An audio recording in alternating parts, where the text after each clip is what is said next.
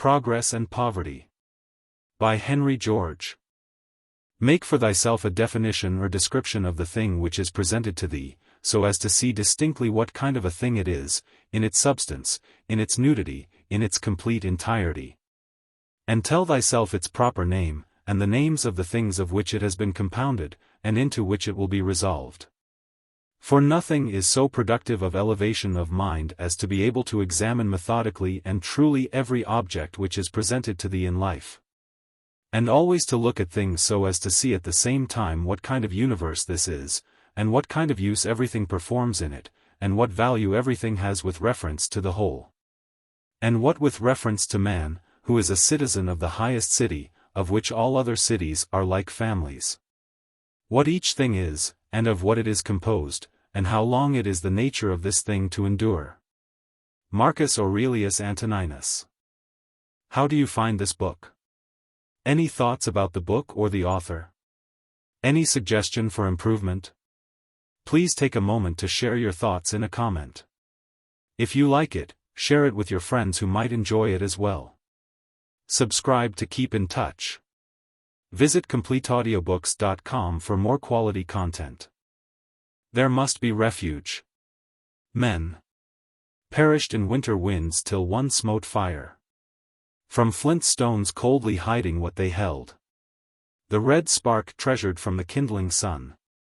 They gorged on flesh like wolves, till one sowed corn, which grew a weed, yet makes the life of man. They mowed and babbled till some tongue struck speech, and patient fingers framed the lettered sound. What good gift have my brothers, but it came from search and strife and loving sacrifice? Edwin Arnold. Never yet share of truth was vainly set in the world's wide fallow. After hands shall sow the seed. After hands, from hill and mead, reap the harvests yellow. Whittier. Preface to the 4th edition. The views herein set forth were in the main briefly stated in a pamphlet entitled Our Land and Land Policy, published in San Francisco in 1871.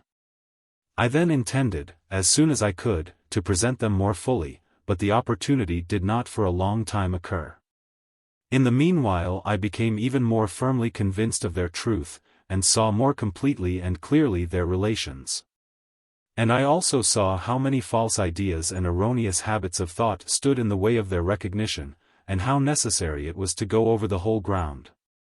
This I have here tried to do, as thoroughly as space would permit. It has been necessary for me to clear away before I could build up, and to write at once for those who have made no previous study of such subjects, and for those who are familiar with economic reasonings. And, so great is the scope of the argument that it has been impossible to treat with the fullness they deserve many of the questions raised. What I have most endeavored to do is to establish general principles, trusting to my readers to carry further their applications where this is needed. In certain respects this book will be best appreciated by those who have some knowledge of economic literature. But no previous reading is necessary to the understanding of the argument or the passing of judgment upon its conclusions. The facts upon which I have relied are not facts which can be verified only by a search through libraries.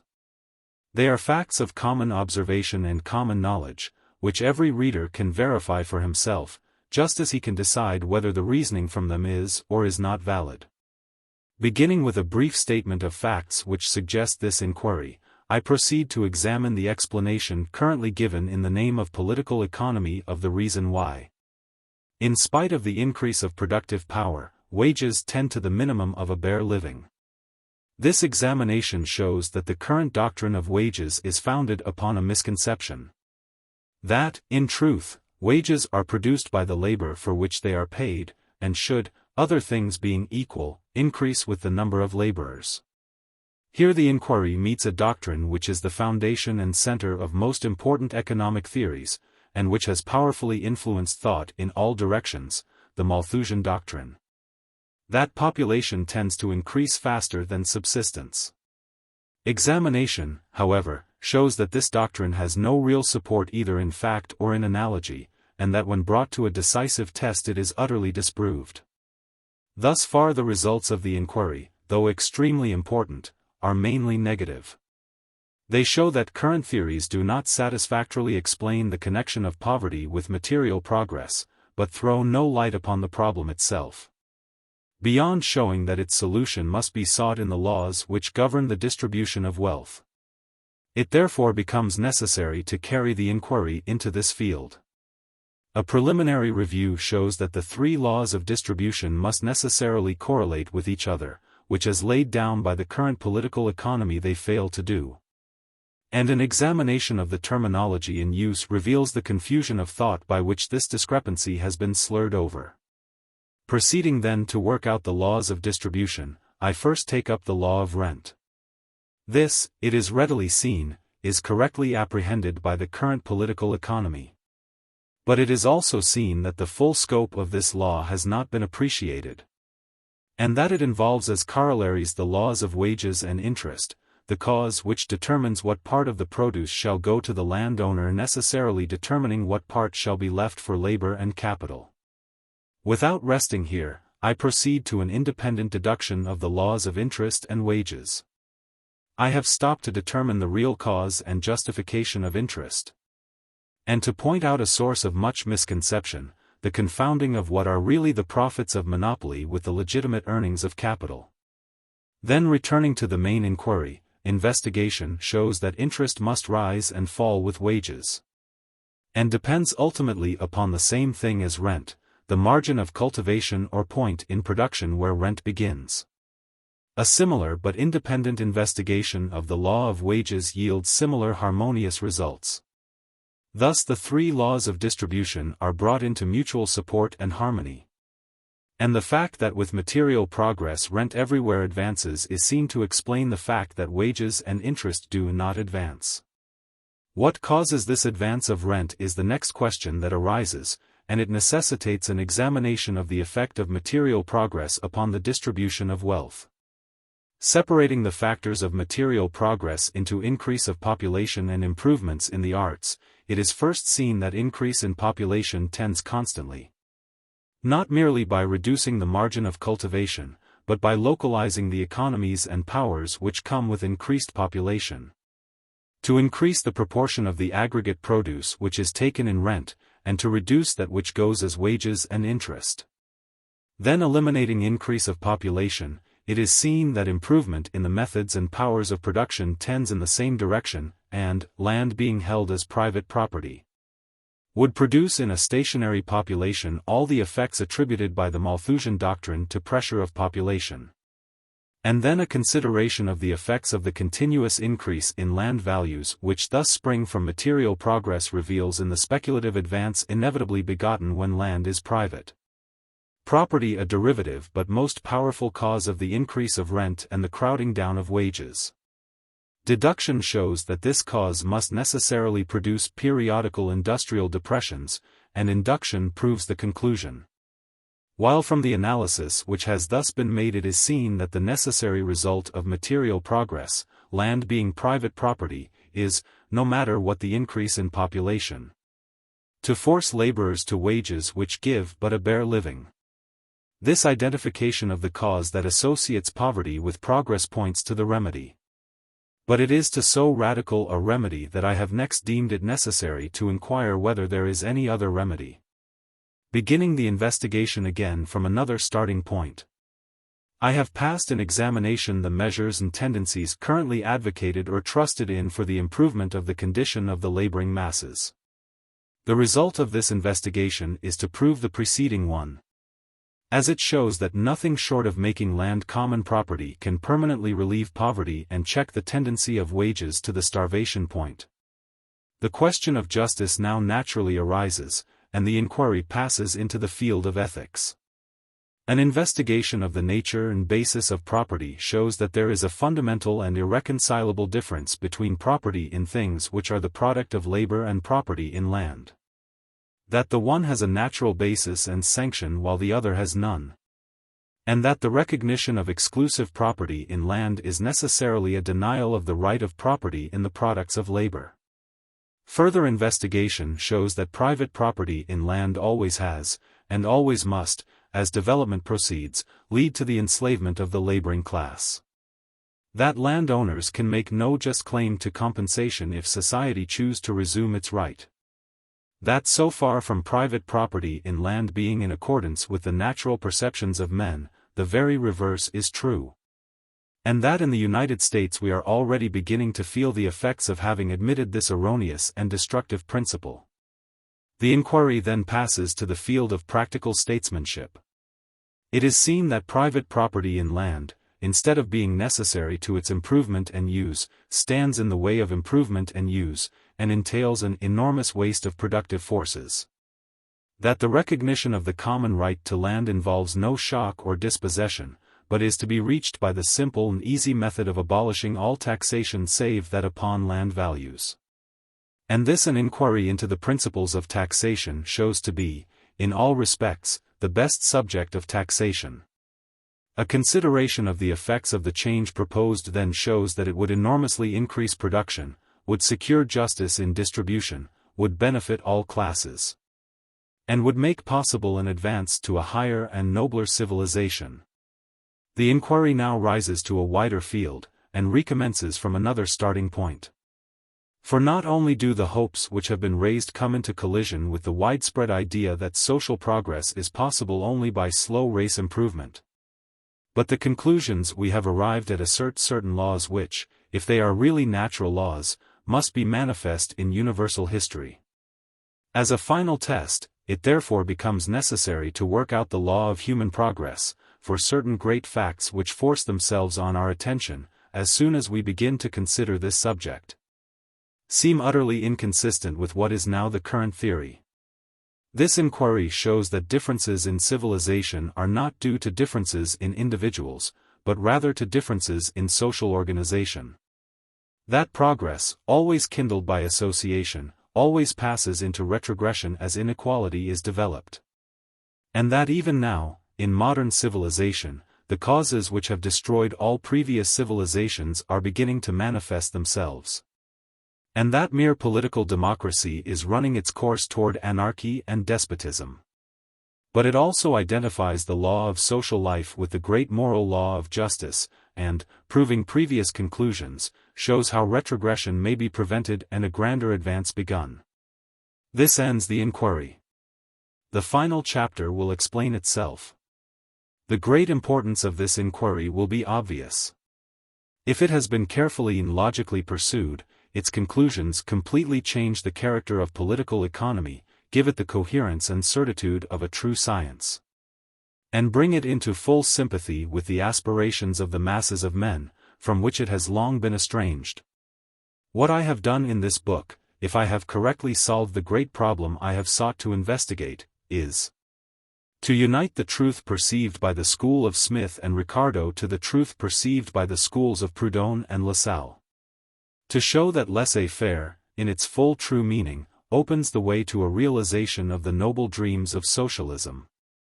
To identify social law with moral law, and to disprove ideas which in the minds of many cloud grand and elevating perceptions. This work was written between August, 1877, and March, 1879, and the plates finished by September of that year. Since that time new illustrations have been given of the correctness of the views herein advanced.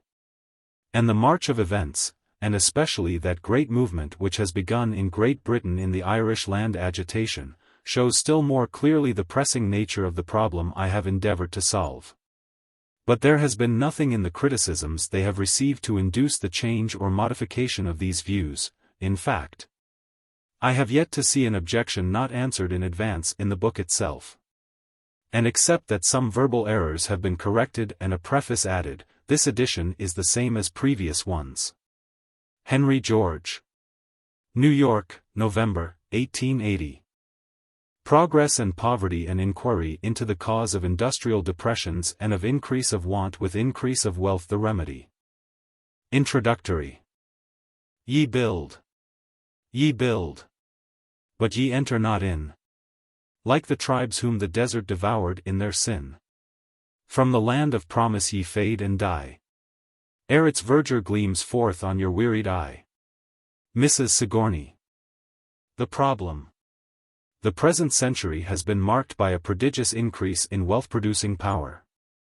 The utilization of steam and electricity, the introduction of improved processes and labor-saving machinery, the greater subdivision and grander scale of production, the wonderful facilitation of exchanges, have multiplied enormously the effectiveness of labor. At the beginning of this marvelous era it was natural to expect, and it was expected, that labor-saving inventions would lighten the toil and improve the condition of the laborer. That the enormous increase in the power of producing wealth would make real poverty a thing of the past. Could a man of the last century, a Franklin or a Priestley, have seen, in a vision of the future, the steamship taking the place of the sailing vessel, the railroad train of the wagon, the reaping machine of the scythe, the threshing machine of the flail? Could he have heard the throb of the engines that in obedience to human will, and for the satisfaction of human desire, exert a power greater than that of all the men and all the beasts of burden of the earth combined? Could he have seen the forest tree transformed into finished lumber, into doors, sashes, blinds, boxes, or barrels, with hardly the touch of a human hand? The great workshops where boots and shoes are turned out by the case with less labor than the old-fashioned cobbler could have put on a sole. The factories where, under the eye of a girl, cotton becomes cloth faster than hundreds of stalwart weavers could have turned it out with their handlooms. Could he have seen steam hammers shaping mammoth shafts and mighty anchors, and delicate machinery making tiny watches, the diamond drill cutting through the heart of the rocks, and coal oil sparing the whale? Could he have realized the enormous saving of labor resulting from improved facilities of exchange and communication, sheep killed in Australia eaten fresh in England, and the order given by the London banker in the afternoon executed in San Francisco in the morning of the same day? Could he have conceived of the 100,000 improvements which these only suggest, what would he have inferred as to the social condition of mankind? It would not have seemed like an inference. Further than the vision went, it would have seemed as though he saw. And his heart would have leaped and his nerves would have thrilled, as one who from a height beholds just ahead of the thirst-stricken caravan the living gleam of rustling woods and the glint of laughing waters. Plainly, in the sight of the imagination, he would have beheld these new forces elevating society from its very foundations, lifting the very poorest above the possibility of want, exempting the very lowest from anxiety for the material needs of life. He would have seen these slaves of the lamp of knowledge taking on themselves the traditional curse, these muscles of iron and sinews of steel making the poorest laborer's life a holiday, in which every high quality and noble impulse could have scope to grow. And out of these bounteous material conditions he would have seen arising, as necessary sequences, moral conditions realizing the golden age of which mankind have always dreamed. Youth no longer stunted and starved, age no longer harried by avarice, the child at play with the tiger, the man with the muckrake drinking in the glory of the stars. Foul things fled, fierce things tame, discord turned to harmony. For how could there be greed where all had enough? How could the vice, the crime, the ignorance, the brutality, that spring from poverty and the fear of poverty, exist where poverty had vanished?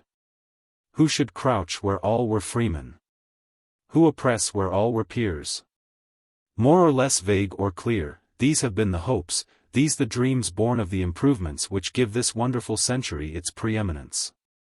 They have sunk so deeply into the popular mind as radically to change the currents of thought, to recast creeds and displace the most fundamental conceptions.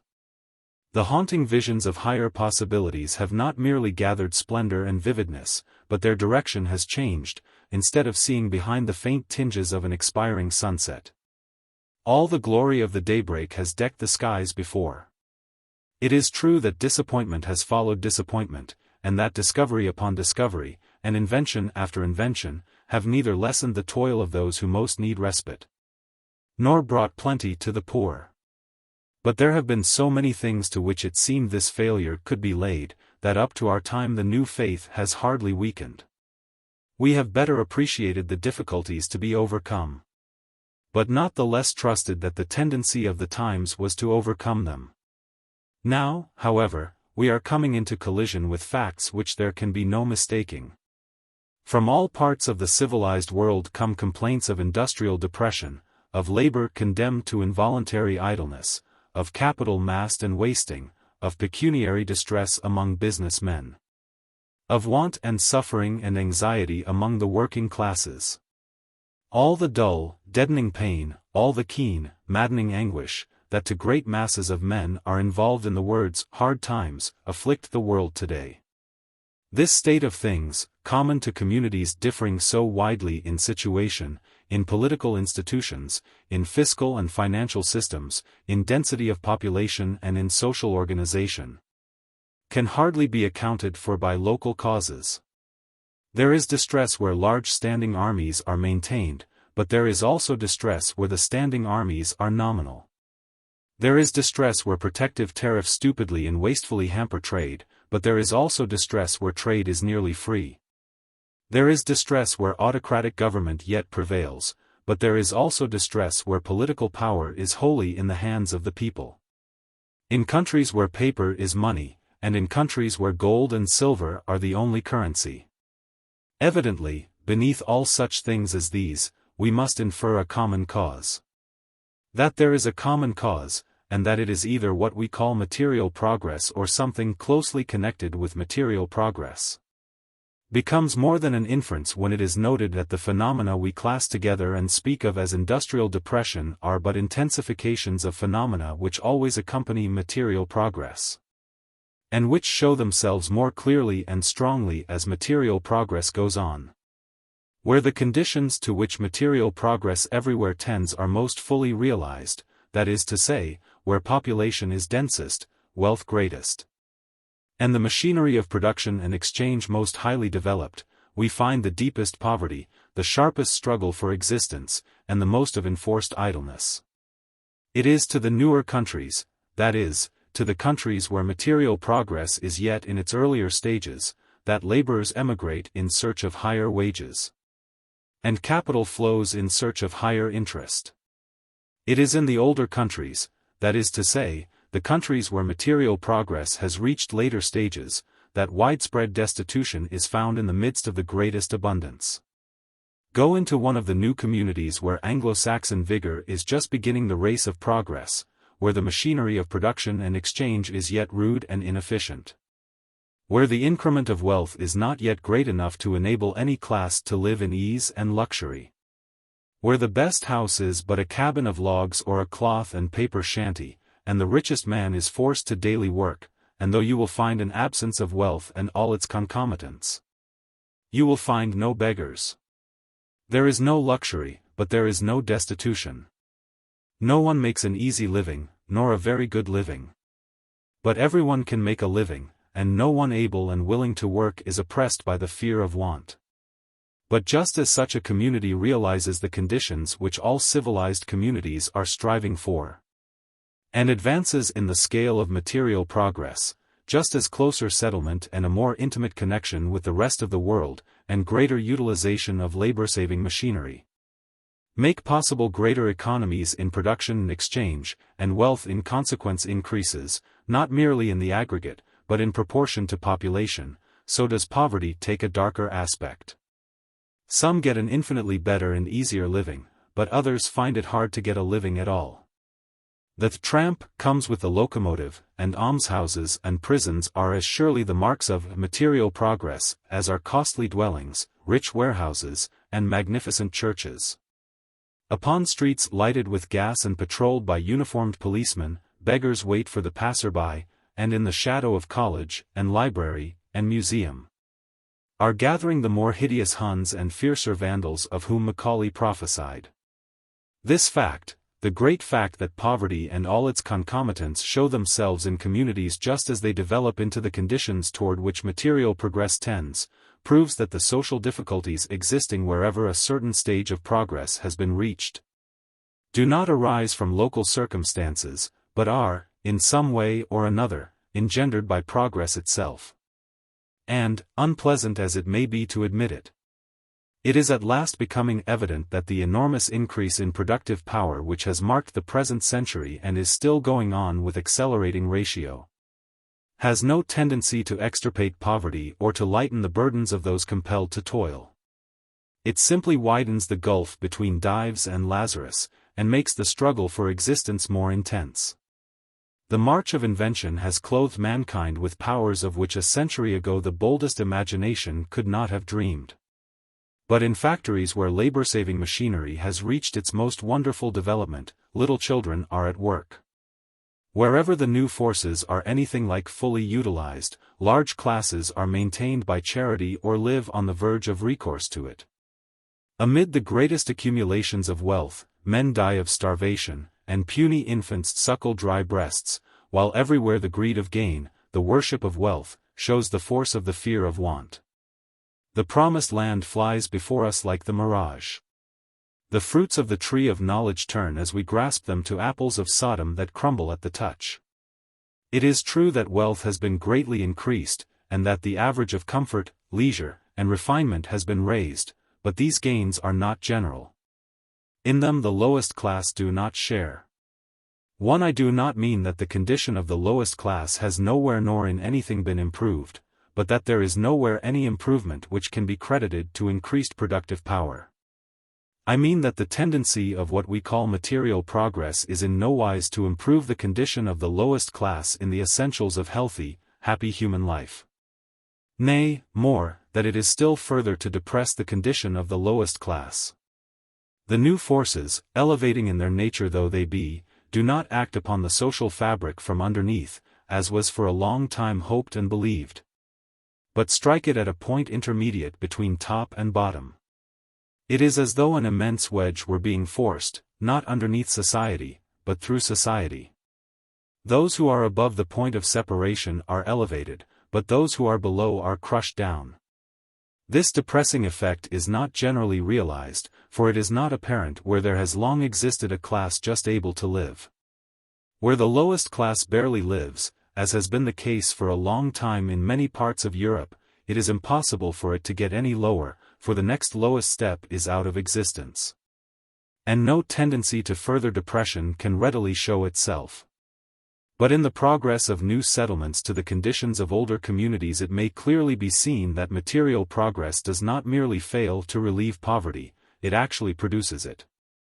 In the United States it is clear that squalor and misery, and the vices and crimes that spring from them, everywhere increase as the village grows to the city. And the march of development brings the advantages of the improved methods of production and exchange. It is in the older and richer sections of the Union that pauperism and distress among the working classes are becoming most painfully apparent. If there is less deep poverty in San Francisco than in New York, is it not because San Francisco is yet behind New York in all that both cities are striving for? When San Francisco reaches the point where New York now is, who can doubt that there will also be ragged and barefooted children on her streets? This association of poverty with progress is the great enigma of our times. It is the central fact from which spring industrial, social, and political difficulties that perplex the world, and with which statesmanship and philanthropy in education grapple in vain. From it come the clouds that overhang the future of the most progressive and self-reliant nations. It is the riddle which the Sphinx of Fate puts to our civilization, and which not to answer is to be destroyed. So long as all the increased wealth which modern progress brings goes but to build up great fortunes, to increase luxury and make sharper the contrast between the house of have and the house of want. Progress is not real and cannot be permanent. The reaction must come. The tower leans from its foundations, and every new story but hastens the final catastrophe. To educate men who must be condemned to poverty, is but to make them restive. To base on a state of most glaring social inequality political institutions under which men are theoretically equal, is to stand a pyramid on its apex. All important as this question is, pressing itself from every quarter painfully upon attention. It has not yet received a solution which accounts for all the facts and points to any clear and simple remedy. This is shown by the widely varying attempts to account for the prevailing depression. They exhibit not merely a divergence between vulgar notions and scientific theories, but also show that the concurrence which should exist between those who avow the same general theories breaks up upon practical questions into an anarchy of opinion. Upon high economic authority we have been told that the prevailing depression is due to overconsumption, upon equally high authority, that it is due to overproduction. While the wastes of war, the extension of railroads, the attempts of workmen to keep up wages, the demonetization of silver, the issues of paper money, the increase of labor-saving machinery, the opening of shorter avenues to trade, etc., are separately pointed out as the cause, by writers of reputation. And while professors thus disagree, the ideas that there is a necessary conflict between capital and labor, that machinery is an evil, that competition must be restrained and interest abolished, that wealth may be created by the issue of money, that it is the duty of government to furnish capital or to furnish work, are rapidly making way among the great body of the people, who keenly feel a hurt and are sharply conscious of a wrong. Such ideas, which bring great masses of men, the repositories of ultimate political power, under the leadership of charlatans and demagogues, are fraught with danger. But they cannot be successfully combated until political economy shall give some answer to the great question which shall be consistent with all her teachings, and which shall commend itself to the perceptions of the great masses of men. It must be within the province of political economy to give such an answer. For political economy is not a set of dogmas. It is the explanation of a certain set of facts. It is the science which, in the sequence of certain phenomena, seeks to trace mutual relations and to identify cause and effect, just as the physical sciences seek to do in other sets of phenomena. It lays its foundations upon firm ground. The premises from which it makes its deductions are truths which have the highest sanction, axioms which we all recognize, upon which we safely base the reasoning and actions of everyday life, and which may be reduced to the metaphysical expression of the physical law that motion seeks the line of least resistance, viz., that men seek to gratify their desires with the least exertion. Proceeding from a basis thus assured, its processes, which consist simply in identification and separation, have the same certainty. In this sense it is as exact a science as geometry, which, from similar truths relative to space, obtains its conclusions by similar means, and its conclusions when valid should be as self-apparent. And although in the domain of political economy we cannot test our theories by artificially produced combinations or conditions, as may be done in some of the other sciences, yet we can apply tests no less conclusive, by comparing societies in which different conditions exist, or by, in imagination, separating, combining, adding or eliminating forces or factors of known direction. I propose in the following pages to attempt to solve by the methods of political economy the great problem I have outlined. I propose to seek the law which associates poverty with progress, and increases want with advancing wealth. And I believe that in the explanation of this paradox we shall find the explanation of those recurring seasons of industrial and commercial paralysis which, viewed independently of their relations to more general phenomena, seem so inexplicable. Properly commenced and carefully pursued, such an investigation must yield a conclusion that will stand every test, and as truth, will correlate with all other truth. For in the sequence of phenomena there is no accident. Every effect has a cause, and every fact implies a preceding fact. That political economy, as at present taught, does not explain the persistence of poverty amid advancing wealth in a manner which accords with the deep-seated perceptions of men. That the unquestionable truths which it does teach are unrelated and disjointed, that it has failed to make the progress in popular thought that truth, even when unpleasant, must make. That, on the contrary, after a century of cultivation, during which it has engrossed the attention of some of the most subtle and powerful intellects, it should be spurned by the statesman, scouted by the masses, and relegated in the opinion of many educated and thinking men to the rank of a pseudo-science in which nothing is fixed or can be fixed, must, it seems to me, be due not to any inability of the science when properly pursued, but to some false step in its premises, or overlooked factor in its estimates. And as such mistakes are generally concealed by the respect paid to authority, I propose in this inquiry to take nothing for granted, but to bring even accepted theories to the test of first principles, and should they not stand the test, freshly to interrogate facts in the endeavor to discover their law. I propose to beg no question, to shrink from no conclusion, but to follow truth wherever it may lead. Upon us is the responsibility of seeking the law, for in the very heart of our civilization today women faint and little children moan. But what that law may prove to be is not our affair. If the conclusions that we reach run counter to our prejudices, let us not flinch. If they challenge institutions that have long been deemed wise and natural, let us not turn back. Book. Chapter 1. Wages and Capital. He that is to follow philosophy must be a freeman in mind. Ptolemy. Chapter 1. The current doctrine of wages, its insufficiency. Reducing to its most compact form the problem we have set out to investigate, let us examine, step by step, the explanation which political economy, as now accepted by the best authority, gives of it. The cause which produces poverty in the midst of advancing wealth is evidently the cause which exhibits itself in the tendency, everywhere recognized, of wages to a minimum. Let us, therefore, put our inquiry into this compact form. Why, in spite of increase in productive power, do wages tend to a minimum which will give but a bare living? The answer of the current political economy is, that wages are fixed by the ratio between the number of laborers and the amount of capital devoted to the employment of labor, and constantly tend to the lowest amount on which laborers will consent to live and reproduce. Because the increase in the number of laborers tends naturally to follow and overtake any increase in capital.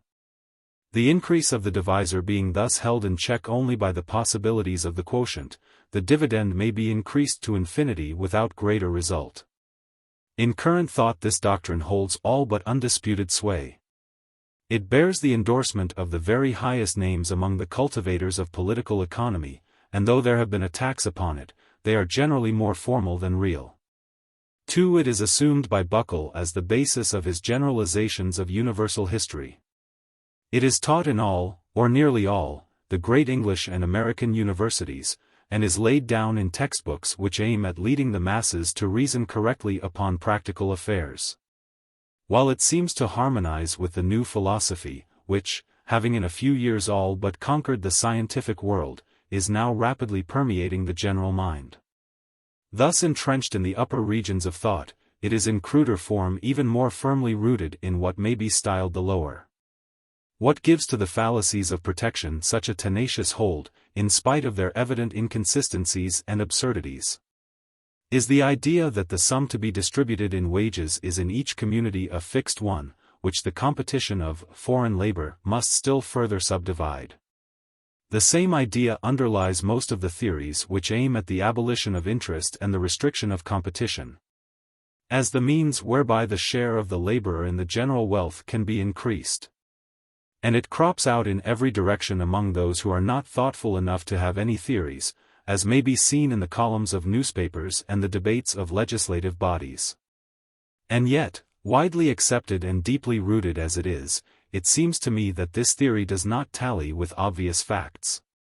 For, if wages depend upon the ratio between the amount of labor seeking employment and the amount of capital devoted to its employment, the relative scarcity or abundance of one factor must mean the relative abundance or scarcity of the other.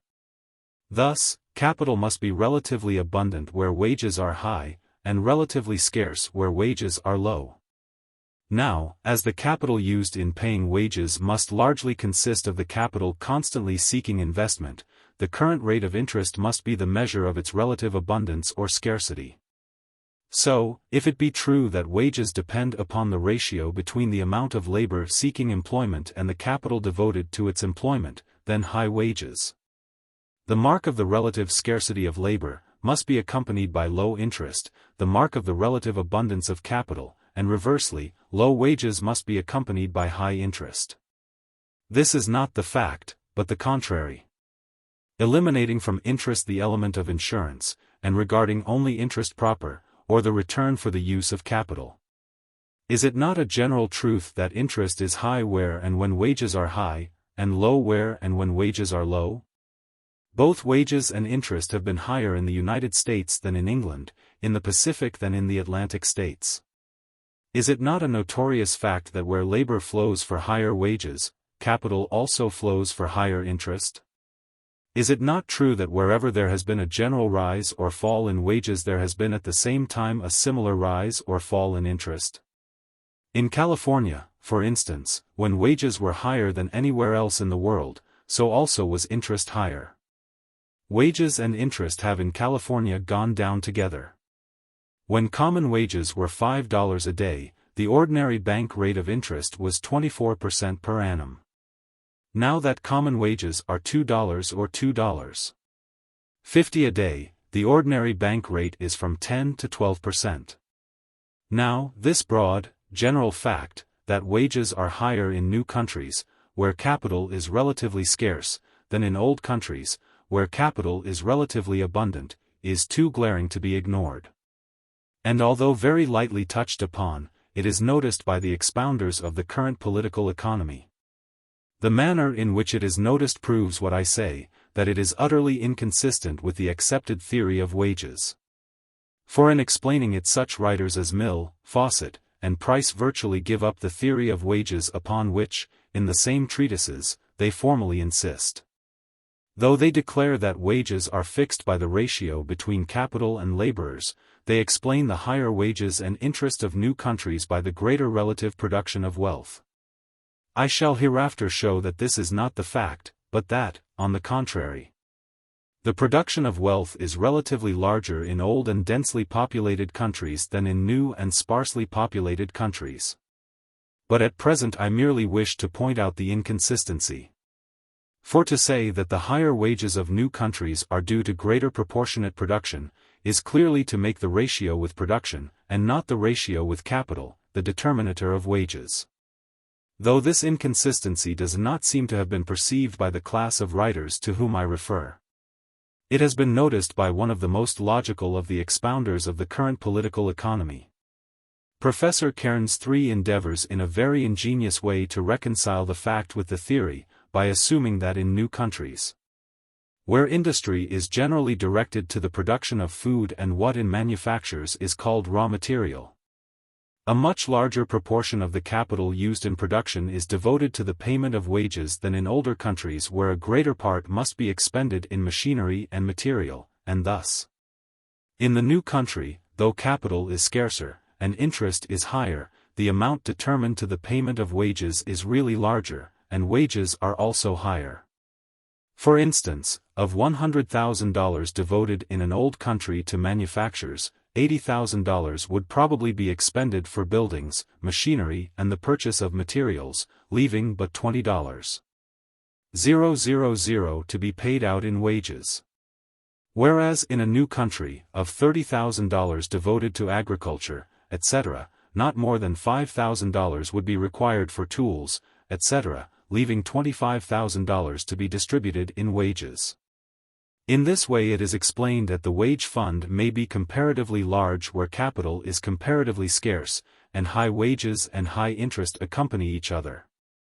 In what follows I think I shall be able to show that this explanation is based upon a total misapprehension of the relations of labor to capital, a fundamental error as to the fund from which wages are drawn. But at present it is necessary only to point out that the connection in the fluctuation of wages and interest in the same countries and in the same branches of industry cannot thus be explained. In those alternations known as good times and hard times, a brisk demand for labor and good wages is always accompanied by a brisk demand for capital and stiff rates of interest.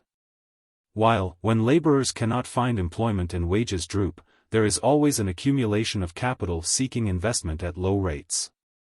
For the present depression has been no less marked by want of employment and distress among the working classes than by the accumulation of unemployed capital in all the great centers, and by nominal rates of interest on undoubted security. Thus, under conditions which admit of no explanation consistent with the current theory, do we find high interest coinciding with high wages, and low interest with low wages, capital seemingly scarce when labor is scarce, and abundant when labor is abundant. All these well-known facts, which coincide with each other, point to a relation between wages and interest, but it is to a relation of conjunction, not of opposition. Evidently they are utterly inconsistent with the theory that wages are determined by the ratio between labor and capital, or any part of capital. How, then, it will be asked, could such a theory arise? How is it that it has been accepted by a succession of economists, from the time of Adam Smith to the present day? If we examine the reasoning by which in current treatises this theory of wages is supported, we see at once that it is not an induction from observed facts, but a deduction from a previously assumed theory, viz. that wages are drawn from capital. It being assumed that capital is the source of wages, it necessarily follows that the gross amount of wages must be limited by the amount of capital devoted to the employment of labor. And hence that the amount individual laborers can receive must be determined by the ratio between their number and the amount of capital existing for their recompense. 5. This reasoning is valid, but the conclusion, as we have seen, does not correspond with the facts. The fault, therefore, must be in the premises. Let us see. I am aware that the theorem that wages are drawn from capital is one of the most fundamental and apparently best settled of current political economy, and that it has been accepted as axiomatic by all the great thinkers who have devoted their powers to the elucidation of the science. Nevertheless, I think it can be demonstrated to be a fundamental error, the fruitful parent of a long series of errors, which vitiate most important practical conclusions. This demonstration I am about to attempt. It is necessary that it should be clear and conclusive, for a doctrine upon which so much important reasoning is based, which is supported by such a weight of authority, which is so plausible in itself, and is so liable to recur in different forms, cannot be safely brushed aside in a paragraph. The proposition I shall endeavor to prove is that wages, instead of being drawn from capital, are in reality drawn from the product of the labor for which they are paid. 6. Now, inasmuch as the current theory that wages are drawn from capital also holds that capital is reimbursed from production, this at first glance may seem a distinction without a difference, a mere change in terminology, to discuss which would be but to add to those unprofitable disputes that render so much that has been written upon politico-economic subjects as barren and worthless as the controversies of the various learned societies about the true reading of the inscription on the stone that Mr. Pickwick found. But that it is much more than a formal distinction will be apparent when it is considered that upon the difference between the two propositions are built up all the current theories as to the relations of capital and labor. That from it are deduced doctrines that, themselves regarded as axiomatic, bound, direct, and govern the ablest minds in the discussion of the most momentous questions. For, upon the assumption that wages are drawn directly from capital, and not from the product of the labor, is based, not only the doctrine that wages depend upon the ratio between capital and labor, but the doctrine that industry is limited by capital, that capital must be accumulated before labor is employed, and labor cannot be employed except as capital is accumulated. The doctrine that every increase of capital gives or is capable of giving additional employment to industry. The doctrine that the conversion of circulating capital into fixed capital lessens the fund applicable to the maintenance of labor. The doctrine that more laborers can be employed at low than at high wages. The doctrine that capital applied to agriculture will maintain more laborers than if applied to manufactures. The doctrine that profits are high or low as wages are low or high, or that they depend upon the cost of the subsistence of laborers. Together with such paradoxes as that a demand for commodities is not a demand for labor, or that certain commodities may be increased in cost by a reduction in wages or diminished in cost by an increase in wages.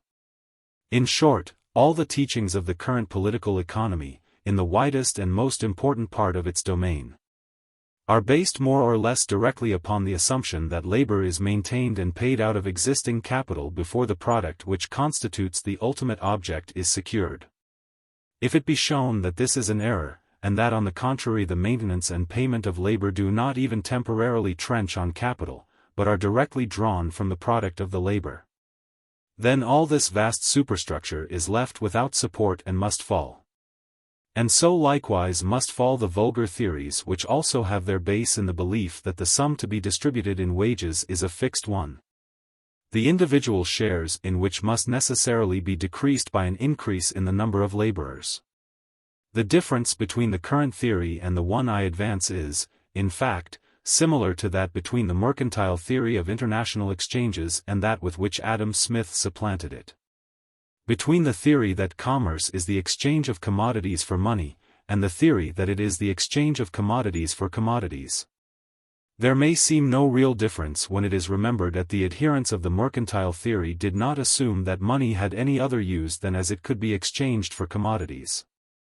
Yet, in the practical application of these two theories, there arises all the difference between rigid governmental protection and free trade. If I have said enough to show the reader the ultimate importance of the reasoning through which I am about to ask him to follow me, it will not be necessary to apologize in advance either for simplicity or prolixity. In arraigning a doctrine of such importance, a doctrine supported by such a weight of authority, it is necessary to be both clear and thorough. Were it not for this, I should be tempted to dismiss with a sentence the assumption that wages are drawn from capital.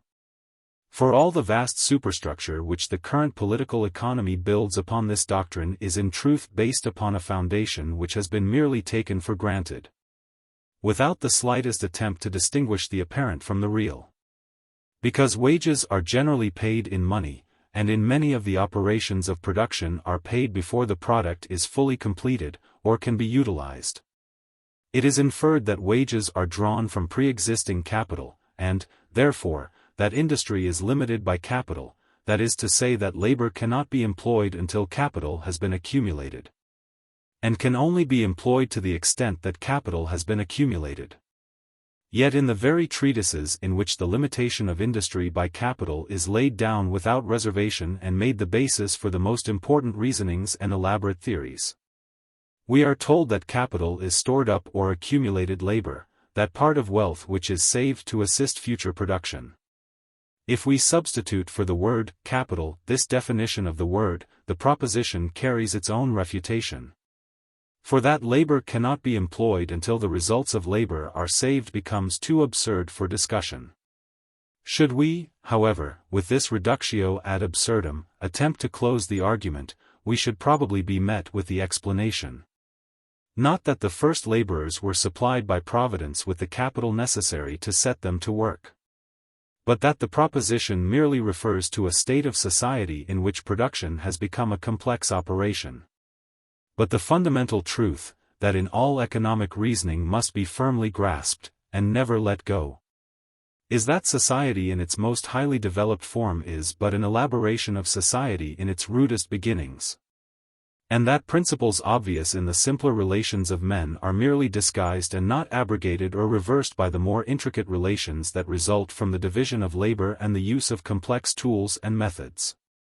The steam grist mill, with its complicated machinery exhibiting every diversity of motion, is simply what the rude stone mortar dug up from an ancient river bed was in its day, an instrument for grinding corn. And every man engaged in it, whether tossing wood into the furnace, running the engine, dressing stones, printing sacks or keeping books, is really devoting his labor to the same purpose that the prehistoric savage did when he used his mortar, the preparation of grain for human food.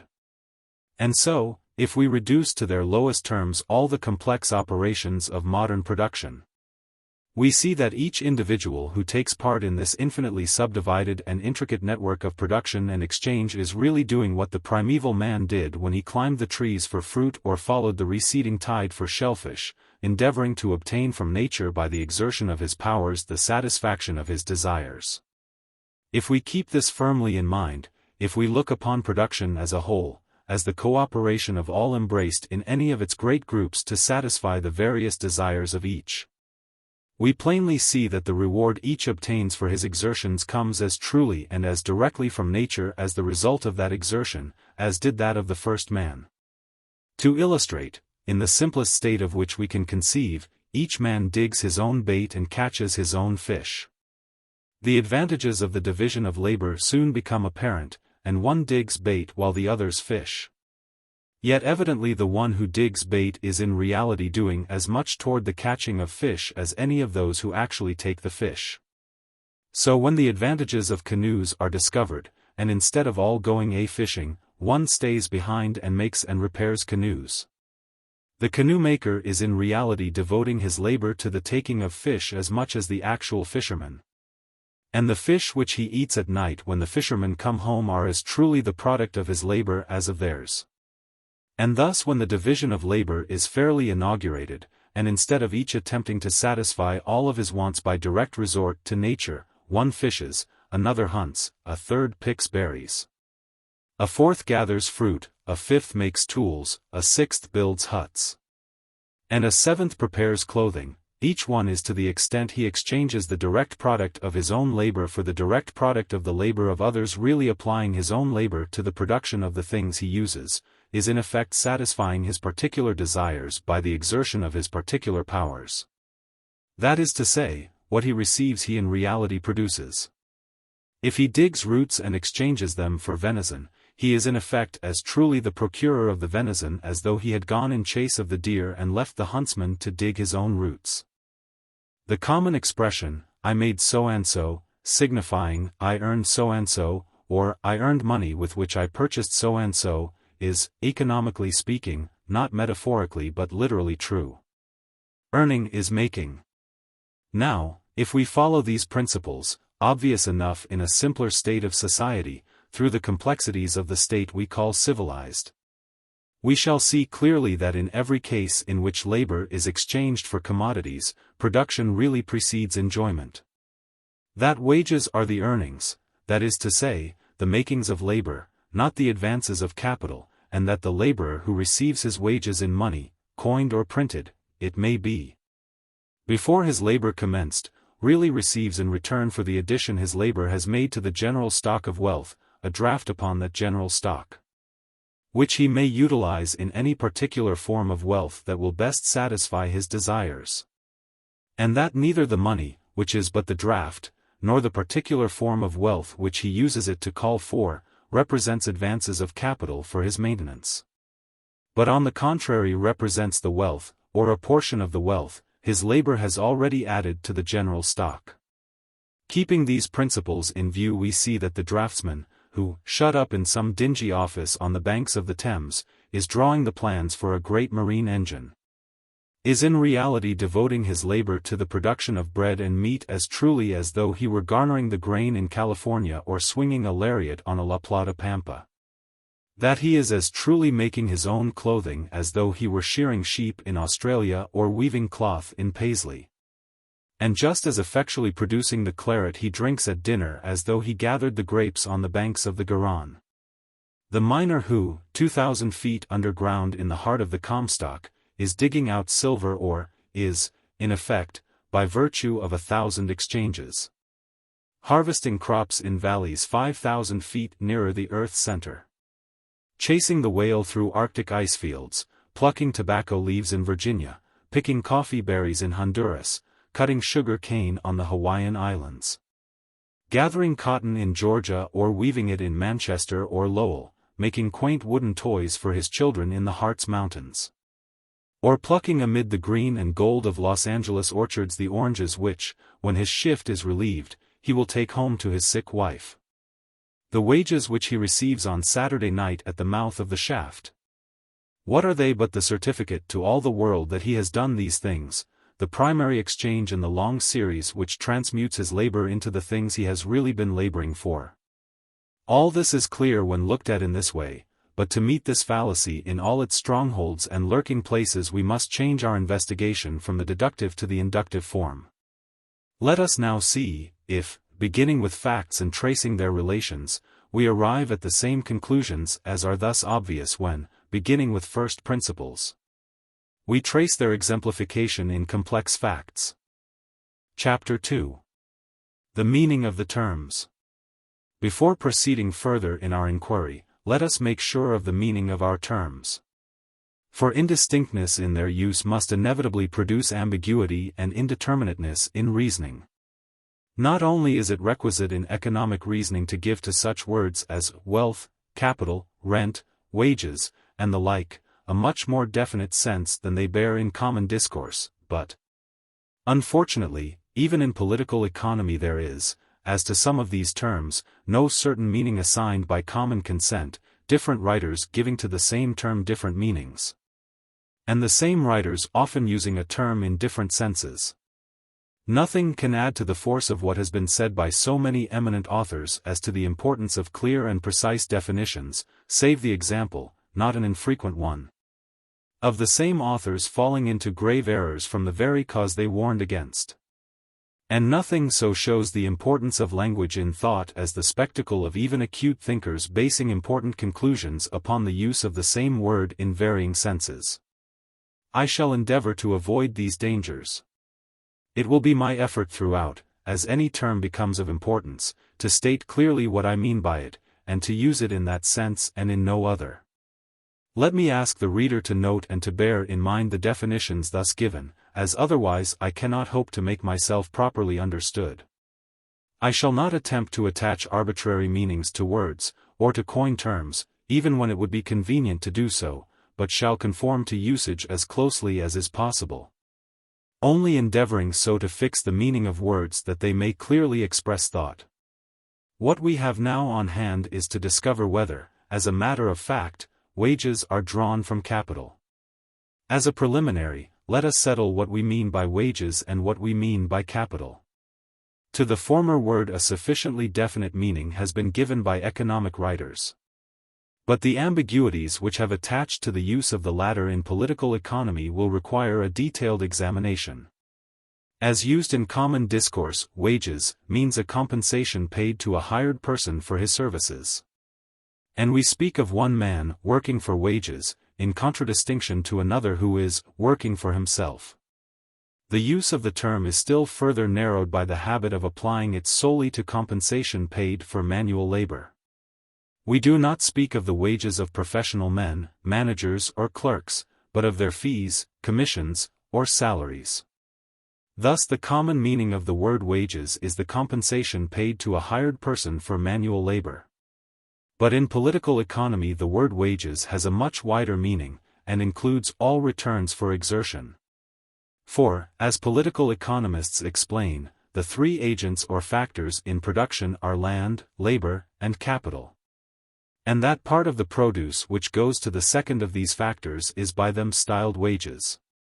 Thus the term labor includes all human exertion in the production of wealth, and wages, being that part of the produce which goes to labor, includes all reward for such exertion.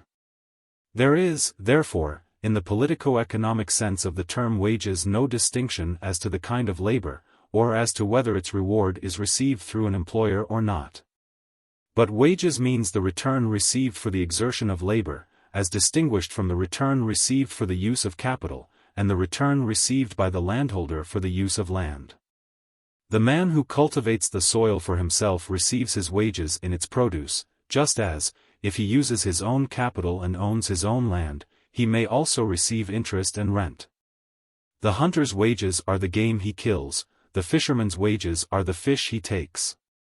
The gold washed out by the self-employing gold digger is as much his wages as the money paid to the hired coal miner by the purchaser of his labor. VII. And, as Adam Smith shows, the high profits of retail storekeepers are in large part wages, being the recompense of their labor and not of their capital. In short, whatever is received as the result or reward of exertion is wages. This is all it is now necessary to note as to wages, but it is important to keep this in mind. For in the standard economic works this sense of the term wages is recognized with greater or less clearness only to be subsequently ignored. But it is more difficult to clear away from the idea of capital the ambiguities that beset it, and to fix the scientific use of the term. In general discourse, all sorts of things that have a value or will yield a return are vaguely spoken of as capital, while economic writers vary so widely that the term can hardly be said to have a fixed meaning. Let us compare with each other the definitions of a few representative writers. That part of a man's stock, says Adam Smith, Book 2, Chap. 1, which he expects to afford him a revenue, is called his capital, and the capital of a country or society, he goes on to say, consists of 1. Machines and instruments of trade which facilitate and abridge labor. 2. Buildings, not mere dwellings, but which may be considered instruments of trade, such as shops, farmhouses, etc. 3. Improvements of land which better fit it for tillage or culture. 4. The acquired and useful abilities of all the inhabitants. 5. Money. 6. Provisions in the hands of producers and dealers, from the sale of which they expect to derive a profit. 7. The material of, or partially completed, manufactured articles still in the hands of producers or dealers. 8. Completed articles still in the hands of producers or dealers. The first 4 of these he styles fixed capital, and the last 4 circulating capital, a distinction of which it is not necessary to our purpose to take any note. Ricardo's definition is: capital is that part of the wealth of a country which is employed in production, and consists of food, clothing, tools, raw materials, machinery, etc. necessary to give effect to labor. Principles of Political Economy, Chapter 5. This definition, it will be seen, is very different from that of Adam Smith, as it excludes many of the things which he includes, as acquired talents. Articles of mere taste or luxury in the possession of producers or dealers. And includes some things he excludes, such as food, clothing, etc., in the possession of the consumer. McCulloch's definition is: the capital of a nation really comprises all those portions of the produce of industry existing in it that may be directly employed either to support human existence or to facilitate production. Notes on Wealth of Nations, Book 2, Chapter 1. This definition follows the line of Ricardo's, but is wider. While it excludes everything that is not capable of aiding production, it includes everything that is so capable. Without reference to actual use or necessity for use, the horse drawing a pleasure carriage being, according to McCulloch's view, as he expressly states, as much capital as the horse drawing a plough. Because he may, if need arises, be used to draw a plough.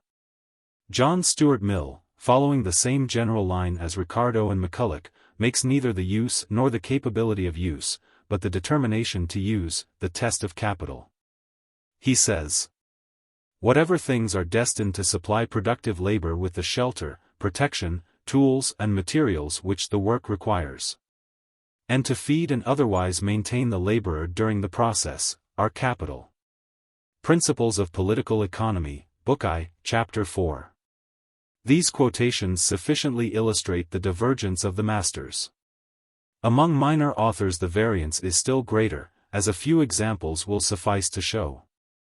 Professor Wayland, whose Elements of Political Economy has long been a favorite textbook in American educational institutions, where there has been any pretense of teaching political economy, gives this lucid definition. The word capital is used in 2 senses. In relation to product it means any substance on which industry is to be exerted. In relation to industry, the material on which industry is about to confer value, that on which it has conferred value. The instruments which are used for the conferring of value, as well as the means of sustenance by which the being is supported while he is engaged in performing the operation. Elements of Political Economy, Book I, Chapter 1. Henry C. Carey, the American apostle of protectionism, defines capital as the instrument by which man obtains mastery over nature, including in it the physical and mental powers of man himself. Professor Perry, a Massachusetts free trader, very properly objects to this that it hopelessly confuses the boundaries between capital and labor. And then himself hopelessly confuses the boundaries between capital and land by defining capital as any valuable thing outside of man himself from whose use springs a pecuniary increase or profit. An English economic writer of high standing, Mr. W.M. Thornton, begins an elaborate examination of the relations of labor and capital, on labor, by stating that he will include land with capital. Which is very much as if one who proposed to teach algebra should begin with the declaration that he would consider the signs plus and minus as meaning the same thing and having the same value. An American writer, also of high standing, Professor Francis A. Walker, makes the same declaration in his elaborate book on the wages question. Another English writer, N. A. Nicholson, The Science of Exchanges, London, 1873, seems to cap the climax of absurdity by declaring in one paragraph, p. 26, that capital must of course be accumulated by saving, and in the very next paragraph stating that the land which produces a crop, the plough which turns the soil, the labor which secures the produce, and the produce itself, if a material profit is to be derived from its employment, are all alike capital. But how land and labor are to be accumulated by saving them he nowhere condescends to explain. In the same way a standard American writer, Professor Amasa Walker, p. 66, Science of Wealth, first declares that capital arises from the net savings of labor and then immediately afterward declares that land is capital. I might go on for pages, citing contradictory and self-contradictory definitions. But it would only weary the reader. It is unnecessary to multiply quotations. Those already given are sufficient to show how wide a difference exists as to the comprehension of the term capital. Anyone who wants further illustration of the confusion worse confounded which exists on this subject among the professors of political economy may find it in any library where the works of these professors are ranged side by side. Now, it makes little difference what name we give to things, if when we use the name we always keep in view the same things and no others. But the difficulty arising in economic reasoning from these vague and varying definitions of capital is that it is only in the premises of reasoning that the term is used in the peculiar sense assigned by the definition, while in the practical conclusions that are reached it is always used, or at least it is always understood, in one general and definite sense. When, for instance, it is said that wages are drawn from capital, the word capital is understood in the same sense as when we speak of the scarcity or abundance, the increase or decrease, the destruction or increment, of capital, a commonly understood and definite sense which separates capital from the other factors of production, land and labor, and also separates it from like things used merely for gratification. In fact, most people understand well enough what capital is until they begin to define it. And I think their works will show that the economic writers who differ so widely in their definitions use the term in this commonly understood sense in all cases except in their definitions and the reasoning based on them. This common sense of the term is that of wealth devoted to procuring more wealth. Dr.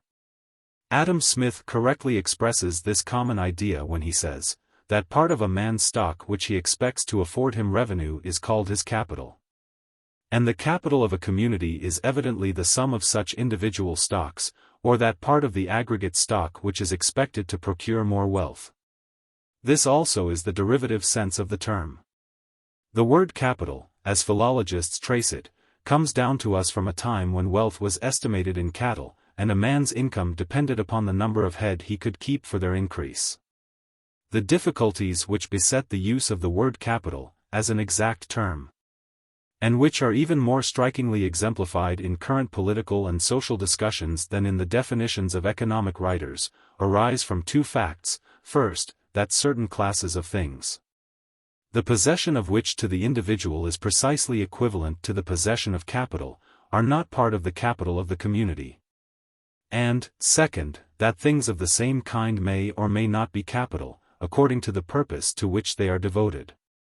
With a little care as to these points, there should be no difficulty in obtaining a sufficiently clear and fixed idea of what the term capital as generally used properly includes. Such an idea as will enable us to say what things are capital and what are not, and to use the word without ambiguity or slip. Land, labor, and capital are the three factors of production.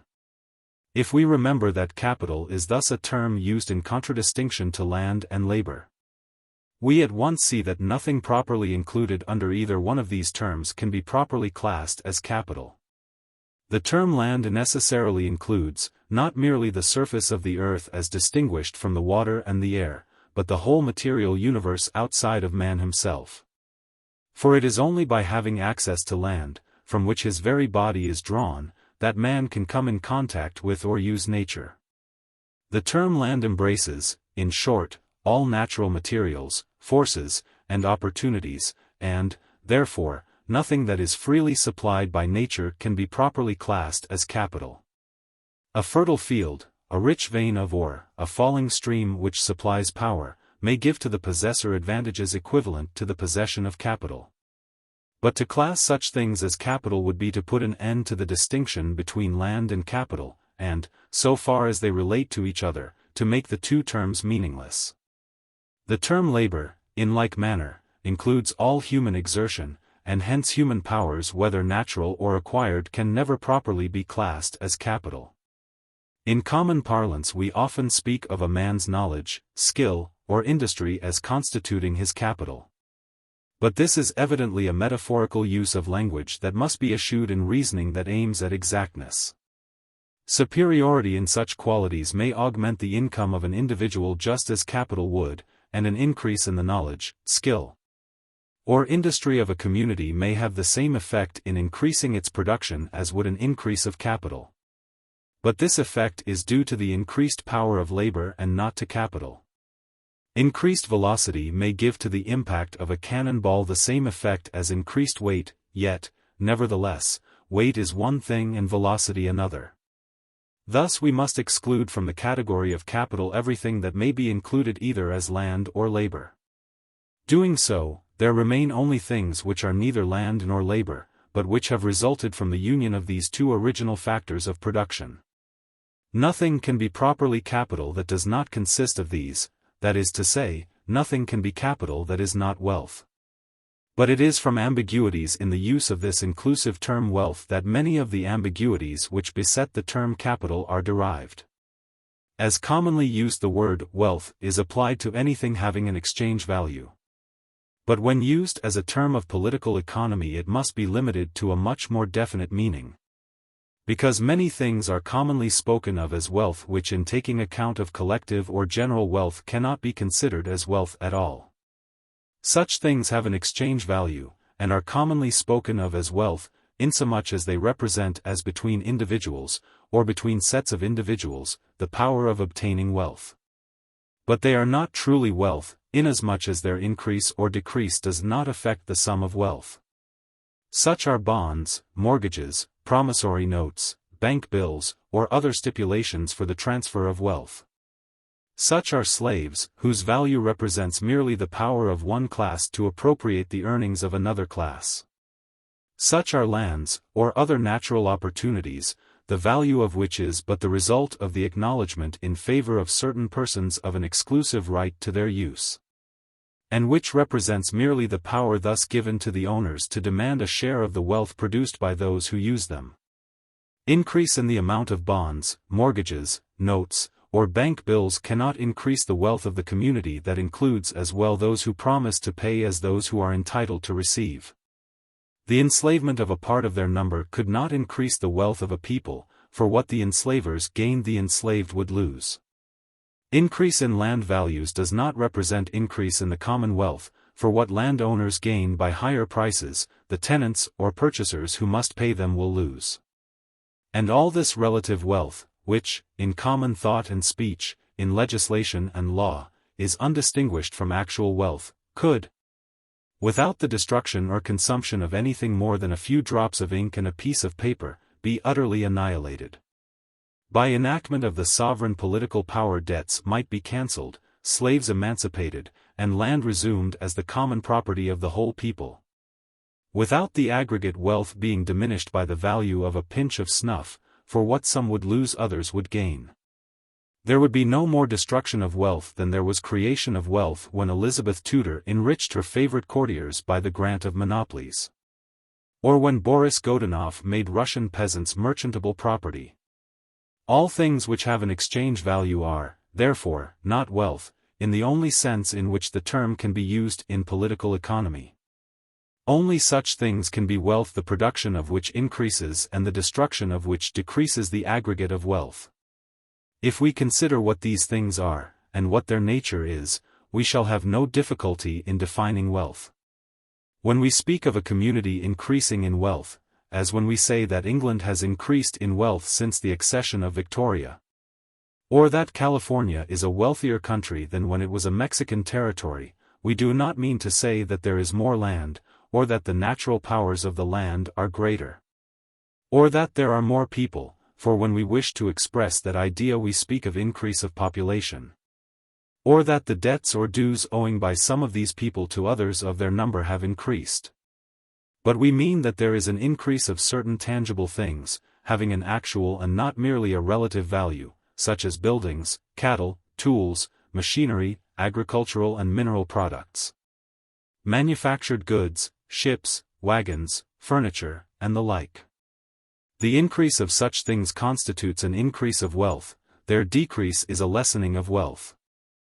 And the community that, in proportion to its numbers, has most of such things is the wealthiest community. The common character of these things is that they consist of natural substances or products which have been adapted by human labor to human use or gratification. Their value depending on the amount of labor which upon the average would be required to produce things of like kind. Thus wealth, as alone the term can be used in political economy, consists of natural products that have been secured, moved, combined, separated, or in other ways modified by human exertion, so as to fit them for the gratification of human desires. It is, in other words, labor impressed upon matter in such a way as to store up, as the heat of the sun is stored up in coal, the power of human labor to minister to human desires. Wealth is not the sole object of labor, for labor is also expended in ministering directly to desire. But it is the object and result of what we call productive labor, that is, labor which gives value to material things. Nothing which nature supplies to man without his labor is wealth. Nor yet does the expenditure of labor result in wealth unless there is a tangible product which has and retains the power of ministering to desire.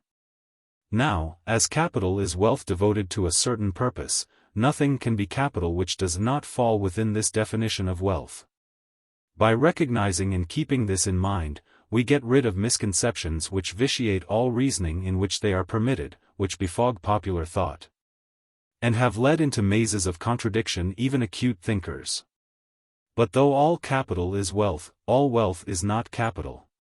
Capital is only a part of wealth, that part, namely, which is devoted to the aid of production. It is in drawing this line between the wealth that is and the wealth that is not capital that a second class of misconceptions are likely to occur. The errors which I have been pointing out, and which consist in confounding with wealth and capital things essentially distinct, or which have but a relative existence, are now merely vulgar errors. They are widespread, it is true, and have a deep root, being held, not merely by the less educated classes, but seemingly by a large majority of those who in such advanced countries as England and the United States mold and guide public opinion, make the laws in parliaments, congresses and legislatures, and administer them in the courts. They crop out, moreover, in the disquisitions of many of those flabby writers who have burdened the press and darkened counsel by numerous volumes which are dubbed political economy, and which pass as textbooks with the ignorant and as authority with those who do not think for themselves. Nevertheless, they are only vulgar errors, inasmuch as they receive no countenance from the best writers on political economy. By one of those lapses which flaw his great work and strikingly evince the imperfections of the highest talent, Adam Smith counts as capital certain personal qualities, an inclusion which is not consistent with his original definition of capital as stock from which revenue is expected. But this error has been avoided by his most eminent successors, and in the definitions, previously given, of Ricardo, McCulloch, and Mill, it is not involved. Neither in their definitions nor in that of Smith is involved the vulgar error which confounds as real capital things which are only relatively capital, such as evidences of debt, land values, etc. But as to things which are really wealth, their definitions differ from each other, and widely from that of Smith, as to what is and what is not to be considered as capital. The stock of a jeweler would, for instance, be included as capital by the definition of Smith, and the food or clothing in possession of a laborer would be excluded. But the definitions of Ricardo and McCulloch would exclude the stock of the jeweler, as would also that of mill, if understood as most persons would understand the words I have quoted. But as explained by him, it is neither the nature or the destination of the things themselves which determines whether they are or are not capital, but the intention of the owner to devote either the things or the value received from their sale to the supply of productive labor with tools, materials, and maintenance. All these definitions, however, agree in including as capital the provisions and clothing of the laborer, which Smith excludes. Let us consider these three definitions, which represent the best teachings of current political economy. To McCulloch's definition of capital as all those portions of the produce of industry that may be directly employed either to support human existence or to facilitate production, there are obvious objections. One may pass along any principal street in a thriving town or city and see stores filled with all sorts of valuable things, which, though they cannot be employed either to support human existence or to facilitate production, undoubtedly constitute part of the capital of the storekeepers and part of the capital of the community. And he can also see products of industry capable of supporting human existence or facilitating production being consumed in ostentation or useless luxury. Surely these, though they might, do not constitute part of capital. Ricardo's definition avoids including as capital things which might be but are not employed in production, by covering only such as are employed. But it is open to the first objection made to McCulloch's. If only wealth that may be, or that is destined to be, used in supporting producers, or assisting production, is capital, then the stocks of jewelers, toy dealers, tobacconists, confectioners, picture dealers, etc. In fact, all stocks that consist of, and all stocks in so far as they consist of articles of luxury, are not capital. If Mill, by remitting the distinction to the mind of the capitalist, avoids this difficulty, which does not seem to me clear, it is by making the distinction so vague that no power short of omniscience could tell in any given country at any given time what was and what was not capital. But the great defect which these definitions have in common is that they include what clearly cannot be accounted capital, if any distinction is to be made between laborer and capitalist. For they bring into the category of capital the food, clothing, etc. in the possession of the day laborer, which he will consume whether he works or not, as well as the stock in the hands of the capitalist, with which he proposes to pay the laborer for his work. Yet, manifestly, this is not the sense in which the term capital is used by these writers when they speak of labor and capital as taking separate parts in the work of production and separate shares in the distribution of its proceeds. When they speak of wages as drawn from capital, or as depending upon the ratio between labor and capital, or in any of the ways in which the term is generally used by them. In all these cases the term capital is used in its commonly understood sense, as that portion of wealth which its owners do not propose to use directly for their own gratification, but for the purpose of obtaining more wealth. In short, by political economists, in everything except their definitions and first principles, as well as by the world at large, that part of a man's stock, to use the words of Adam Smith, which he expects to afford him revenue is called his capital. This is the only sense in which the term capital expresses any fixed idea, the only sense in which we can with any clearness separate it from wealth and contrast it with labor. For, if we must consider as capital everything which supplies the laborer with food, clothing, shelter, etc., then to find a laborer who is not a capitalist we shall be forced to hunt up an absolutely naked man, destitute even of a sharpened stick, or of a burrow in the ground, a situation in which, save as the result of exceptional circumstances, human beings have never yet been found.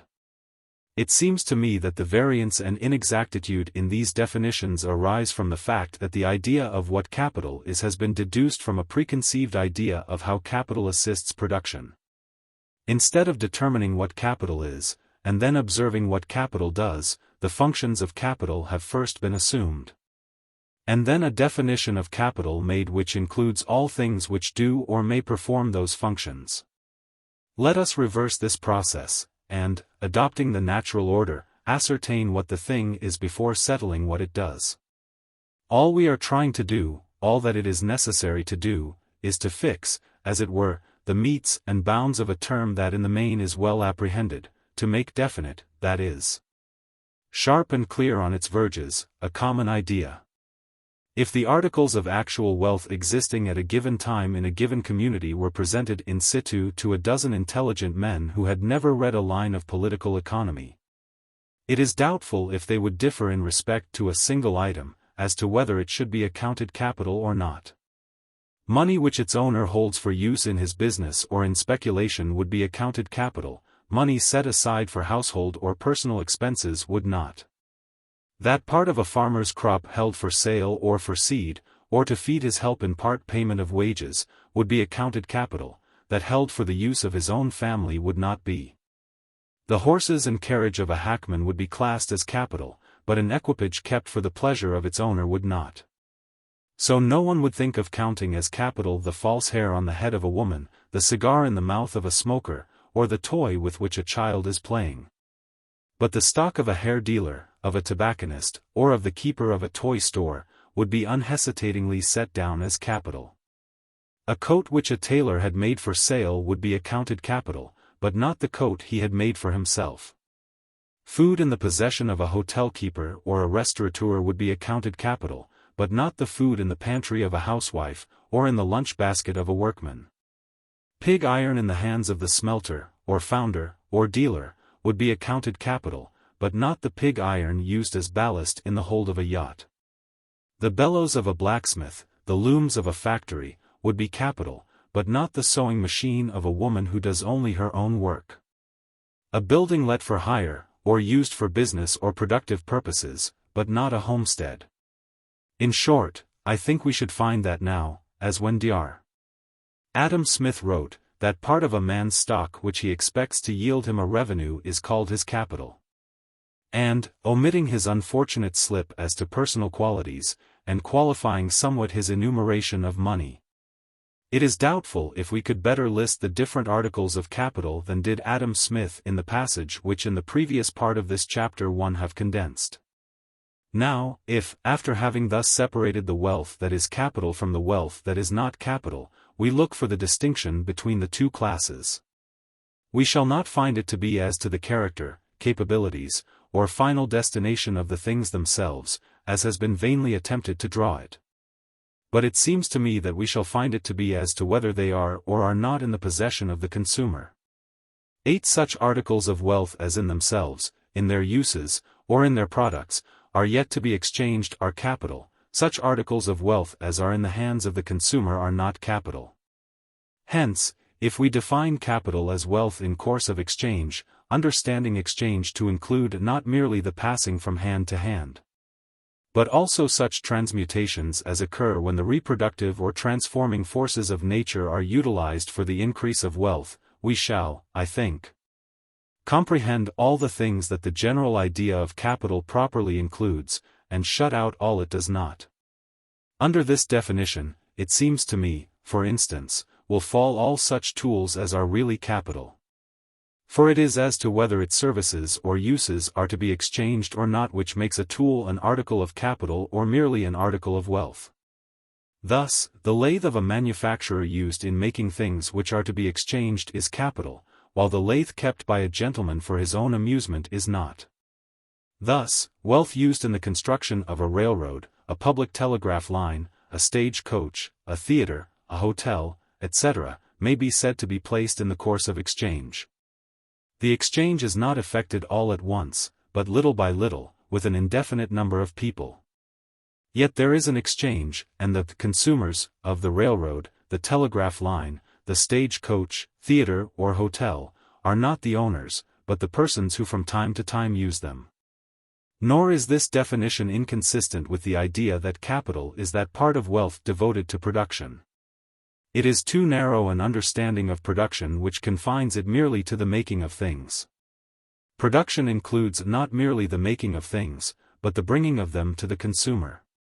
The merchant or storekeeper is thus as truly a producer as is the manufacturer, or farmer, and his stock or capital is as much devoted to production as is theirs. But it is not worth while now to dwell upon the functions of capital, which we shall be better able to determine hereafter. Nor is the definition of capital I have suggested of any importance.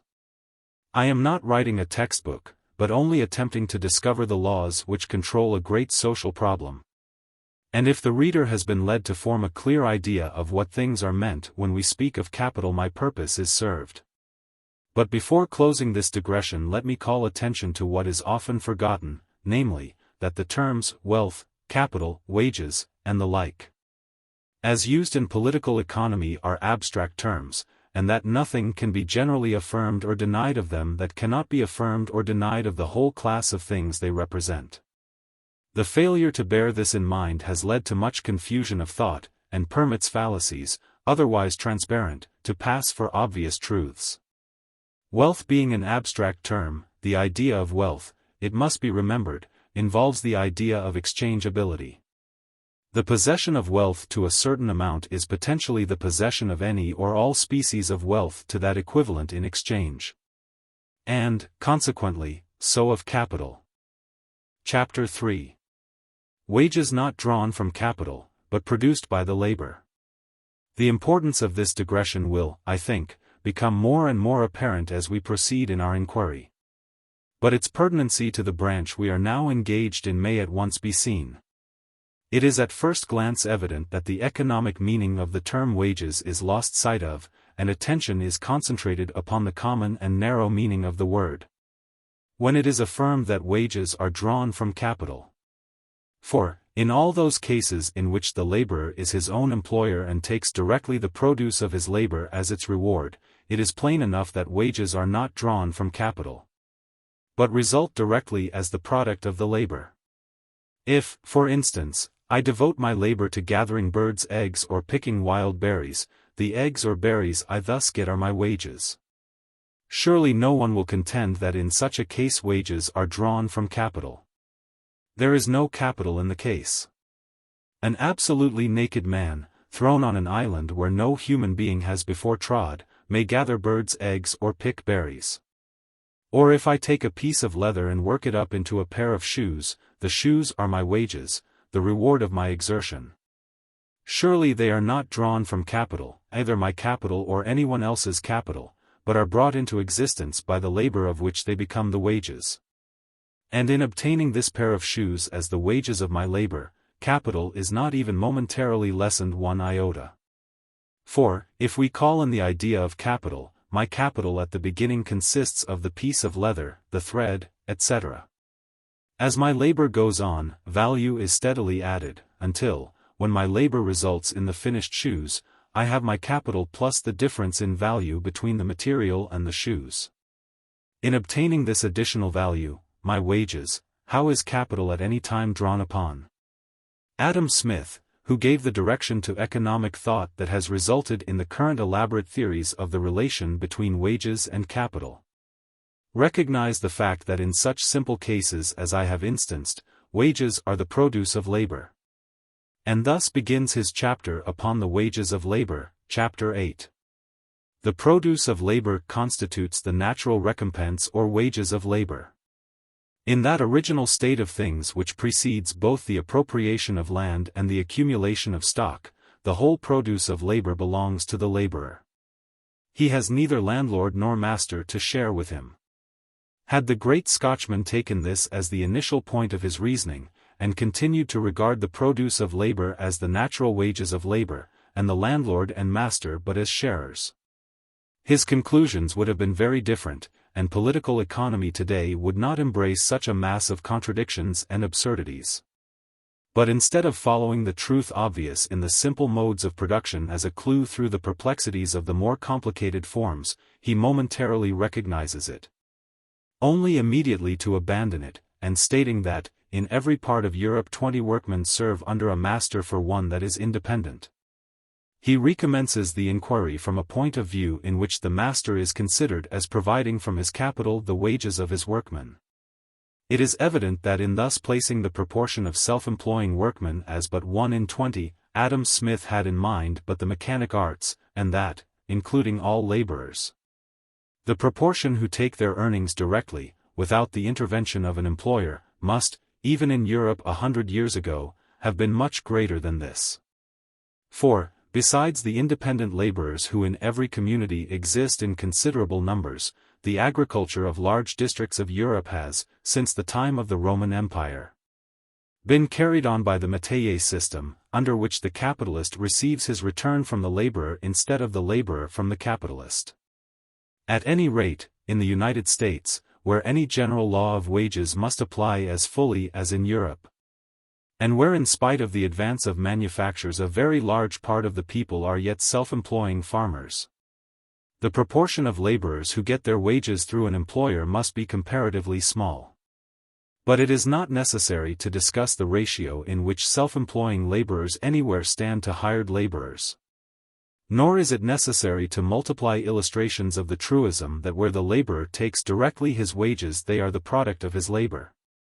For as soon as it is realized that the term wages includes all the earnings of labor, as well when taken directly by the laborer in the results of his labor as when received from an employer, it is evident that the assumption that wages are drawn from capital, on which as a universal truth such a vast superstructure is in standard politico-economic treatises so unhesitatingly built, is at least in large part untrue, and the utmost that can with any plausibility be affirmed, is that some wages, i.e., wages received by the laborer from an employer, are drawn from capital. This restriction of the major premise at once invalidates all the deductions that are made from it. But without resting here, let us see whether even in this restricted sense it accords with the facts. Let us pick up the clue where Adam Smith dropped it, and advancing step by step, see whether the relation of facts which is obvious in the simplest forms of production does not run through the most complex. Next in simplicity to that original state of things, of which many examples may yet be found, where the whole produce of labor belongs to the laborer, is the arrangement in which the laborer, though working for another person, or with the capital of another person, receives his wages in kind, that is to say, in the things his labor produces. In this case it is as clear as in the case of the self-employing laborer that the wages are really drawn from the product of the labor, and not at all from capital. If I hire a man to gather eggs, to pick berries, or to make shoes, paying him from the eggs, the berries, or the shoes that his labor secures, there can be no question that the source of the wages is the labor for which they are paid. Of this form of hiring is the Sarandayer stock tenancy, treated of with such perspicuity by Sir Henry Maine in his early History of Institutions, and which so clearly involved the relation of employer and employed as to render the acceptor of cattle the man or vassal of the capitalist who thus employed him. It was on such terms as these that Jacob worked for Laban, and to this day, even in civilized countries, it is not an infrequent mode of employing labor. The farming of land on shares, which prevails to a considerable extent in the southern states of the Union and in California, the métayer system of Europe, as well as the many cases in which superintendents, salesmen, etc., are paid by a percentage of profits, what are they but the employment of labor for wages which consist of part of its produce? The next step in the advance from simplicity to complexity is where the wages, though estimated in kind, are paid in an equivalent of something else. For instance, on American whaling ships the custom is not to pay fixed wages, but a lay, or proportion of the catch, which varies from a 16th to a 12th to the captain down to a 300th to the cabin boy. Thus, when a whale ship comes into New Bedford or San Francisco after a successful cruise, she carries in her hold the wages of her crew, as well as the profits of her owners, and an equivalent which will reimburse them for all the stores used up during the voyage. Can anything be clearer than that these wages, this oil and bone which the crew of the whaler have taken, have not been drawn from capital, but are really a part of the produce of their labor? Nor is this fact changed or obscured in the slightest degree where, as a matter of convenience, instead of dividing up between the crew their proportion of the oil and bone, the value of each man's share is estimated at the market price, and he is paid for it in money. The money is but the equivalent of the real wages, the oil and bone. In no way is there any advance of capital in this payment. The obligation to pay wages does not accrue until the value from which they are to be paid is brought into port. At the moment when the owner takes from his capital money to pay the crew, he adds to his capital oil and bone. So far there can be no dispute. Let us now take another step, which will bring us to the usual method of employing labor and paying wages. The Farallone Islands, off the Bay of San Francisco, are a hatching ground of seafowl, and a company who claim these islands employ men in the proper season to collect the eggs. They might employ these men for a proportion of the eggs they gather, as is done in the whale fishery, and probably would do so if there were much uncertainty attending the business. But as the fowl are plentiful and tame, and about so many eggs can be gathered by so much labor, they find it more convenient to pay their men fixed wages. The men go out and remain on the islands, gathering the eggs and bringing them to a landing, whence, at intervals of a few days, they are taken in a small vessel to San Francisco and sold. When the season is over, the men return and are paid their stipulated wages in coin. Does not this transaction amount to the same thing as if, instead of being paid in coin, the stipulated wages were paid in an equivalent of the eggs gathered? Does not the coin represent the eggs, by the sale of which it was obtained? And are not these wages as much the product of the labor for which they are paid as the eggs would be in the possession of a man who gathered them for himself without the intervention of any employer? To take another example, which shows by reversion the identity of wages in money with wages in kind. In San Buenaventura lives a man who makes an excellent living by shooting for their oil and skins the common hair seals which frequent the islands forming the Santa Barbara Channel. When on these sealing expeditions he takes 2 or 3 Chinamen along to help him, whom at first he paid wholly in coin. But it seems that the Chinese highly value some of the organs of the seal, which they dry and pulverize for medicine, as well as the long hairs in the whiskers of the male seal, which, when over a certain length, they greatly esteem for some purpose that to outside barbarians is not very clear. And this man soon found that the Chinamen were very willing to take instead of money these parts of the seals killed, so that now, in large part, he thus pays them their wages. Now, is not what may be seen in all these cases, the identity of wages in money with wages in kind, true of all cases in which wages are paid for productive labor? Is not the fund created by the labor really the fund from which the wages are paid? It may, perhaps, be said, there is this difference, where a man works for himself, or where, when working for an employer, he takes his wages in kind, his wages depend upon the result of his labor. Should that, from any misadventure, prove futile, he gets nothing. When he works for an employer, however, he gets his wages anyhow, they depend upon the performance of the labor, not upon the result of the labor. But this is evidently not a real distinction.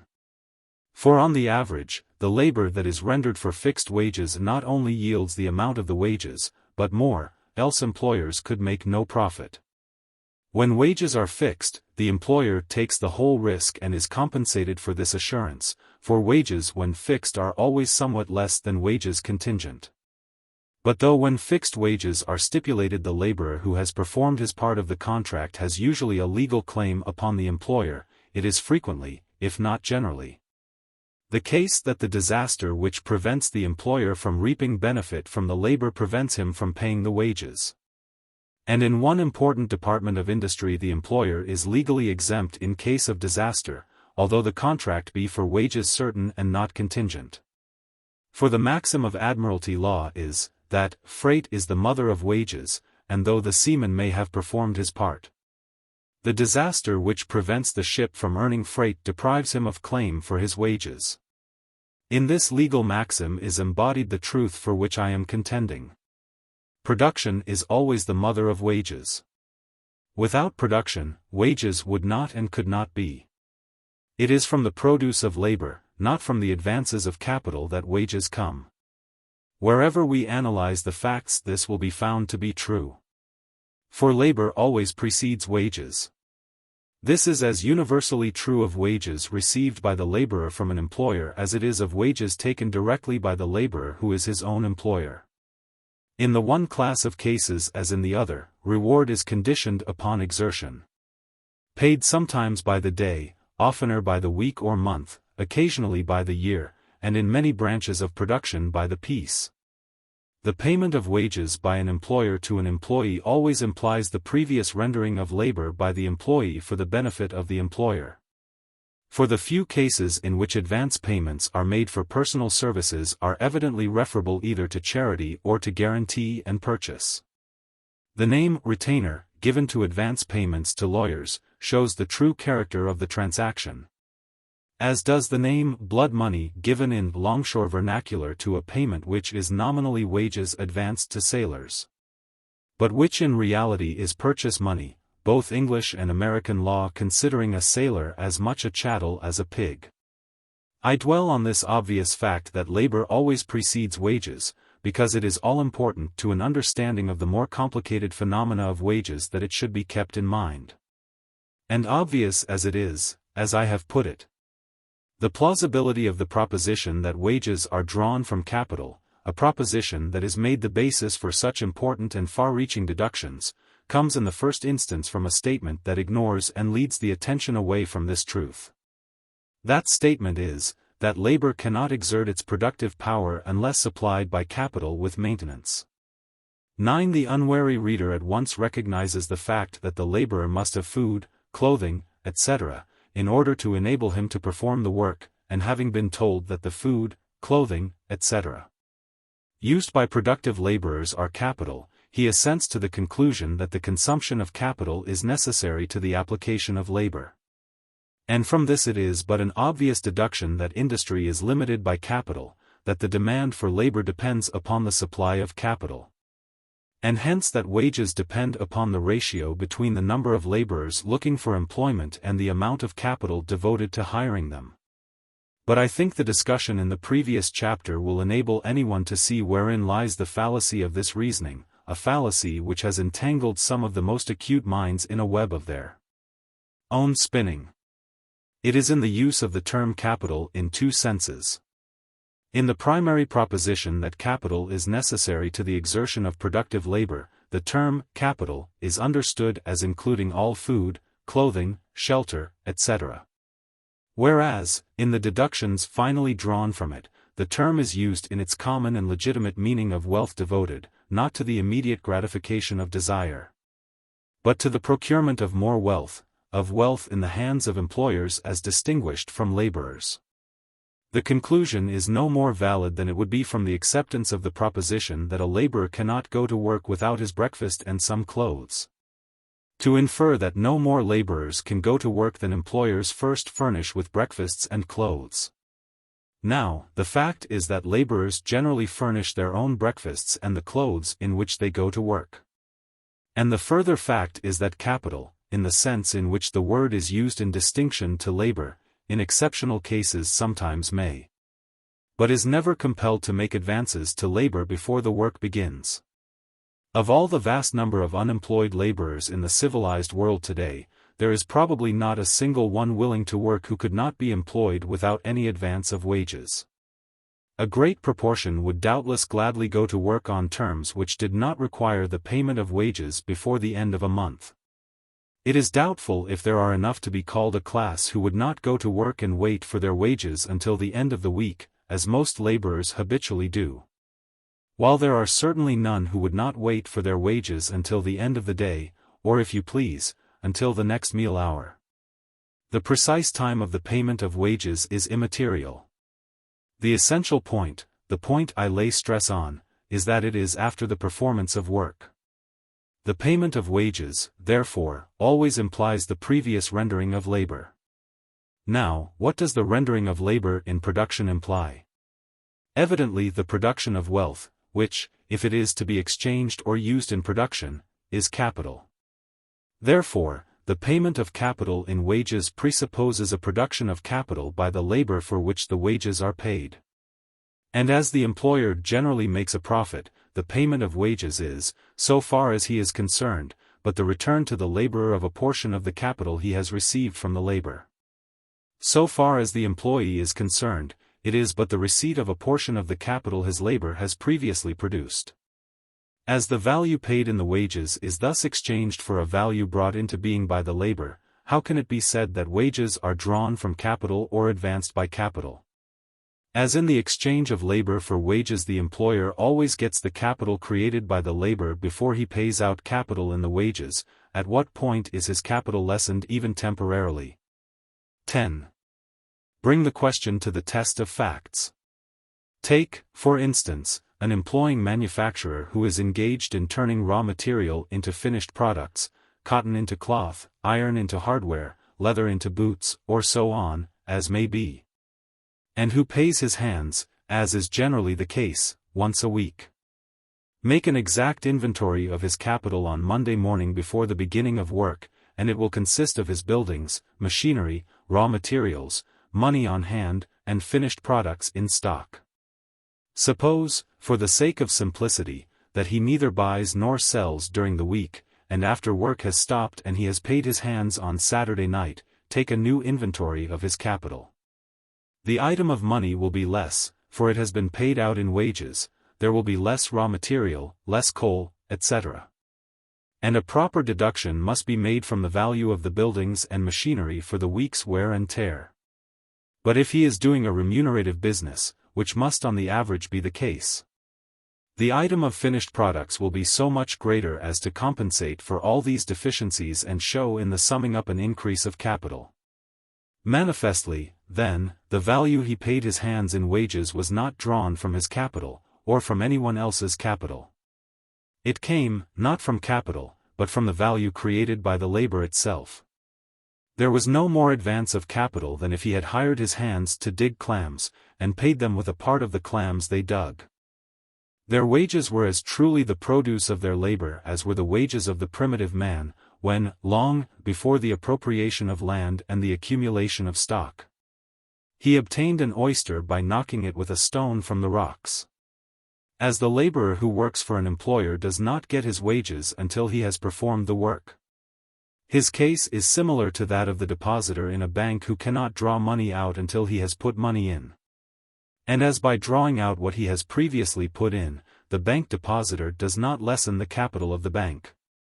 Neither can laborers by receiving wages lessen even temporarily either the capital of the employer or the aggregate capital of the community. Their wages no more come from capital than the checks of depositors are drawn against bank capital. It is true that laborers in receiving wages do not generally receive back wealth in the same form in which they have rendered it, any more than bank depositors receive back the identical coins or bank notes they have deposited, but they receive it in equivalent form. And as we are justified in saying that the depositor receives from the bank the money he paid in, so are we justified in saying that the laborer receives in wages the wealth he has rendered in labor. That this universal truth is so often obscured, is largely due to that fruitful source of economic obscurities, the confounding of wealth with money. And it is remarkable to see so many of those who, since Dr. Adam Smith made the egg stand on its head, have copiously demonstrated the fallacies of the mercantile system, fall into delusions of the very same kind in treating of the relations of capital and labor. Money being the general medium of exchanges, the common flux through which all transmutations of wealth from one form to another take place. Whatever difficulties may exist to an exchange will generally show themselves on the side of reduction to money. And thus it is sometimes easier to exchange money for any other form of wealth than it is to exchange wealth in a particular form into money. For the reason that there are more holders of wealth who desire to make some exchange than there are who desire to make any particular exchange. And so a producing employer who has paid out his money in wages may sometimes find it difficult to turn quickly back into money the increased value for which his money has really been exchanged, and is spoken of as having exhausted or advanced his capital in the payment of wages. Yet, unless the new value created by the labor is less than the wages paid, which can be only an exceptional case, the capital which he had before in money he now has in goods, it has been changed in form, but not lessened. There is one branch of production in regard to which the confusions of thought which arise from the habit of estimating capital in money are least likely to occur, inasmuch as its product is the general material and standard of money. And it so happens that this business furnishes us, almost side by side, with illustrations of production passing from the simplest to most complex forms.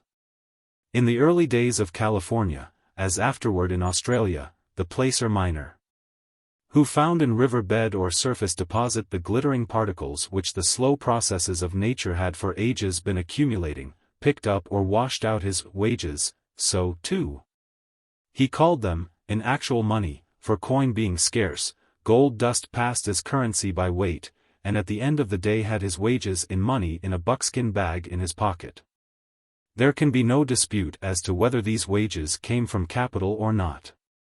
They were manifestly the produce of his labor. Nor could there be any dispute when the holder of a specially rich claim hired men to work for him and paid them off in the identical money which their labor had taken from gulch or bar. As coin became more abundant, its greater convenience in saving the trouble and loss of weighing assigned gold dust to the place of a commodity. And with coin obtained by the sale of the dust their labor had procured, the employing miner paid off his hands.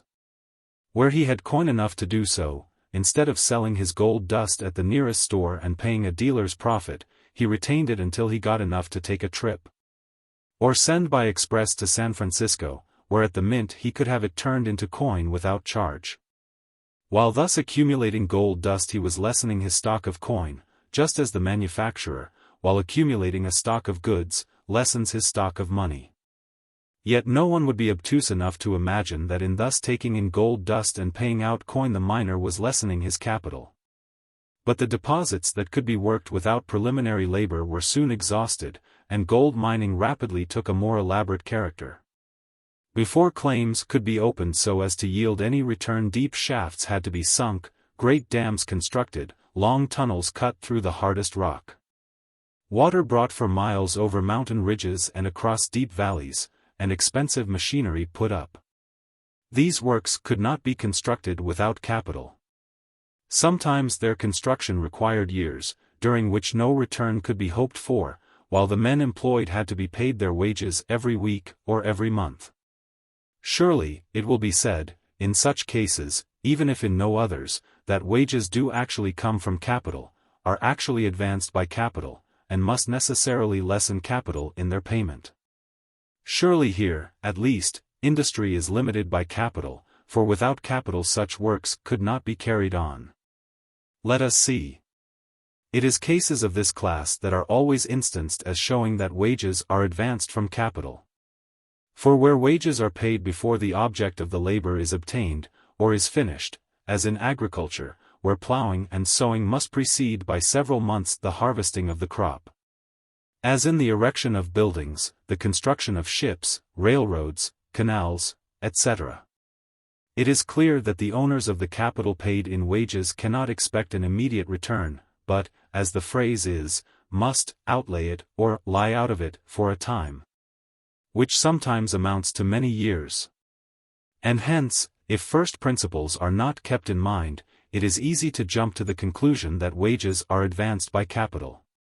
But such cases will not embarrass the reader to whom in what has preceded I have made myself clearly understood. An easy analysis will show that these instances where wages are paid before the product is finished, or even produced, do not afford any exception to the rule apparent where the product is finished before wages are paid. If I go to a broker to exchange silver for gold, I lay down my silver, which he counts and puts away, and then hands me the equivalent in gold, minus his commission. Does the broker advance me any capital? Manifestly not. What he had before in gold he now has in silver, plus his profit. And as he got the silver before he paid out the gold, there is on his part not even momentarily an advance of capital. Now, this operation of the broker is precisely analogous to what the capitalist does, when, in such cases as we are now considering, he pays out capital in wages. As the rendering of labor precedes the payment of wages, and as the rendering of labor in production implies the creation of value, the employer receives value before he pays out value, he but exchanges capital of one form for capital of another form. For the creation of value does not depend upon the finishing of the product.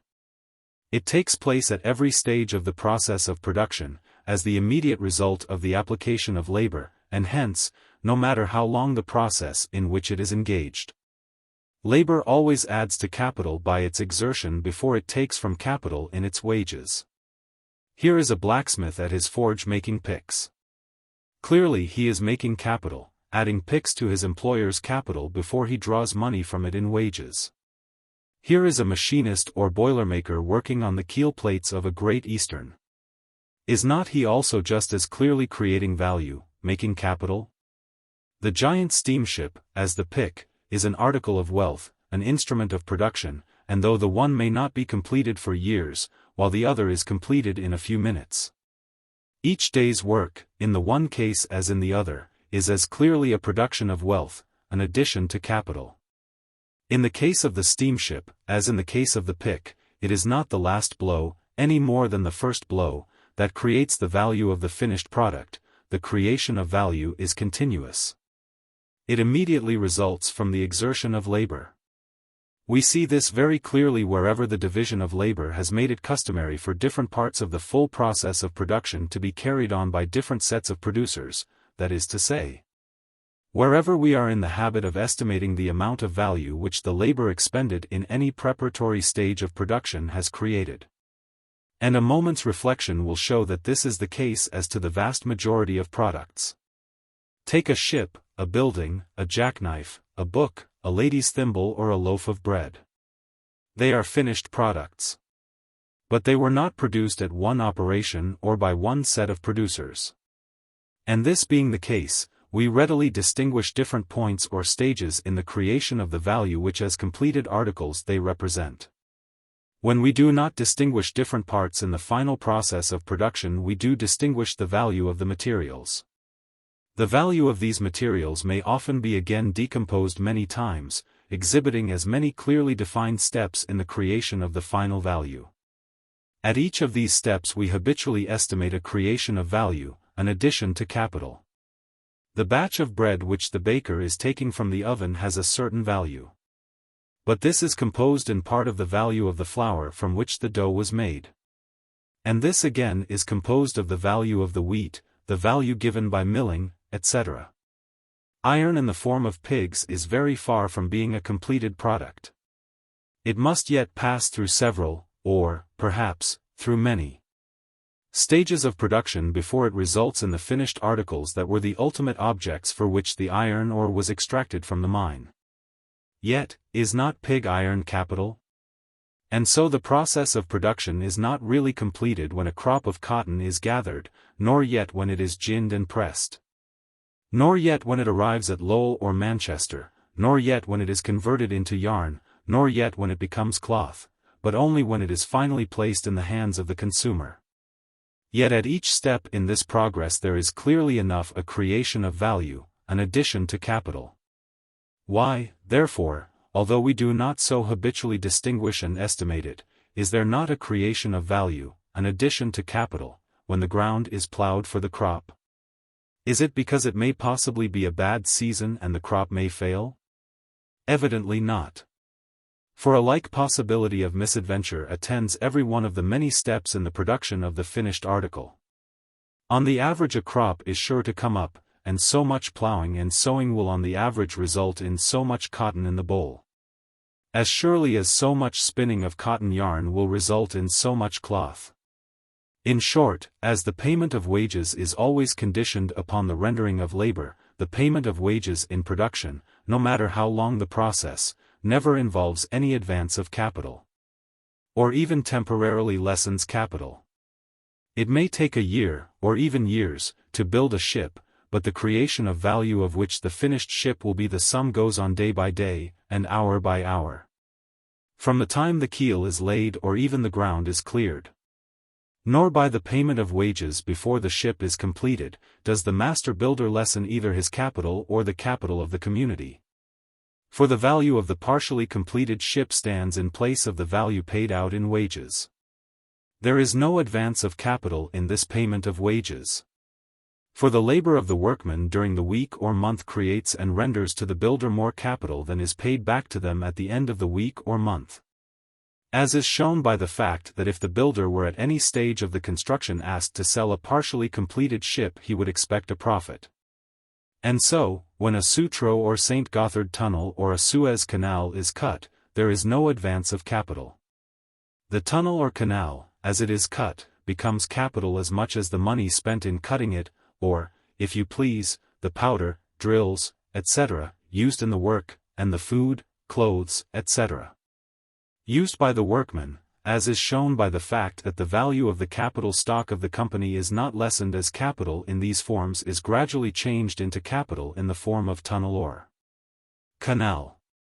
On the contrary, it probably, and on the average, increases as the work progresses, just as the capital invested in a speedier mode of production would on the average increase. And this is obvious in agriculture also. That the creation of value does not take place all at once when the crop is gathered, but step by step during the whole process which the gathering of the crop concludes. And that no payment of wages in the interim lessens the farmer's capital, is tangible enough when land is sold or rented during the process of production. As a plowed field will bring more than an unplowed field, or a field that has been sown more than one merely plowed. It is tangible enough when growing crops are sold, as is sometimes done, or where the farmer does not harvest himself, but lets a contract to the owner of harvesting machinery. It is tangible in the case of orchards and vineyards which, though not yet in bearing, bring prices proportionate to their age. It is tangible in the case of horses, cattle and sheep, which increase in value as they grow toward maturity. And if not always tangible between what may be called the usual exchange points in production, this increase of value as surely takes place with every exertion of labor.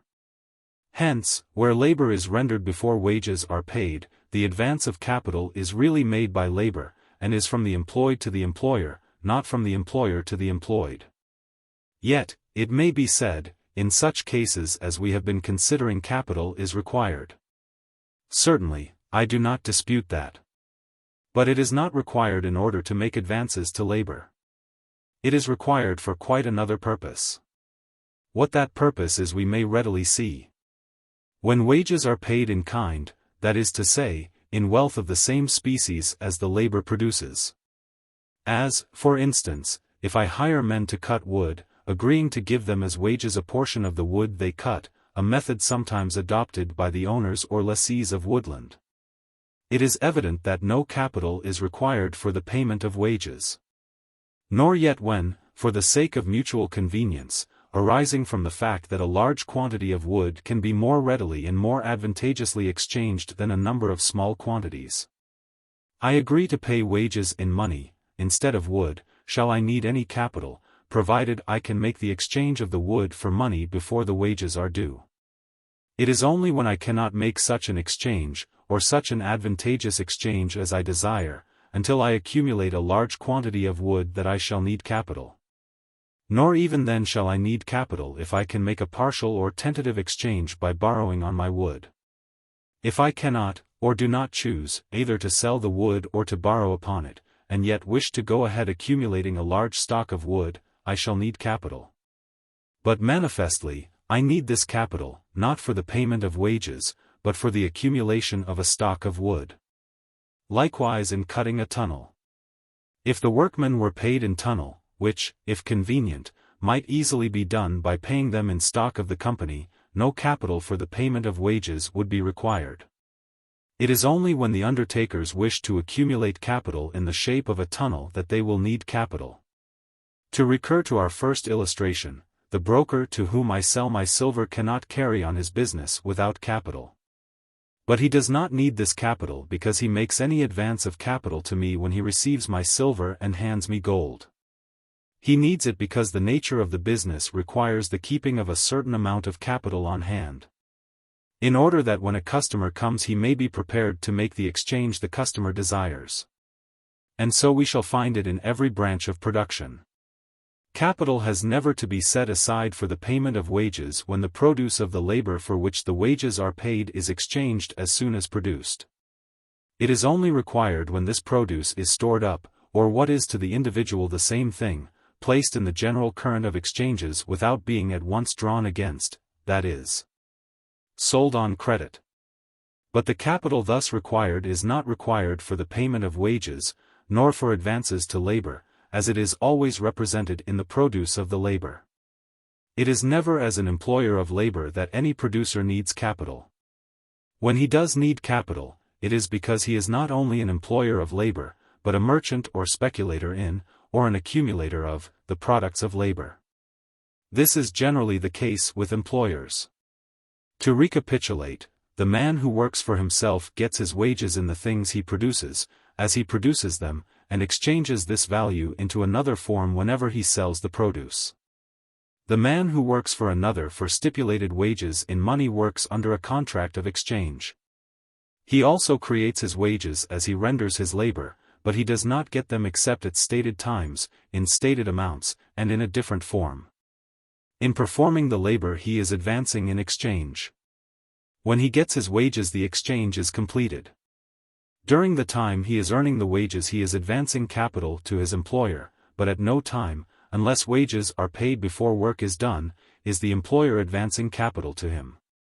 Whether the employer who receives this produce in exchange for the wages immediately re-exchanges it, or keeps it for a while, no more alters the character of the transaction than does the final disposition of the product made by the ultimate receiver, who may, perhaps, be in another quarter of the globe and at the end of a series of exchanges numbering hundreds. Chapter 4. The maintenance of laborers not drawn from capital. But a stumbling block may yet remain, or may recur, in the mind of the reader. As the plowman cannot eat the furrow, nor a partially completed steam engine aid in any way in producing the clothes the machinist wears, have I not, in the words of John Stuart Mill, forgotten that the people of a country are maintained and have their wants supplied, not by the produce of present labor, but of past? Or, to use the language of a popular elementary work, that of Mrs. Fawcett, have I not forgotten that many months must elapse between the sowing of the seed and the time when the produce of that seed is converted into a loaf of bread, and that it is, therefore, evident that laborers cannot live upon that which their labor is assisting to produce, but are maintained by that wealth which their labor, or the labor of others, has previously produced. Which wealth is capital. 11. The assumption made in these passages, the assumption that it is so self-evident that labor must be subsisted from capital that the proposition has but to be stated to compel recognition, runs through the whole fabric of current political economy. And so confidently is it held that the maintenance of labor is drawn from capital that the proposition that population regulates itself by the funds which are to employ it, and, therefore, always increases or diminishes with the increase or diminution of capital, 12 is regarded as equally axiomatic, and in its turn made the basis of important reasoning. Yet being resolved, these propositions are seen to be, not self-evident, but absurd. For they involve the idea that labor cannot be exerted until the products of labor are saved, thus putting the product before the producer. And being examined, they will be seen to derive their apparent plausibility from a confusion of thought. I have already pointed out the fallacy, concealed by an erroneous definition, which underlies the proposition that because food, raiment and shelter are necessary to productive labor, therefore industry is limited by capital. To say that a man must have his breakfast before going to work is not to say that he cannot go to work unless a capitalist furnishes him with a breakfast, for his breakfast may, and in point of fact in any country where there is not actual famine will, come not from wealth set apart for the assistance of production, but from wealth set apart for subsistence. And, as has been previously shown, food, clothing, etc. In short, all articles of wealth, are only capital so long as they remain in the possession of those who propose, not to consume, but to exchange them for other commodities or for productive services, and cease to be capital when they pass into the possession of those who will consume them. For in that transaction they pass from the stock of wealth held for the purpose of procuring other wealth, and pass into the stock of wealth held for purposes of gratification, irrespective of whether their consumption will aid in the production of wealth or not. Unless this distinction is preserved, it is impossible to draw the line between the wealth that is capital and the wealth that is not capital, even by remitting the distinction to the mind of the possessor, as does John Stuart Mill. For men do not eat or abstain, wear clothes or go naked, as they propose to engage in productive labor or not. They eat because they are hungry, and wear clothes because they would be uncomfortable without them. Take the food on the breakfast table of a laborer who will work or not that day as he gets the opportunity.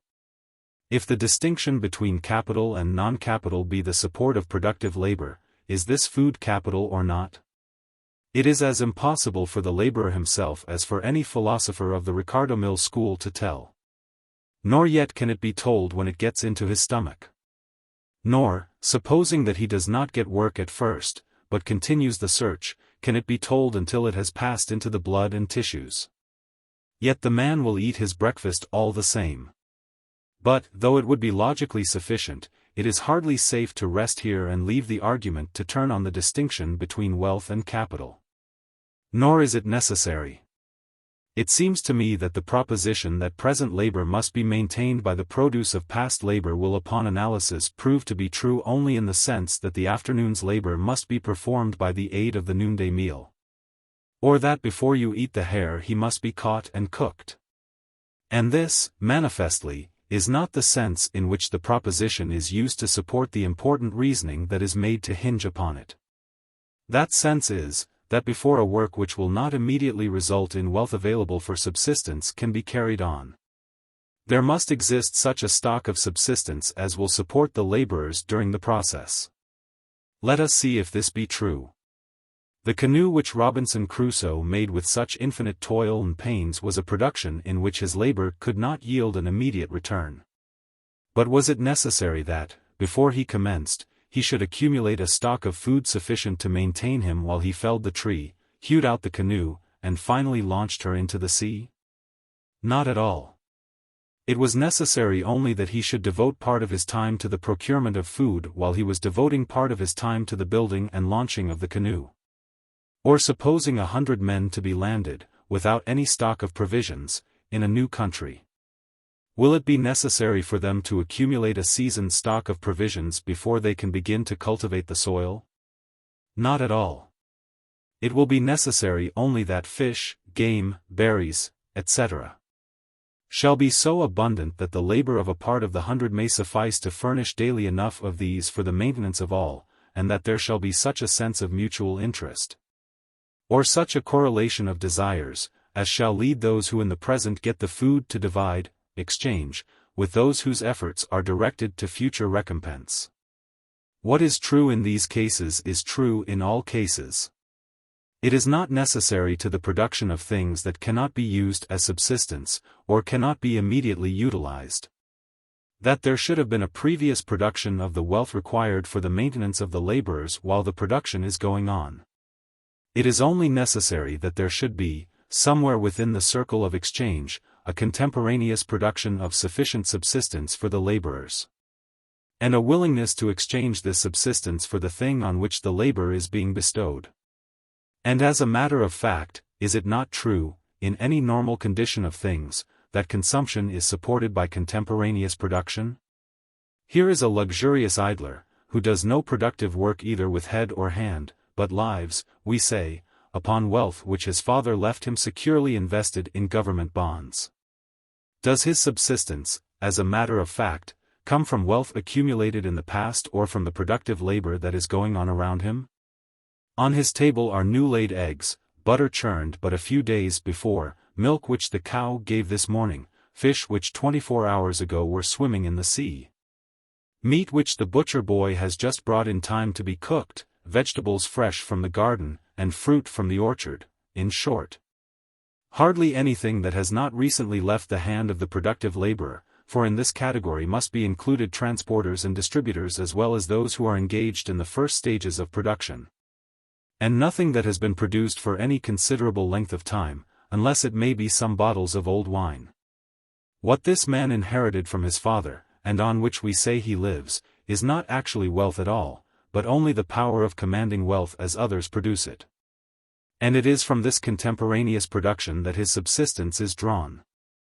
The 50 square miles of London undoubtedly contain more wealth than within the same space anywhere else exists.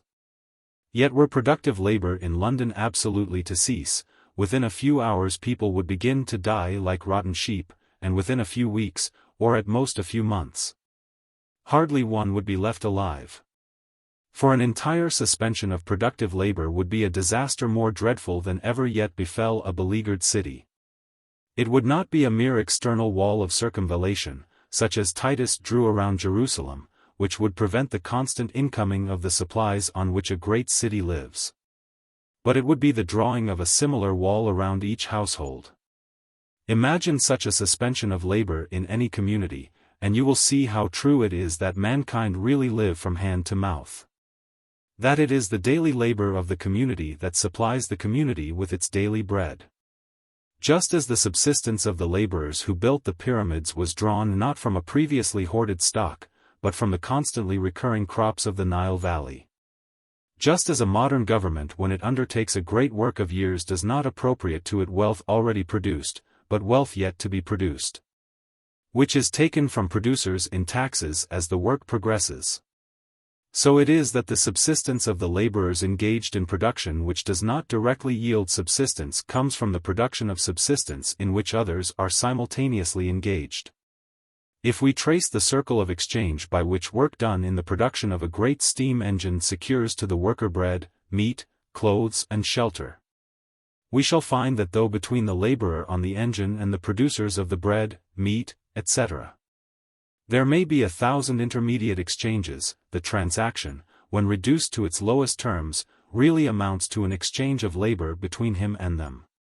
Now the cause which induces the expenditure of the labor on the engine is evidently that someone who has power to give what is desired by the laborer on the engine wants in exchange an engine, that is to say, there exists a demand for an engine on the part of those producing bread, meat, etc., or on the part of those who are producing what the producers of the bread, meat, etc., desire. It is this demand which directs the labor of the machinist to the production of the engine, and hence, reversely, the demand of the machinist for bread, meat, etc., really directs an equivalent amount of labor to the production of these things, and thus his labor, actually exerted in the production of the engine, virtually produces the things in which he expends his wages.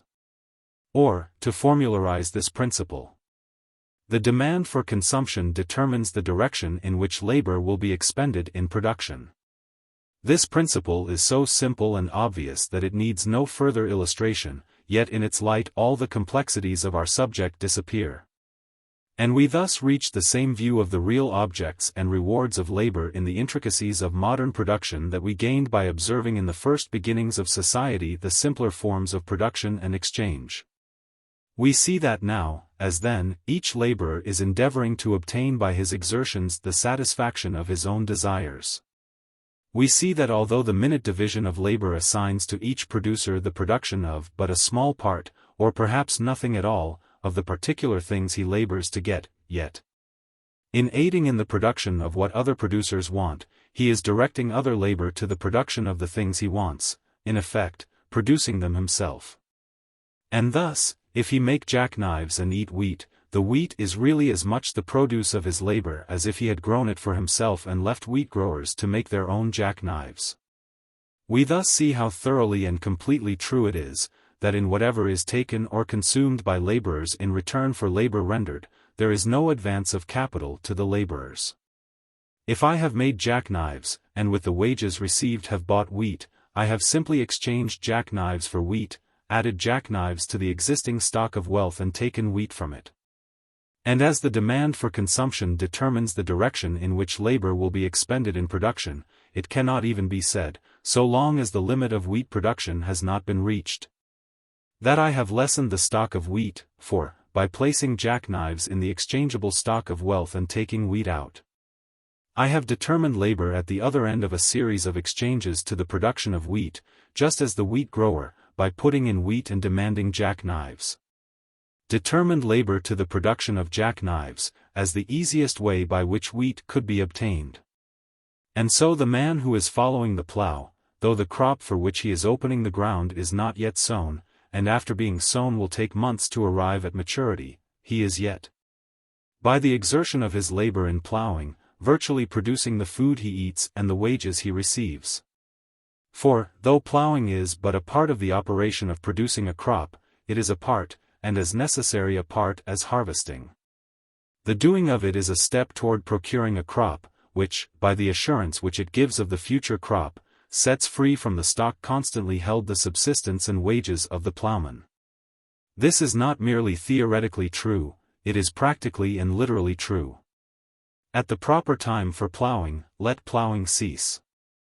Would not the symptoms of scarcity at once manifest themselves without waiting for the time of the harvest? Let plowing cease, and would not the effect at once be felt in counting room, and machine shop, and factory? Would not loom and spindle soon stand as idle as the plow?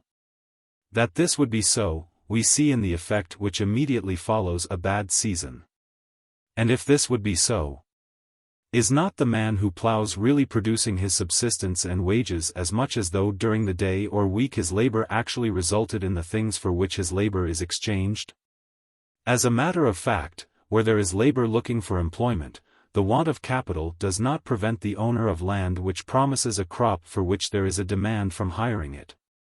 Either he makes an agreement to cultivate on shares, a common method in some parts of the United States, in which case the laborers, if they are without means of subsistence, will, on the strength of the work they are doing, obtain credit at the nearest store. Or, if he prefers to pay wages, the farmer will himself obtain credit, and thus the work done in cultivation is immediately utilized or exchanged as it is done. If anything more will be used up than would be used up if the laborers were forced to beg instead of to work, for in any civilized country during a normal condition of things the laborers must be supported anyhow. It will be the reserve capital drawn out by the prospect of replacement, and which is in fact replaced by the work as it is done. For instance, in the purely agricultural districts of Southern California there was in 1877 a total failure of the crop, and of millions of sheep nothing remained but their bones. In the great San Joaquin Valley were many farmers without food enough to support their families until the next harvest time, let alone to support any laborers. But the rains came again in proper season, and these very farmers proceeded to hire hands to plow and to sow, for every here and there was a farmer who had been holding back part of his crop. As soon as the rains came he was anxious to sell before the next harvest brought lower prices, and the grain thus held in reserve, through the machinery of exchanges and advances, passed to the use of the cultivators, set free, in effect produced, by the work done for the next crop. The series of exchanges which unite production and consumption may be likened to a curved pipe filled with water. If a quantity of water is poured in at one end, a like quantity is released at the other. It is not identically the same water, but is its equivalent. And so they who do the work of production put in as they take out, they receive in subsistence and wages but the produce of their labor. Chapter 5. The real functions of capital. It may now be asked, if capital is not required for the payment of wages or the support of labor during production, what, then, are its functions? The previous examination has made the answer clear. Capital, as we have seen, consists of wealth used for the procurement of more wealth, as distinguished from wealth used for the direct satisfaction of desire. Or, as I think it may be defined, of wealth in the course of exchange. Capital, therefore, increases the power of labor to produce wealth, 1. By enabling labor to apply itself in more effective ways, as by digging up clams with a spade instead of the hand. Or moving a vessel by shoveling coal into a furnace, instead of tugging at an oar. 2. By enabling labor to avail itself of the reproductive forces of nature, as to obtain corn by sowing it, or animals by breeding them. 3. By permitting the division of labor, and thus, on the one hand, increasing the efficiency of the human factor of wealth, by the utilization of special capabilities, the acquisition of skill, and the reduction of waste. And, on the other, calling in the powers of the natural factor at their highest, by taking advantage of the diversities of soil, climate and situation, so as to obtain each particular species of wealth where nature is most favorable to its production. Capital does not supply the materials which labor works up into wealth, as is erroneously taught. The materials of wealth are supplied by nature. But such materials partially worked up and in the course of exchange are capital. Capital does not supply or advance wages, as is erroneously taught. Wages are that part of the produce of his labor obtained by the laborer. Capital does not maintain laborers during the progress of their work, as is erroneously taught. Laborers are maintained by their labor, the man who produces, in whole or in part, anything that will exchange for articles of maintenance, virtually producing that maintenance. Capital, therefore, does not limit industry, as is erroneously taught, the only limit to industry being the access to natural material. But capital may limit the form of industry and the productiveness of industry, by limiting the use of tools and the division of labor. That capital may limit the form of industry is clear. Without the factory, there could be no factory operatives; without the sewing machine, no machine sewing; without the plow, no plowman. And without a great capital engaged in exchange, industry could not take the many special forms which are concerned with exchanges. It is also as clear that the want of tools must greatly limit the productiveness of industry. If the farmer must use the spade because he has not capital enough for a plow, the sickle instead of the reaping machine, the flail instead of the thresher. If the machinist must rely upon the chisel for cutting iron, the weaver on the hand loom, and so on, the productiveness of industry cannot be a tithe of what it is when aided by capital in the shape of the best tools now in use.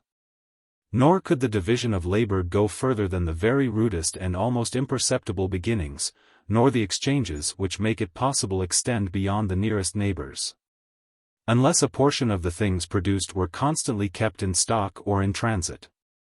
Even the pursuits of hunting, fishing, gathering nuts, and making weapons could not be specialized so that an individual could devote himself to any one.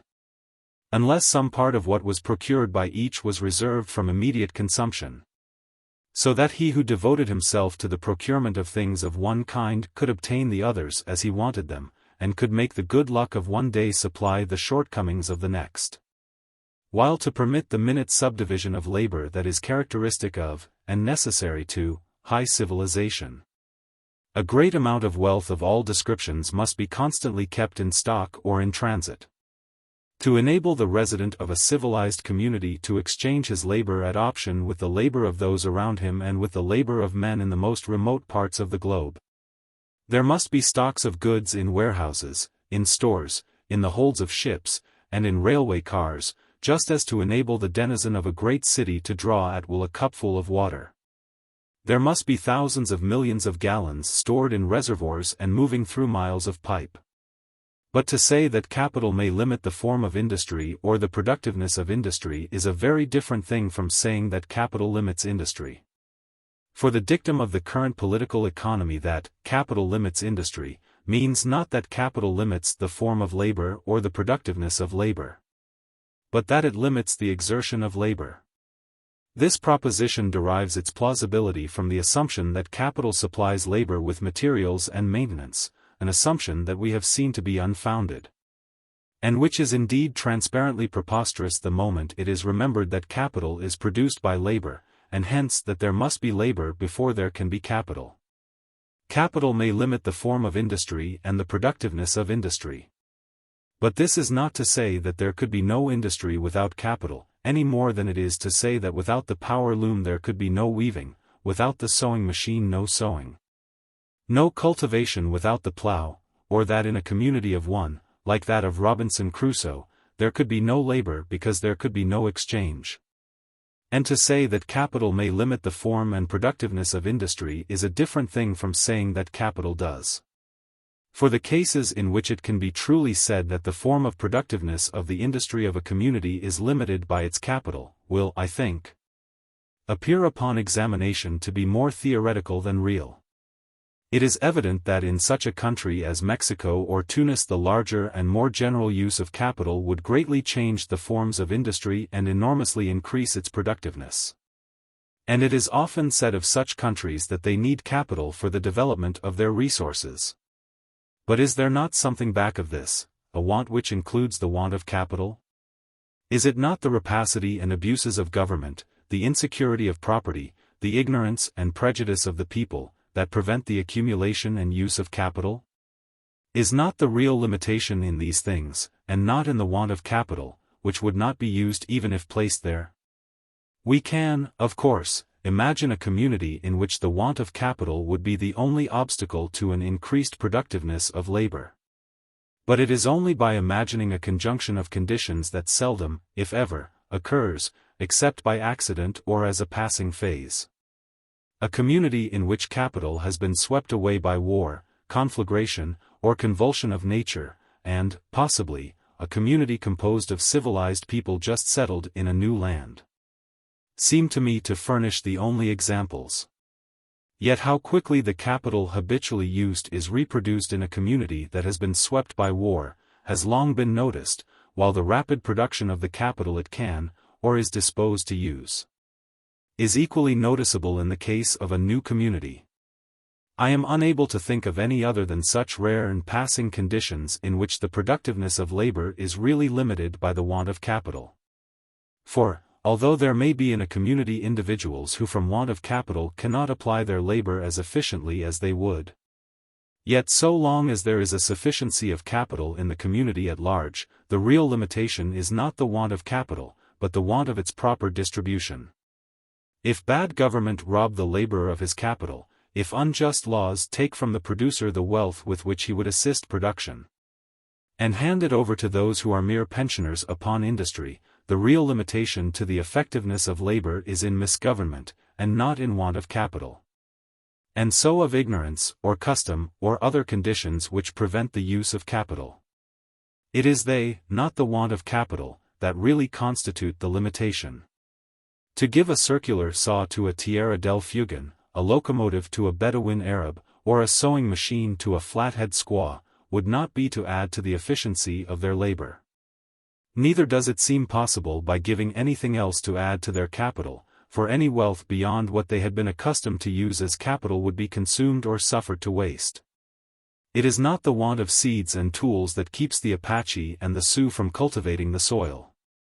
If provided with seeds and tools they would not use them productively unless at the same time restrained from wandering and taught to cultivate the soil. If all the capital of a London were given them in their present condition, it would simply cease to be capital. For they would only use productively such infinitesimal part as might assist in the chase, and would not even use that until all the edible part of the stock thus showered upon them had been consumed. Yet such capital as they do want they manage to acquire, and in some forms in spite of the greatest difficulties. These wild tribes hunt and fight with the best weapons that American and English factories produce, keeping up with the latest improvements. It is only as they became civilized that they would care for such other capital as the civilized state requires, or that it would be of any use to them. In the reign of George IV, some returning missionaries took with them to England a New Zealand chief called Hongi. His noble appearance and beautiful tattooing attracted much attention.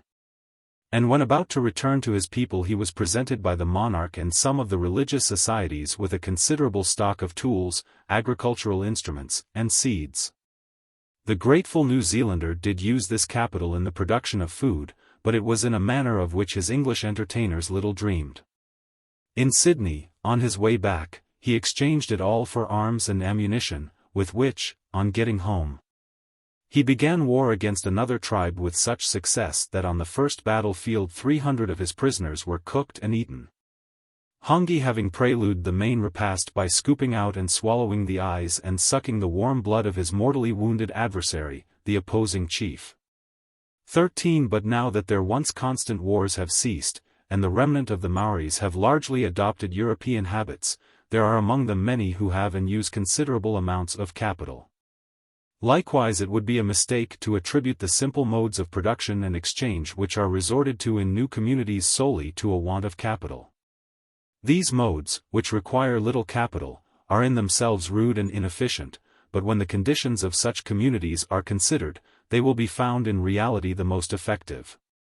A great factory with all the latest improvements is the most efficient instrument that has yet been devised for turning wool or cotton into cloth, but only so where large quantities are to be made. The cloth required for a little village could be made with far less labor by the spinning wheel and hand loom. A perfecting press will, for each man required, print many thousand impressions while a man and a boy would be printing 100 with a Stanhope or Franklin press.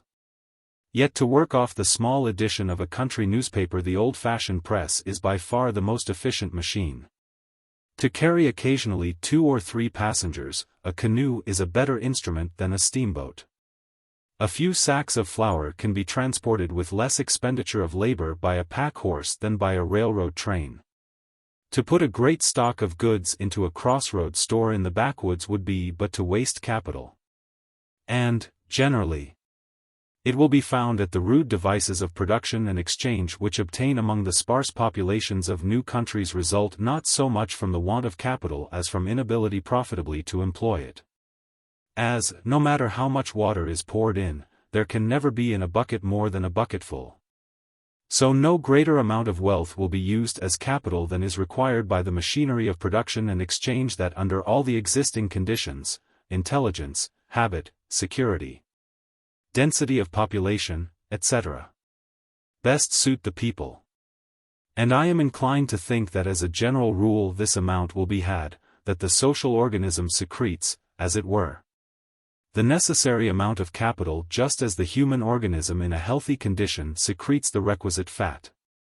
But whether the amount of capital ever does limit the productiveness of industry, and thus fix a maximum which wages cannot exceed, it is evident that it is not from any scarcity of capital that the poverty of the masses in civilized countries proceeds.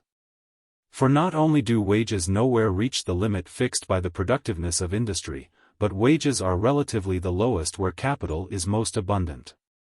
The tools and machinery of production are in all the most progressive countries evidently in excess of the use made of them. And any prospect of remunerative employment brings out more than the capital needed. The bucket is not only full, it is overflowing. So evident is this, that not only among the ignorant, but by men of high economic reputation, is industrial depression attributed to the abundance of machinery and the accumulation of capital.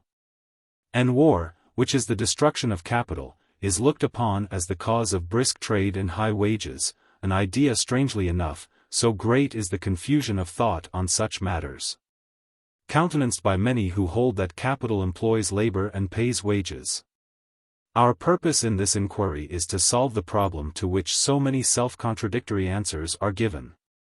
In ascertaining clearly what capital really is and what capital really does, we have made the first, and an all-important step. But it is only a first step. Let us recapitulate and proceed.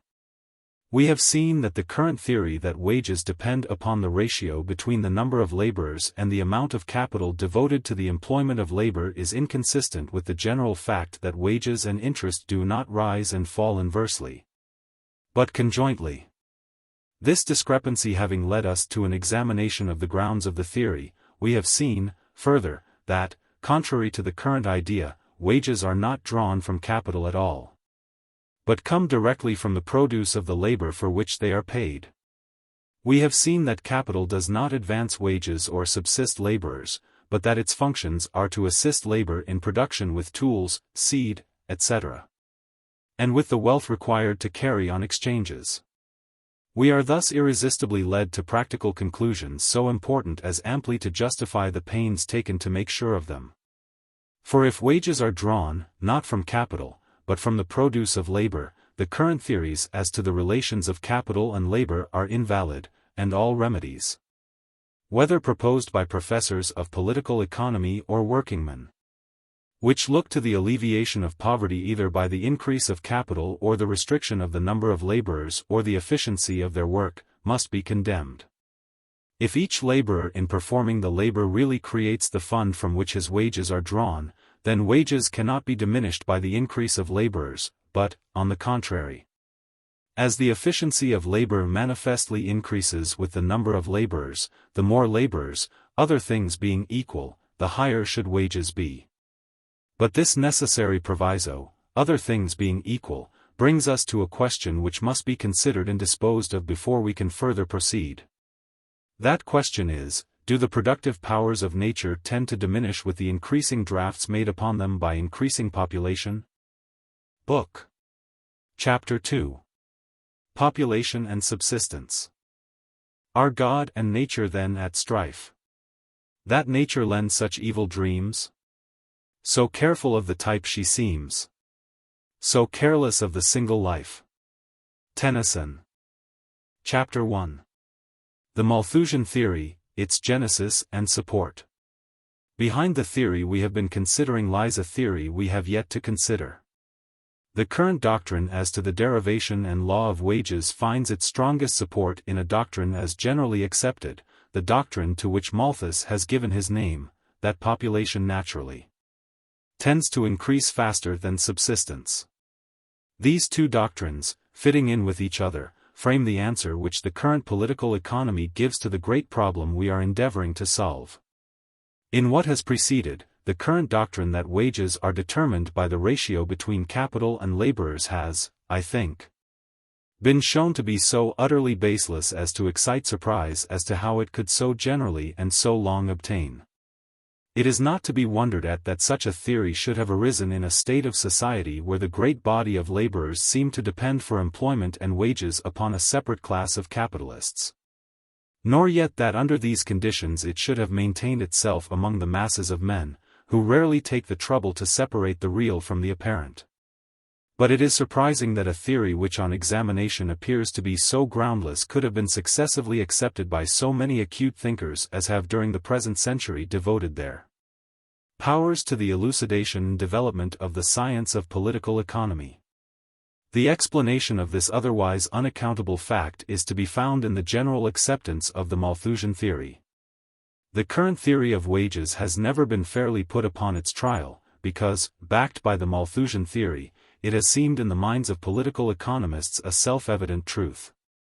These two theories mutually blend with, strengthen, and defend each other, while they both derive additional support from a principle brought prominently forward in the discussions of the theory of rent, viz. that past a certain point the application of capital and labor to land yields a diminishing return. Together they give such an explanation of the phenomena presented in a highly organized and advancing society as seems to fit all the facts, and which has thus prevented closer investigation. Which of these two theories is entitled to historical precedence it is hard to say. The theory of population was not formulated in such a way as to give it the standing of a scientific dogma until after that had been done for the theory of wages. But they naturally spring up and grow with each other, and were both held in a form more or less crude long prior to any attempt to construct a system of political economy. It is evident, from several passages, that though he never fully developed it, the Malthusian theory was in rudimentary form present in the mind of Adam Smith, and to this, it seems to me, must be largely due the misdirection which on the subject of wages his speculations took. But, however this may be, so closely are the two theories connected, so completely do they complement each other, that Buckle, reviewing the history of the development of political economy in his examination of the Scotch intellect during the 18th century, attributes mainly to Malthus the honor of decisively proving the current theory of wages by advancing the current theory of the pressure of population upon subsistence. He says in his History of Civilization in England, Volume 3, Chap. 5. Scarcely had the 18th century passed away when it was decisively proved that the reward of labor depends solely on two things. Namely, the magnitude of that national fund out of which all labor is paid, and the number of laborers among whom the fund is to be divided. This vast step in our knowledge is due, mainly, though not entirely, to Malthus, whose work on population, besides marking an epoch in the history of speculative thought, has already produced considerable practical results, and will probably give rise to others more considerable still. It was published in 1798, so that Adam Smith, who died in 1790, missed what to him would have been the intense pleasure of seeing how, in it, his own views were expanded rather than corrected. Indeed, it is certain that without Smith there would have been no Malthus, that is, unless Smith had laid the foundation, Malthus could not have raised the superstructure. The famous doctrine which ever since its enunciation has so powerfully influenced thought, not alone in the province of political economy, but in regions of even higher speculation, was formulated by Malthus in the proposition that, as shown by the growth of the North American colonies, the natural tendency of population is to double itself at least every 25 years. Thus increasing in a geometrical ratio. While the subsistence that can be obtained from land under circumstances the most favorable to human industry could not possibly be made to increase faster than in an arithmetical ratio, or by an addition every 25 years of a quantity equal to what it at present produces. The necessary effects of these two different rates of increase, when brought together, Mr. Malthus naively goes on to say, will be very striking. And thus, chap. 1, he brings them together. Let us call the population of this island 11 millions, and suppose the present produce equal to the easy support of such a number. In the first 25 years the population would be 22 millions, and the food being also doubled, the means of subsistence would be equal to this increase. In the next 25 years the population would be 44 millions, and the means of subsistence only equal to the support of 33 millions. In the next period the population would be equal to 88 millions, and the means of subsistence just equal to the support of half that number. And at the conclusion of the first century, the population would be 176 millions, and the means of subsistence only equal to the support of 55 millions. Leaving a population of 121 millions totally unprovided for. Taking the whole earth instead of this island, emigration would of course be excluded. And supposing the present population equal to 1,000 millions, the human species would increase as the numbers 1, 2, 4, 8, 16, 32, 64, 128, 256, and subsistence as 1, 2, 3, 4, 5, 6, 7, 8, 9. In 2 centuries the population would be to the means of subsistence as 256 to 9, in 3 centuries, 4,096 to 13, and in 2,000 years the difference would be almost incalculable. Such a result is of course prevented by the physical fact that no more people can exist than can find subsistence, and hence Malthus' conclusion is that this tendency of population to indefinite increase must be held back either by moral restraint upon the reproductive faculty, or by the various causes which increase mortality, which he resolves into vice and misery. Such causes as prevent propagation he styles the preventive check, such causes as increase mortality he styles the positive check. This is the famous Malthusian doctrine, as promulgated by Malthus himself in the essay on population. It is not worth while to dwell upon the fallacy involved in the assumption of geometrical and arithmetical rates of increase. A play upon proportions which hardly rises to the dignity of that in the familiar puzzle of the hare and the tortoise, in which the hare is made to chase the tortoise through all eternity without coming up with him. For this assumption is not necessary to the Malthusian doctrine, or at least is expressly repudiated by some of those who fully accept that doctrine. As, for instance, John Stuart Mill, who speaks of it as an unlucky attempt to give precision to things which do not admit of it, which every person capable of reasoning must see is wholly superfluous to the argument. 14. The essence of the Malthusian doctrine is, that population tends to increase faster than the power of providing food. And whether this difference be stated as a geometrical ratio for population and an arithmetical ratio for subsistence, as by Malthus, or as a constant ratio for population and a diminishing ratio for subsistence, as by Mill, is only a matter of statement.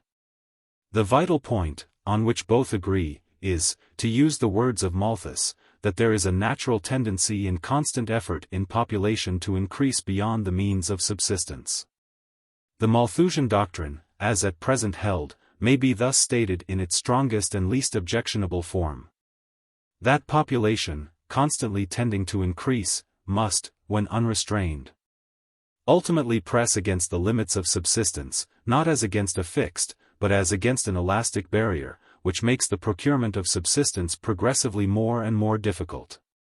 And thus, wherever reproduction has had time to assert its power, and is unchecked by prudence, there must exist that degree of want which will keep population within the bounds of subsistence.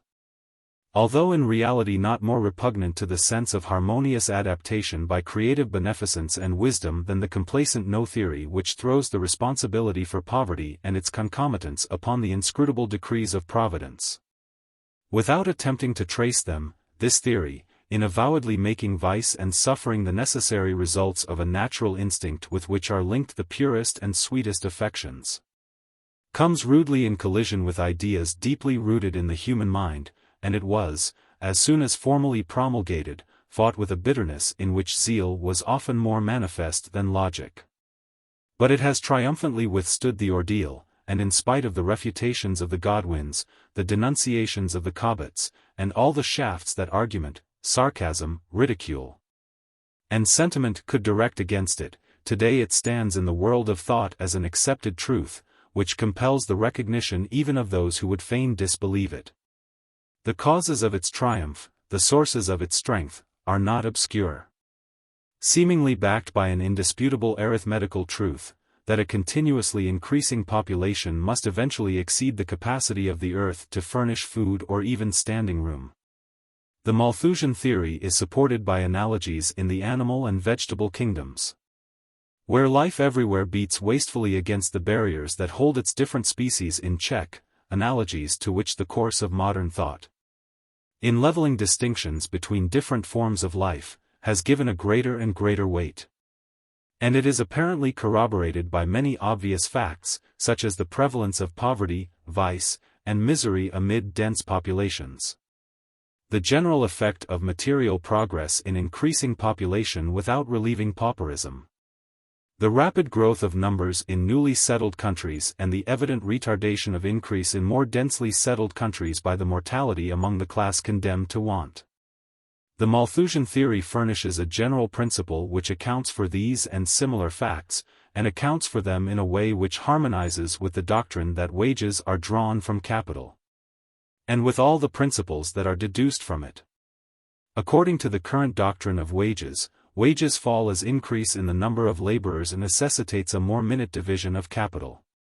According to the Malthusian theory, poverty appears as increase in population necessitates the more minute division of subsistence.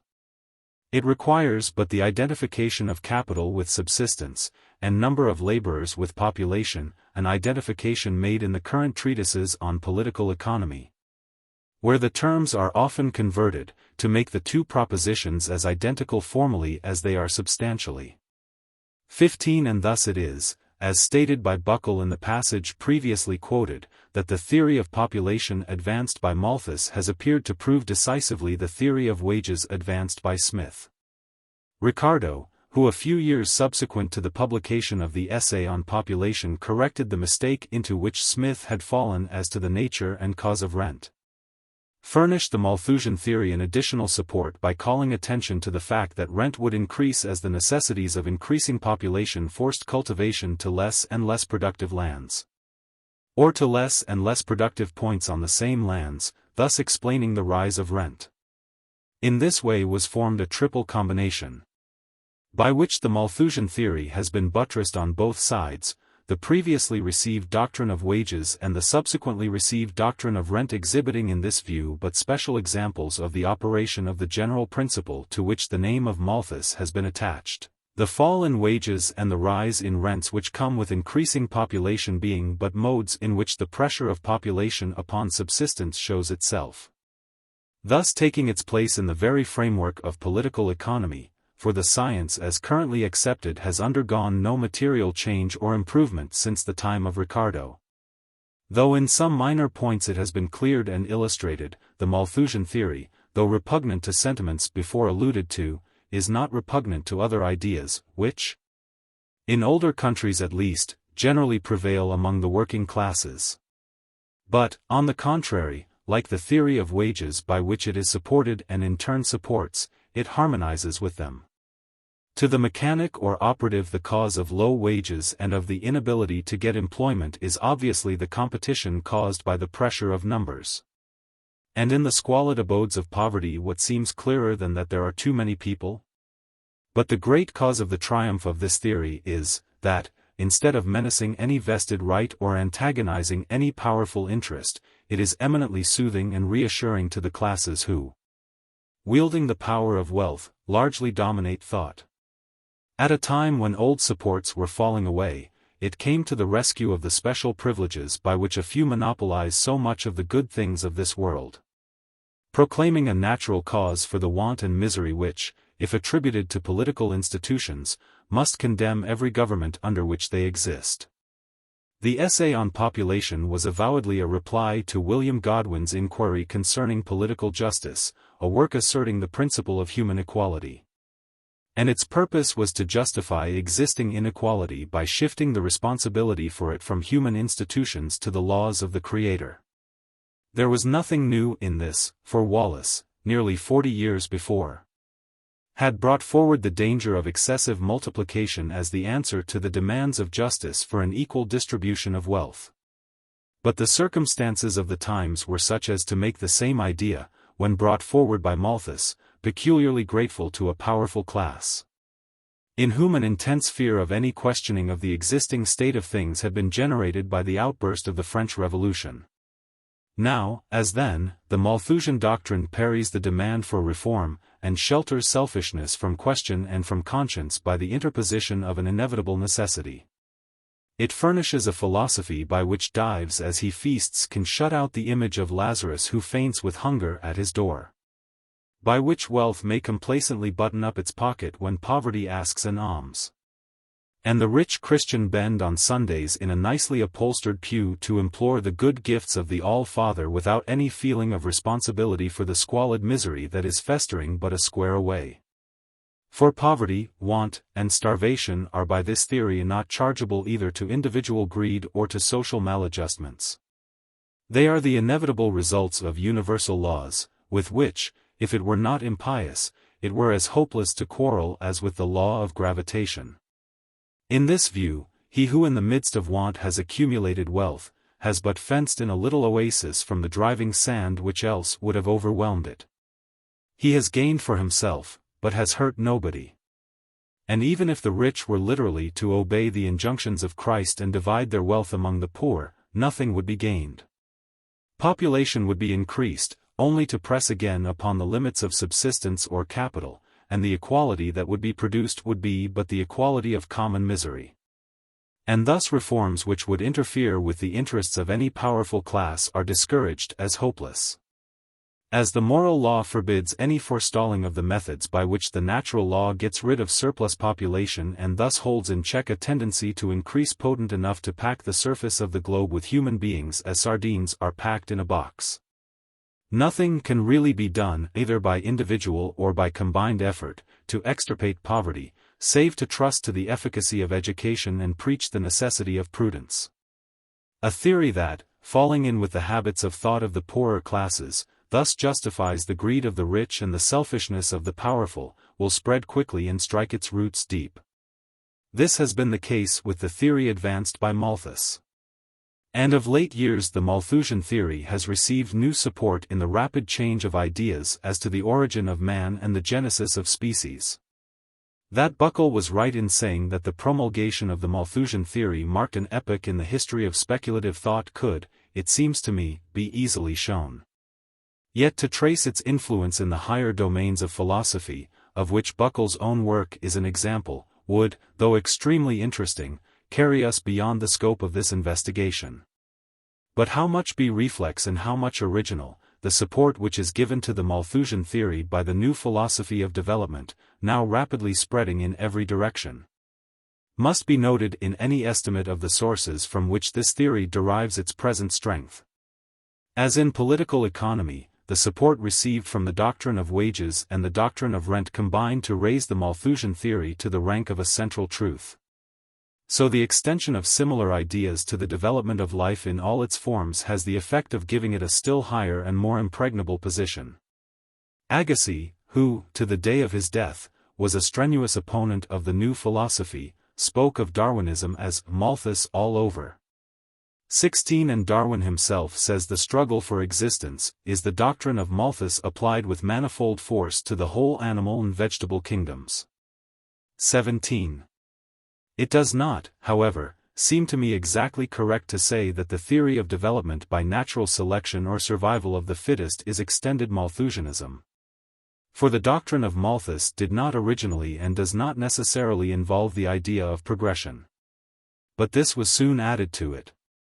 McCulloch 18 attributes to the principle of increase, social improvement and the progress of the arts, and declares that the poverty that it engenders acts as a powerful stimulus to the development of industry, the extension of science and the accumulation of wealth by the upper and middle classes, without which stimulus society would quickly sink into apathy and decay.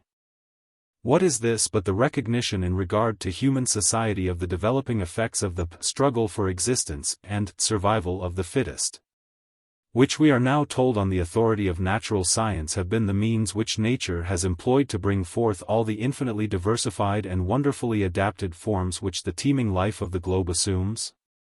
What is it but the recognition of the force, which, seemingly cruel and remorseless, has yet in the course of unnumbered ages developed the higher from the lower type, differentiated the man and the monkey, and made the 19th century succeed the age of stone? Thus commended and seemingly proved, thus linked and buttressed, the Malthusian theory, the doctrine that poverty is due to the pressure of population against subsistence, or, to put it in its other form, the doctrine that the tendency to increase in the number of laborers must always tend to reduce wages to the minimum on which laborers can reproduce, is now generally accepted as an unquestionable truth, in the light of which social phenomena are to be explained, just as for ages the phenomena of the sidereal heavens were explained upon the supposition of the fixity of the earth, or the facts of geology upon that of the literal inspiration of the Mosaic record, if authority were alone to be considered. Formally to deny this doctrine would require almost as much audacity as that of the colored preacher who recently started out on a crusade against the opinion that the earth moves around the sun. For in one form or another, the Malthusian doctrine has received in the intellectual world an almost universal endorsement, and in the best as in the most common literature of the day may be seen cropping out in every direction. It is endorsed by economists and by statesmen, by historians and by natural investigators, by social science congresses and by trade unions, by churchmen and by materialists, by conservatives of the strictest sect and by the most radical of radicals. It is held and habitually reasoned from by many who never heard of Malthus and who have not the slightest idea of what his theory is. Nevertheless, as the grounds of the current theory of wages have vanished when subjected to a candid examination, so, do I believe, will vanish the grounds of this, its twin. In proving that wages are not drawn from capital we have raised this Antaeus from the earth. Chapter 2. Inferences from Facts.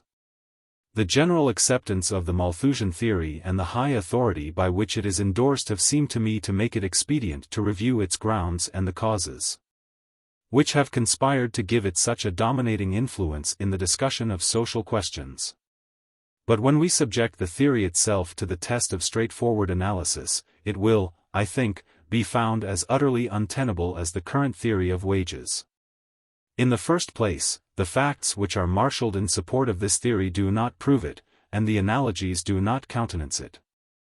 And in the second place, there are facts which conclusively disprove it. I go to the heart of the matter in saying that there is no warrant, either in experience or analogy, for the assumption that there is any tendency in population to increase faster than subsistence.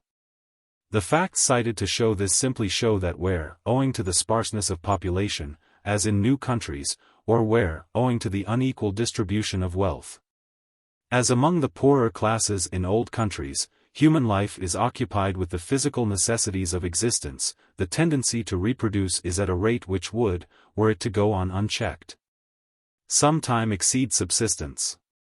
But it is not a legitimate inference from this that the tendency to reproduce would show itself in the same force where population was sufficiently dense and wealth distributed with sufficient evenness to lift a whole community above the necessity of devoting their energies to a struggle for mere existence. Nor can it be assumed that the tendency to reproduce, by causing poverty, must prevent the existence of such a community. For this, manifestly, would be assuming the very point at issue, and reasoning in a circle. And even if it be admitted that the tendency to multiply must ultimately produce poverty, it cannot from this alone be predicated of existing poverty that it is due to this cause. Until it be shown that there are no other causes which can account for it, a thing in the present state of government, laws, and customs, manifestly impossible. This is abundantly shown in the essay on population itself. This famous book, which is much oftener spoken of than read, is still well worth perusal, if only as a literary curiosity. The contrast between the merits of the book itself and the effect it has produced, or is at least credited with, for though Sir James Stewart, Mr. Townsend, and others, share with Malthus the glory of discovering the principle of population, it was the publication of the essay on population that brought it prominently forward, is, it seems to me, one of the most remarkable things in the history of literature. And it is easy to understand how Godwin, whose political justice provoked the essay on population, should until his old age have disdained a reply. It begins with the assumption that population tends to increase in a geometrical ratio, while subsistence can at best be made to increase only in an arithmetical ratio, an assumption just as valid. And no more so, than it would be, from the fact that a puppy doubled the length of his tail while he added so many pounds to his weight. To assert a geometric progression of tail and an arithmetical progression of weight. And the inference from the assumption is just such as Swift in satire might have credited to the savans of a previously dogless island, who, by bringing these two ratios together, might deduce the very striking consequence that by the time the dog grew to a weight of 50 pounds his tail would be over a mile long, and extremely difficult to wag. And hence recommend the prudential check of a bandage as the only alternative to the positive check of constant amputations. Commencing with such an absurdity, the essay includes a long argument for the imposition of a duty on the importation, and the payment of a bounty for the exportation of corn. An idea that has long since been sent to the limbo of exploded fallacies.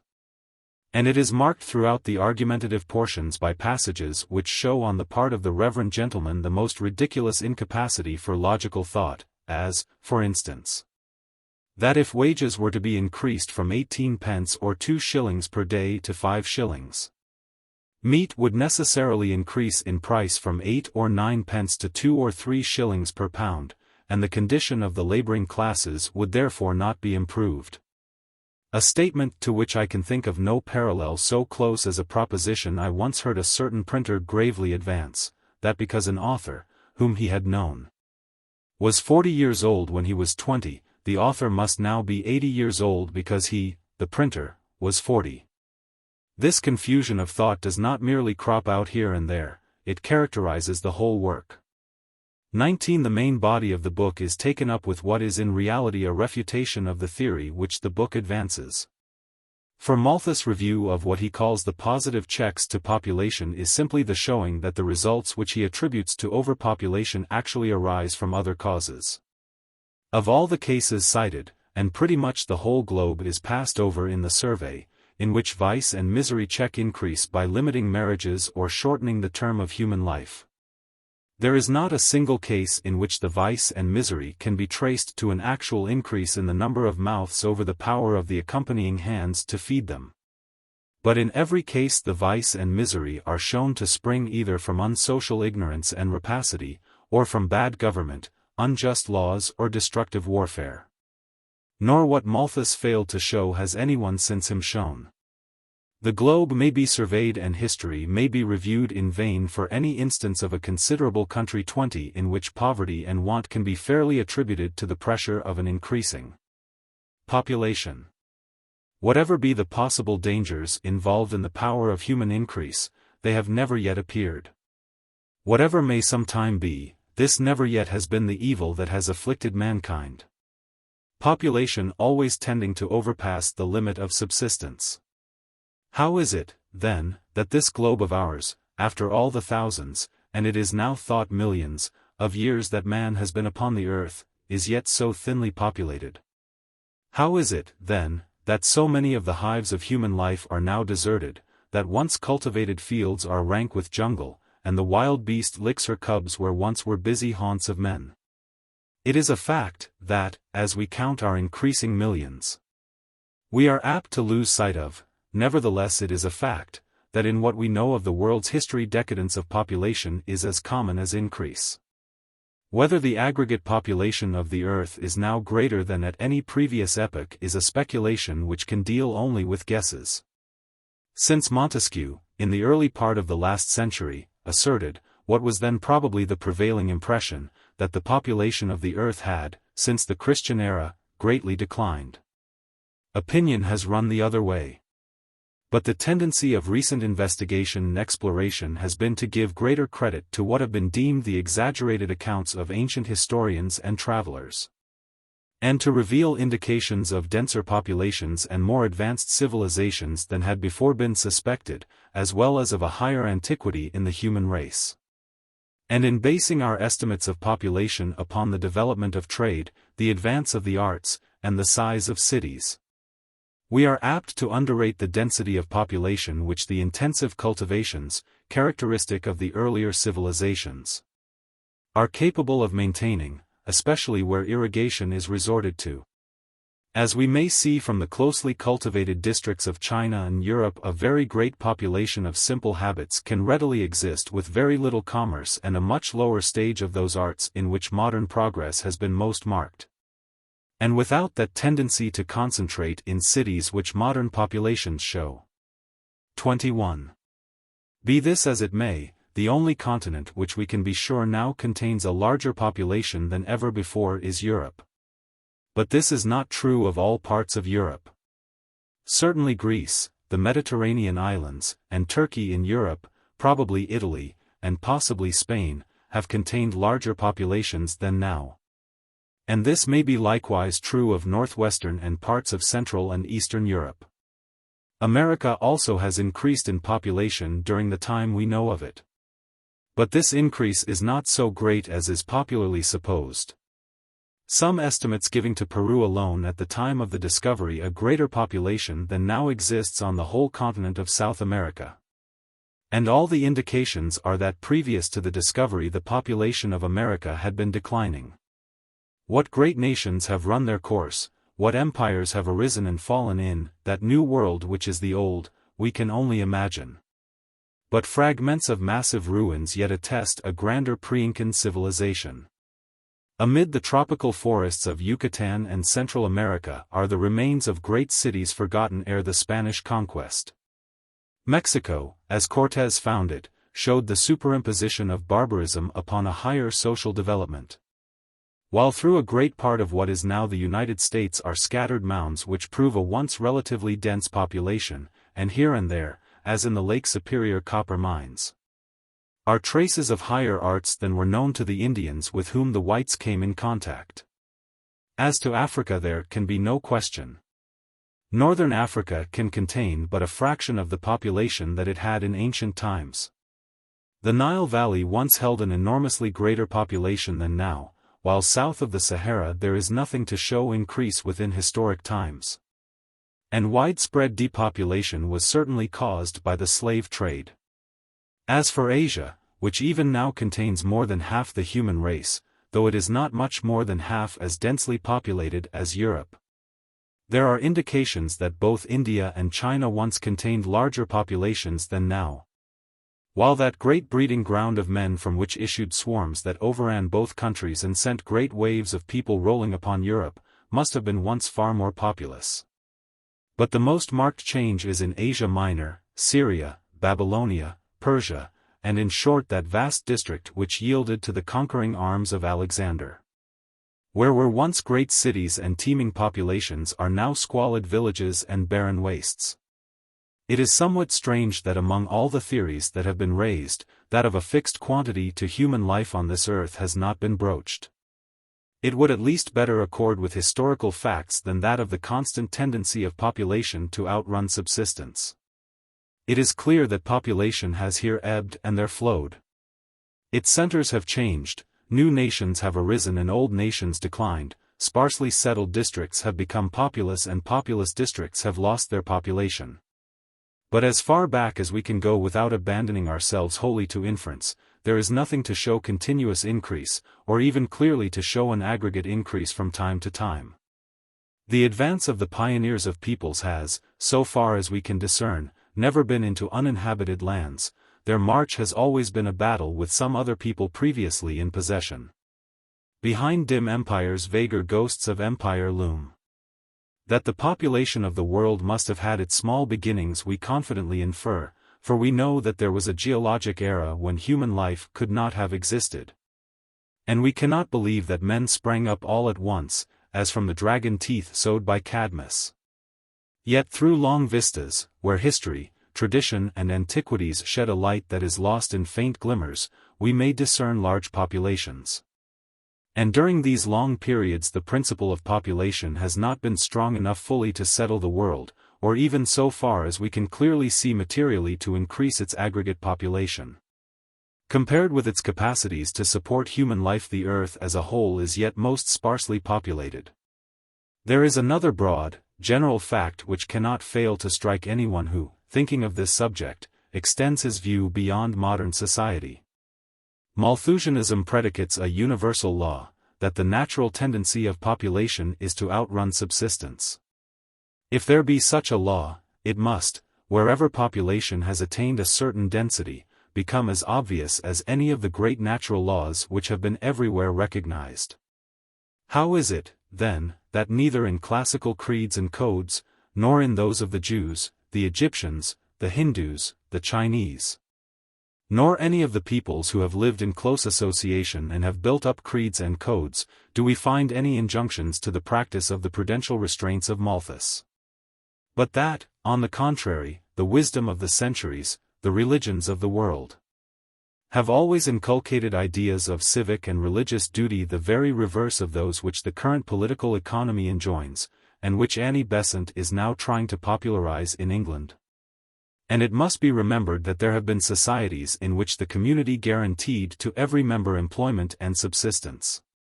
John Stuart Mill says, Book 2, Chapter 12, SEC. 2, that to do this without state regulation of marriages and births, would be to produce a state of general misery and degradation. These consequences, he says, have been so often and so clearly pointed out by authors of reputation that ignorance of them on the part of educated persons is no longer pardonable. Yet in Sparta, in Peru, in Paraguay, as in the industrial communities which appear almost everywhere to have constituted the primitive agricultural organization, there seems to have been an utter ignorance of these dire consequences of a natural tendency. Besides the broad, general facts I have cited, there are facts of common knowledge which seem utterly inconsistent with such an overpowering tendency to multiplication. If the tendency to reproduce be so strong as Malthusianism supposes, how is it that families so often become extinct, families in which want is unknown? How is it, then, that when every premium is offered by hereditary titles and hereditary possessions, not alone to the principle of increase, but to the preservation of genealogical knowledge and the proving up of descent, that in such an aristocracy as that of England, so many peerages should lapse, and the House of Lords be kept up from century to century only by fresh creations? For the solitary example of a family that has survived any great lapse of time, even though assured of subsistence and honor, we must go to unchangeable China. The descendants of Confucius still exist there, and enjoy peculiar privileges and consideration, forming, in fact, the only hereditary aristocracy. On the presumption that population tends to double every 25 years, they should, in 2150 years after the death of Confucius, have amounted to 859 septillion 559 sextillion 193 quintillion 106 quadrillion 709 trillion 670 billion 198,710,528 souls. Instead of any such unimaginable number, the descendants of Confucius, 2150 years after his death, in the reign of Kangxi, numbered 11,000 males, or say 22,000 souls. This is quite a discrepancy, and is the more striking when it is remembered that the esteem in which this family is held on account of their ancestor, the most holy ancient teacher, has prevented the operation of the positive check, while the maxims of Confucius inculcate anything but the prudential check. Yet, it may be said, that even this increase is a great one. 22,000 persons descended from a single pair in 2,150 years is far short of the Malthusian rate. Nevertheless, it is suggestive of possible overcrowding. But consider. Increase of descendants does not show increase of population. It could only do this when the breeding was in and in. Smith and his wife have a son and daughter, who marry respectively someone else's daughter and son, and each have 2 children. Smith and his wife would thus have 4 grandchildren. But there would be in the one generation no greater number than in the other, each child would have 4 grandparents. And supposing this process were to go on, the line of descent might constantly spread out into hundreds, thousands and millions. But in each generation of descendants there would be no more individuals than in any previous generation of ancestors. The web of generations is like latticework or the diagonal threads in cloth. Commencing at any point at the top, the eye follows lines which at the bottom widely diverge, but beginning at any point at the bottom, the lines diverge in the same way to the top. How many children a man may have is problematical. But that he had 2 parents is certain, and that these again had 2 parents each is also certain.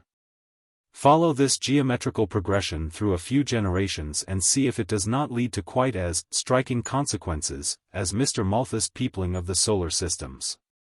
But from such considerations as these let us advance to a more definite inquiry. I assert that the cases commonly cited as instances of overpopulation will not bear investigation. India, China, and Ireland furnish the strongest of these cases. In each of these countries, large numbers have perished by starvation and large classes are reduced to abject misery or compelled to emigrate. But is this really due to overpopulation? Comparing total population with total area, India and China are far from being the most densely populated countries of the world. According to the estimates of M.M. Bem and Wagner, the population of India is but 132 to the square mile and that of China 119, whereas Saxony has a population of 442 to the square mile, Belgium 441, England 422, the Netherlands 291. Italy 234 and Japan 233. 22 there are thus in both countries large areas unused or not fully used. But even in their more densely populated districts there can be no doubt that either could maintain a much greater population in a much higher degree of comfort. For in both countries is labor applied to production in the rudest and most inefficient ways, and in both countries great natural resources are wholly neglected. This arises from no innate deficiency in the people, for the Hindu, as comparative philology has shown, is of our own blood. And China possessed a high degree of civilization and the rudiments of the most important modern inventions when our ancestors were wandering savages. It arises from the form which the social organization has in both countries taken, which has shackled productive power and robbed industry of its reward. In India from time immemorial, the working classes have been ground down by exactions and oppressions into a condition of helpless and hopeless degradation. For ages and ages the cultivator of the soil has esteemed himself happy if, of his produce, the extortion of the strong hand left him enough to support life and furnish seed. Capital could nowhere be safely accumulated or to any considerable extent be used to assist production. All wealth that could be wrung from the people was in the possession of princes who were little better than robber chiefs quartered on the country, or in that of their farmers or favorites. And was wasted in useless or worse than useless luxury, while religion, sunken into an elaborate and terrible superstition, tyrannized over the mind as physical force did over the bodies of men. Under these conditions, the only arts that could advance were those that ministered to the ostentation and luxury of the great. The elephants of the Raja blazed with gold of exquisite workmanship, and the umbrellas that symbolized his regal power glittered with gems, but the plough of the riot was only a sharpened stick. The ladies of the Raja's harem wrapped themselves in muslin so fine as to take the name of woven wind, but the tools of the artisan were of the poorest and rudest description. And commerce could only be carried on, as it were, by stealth. Is it not clear that this tyranny and insecurity have produced the want and starvation of India? And not, as according to Buckle, the pressure of population upon subsistence that has produced the want, and the want the tyranny. 23 says the Rev. William Tennant, a chaplain in the service of the East India Company, writing in 1796. 2 years before the publication of the Essay on Population. When we reflect upon the great fertility of Hindostan, it is amazing to consider the frequency of famine. It is evidently not owing to any sterility of soil or climate. The evil must be traced to some political cause, and it requires but little penetration to discover it in the avarice and extortion of the various governments. The great spur to industry, that of security, is taken away. Hence no man raises more grain than is barely sufficient for himself, and the first unfavorable season produces a famine. The Mughal government at no period offered full security to the prince, still less to his vassals, and to peasants the most scanty protection of all. It was a continued tissue of violence and insurrection, treachery and punishment, under which neither commerce nor the arts could prosper, nor agriculture assume the appearance of a system. Its downfall gave rise to a state still more afflictive, since anarchy is worse than misrule. The Mohammedan government, wretched as it was, the European nations have not the merit of overturning. It fell beneath the weight of its own corruption, and had already been succeeded by the multifarious tyranny of petty chiefs, whose right to govern consisted in their treason to the state, and whose exactions on the peasants were as boundless as their avarice. The rents to government were, and, where natives rule, still are, levied twice a year by a merciless banditti, under the semblance of an army, who wantonly destroy or carry off whatever part of the produce may satisfy their caprice or satiate their avidity, after having hunted the ill-fated peasants from the villages to the woods. Any attempt of the peasants to defend their persons or property within the mud walls of their villages only calls for the more signal vengeance on those useful, but ill-fated mortals. They are then surrounded and attacked with musketry and field pieces till resistance ceases, when the survivors are sold, and their habitations burned and leveled with the ground. Hence you will frequently meet with the riots gathering up the scattered remnants of what had yesterday been their habitation, if fear has permitted them to return. But oftener the ruins are seen smoking, after a second visitation of this kind, without the appearance of a human being to interrupt the awful silence of desolation. This description does not apply to the Mohammedan chieftains alone, it is equally applicable to the Rajas in the districts governed by Hindus. 24. To this merciless rapacity, which would have produced want and famine were the population but 1 to a square mile and the land a Garden of Eden, succeeded. In the first era of British rule in India, as merciless a rapacity, backed by a far more irresistible power. Says Macaulay, in his essay on Lord Clive. Enormous fortunes were rapidly accumulated at Calcutta, while millions of human beings were reduced to the extremity of wretchedness. They had been accustomed to live under tyranny, but never under tyranny like this. They found the little finger of the company thicker than the loins of Suraja Dowlah. It resembled the government of evil genii, rather than the government of human tyrants. Sometimes they submitted in patient misery. Sometimes they fled from the white man as their fathers had been used to fly from the Maharatta. And the palanquin of the English traveller was often carried through silent villages and towns that the report of his approach had made desolate. Upon horrors that Macaulay thus but touches, the vivid eloquence of Burke throws a stronger light, whole districts surrendered to the unrestrained cupidity of the worst of humankind. Poverty-stricken peasants fiendishly tortured to compel them to give up their little hoards, and once populous tracts turned into deserts. But the lawless license of early English rule has been long restrained. To all that vast population the strong hand of England has given a more than Roman peace. The just principles of English law have been extended by an elaborate system of codes and law officers designed to secure to the humblest of these abject peoples the rights of Anglo-Saxon freemen. The whole peninsula has been intersected by railways, and great irrigation works have been constructed.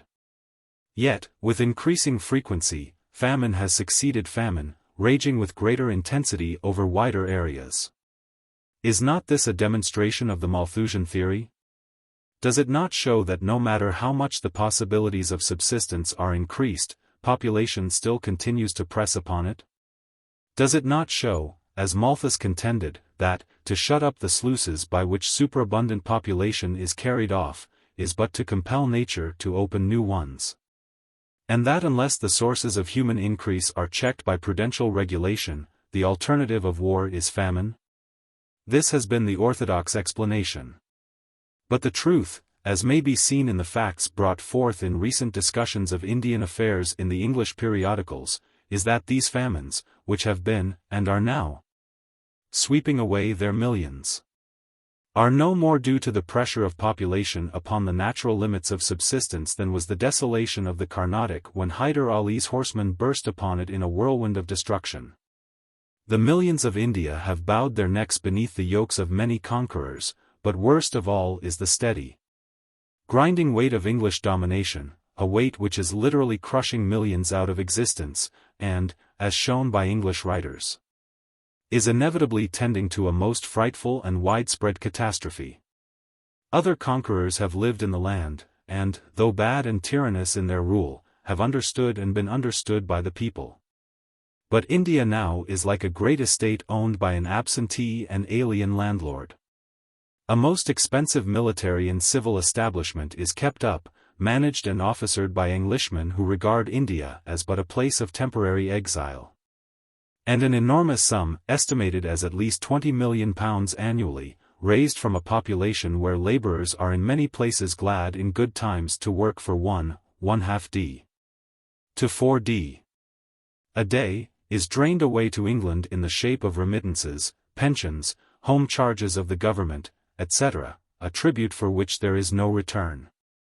The immense sums lavished on railroads have, as shown by the returns, been economically unproductive. The great irrigation works are for the most part costly failures. In large parts of India the English, in their desire to create a class of landed proprietors, turned over the soil in absolute possession to hereditary tax-gatherers, who rack-rent the cultivators most mercilessly. In other parts, where the rent is still taken by the state in the shape of a land tax, assessments are so high, and taxes are collected so relentlessly, as to drive the ryots, who get but the most scanty living in good seasons, into the claws of money lenders, who are, if possible, even more rapacious than the zamindars. Upon salt, an article of prime necessity everywhere, and of especial necessity where food is almost exclusively vegetable, a tax of nearly 1200% is imposed, so that its various industrial uses are prohibited, and large bodies of the people cannot get enough to keep either themselves or their cattle in health. Below the English officials are a horde of native employees who oppress and extort.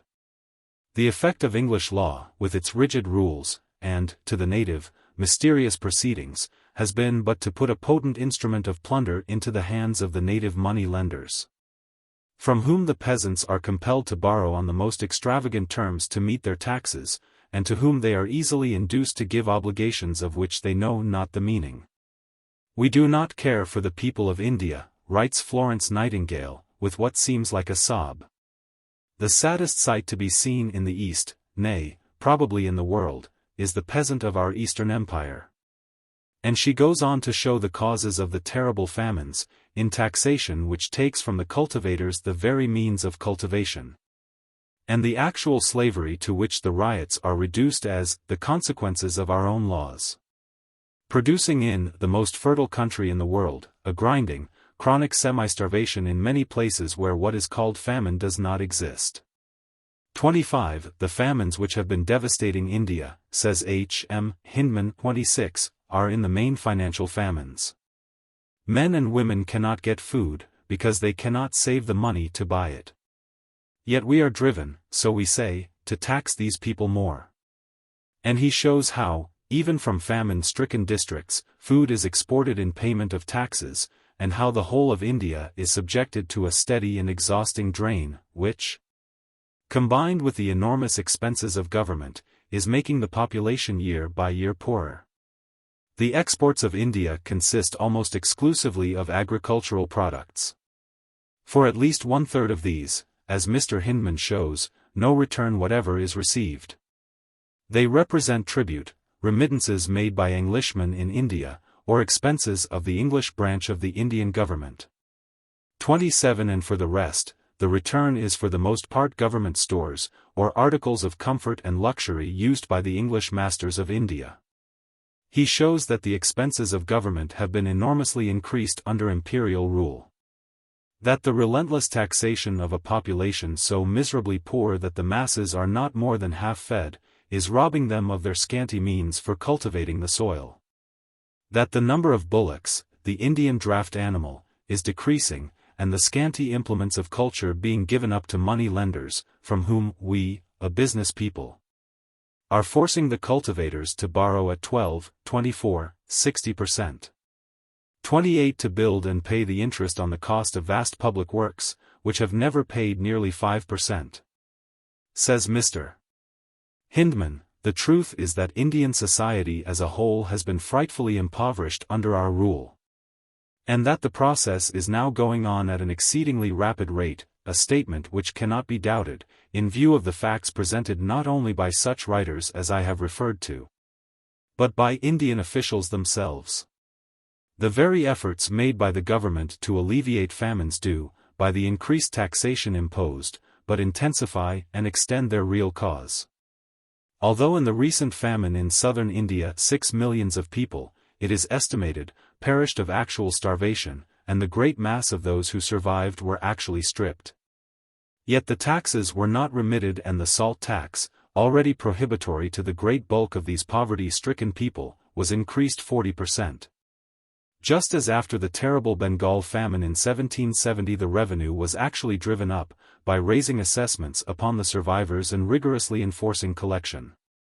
In India now, as in India in past times, it is only the most superficial view that can attribute want and starvation to pressure of population upon the ability of the land to produce subsistence. Could the cultivators retain their little capital, could they be released from the drain which, even in non-famine years, reduces great masses of them to a scale of living not merely below what is deemed necessary for the sepoys, but what English humanity gives to the prisoners in the jails, reviving industry, assuming more productive forms, would undoubtedly suffice to keep a much greater population. There are still in India great areas uncultivated, vast mineral resources untouched, and it is certain that the population of India does not reach, as within historical times it never has reached, the real limit of the soil to furnish subsistence, or even the point where this power begins to decline with the increasing drafts made upon it. The real cause of want in India has been, and yet is, the rapacity of man, not the niggardliness of nature. What is true of India is true of China. Densely populated as China is in many parts, that the extreme poverty of the lower classes is to be attributed to causes similar to those which have operated in India, and not to too great population, is shown by many facts. Insecurity prevails, production goes on under the greatest disadvantages, and exchange is closely fettered. Where the government is a succession of squeezings, and security for capital of any sort must be purchased of a mandarin, where men's shoulders are the great reliance for inland transportation, where the junk is obliged to be constructed so as to unfit it for a sea-boat, where piracy is a regular trade, and robbers often march in regiments, poverty would prevail and the failure of a crop result in famine, no matter how sparse the population. 29. That China is capable of supporting a much greater population is shown not only by the great extent of uncultivated land to which all travelers testify, but by the immense unworked mineral deposits which are there known to exist. China, for instance, is said to contain the largest and finest deposit of coal yet anywhere discovered. How much the working of these coal beds would add to the ability to support a greater population, may readily be imagined. Coal is not food, it is true. But its production is equivalent to the production of food. For, not only may coal be exchanged for food, as is done in all mining districts, but the force evolved by its consumption may be used in the production of food, or may set labor free for the production of food. Neither in India nor China, therefore, can poverty and starvation be charged to the pressure of population against subsistence. It is not dense population, but the causes which prevent social organization from taking its natural development and labor from securing its full return, that keep millions just on the verge of starvation, and every now and again force millions beyond it. That the Hindu laborer thinks himself fortunate to get a handful of rice, that the Chinese eat rats and puppies, is no more due to the pressure of population than it is due to the pressure of population that the Digger Indians live on grasshoppers, or the aboriginal inhabitants of Australia eat the worms found in rotten wood. Let me be understood. I do not mean merely to say that India or China could, with a more highly developed civilization, maintain a greater population, for to this any Malthusian would agree. The Malthusian doctrine does not deny that an advance in the productive arts would permit a greater population to find subsistence.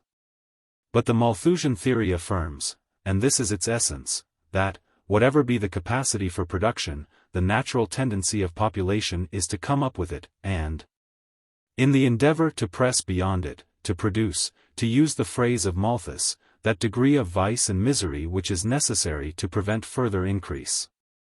So that as productive power is increased, population will correspondingly increase, and in a little time produce the same results as before. What I say is this, that nowhere is there any instance which will support this theory. That nowhere can want be properly attributed to the pressure of population against the power to procure subsistence in the then existing degree of human knowledge. That everywhere the vice and misery attributed to overpopulation can be traced to the warfare, tyranny, and oppression which prevent knowledge from being utilized and deny the security essential to production. The reason why the natural increase of population does not produce want, we shall come to hereafter. The fact that it has not yet anywhere done so, is what we are now concerned with. This fact is obvious with regard to India and China. It will be obvious, too, wherever we trace to their causes the results which on superficial view are often taken to proceed from overpopulation. Ireland, of all European countries, furnishes the great stock example of overpopulation. The extreme poverty of the peasantry and the low rate of wages there prevailing, the Irish famine, and Irish emigration, are constantly referred to as a demonstration of the Malthusian theory worked out under the eyes of the civilized world. I doubt if a more striking instance can be cited of the power of a pre-accepted theory to blind men as to the true relations of facts. The truth is, and it lies on the surface, that Ireland has never yet had a population which the natural powers of the country, in the existing state of the productive arts, could not have maintained in ample comfort. At the period of her greatest population, 1840-45, Ireland contained something over 8 millions of people. But a very large proportion of them managed merely to exist, lodging in miserable cabins, clothed with miserable rags, and with but potatoes for their staple food. When the potato blight came, they died by thousands. But was it the inability of the soil to support so large a population that compelled so many to live in this miserable way, and exposed them to starvation on the failure of a single root crop? On the contrary, it was the same remorseless rapacity that robbed the Indian ryot of the fruits of his toil and left him to starve where nature offered plenty. A merciless banditti of tax-gatherers did not march through the land plundering and torturing, but the laborer was just as effectually stripped by as merciless a horde of landlords, among whom the soil had been divided as their absolute possession, regardless of any rights of those who lived upon it. Consider the conditions of production under which this 8 millions managed to live until the potato blight came. It was a condition to which the words used by Mr. Tennant in reference to India may as appropriately be applied. The great spur to industry, that of security, was taken away. Cultivation was for the most part carried on by tenants at will, who, even if the rack rents which they were forced to pay had permitted them, did not dare to make improvements which would have been but the signal for an increase of rent. Labor was thus applied in the most inefficient and wasteful manner, and labor was dissipated in aimless idleness that, with any security for its fruits, would have been applied unremittingly. But even under these conditions, it is a matter of fact that Ireland did more than support 8 millions. For when her population was at its highest, Ireland was a food-exporting country. Even during the famine, grain and meat and butter and cheese were carted for exportation along roads lined with the starving and past trenches into which the dead were piled. For these exports of food, or at least for a great part of them, there was no return. So far as the people of Ireland were concerned, the food thus exported might as well have been burned up or thrown into the sea, or never produced. It went not as an exchange, but as a tribute, to pay the rent of absentee landlords, a levy wrung from producers by those who in no wise contributed to production. Had this food been left to those who raised it, had the cultivators of the soil been permitted to retain and use the capital their labor produced, had security stimulated industry and permitted the adoption of economical methods, there would have been enough to support in bounteous comfort the largest population Ireland ever had. And the potato blight might have come and gone without stinting a single human being of a full meal. For it was not the imprudence of Irish peasants, as English economists coldly say, which induced them to make the potato the staple of their food. Irish emigrants, when they can get other things, do not live upon the potato, and certainly in the United States the prudence of the Irish character, in endeavoring to lay by something for a rainy day, is remarkable. They lived on the potato, because rack rents stripped everything else from them. The truth is, that the poverty and misery of Ireland have never been fairly attributable to overpopulation.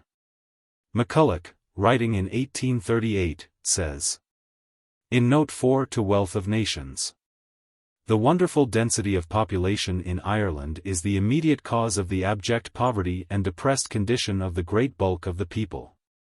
It is not too much to say that there are at present more than double the persons in Ireland it is, with its existing means of production, able either fully to employ or to maintain in a moderate state of comfort. As in 1841 the population of Ireland was given as 8,175,124, we may set it down in 1838 as about 8 millions. Thus, to change McCulloch's negative into an affirmative, Ireland would, according to the overpopulation theory, have been able to employ fully and maintain in a moderate state of comfort something less than 4 million persons. Now, in the early part of the preceding century, when Dean Swift wrote his modest proposal, the population of Ireland was about 2 millions. As neither the means nor the arts of production had perceptibly advanced in Ireland during the interval. Then, if the abject poverty and depressed condition of the Irish people in 1838 were attributable to overpopulation, there should, upon McCulloch's own admission, have been in Ireland in 1727 more than full employment, and much more than a moderate state of comfort, for the whole 2 millions. Yet, instead of this being the case, the abject poverty and depressed condition of the Irish people in 1727 were such, that, with burning, blistering irony, Dean Swift proposed to relieve surplus population by cultivating a taste for roasted babies, and bringing yearly to the shambles, as dainty food for the rich, 100,000 Irish infants. It is difficult for one who has been looking over the literature of Irish misery, as while writing this chapter one have been doing, to speak in decorous terms of the complacent attribution of Irish want and suffering to overpopulation which are to be found even in the works of such high-minded men as Mill and Buckle. I know of nothing better calculated to make the blood boil than the cold accounts of the grasping, grinding tyranny to which the Irish people have been subjected, and to which, and not to any inability of the land to support its population, Irish pauperism and Irish famine are to be attributed. And were it not for the enervating effect which the history of the world proves to be everywhere the result of abject poverty, it would be difficult to resist something like a feeling of contempt for a race who, stung by such wrongs, have only occasionally murdered a landlord.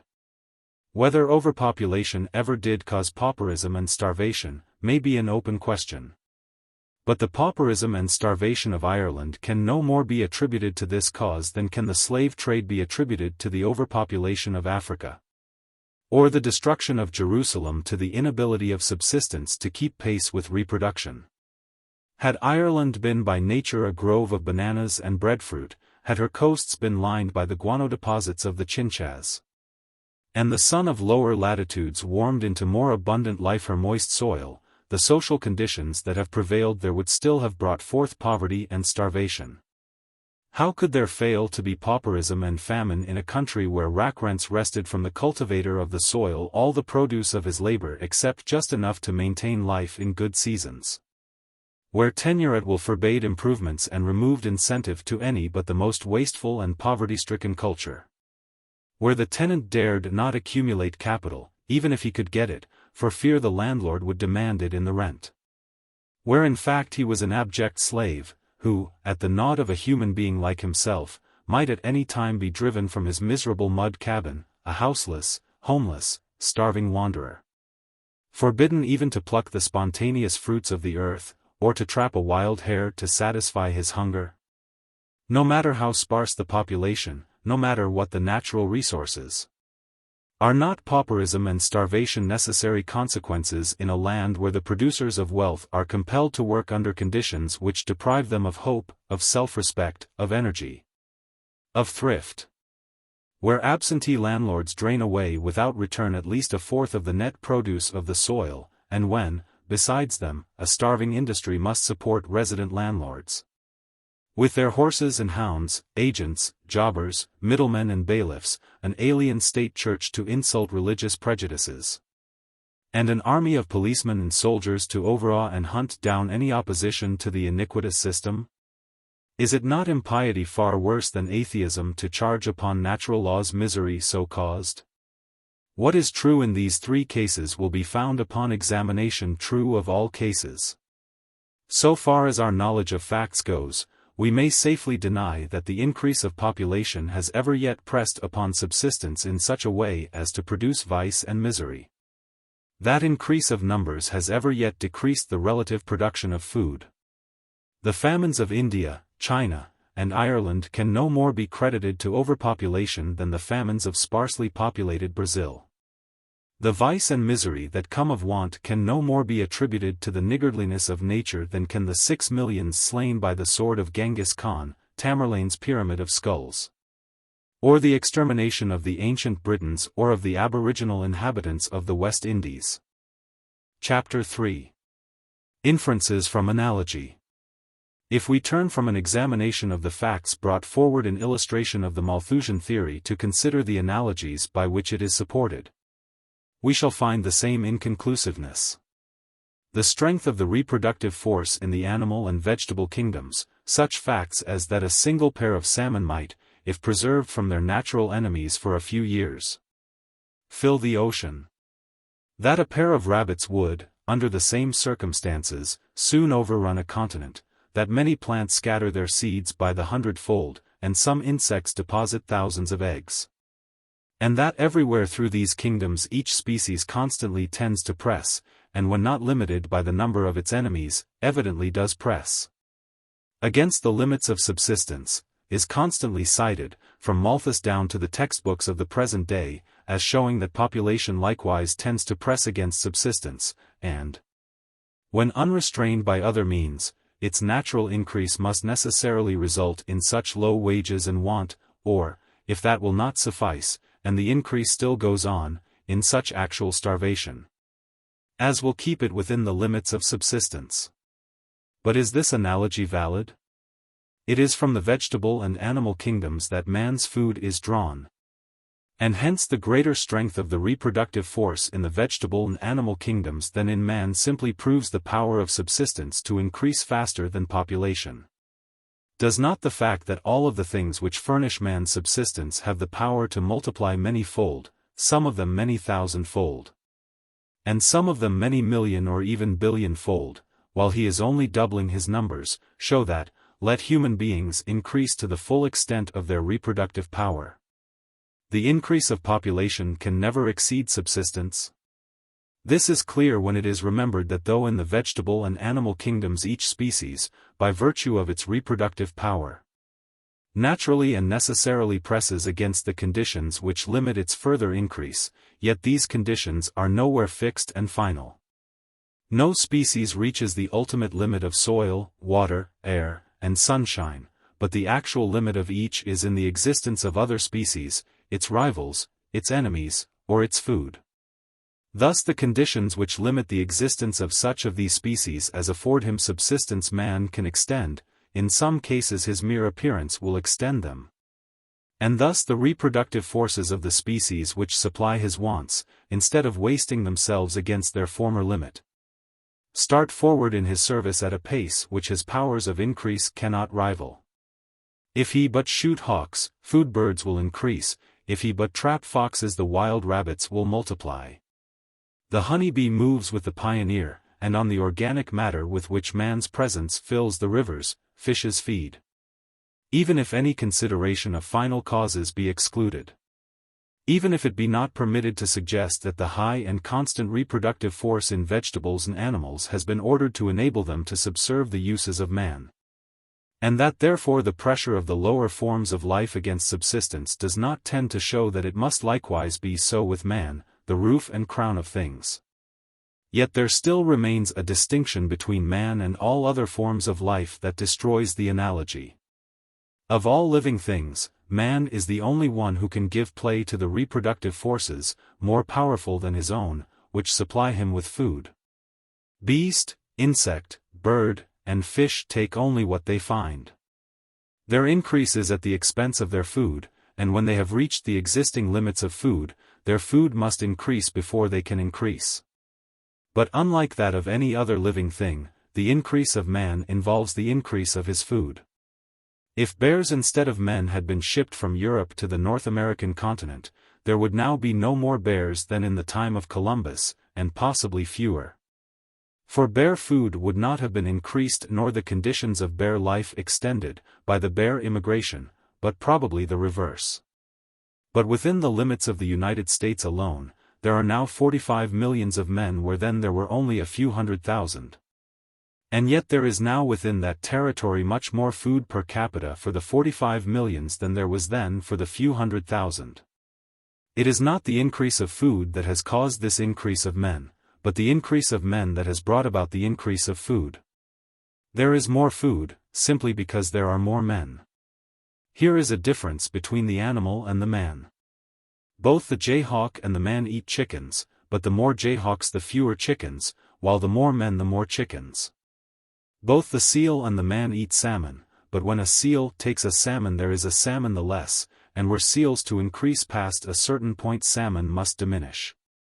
While by placing the spawn of the salmon under favorable conditions man can so increase the number of salmon as more than to make up for all he may take, and thus, no matter how much men may increase, their increase need never outrun the supply of salmon. In short, while all through the vegetable and animal kingdoms the limit of subsistence is independent of the thing subsisted, with man the limit of subsistence is, within the final limits of earth, air, water, and sunshine, dependent upon man himself. And this being the case, the analogy which it is sought to draw between the lower forms of life and man manifestly fails. While vegetables and animals do press against the limits of subsistence, man cannot press against the limits of his subsistence until the limits of the globe are reached.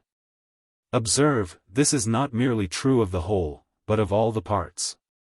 As we cannot reduce the level of the smallest bay or harbor without reducing the level not merely of the ocean with which it communicates, but of all the seas and oceans of the world. So the limit of subsistence in any particular place is not the physical limit of that place, but the physical limit of the globe. 50 square miles of soil will in the present state of the productive arts yield subsistence for only some thousands of people. But on the 50 square miles which comprise the city of London some 3.5 millions of people are maintained, and subsistence increases as population increases. So far as the limit of subsistence is concerned, London may grow to a population of 100 millions, or 500 millions, or 1,000 millions. For she draws for subsistence upon the whole globe, and the limit which subsistence sets to her growth in population is the limit of the globe to furnish food for its inhabitants. But here will arise another idea from which the Malthusian theory derives great support, that of the diminishing productiveness of land. As conclusively proving the law of diminishing productiveness, it is said in the current treatises that were it not true that beyond a certain point land yields less and less to additional applications of labor and capital. Increasing population would not cause any extension of cultivation, but that all the increased supplies needed could and would be raised without taking into cultivation any fresh ground. Assent to this seems to involve assent to the doctrine that the difficulty of obtaining subsistence must increase with increasing population. But I think the necessity is only in seeming. If the proposition be analyzed, it will be seen to belong to a class that depend for validity upon an implied or suggested qualification, a truth relatively, which taken absolutely becomes a non-truth. For that man cannot exhaust or lessen the powers of nature follows from the indestructibility of matter and the persistence of force. Production and consumption are only relative terms. Speaking absolutely, man neither produces nor consumes. The whole human race, were they to labor to infinity, could not make this rolling sphere one atom heavier or one atom lighter. Could not add to or diminish by one iota the sum of the forces whose everlasting circling produces all motion and sustains all life. As the water that we take from the ocean must again return to the ocean, so the food we take from the reservoirs of nature is, from the moment we take it, on its way back to those reservoirs. What we draw from a limited extent of land may temporarily reduce the productiveness of that land, because the return may be to other land, or may be divided between that land and other land, or perhaps all land. But this possibility lessens with increasing area, and ceases when the whole globe is considered. That the earth could maintain 1,000 billions of people as easily as 1,000 millions is a necessary deduction from the manifest truths that, at least so far as our agency is concerned, matter is eternal and force must forever continue to act. Life does not use up the forces that maintain life. We come into the material universe bringing nothing, we take nothing away when we depart. The human being, physically considered, is but a transient form of matter, a changing mode of motion. The matter remains and the force persists. Nothing is lessened, nothing is weakened. And from this it follows that the limit to the population of the globe can be only the limit of space. Now this limitation of space, this danger that the human race may increase beyond the possibility of finding elbow room, is so far off as to have for us no more practical interest than the recurrence of the glacial period or the final extinguishment of the sun. Yet remote and shadowy as it is this possibility which gives to the Malthusian theory its apparently self-evident character. But if we follow it, even this shadow will disappear. It, also, springs from a false analogy. That vegetable and animal life tend to press against the limits of space does not prove the same tendency in human life. Granted that man is only a more highly developed animal. That the ring-tailed monkey is a distant relative who has gradually developed acrobatic tendencies. And the humpbacked whale a far-off connection who in early life took to the sea, granted that back of these he is kin to the vegetable, and is still subject to the same laws as plants, fishes, birds, and beasts. Yet there is still this difference between man and all other animals: he is the only animal whose desires increase as they are fed, the only animal that is never satisfied. The wants of every other living thing are uniform and fixed. The ox of today aspires to no more than did the ox when man first yoked him. The sea gull of the English Channel, who poises himself above the swift steamer, wants no better food or lodging than the gulls who circled round as the keels of Caesar's galleys first grated on a British beach. Of all that nature offers them, be it ever so abundant, all living things save man can take, and care for, only enough to supply wants which are definite and fixed. The only use they can make of additional supplies or additional opportunities is to multiply. But not so with man. No sooner are his animal wants satisfied than new wants arise. Food he wants first, as does the beast, shelter next, as does the beast, and these given, his reproductive instincts assert their sway, as do those of the beast. But here man and beast part company. The beast never goes further, the man has but set his feet on the first step of an infinite progression, a progression upon which the beast never enters, a progression away from and above the beast. The demand for quantity once satisfied, he seeks quality. The very desires that he has in common with the beast become extended, refined, exalted. It is not merely hunger, but taste, that seeks gratification in food, in clothes. He seeks not merely comfort, but adornment. The rude shelter becomes a house. The undiscriminating sexual attraction begins to transmute itself into subtle influences, and the hard and common stock of animal life to blossom and to bloom into shapes of delicate beauty. As power to gratify his wants increases, so does aspiration grow. Held down to lower levels of desire, Lucullus will sup with Lucullus. 12 boars turn on spits that Antony's mouthful of meat may be done to a turn. Every kingdom of nature be ransacked to add to Cleopatra's charms, and marble colonnades and hanging gardens and pyramids that rival the hills arise. Passing into higher forms of desire, that which slumbered in the plant and fitfully stirred in the beast, awakes in the man. The eyes of the mind are opened, and he longs to know. He braves the scorching heat of the desert and the icy blasts of the polar sea, but not for food. He watches all night, but it is to trace the circling of the eternal stars. He adds toil, to gratify a hunger no animal has felt, to assuage a thirst no beast can know. Out upon nature, in upon himself, back through the mists that shroud the past, forward into the darkness that overhangs the future.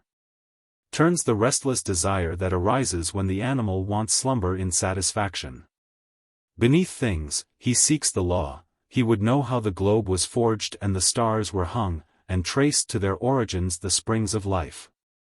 And then, as the man develops his nobler nature, there arises the desire higher yet, the passion of passions, the hope of hopes, the desire that he, even he, may somehow aid in making life better and brighter, in destroying want and sin, sorrow and shame. He masters and curbs the animal. He turns his back upon the feast and renounces the place of power. He leaves it to others to accumulate wealth, to gratify pleasant tastes, to bask themselves in the warm sunshine of the brief day. He works for those he never saw and never can see. For a fame, or maybe but for a scant justice, that can only come long after the clods have rattled upon his coffin lid. He toils in the advance, where it is cold, and there is little cheer from men, and the stones are sharp and the brambles thick. Amid the scoffs of the present and the sneers that stab like knives, he builds for the future. He cuts the trail that progressive humanity may hereafter broaden into a high road. Into higher, grander spheres desire mounts and beckons, and a star that rises in the east leads him on. Lo! The pulses of the man throb with the yearnings of the god. He would aid in the process of the suns. Is not the gulf too wide for the analogy to span? Give more food, open fuller conditions of life, and the vegetable or animal can but multiply, the man will develop. In the one the expansive force can but extend existence in new numbers. In the other, it will inevitably tend to extend existence in higher forms and wider powers. Man is an animal, but he is an animal plus something else. He is the mythic earth tree, whose roots are in the ground, but whose topmost branches may blossom in the heavens. Whichever way it be turned, the reasoning by which this theory of the constant tendency of population to press against the limits of subsistence is supported shows an unwarranted assumption. An undistributed middle, as the logicians would say. Facts do not warrant it, analogy does not countenance it. It is a pure chimera of the imagination, such as those that for a long time prevented men from recognizing the rotundity and motion of the earth. It is just such a theory as that underneath us everything not fastened to the earth must fall off, as that a ball dropped from the mast of a ship in motion must fall behind the mast. As that a live fish placed in a vessel full of water will displace no water. It is as unfounded, if not as grotesque, as an assumption we can imagine Adam might have made had he been of an arithmetical turn of mind and figured on the growth of his first baby from the rate of its early months. From the fact that at birth it weighed 10 pounds and in 8 months thereafter 20 pounds, he might, with the arithmetical knowledge which some sages have supposed him to possess, have ciphered out a result quite as striking as that of Mr. Malthus, namely, that by the time it got to be 10 years old it would be as heavy as an ox, at 12 as heavy as an elephant, and at 30 would weigh no less than 175,716,339,548 tons. The fact is, there is no more reason for us to trouble ourselves about the pressure of population upon subsistence than there was for Adam to worry himself about the rapid growth of his baby. So far as an inference is really warranted by facts and suggested by analogy, it is that the law of population includes such beautiful adaptations as investigation has already shown in other natural laws, and that we are no more warranted in assuming that the instinct of reproduction, in the natural development of society, tends to produce misery and vice, then we should be in assuming that the force of gravitation must hurl the moon to the earth and the earth to the sun, or then in assuming from the contraction of water with reductions of temperature down to 32 degrees that rivers and lakes must freeze to the bottom with every frost, and the temperate regions of earth be thus rendered uninhabitable by even moderate winters. That, besides the positive and prudential checks of Malthus, there is a third check which comes into play with the elevation of the standard of comfort and the development of the intellect, is pointed to by many well-known facts. The proportion of births is notoriously greater in new settlements, where the struggle with nature leaves little opportunity for intellectual life, and among the poverty-bound classes of older countries, who in the midst of wealth are deprived of all its advantages and reduced to all but an animal existence. Then it is among the classes to whom the increase of wealth has brought independence, leisure, comfort, and a fuller and more varied life. This fact, long ago recognized in the homely adage, "A rich man for luck, and a poor man for children," was noted by Adam Smith, who says it is not uncommon to find a poor half-starved Highland woman has been the mother of 23 or 24 children, and is everywhere so clearly perceptible that it is only necessary to allude to it. If the real law of population is thus indicated, as I think it must be, then the tendency to increase, instead of being always uniform, is strong where a greater population would give increased comfort, and where the perpetuity of the race is threatened by the mortality induced by adverse conditions, but weakens just as the higher development of the individual becomes possible and the perpetuity of the race is assured. In other words, the law of population accords with and is subordinate to the law of intellectual development. And any danger that human beings may be brought into a world where they cannot be provided for arises not from the ordinances of nature, but from social maladjustments that in the midst of wealth condemn men to want. The truth of this will, I think, be conclusively demonstrated when, after having cleared the ground, we trace out the true laws of social growth. But it would disturb the natural order of the argument to anticipate them now. If I have succeeded in maintaining a negative, in showing that the Malthusian theory is not proved by the reasoning by which it is supported, it is enough for the present. In the next chapter one propose to take the affirmative and show that it is disproved by facts. Chapter 4. Disproof of the Malthusian theory. So deeply rooted and thoroughly entwined with the reasonings of the current political economy is this doctrine that increase of population tends to reduce wages and produce poverty. So completely does it harmonize with many popular notions, and so liable is it to recur in different shapes, that I have thought it necessary to meet and show in some detail the insufficiency of the arguments by which it is supported, before bringing it to the test of facts. For the general acceptance of this theory adds a most striking instance to the many which the history of thought affords of how easily men ignore facts when blindfolded by a pre-accepted theory. To the supreme and final test of facts we can easily bring this theory. Manifestly the question whether increase of population necessarily tends to reduce wages and cause want, is simply the question whether it tends to reduce the amount of wealth that can be produced by a given amount of labor. This is what the current doctrine holds. The accepted theory is, that the more that is required from nature the less generously does she respond, so that doubling the application of labor will not double the product. And hence, Increase of population must tend to reduce wages and deepen poverty, or, in the phrase of Malthus, must result in vice and misery. To quote the language of John Stuart Mill, a greater number of people cannot, in any given state of civilization, be collectively so well provided for as a smaller. The niggardliness of nature, not the injustice of society, is the cause of the penalty attached to overpopulation. An unjust distribution of wealth does not aggravate the evil, but, at most, causes it be somewhat earlier felt. It is in vain to say that all mouths which the increase of mankind calls into existence bring with them hands. The new mouths require as much food as the old ones, and the hands do not produce as much. If all instruments of production were held in joint property by the whole people, and the produce divided with perfect equality among them, and if in a society thus constituted, industry were as energetic and the produce as ample as at the present time, there would be enough to make all the existing population extremely comfortable. But when that population had doubled itself, as, with existing habits of the people, under such an encouragement, it undoubtedly would in little more than 20 years. What would then be their condition? Unless the arts of production were in the same time improved in an almost unexampled degree, the inferior soils which must be resorted to, and the more laborious and scantily remunerative cultivation which must be employed on the superior soils, to procure food for so much larger a population, would, by an insuperable necessity, render every individual in the community poorer than before.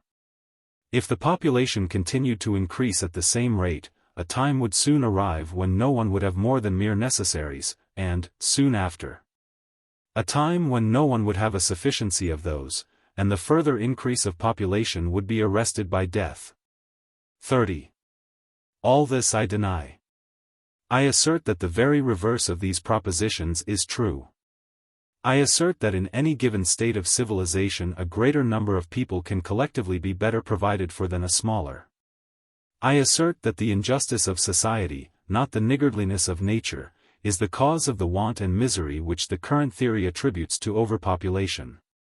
I assert that the new mouths which an increasing population calls into existence require no more food than the old ones, while the hands they bring with them can in the natural order of things produce more.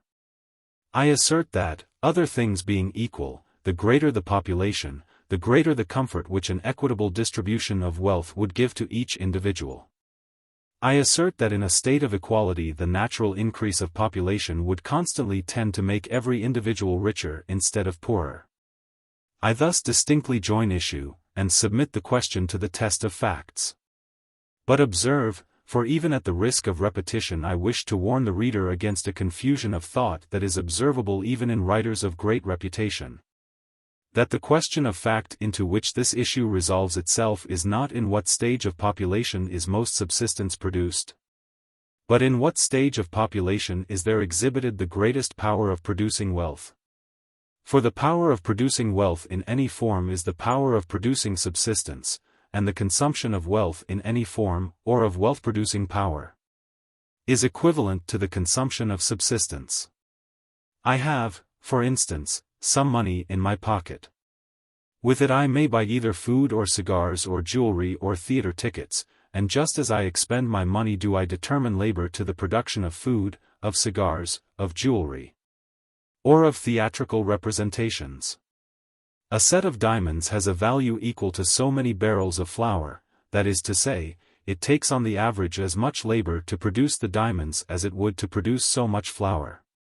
If I load my wife with diamonds, it is as much an exertion of subsistence producing power as though I had devoted so much food to purposes of ostentation.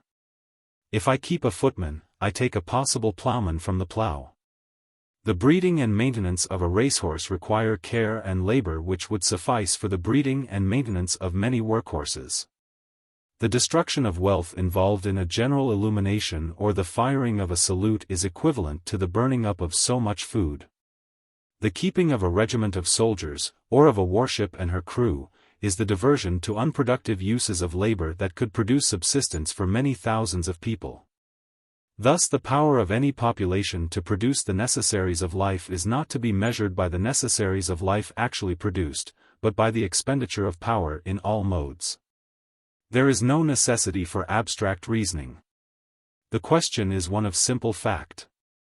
Does the relative power of producing wealth decrease with the increase of population? The facts are so patent that it is only necessary to call attention to them. We have, in modern times, seen many communities advance in population. Have they not at the same time advanced even more rapidly in wealth? We see many communities still increasing in population. Are they not also increasing their wealth still faster? Is there any doubt that while England has been increasing her population at the rate of 2% per annum, her wealth has been growing in still greater proportion? Is it not true that while the population of the United States has been doubling every 20-931 years, her wealth has been doubling at much shorter intervals? Is it not true that under similar conditions, that is to say, among communities of similar people in a similar stage of civilization, the most densely populated community is also the richest? Are not the more densely populated eastern states richer in proportion to population than the more sparsely populated western or southern states? Is not England, where population is even denser than in the eastern states of the Union, also richer in proportion? Where will you find wealth devoted with the most lavishness to non-productive use, costly buildings, fine furniture, luxurious equipages, statues, pictures, pleasure gardens and yachts? Is it not where population is densest rather than where it is sparsest? Where will you find in largest proportion those whom the general production suffices to keep without productive labor on their part, men of income and of elegant leisure, thieves, policemen, menial servants, lawyers, men of letters, and the like? Is it not where population is dense rather than where it is sparse? Whence is it that capital overflows for remunerative investment? Is it not from densely populated countries to sparsely populated countries? These things conclusively show that wealth is greatest where population is densest. That the production of wealth to a given amount of labor increases as population increases. These things are apparent wherever we turn our eyes. On the same level of civilization, the same stage of the productive arts, government, etc., the most populous countries are always the most wealthy. Let us take a particular case, and that a case which of all that can be cited seems at first blush best to support the theory we are considering, the case of a community where, while population has largely increased, wages have greatly decreased, and it is not a matter of dubious inference but of obvious fact that the generosity of nature has lessened. That community is California. When upon the discovery of gold the first wave of immigration poured into California, it found a country in which nature was in the most generous mood. From the river banks and bars the glittering deposits of thousands of years could be taken by the most primitive appliances, in amounts which made an ounce, $16, per day only ordinary wages. The plains, covered with nutritious grasses, were alive with countless herds of horses and cattle, so plenty that any traveler was at liberty to shift his saddle to a fresh steed, or to kill a bullock if he needed a steak, leaving the hide, its only valuable part, for the owner. From the rich soil which came first under cultivation, the mere plowing and sowing brought crops that in older countries, if procured at all, can only be procured by the most thorough manuring and cultivation. In early California, amid this profusion of nature, wages and interest were higher than anywhere else in the world. This virgin profusion of nature has been steadily giving way before the greater and greater demands which an increasing population has made upon it. Poorer and poorer diggings have been worked, until now no diggings worth speaking of can be found, and gold mining requires much capital, large skill, and elaborate machinery, and involves great risks. Horses cost money, and cattle bred on the sagebrush plains of Nevada are brought by railroad across the mountains and killed in San Francisco shambles. While farmers are beginning to save their straw and look for manure, and land is in cultivation which will hardly yield a crop 3 years out of 4 without irrigation. At the same time wages and interest have steadily gone down. Many men are now glad to work for a week for less than they once demanded for the day, and money is loaned by the year for a rate which once would hardly have been thought extortionate by the month.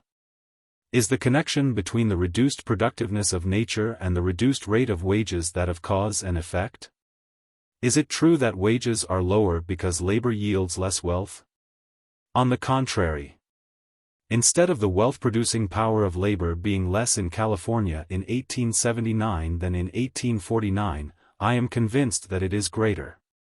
And, it seems to me, that no one who considers how enormously during these years the efficiency of labor in California has been increased by roads, wharves, flumes, railroads, steamboats, telegraphs, and machinery of all kinds, by a closer connection with the rest of the world, and by the numberless economies resulting from a larger population, can doubt that the return which labor receives from nature in California is on the whole much greater now than it was in the days of unexhausted placers and virgin soil, the increase in the power of the human factor having more than compensated for the decline in the power of the natural factor? That this conclusion is the correct one is proved by many facts which show that the consumption of wealth is now much greater, as compared with the number of laborers, than it was then.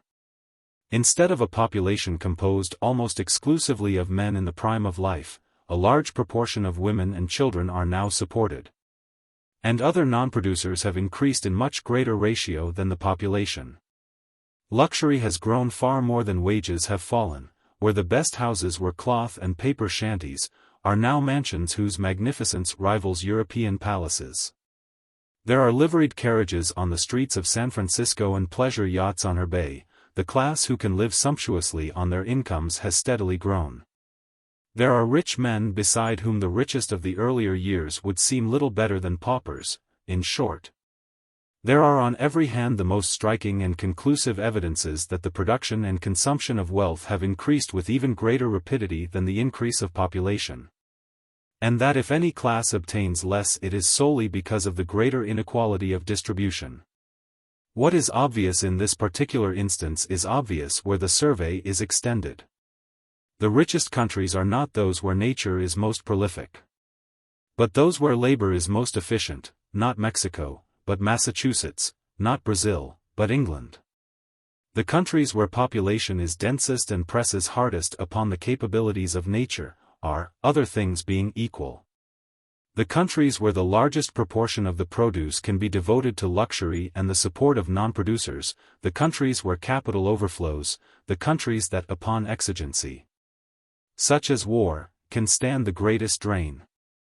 That the production of wealth must, in proportion to the labor employed, be greater in a densely populated country like England than in new countries where wages and interest are higher, is evident from the fact that, though a much smaller proportion of the population is engaged in productive labor, a much larger surplus is available for other purposes than that of supplying physical needs.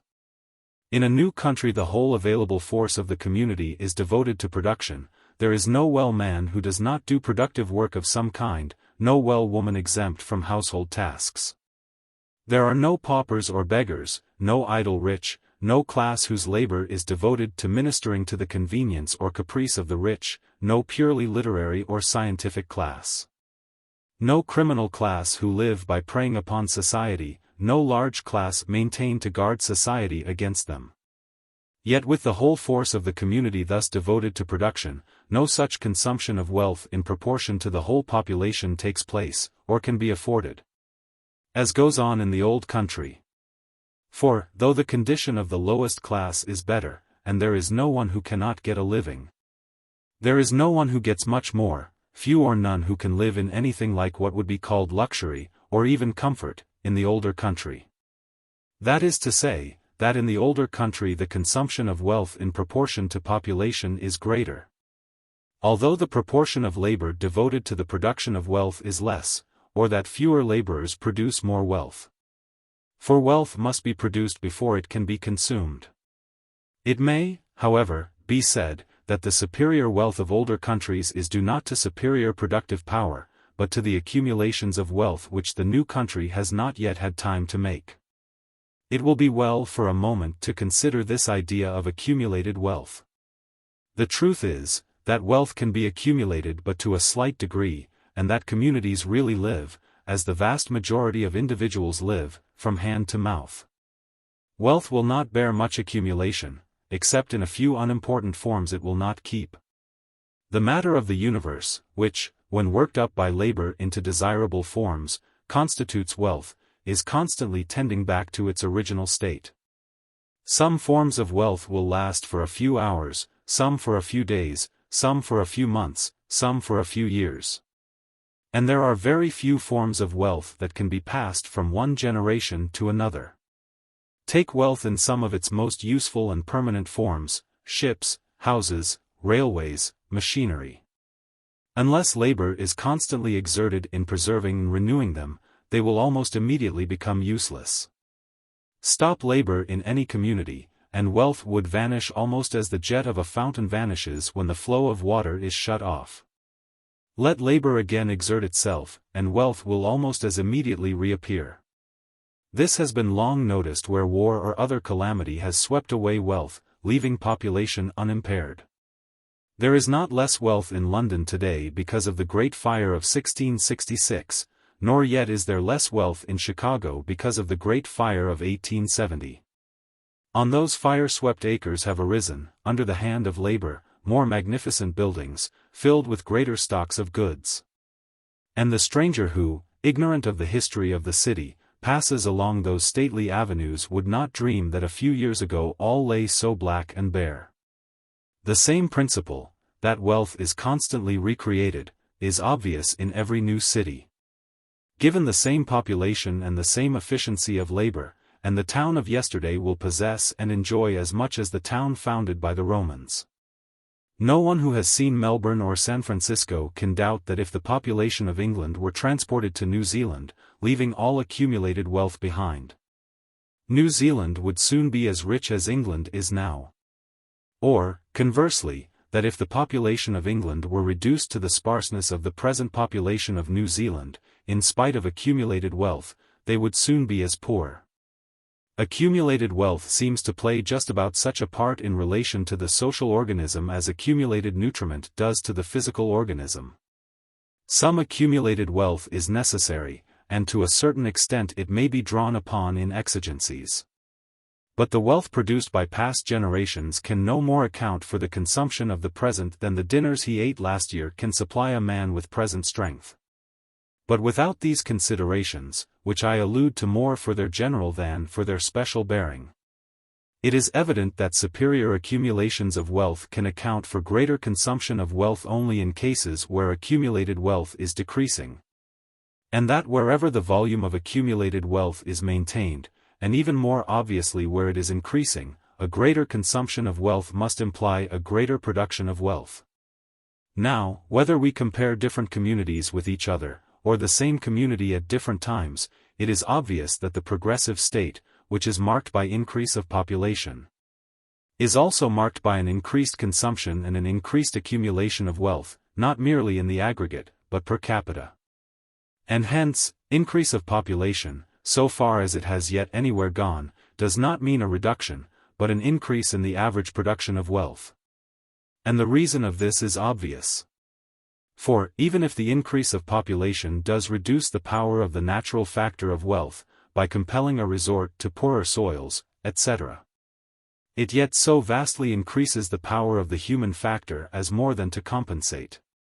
20 men working together will, where nature is niggardly, produce more than 20 times the wealth that one man can produce where nature is most bountiful. The denser the population, the more minute becomes the subdivision of labor, the greater the economies of production and distribution, and, hence, the very reverse of the Malthusian doctrine is true. And, within the limits in which we have reason to suppose increase would still go on. In any given state of civilization, a greater number of people can produce a larger proportionate amount of wealth, and more fully supply their wants, than can a smaller number. Look simply at the facts. Can anything be clearer than that the cause of the poverty which festers in the centers of civilization is not in the weakness of the productive forces? In countries where poverty is deepest, the forces of production are evidently strong enough, if fully employed, to provide for the lowest not merely comfort but luxury. The industrial paralysis, the commercial depression which curses the civilized world today, evidently springs from no lack of productive power. Whatever be the trouble, it is clearly not in the want of ability to produce wealth. It is this very fact, that want appears where productive power is greatest and the production of wealth is largest, that constitutes the enigma which perplexes the civilized world, and which we are trying to unravel. Evidently the Malthusian theory, which attributes want to the decrease of productive power, will not explain it. That theory is utterly inconsistent with all the facts. It is really a gratuitous attribution to the laws of God of results which, even from this examination, we may infer really spring from the maladjustments of men, an inference which, as we proceed, will become a demonstration. For we have yet to find what does produce poverty amid advancing wealth. Book. Chapter 3. The Laws of Distribution. The machines that are first invented to perform any particular movement are always the most complex, and succeeding artists generally discover that with fewer wheels, with fewer principles of motion than had originally been employed, the same effects may be more easily produced. The first philosophical systems, in the same manner, are always the most complex, and a particular connecting chain, or principle, is generally thought necessary to unite every two seemingly disjointed appearances. But it often happens that one great connecting principle is afterward found to be sufficient to bind together all the discordant phenomena that occur in a whole species of things. Adam Smith, Essay on the Principles which Lead and Direct Philosophical Inquiries, as illustrated by the History of Astronomy. Chapter 1. The inquiry narrowed to the laws of distribution, the necessary relation of these laws. The preceding examination has, I think, conclusively shown that the explanation currently given, in the name of political economy, of the problem we are attempting to solve, is no explanation at all. That with material progress wages fail to increase, but rather tend to decrease, cannot be explained by the theory that the increase of laborers constantly tends to divide into smaller portions the capital sum from which wages are paid. For, as we have seen, wages do not come from capital, but are the direct produce of labor. Each productive laborer, as he works, creates his wages, and with every additional laborer there is an addition to the true wages fund, an addition to the common stock of wealth, which, generally speaking, is considerably greater than the amount he draws in wages. Nor, yet, can it be explained by the theory that nature yields less to the increasing drafts which an increasing population make upon her. For the increased efficiency of labor makes the progressive state a state of continually increasing production per capita, and the countries of densest population, other things being equal, are always the countries of greatest wealth. So far, we have only increased the perplexities of the problem. We have overthrown a theory which did, in some sort of fashion, explain existing facts. But in doing so have only made existing facts seem more inexplicable. It is as though, while the Ptolemaic theory was yet in its strength, it had been proved simply that the sun and stars do not revolve about the earth. The phenomena of day and night, and of the apparent motion of the celestial bodies, would yet remain unexplained, inevitably to reinstate the old theory unless a better one took its place. Our reasoning has led us to the conclusion that each productive laborer produces his own wages, and that increase in the number of laborers should increase the wages of each. Whereas, the apparent facts are that there are many laborers who cannot obtain remunerative employment, and that increase in the number of laborers brings diminution of wages. We have, in short, proved that wages ought to be highest where in reality they are lowest. Nevertheless, even in doing this we have made some progress. Next to finding what we look for, is to discover where it is useless to look. We have at least narrowed the field of inquiry. For this, at least, is now clear, that the cause which, in spite of the enormous increase of productive power, confines the great body of producers to the least share of the product upon which they will consent to live, is not the limitation of capital, nor yet the limitation of the powers of nature which respond to labor. As it is not, therefore, to be found in the laws which bound the production of wealth, it must be sought in the laws which govern distribution. To them let us turn. It will be necessary to review in its main branches the whole subject of the distribution of wealth. To discover the cause which, as population increases and the productive arts advance, deepens the poverty of the lowest class. We must find the law which determines what part of the produce is distributed to labor as wages. To find the law of wages, or at least to make sure when we have found it, we must also determine the laws which fix the part of the produce which goes to capital and the part which goes to landowners, for as land, labor, and capital join in producing wealth, it is between these three that the produce must be divided.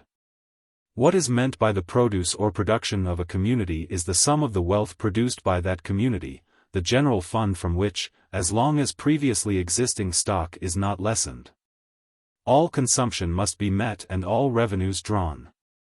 As I have already explained, production does not merely mean the making of things, but includes the increase of value gained by transporting or exchanging things. There is a produce of wealth in a purely commercial community, as there is in a purely agricultural or manufacturing community. And in the one case, as in the others, some part of this produce will go to capital, some part to labor, and some part, if land have any value, to the owners of land. As a matter of fact, a portion of the wealth produced is constantly going to the replacement of capital, which is constantly consumed and constantly replaced. But it is not necessary to take this into account, as it is eliminated by considering capital as continuous, which, in speaking or thinking of it, we habitually do. When we speak of the produce, we mean, therefore, that part of the wealth produced above what is necessary to replace the capital consumed in production. And when we speak of interest, or the return to capital, we mean what goes to capital after its replacement or maintenance. It is, further, a matter of fact, that in every community which has passed the most primitive stage some portion of the produce is taken in taxation and consumed by government. But it is not necessary, in seeking the laws of distribution, to take this into consideration. We may consider taxation either as not existing, or as by so much reducing the produce. And so, too, of what is taken from the produce by certain forms of monopoly, which will be considered in a subsequent chapter, Chapter 4, and which exercise powers analogous to taxation. After we have discovered the laws of distribution, we can then see what bearing, if any, taxation has upon them. We must discover these laws of distribution for ourselves, or, at least, 2 out of the 3. For, that they are not, at least as a whole, correctly apprehended by the current political economy, may be seen, irrespective of our preceding examination of one of them, in any of the standard treatises. This is evident, in the first place, from the terminology employed. In all politico-economic works we are told that the 3 factors in production are land, labor, and capital, and that the whole produce is primarily distributed into 3 corresponding parts. 3 terms, therefore, are needed, each of which shall clearly express one of these parts to the exclusion of the others. Rent, as defined, clearly enough expresses the first of these parts, that which goes to the owners of land. Wages, as defined, clearly enough expresses the second, that part which constitutes the return to labor. But as to the third term, that which should express the return to capital, there is in the standard works a most puzzling ambiguity and confusion. Of words in common use, that which comes nearest to exclusively expressing the idea of return for the use of capital, is interest, which, as commonly used, implies the return for the use of capital. Exclusive of any labor in its use or management, and exclusive of any risk, except such as may be involved in the security. The word profits, as commonly used, is almost synonymous with revenue. It means a gain, an amount received in excess of an amount expended, and frequently includes receipts that are properly rent. While it nearly always includes receipts which are properly wages, as well as compensations for the risk peculiar to the various uses of capital. Unless extreme violence is done to the meaning of the word, it cannot, therefore, be used in political economy to signify that share of the produce which goes to capital, in contradistinction to those parts which go to labor and to landowners.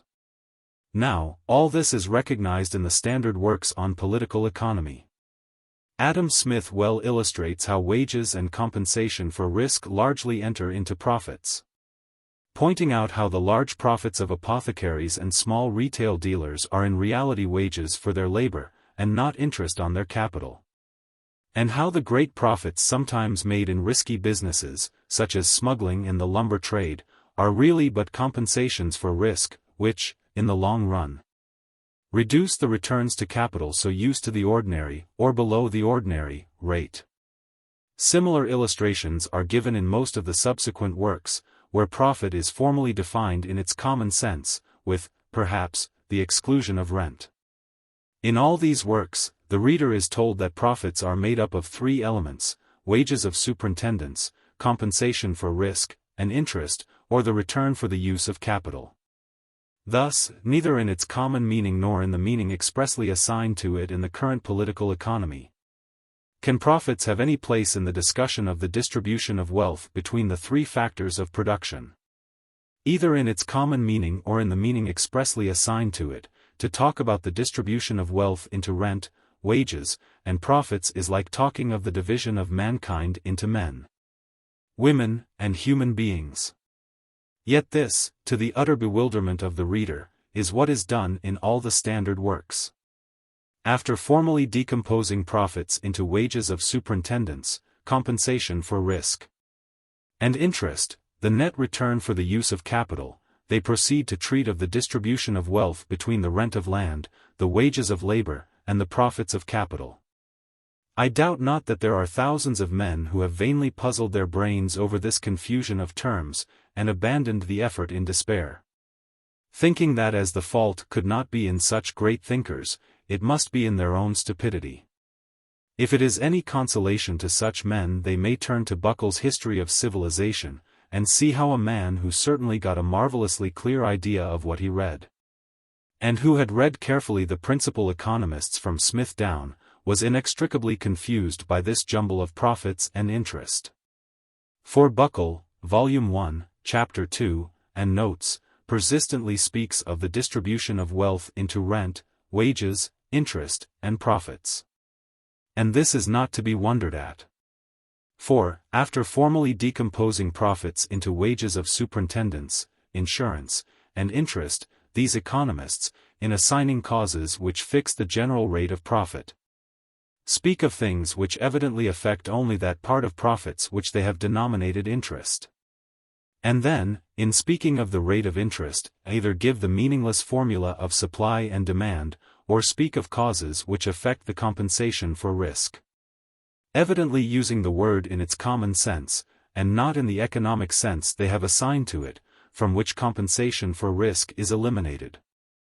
If the reader will take up John Stuart Mill's Principles of Political Economy, and compare the chapter on Profits, Book 2, Chapter 15, with the chapter on Interest, Book 3, Chap. 23, he will see the confusion thus arising exemplified in the case of the most logical of English economists, in a more striking manner than I would like to characterize. Now, such men have not been led into such confusion of thought without a cause. If they, one after another, have followed Dr.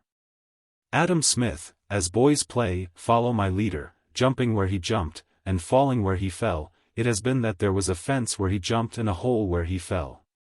The difficulty from which this confusion has sprung is in the pre-accepted theory of wages.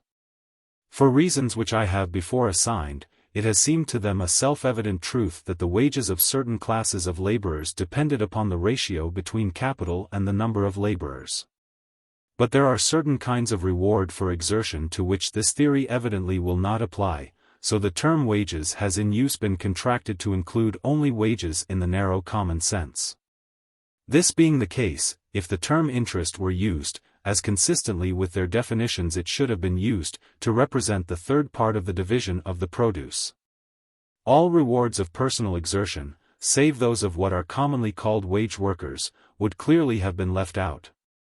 But by treating the division of wealth as between rent, wages, and profits, instead of between rent, wages, and interest, this difficulty is glossed over. All wages which will not fall under the pre-accepted law of wages being vaguely grouped under profits, as wages of superintendence. To read carefully what economists say about the distribution of wealth is to see that, though they correctly define it, wages, as they use it in this connection, is what logicians would call an undistributed term. It does not mean all wages, but only some wages, viz. the wages of manual labor paid by an employer. So other wages are thrown over with the return to capital, and included under the term profits. And any clear distinction between the returns to capital and the returns to human exertion thus avoided. The fact is that the current political economy fails to give any clear and consistent account of the distribution of wealth. The law of rent is clearly stated, but it stands unrelated. The rest is a confused and incoherent jumble. The very arrangement of these works shows this confusion and inconclusiveness of thought. In no politico-economic treatise that I know of are these laws of distribution brought together, so that the reader can take them in at a glance and recognize their relation to each other. But what is said about each one is enveloped in a mass of political and moral reflections and dissertations. And the reason is not far to seek. To bring together the three laws of distribution as they are now taught, is to show at a glance that they lack necessary relation. The laws of the distribution of wealth are obviously laws of proportion, and must be so related to each other that any two being given the third may be inferred. For to say that one of the three parts of a whole is increased or decreased, is to say that one or both of the other parts is, reversely, decreased or increased. If Tom, Dick, and Harry are partners in business, the agreement which fixes the share of one in the profits must at the same time fix either the separate or the joint shares of the other two. To fix Tom's share at 40% is to leave but 60% to be divided between Dick and Harry. To fix Dick's share at 40% and Harry's share at 35% is to fix Tom's share at 25%. But between the laws of the distribution of wealth, as laid down in the standard works, there is no such relation. If we fish them out and bring them together, we find them to be as follows. Wages are determined by the ratio between the amount of capital devoted to the payment and subsistence of labor and the number of laborers seeking employment. Rent is determined by the margin of cultivation. All lands yielding as rent that part of their produce which exceeds what an equal application of labor and capital could procure from the poorest land in use. Interest is determined by the equation between the demands of borrowers and the supply of capital offered by lenders. Or, if we take what is given as the law of profits, it is determined by wages, falling as wages rise and rising as wages fall, or, to use the phrase of Mill, by the cost of labor to the capitalist. The bringing together of these current statements of the laws of the distribution of wealth shows at a glance that they lack the relation to each other which the true laws of distribution must have. They do not correlate and coordinate. Hence, at least two of these three laws are either wrongly apprehended or wrongly stated. This tallies with what we have already seen, that the current apprehension of the law of wages, and, inferentially, of the law of interest, will not bear examination. Let us, then, seek the true laws of the distribution of the produce of labor into wages, rent, and interest. The proof that we have found them will be in their correlation, that they meet, and relate, and mutually bound each other. With profits this inquiry has manifestly nothing to do. We want to find what it is that determines the division of their joint produce between land, labor, and capital, and profits is not a term that refers exclusively to any one of these three divisions. Of the three parts into which profits are divided by political economists, namely, compensation for risk, wages of superintendence, and return for the use of capital, the latter falls under the term interest, which includes all the returns for the use of capital, and excludes everything else. Wages of superintendence falls under the term wages, which includes all returns for human exertion, and excludes everything else. And compensation for risk has no place whatever, as risk is eliminated when all the transactions of a community are taken together. I shall, therefore, consistently with the definitions of political economists, use the term interest as signifying that part of the produce which goes to capital. To recapitulate. Land, labor, and capital are the factors of production. The term land includes all natural opportunities or forces, the term labor, all human exertion. And the term capital, all wealth used to produce more wealth. In returns to these three factors is the whole produce distributed. That part which goes to landowners as payment for the use of natural opportunities is called rent, that part which constitutes the reward of human exertion is called wages. And that part which constitutes the return for the use of capital is called interest. These terms mutually exclude each other. The income of any individual may be made up from any one, two, or all three of these sources, but in the effort to discover the laws of distribution we must keep them separate. Let me premise the inquiry which we are about to undertake by saying that the miscarriage of political economy, which I think has now been abundantly shown, can, it seems to me, be traced to the adoption of an erroneous standpoint. Living and making their observations in a state of society in which a capitalist generally rents land and hires labor, and thus seems to be the undertaker or first mover in production. The great cultivators of the science have been led to look upon capital as the prime factor in production, land as its instrument, and labor as its agent or tool. This is apparent on every page, in the form and course of their reasoning, in the character of their illustrations, and even in their choice of terms. Everywhere capital is the starting point, the capitalist the central figure. So far does this go that both Smith and Ricardo use the term natural wages to express the minimum upon which laborers can live. Whereas, unless injustice is natural, all that the laborer produces should rather be held as his natural wages. This habit of looking upon capital as the employer of labor has led both to the theory that wages depend upon the relative abundance of capital, and to the theory that interest varies inversely with wages, while it has led away from truths that but for this habit would have been apparent. In short, the misstep which, so far as the great laws of distribution are concerned, has led political economy into the jungles, instead of upon the mountain tops, was taken when Adam Smith, in his first book, left the standpoint indicated in the sentence, "The produce of labor constitutes the natural recompense or wages of labor," to take that in which capital is considered as employing labor and paying wages. But when we consider the origin and natural sequence of things, this order is reversed, and capital instead of first is last. Instead of being the employer of labor, it is in reality employed by labor.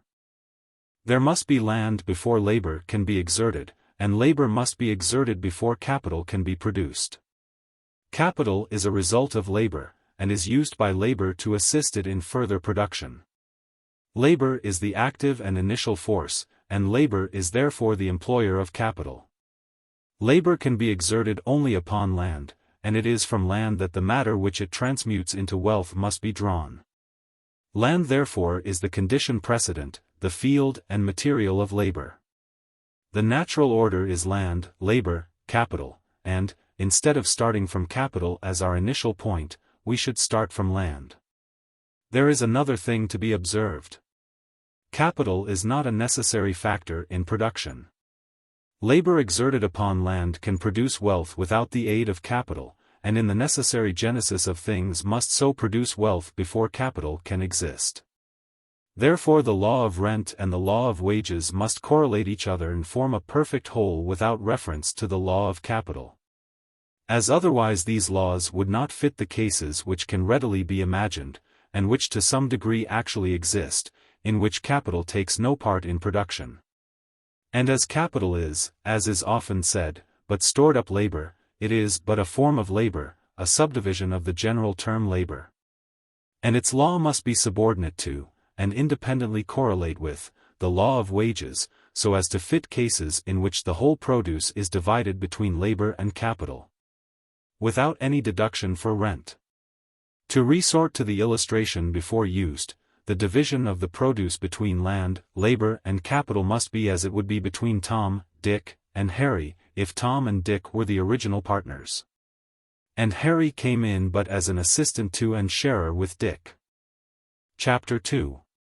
Rent and the Law of Rent. The term rent, in its economic sense, that is, when used, as I am using it, to distinguish that part of the produce which accrues to the owners of land or other natural capabilities by virtue of their ownership, differs in meaning from the word rent as commonly used.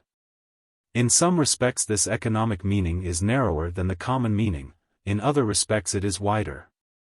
It is narrower in this: in common speech, we apply the word rent to payments for the use of buildings, machinery, fixtures, etc., as well as to payments for the use of land or other natural capabilities. And in speaking of the rent of a house or the rent of a farm, we do not separate the price for the use of the improvements from the price for the use of the bare land. But in the economic meaning of rent, payments for the use of any of the products of human exertion are excluded, and of the lumped payments for the use of houses, farms, etc. Only that part is rent which constitutes the consideration for the use of the land, that part paid for the use of buildings or other improvements being properly interest, as it is a consideration for the use of capital. It is wider in this: in common speech we speak of rent only when owner and user are distinct persons. But in the economic sense there is also rent where the same person is both owner and user. Where owner and user are thus the same person, whatever part of his income he might obtain by letting the land to another is rent, while the return for his labor and capital are that part of his income which they would yield him did he hire instead of owning the land. Rent is also expressed in a selling price. When land is purchased, the payment which is made for the ownership, or right to perpetual use, is rent commuted or capitalized. If I buy land for a small price and hold it until I can sell it for a large price, I have become rich, not by wages for my labor or by interest upon my capital, but by the increase of rent. Rent, in short, is the share in the wealth produced which the exclusive right to the use of natural capabilities gives to the owner. Wherever land has an exchange value there is rent in the economic meaning of the term. Wherever land having a value is used, either by owner or hirer, there is rent actual. Wherever it is not used, but still has a value, there is rent potential. It is this capacity of yielding rent which gives value to land. Until its ownership will confer some advantage, land has no value. 32. Thus rent or land value does not arise from the productiveness or utility of land. It in no wise represents any help or advantage given to production, but simply the power of securing a part of the results of production. No matter what are its capabilities, land can yield no rent and have no value until someone is willing to give labor or the results of labor for the privilege of using it. And what anyone will thus give depends not upon the capacity of the land, but upon its capacity as compared with that of land that can be had for nothing. I may have very rich land, but it will yield no rent and have no value so long as there is other land as good to be had without cost. But when this other land is appropriated, and the best land to be had for nothing is inferior, either in fertility, situation, or other quality, my land will begin to have a value and yield rent. And though the productiveness of my land may decrease, yet if the productiveness of the land to be had without charge decreases in greater proportion, the rent I can get, and consequently the value of my land, will steadily increase. Rent, in short, is the price of monopoly, arising from the reduction to individual ownership of natural elements which human exertion can neither produce nor increase. If one man owned all the land accessible to any community, he could, of course, demand any price or condition for its use that he saw fit. And, as long as his ownership was acknowledged, the other members of the community would have but death or emigration as the alternative to submission to his terms. This has been the case in many communities. But in the modern form of society, the land, though generally reduced to individual ownership, is in the hands of too many different persons to permit the price which can be obtained for its use to be fixed by mere caprice or desire. While each individual owner tries to get all he can, there is a limit to what he can get, which constitutes the market price or market rent of the land, and which varies with different lands and at different times. The law or relation, which, under these circumstances of free competition among all parties, the condition which in tracing out the principles of political economy is always to be assumed, determines what rent or price can be got by the owner, is styled the law of rent. This fixed with certainty, we have more than a starting point from which the laws which regulate wages and interest may be traced. For, as the distribution of wealth is a division, in ascertaining what fixes the share of the produce which goes as rent, we also ascertain what fixes the share which is left for wages, where there is no cooperation of capital, and what fixes the joint share left for wages and interest, where capital does cooperate in production. Fortunately, as to the law of rent there is no necessity for discussion. Authority here coincides with common sense. 33 and the accepted dictum of the current political economy has the self-evident character of a geometric axiom. This accepted law of rent, which John Stuart Mill denominates the pons asinorum of political economy, is sometimes styled Ricardo's law of rent, from the fact that, although not the first to announce it, he first brought it prominently into notice. 34 It is. The rent of land is determined by the excess of its produce over that which the same application can secure from the least productive land in use. This law, which of course applies to land used for other purposes than agriculture, and to all natural agencies, such as mines, fisheries, etc., has been exhaustively explained and illustrated by all the leading economists since Ricardo. But its mere statement has all the force of a self-evident proposition.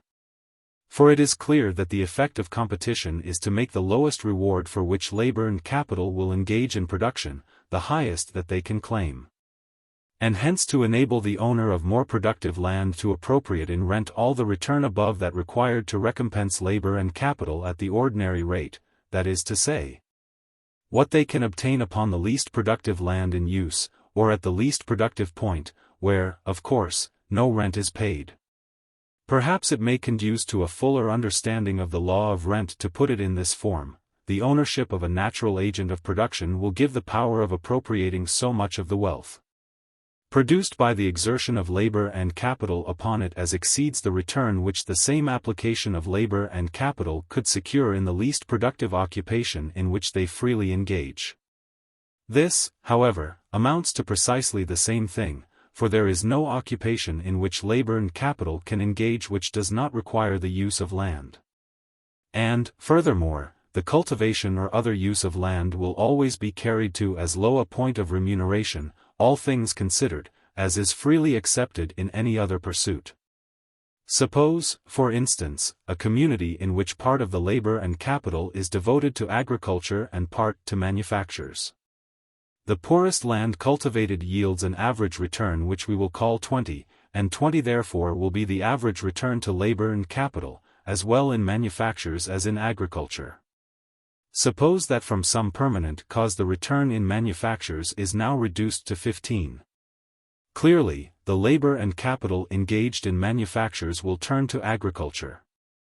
And the process will not stop until, either by the extension of cultivation to inferior lands or to inferior points on the same land, or by an increase in the relative value of manufactured products, owing to the diminution of production, or, as a matter of fact, by both processes, the yield to labor and capital in both pursuits has, all things considered, been brought again to the same level.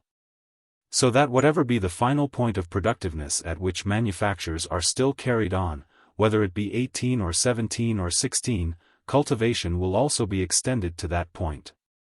And, thus, to say that rent will be the excess in productiveness over the yield at the margin, or lowest point, of cultivation, is the same thing as to say that it will be the excess of produce over what the same amount of labor and capital obtains in the least remunerative occupation. The law of rent is, in fact, but a deduction from the law of competition, and amounts simply to the assertion that as wages and interest tend to a common level, all that part of the general production of wealth which exceeds what the labor and capital employed could have secured for themselves, if applied to the poorest natural agent in use, will go to landowners in the shape of rent. It rests, in the last analysis, upon the fundamental principle, which is to political economy what the attraction of gravitation is to physics, that men will seek to gratify their desires with the least exertion. This, then, is the law of rent. Although many standard treatises follow too much the example of Ricardo, who seems to view it merely in its relation to agriculture, and in several places speaks of manufactures yielding no rent. When, in truth, manufactures and exchange yield the highest rents, as is evinced by the greater value of land in manufacturing in commercial cities, thus hiding the full importance of the law, yet. Ever since the time of Ricardo, the law itself has been clearly apprehended and fully recognized. But not so its corollaries. Plain as they are, the accepted doctrine of wages, backed and fortified not only as has been hitherto explained, but by considerations whose enormous weight will be seen when the logical conclusion toward which we are tending is reached, has hitherto prevented their recognition. 35 Yet, is it not as plain as the simplest geometrical demonstration, that the corollary of the law of rent is the law of wages, where the division of the produce is simply between rent and wages? Or the law of wages and interest taken together, where the division is into rent, wages, and interest? Stated reversely, the law of rent is necessarily the law of wages and interest taken together, for it is the assertion that no matter what be the production which results from the application of labor and capital, these two factors will receive in wages and interest only such part of the produce as they could have produced on land free to them without the payment of rent, that is, the least productive land or point in use. For, if, of the produce, all over the amount which labor and capital could secure from land for which no rent is paid must go to landowners as rent, then all that can be claimed by labor and capital as wages and interest is the amount which they could have secured from land yielding no rent. Or to put it in algebraic form, as produce equals rent plus wages plus interest. Therefore, produce rent equals wages plus interest. Thus wages and interest do not depend upon the produce of labor and capital, but upon what is left after rent is taken out. Or, upon the produce which they could obtain without paying rent, that is, from the poorest land in use. And hence, no matter what be the increase in productive power, if the increase in rent keeps pace with it, neither wages nor interest can increase. The moment this simple relation is recognized, a flood of light streams in upon what was before inexplicable, and seemingly discordant facts range themselves under an obvious law. The increase of rent which goes on in progressive countries is at once seen to be the key which explains why wages and interest fail to increase with increase of productive power. For the wealth produced in every community is divided into two parts by what may be called the rent line, which is fixed by the margin of cultivation, or the return which labor and capital could obtain from such natural opportunities as are free to them without the payment of rent. From the part of the produce below this line wages and interest must be paid. All that is above goes to the owners of land.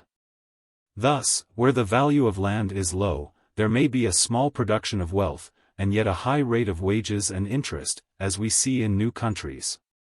And, where the value of land is high, there may be a very large production of wealth, and yet a low rate of wages and interest, as we see in old countries. And, where productive power increases, as it is increasing in all progressive countries, wages and interest will be affected, not by the increase, but by the manner in which rent is affected. If the value of land increases proportionately, all the increased production will be swallowed up by rent, and wages and interest will remain as before.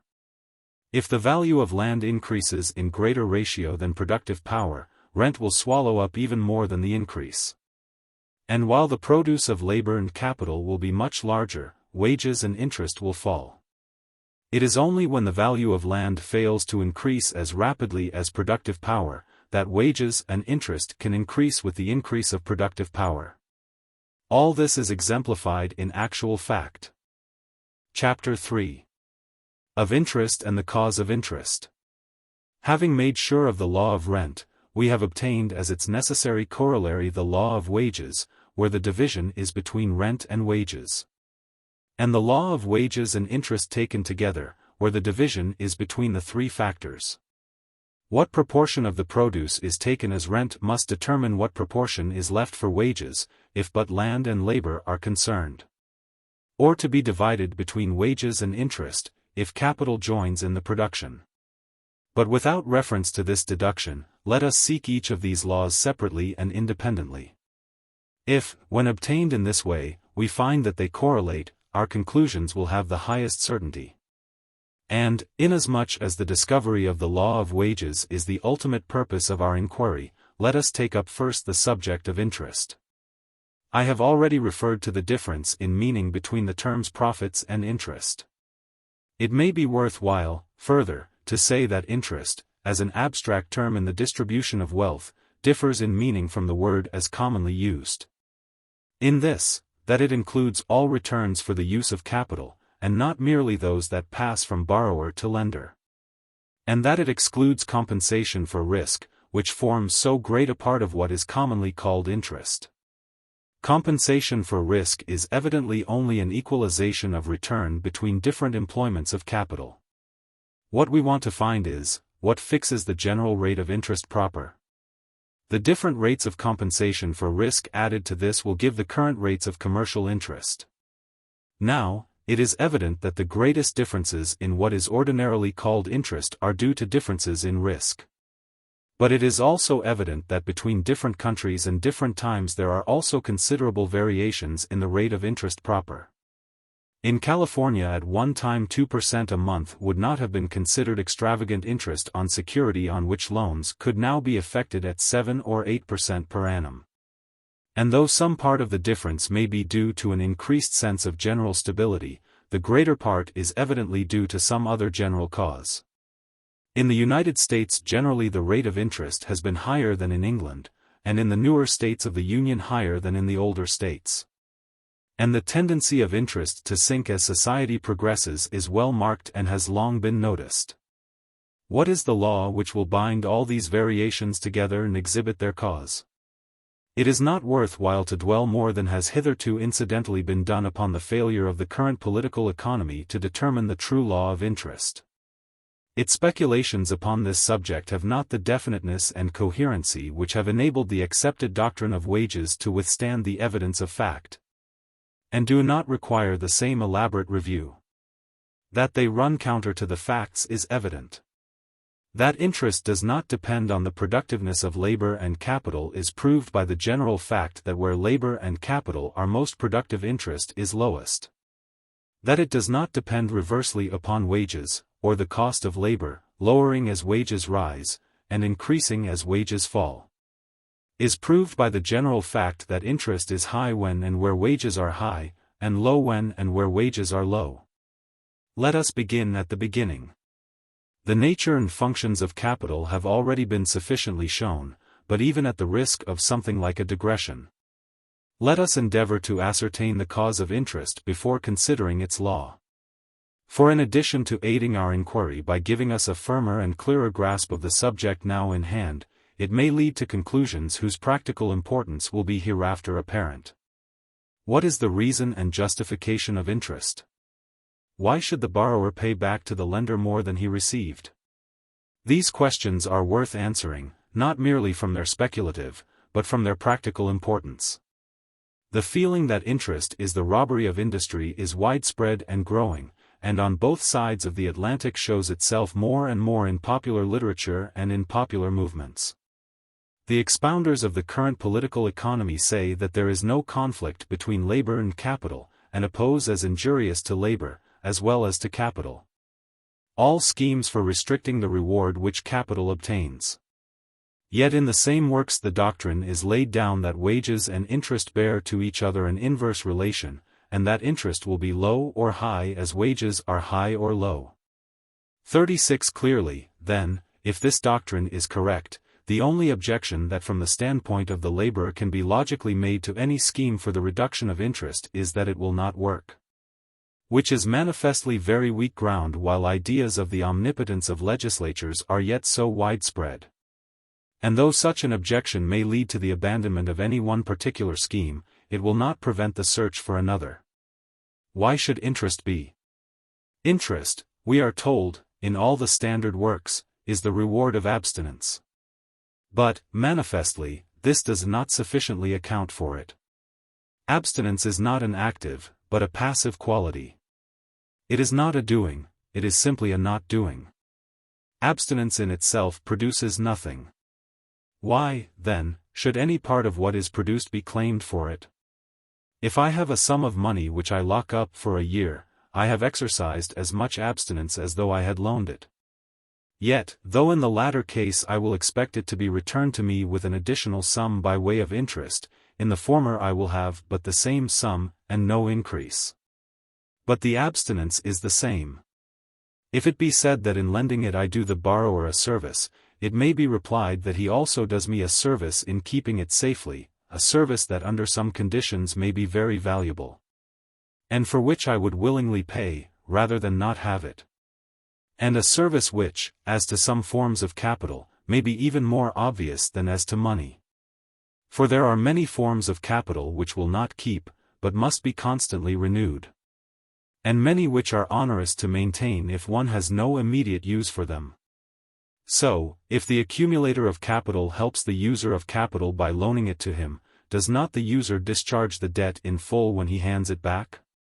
Is not the secure preservation, the maintenance, the recreation of capital, a complete offset to the use? Accumulation is the end and aim of abstinence. Abstinence can go no further and accomplish no more, nor of itself can it even do this. If we were merely to abstain from using it, how much wealth would disappear in a year? And how little would be left at the end of 2 years?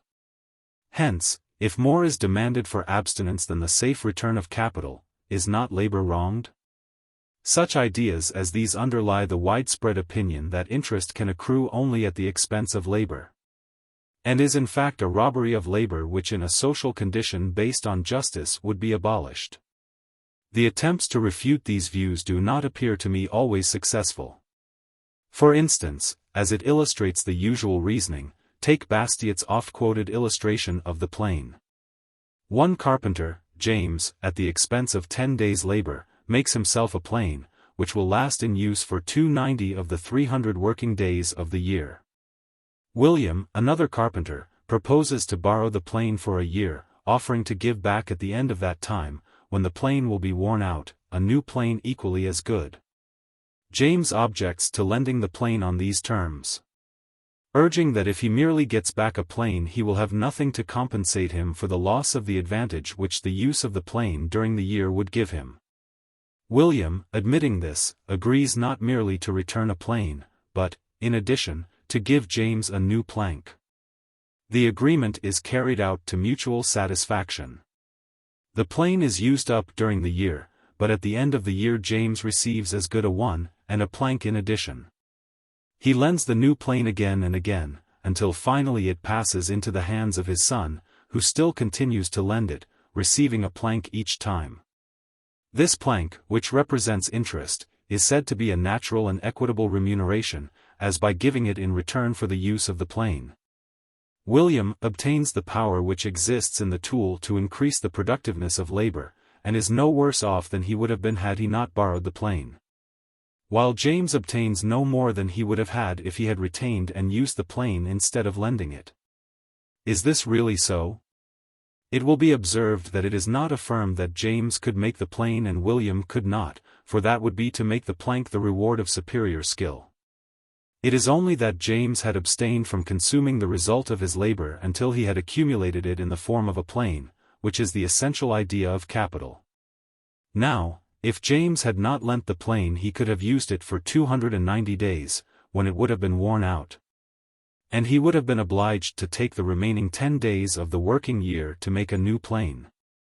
If William had not borrowed the plane he would have taken 10 days to make himself a plane, which he could have used for the remaining 290 days. Thus, if we take a plank to represent the fruits of a day's labor with the aid of a plane, at the end of the year, had no borrowing taken place. Each would have stood with reference to the plane as he commenced, James with a plane, and William with none, and each would have had as the result of the year's work 290 planks. If the condition of the borrowing had been what William first proposed, the return of a new plane, the same relative situation would have been secured. William would have worked for 290 days, and taken the last 10 days to make the new plane to return to James. James would have taken the first 10 days of the year to make another plane which would have lasted for 290 days, when he would have received a new plane from William. Thus, the simple return of the plane would have put each in the same position at the end of the year as if no borrowing had taken place. James would have lost nothing to the gain of William, and William would have gained nothing to the loss of James. Each would have had the return his labor would otherwise have yielded, viz. 290 planks, and James would have had the advantage with which he started, a new plane. But when, in addition to the return of a plank is given, James at the end of the year will be in a better position than if there had been no borrowing, and William in a worse. James will have 291 planks and a new plane, and William 289 planks and no plane. If William now borrows the plank as well as the plane on the same terms as before, he will at the end of the year have to return to James a plane, 2 planks and a fraction of a plank. And if this difference be again borrowed, and so on, is it not evident that the income of the one will progressively decline, and that of the other will progressively increase, until at length, if the operation be continued, the time will come when, as the result of the original lending of a plane, James will obtain the whole result of William's labor, that is to say, William will become virtually his slave? Is interest, then, natural and equitable? There is nothing in this illustration to show it to be. Evidently what Bastiat, and many others, assigns as the basis of interest, the power which exists in the tool to increase the productiveness of labor, is neither injustice nor in fact the basis of interest.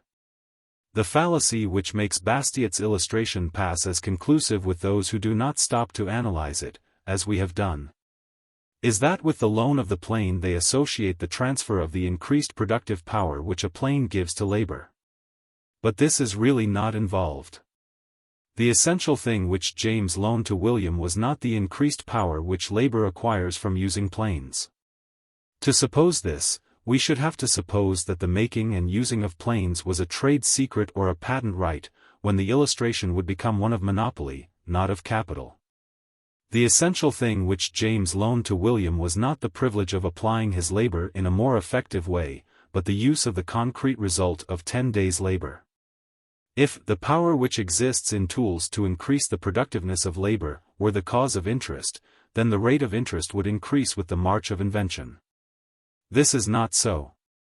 Nor yet will I be expected to pay more interest if I borrow a $50 sewing machine than if I borrow $50 worth of needles. If I borrow a steam engine than if I borrow a pile of bricks of equal value. Capital, like wealth, is interchangeable. It is not one thing, it is anything to that value within the circle of exchange. Nor yet does the improvement of tools add to the reproductive power of capital, it adds to the productive power of labor. And I am inclined to think that if all wealth consisted of such things as planes, and all production was such as that of carpenters, that is to say, if wealth consisted but of the inert matter of the universe, and production of working up this inert matter into different shapes, that interest would be but the robbery of industry, and could not long exist. This is not to say that there would be no accumulation, for though the hope of increase is a motive for turning wealth into capital, it is not the motive, or, at least, not the main motive, for accumulating.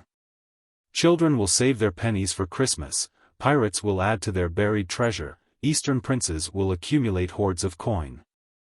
And men like Stuart or Vanderbilt, having become once possessed of the passion of accumulating, would continue as long as they could to add to their millions, even though accumulation brought no increase. Nor yet is it to say that there would be no borrowing or lending, for this, to a large extent, would be prompted by mutual convenience. If William had a job of work to be immediately begun and James one that would not commence until 10 days thereafter, there might be a mutual advantage in the loan of the plane, though no plank should be given. But all wealth is not of the nature of planes, or planks, or money, which has no reproductive power, nor is all production merely the turning into other forms of this inert matter of the universe. It is true that if I put away money, it will not increase. But suppose, instead, I put away wine. At the end of a year I will have an increased value, for the wine will have improved in quality. Or supposing that in a country adapted to them, I set out bees, at the end of a year I will have more swarms of bees, and the honey which they have made. Or, supposing, where there is a range, I turn out sheep, or hogs, or cattle, at the end of the year I will, upon the average, also have an increase. Now what gives the increase in these cases is something which, though it generally requires labor to utilize it, is yet distinct and separable from labor, the active power of nature.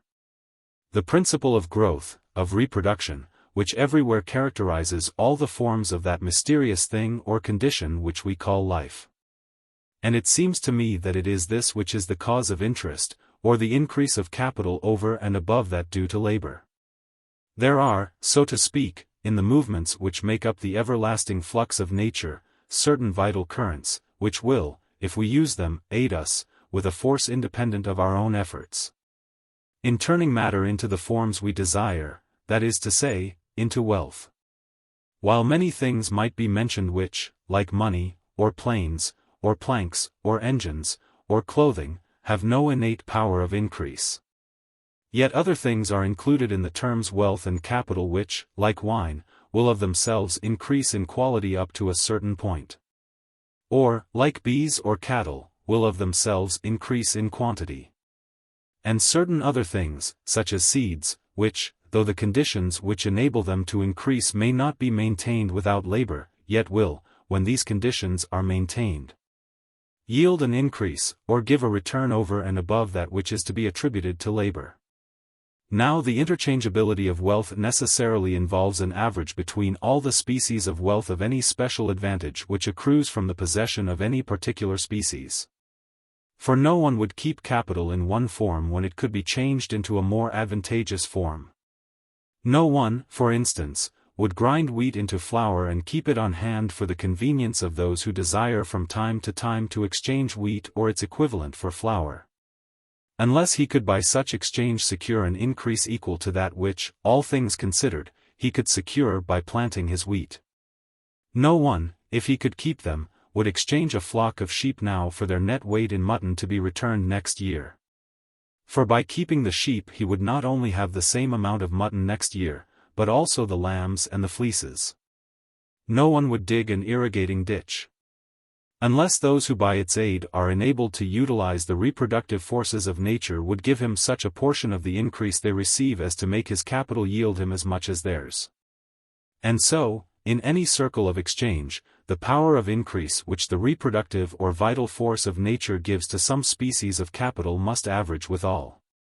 And he who lends, or uses in exchange, money, or planes, or bricks, or clothing, is not deprived of the power to obtain an increase, any more than if he had lent or put to a reproductive use so much capital in a form capable of increase.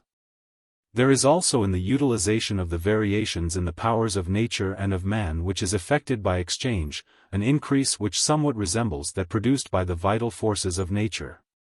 In one place, for instance, a given amount of labor will secure 200 inches. Vegetable food or 100 inches. Animal food. In another place, these conditions are reversed, and the same amount of labor will produce 100 inches. Vegetable food or 200 inches. Animal. In the one place, the relative value of vegetable to animal food will be as 2 to 1, and in the other as 1 to 2. And, supposing equal amounts of each to be required, the same amount of labor will in either place secure 150 of both. But by devoting labor in the one place to the procurement of vegetable food, and in the other, to the procurement of animal food, and exchanging to the quantity required, the people of each place will be enabled by the given amount of labor to procure 200 of both, less the losses and expenses of exchange. So that in each place the produce which is taken from use and devoted to exchange brings back an increase. Thus Whittington's cat, sent to a far country where cats are scarce and rats are plenty, returns in bales of goods and bags of gold. Of course, labor is necessary to exchange, as it is to the utilization of the reproductive forces of nature, and the produce of exchange, as the produce of agriculture, is clearly the produce of labor. But yet, in the one case as in the other, there is a distinguishable force cooperating with that of labor, which makes it impossible to measure the result solely by the amount of labor expended. but renders the amount of capital and the time it is in use integral parts in the sum of forces. Capital aids labor in all of the different modes of production. But there is a distinction between the relations of the two in such modes of production as consist merely of changing the form or place of matter, as planing boards or mining coal. And such modes of production as avail themselves of the reproductive forces of nature, or of the power of increase arising from differences in the distribution of natural and human powers.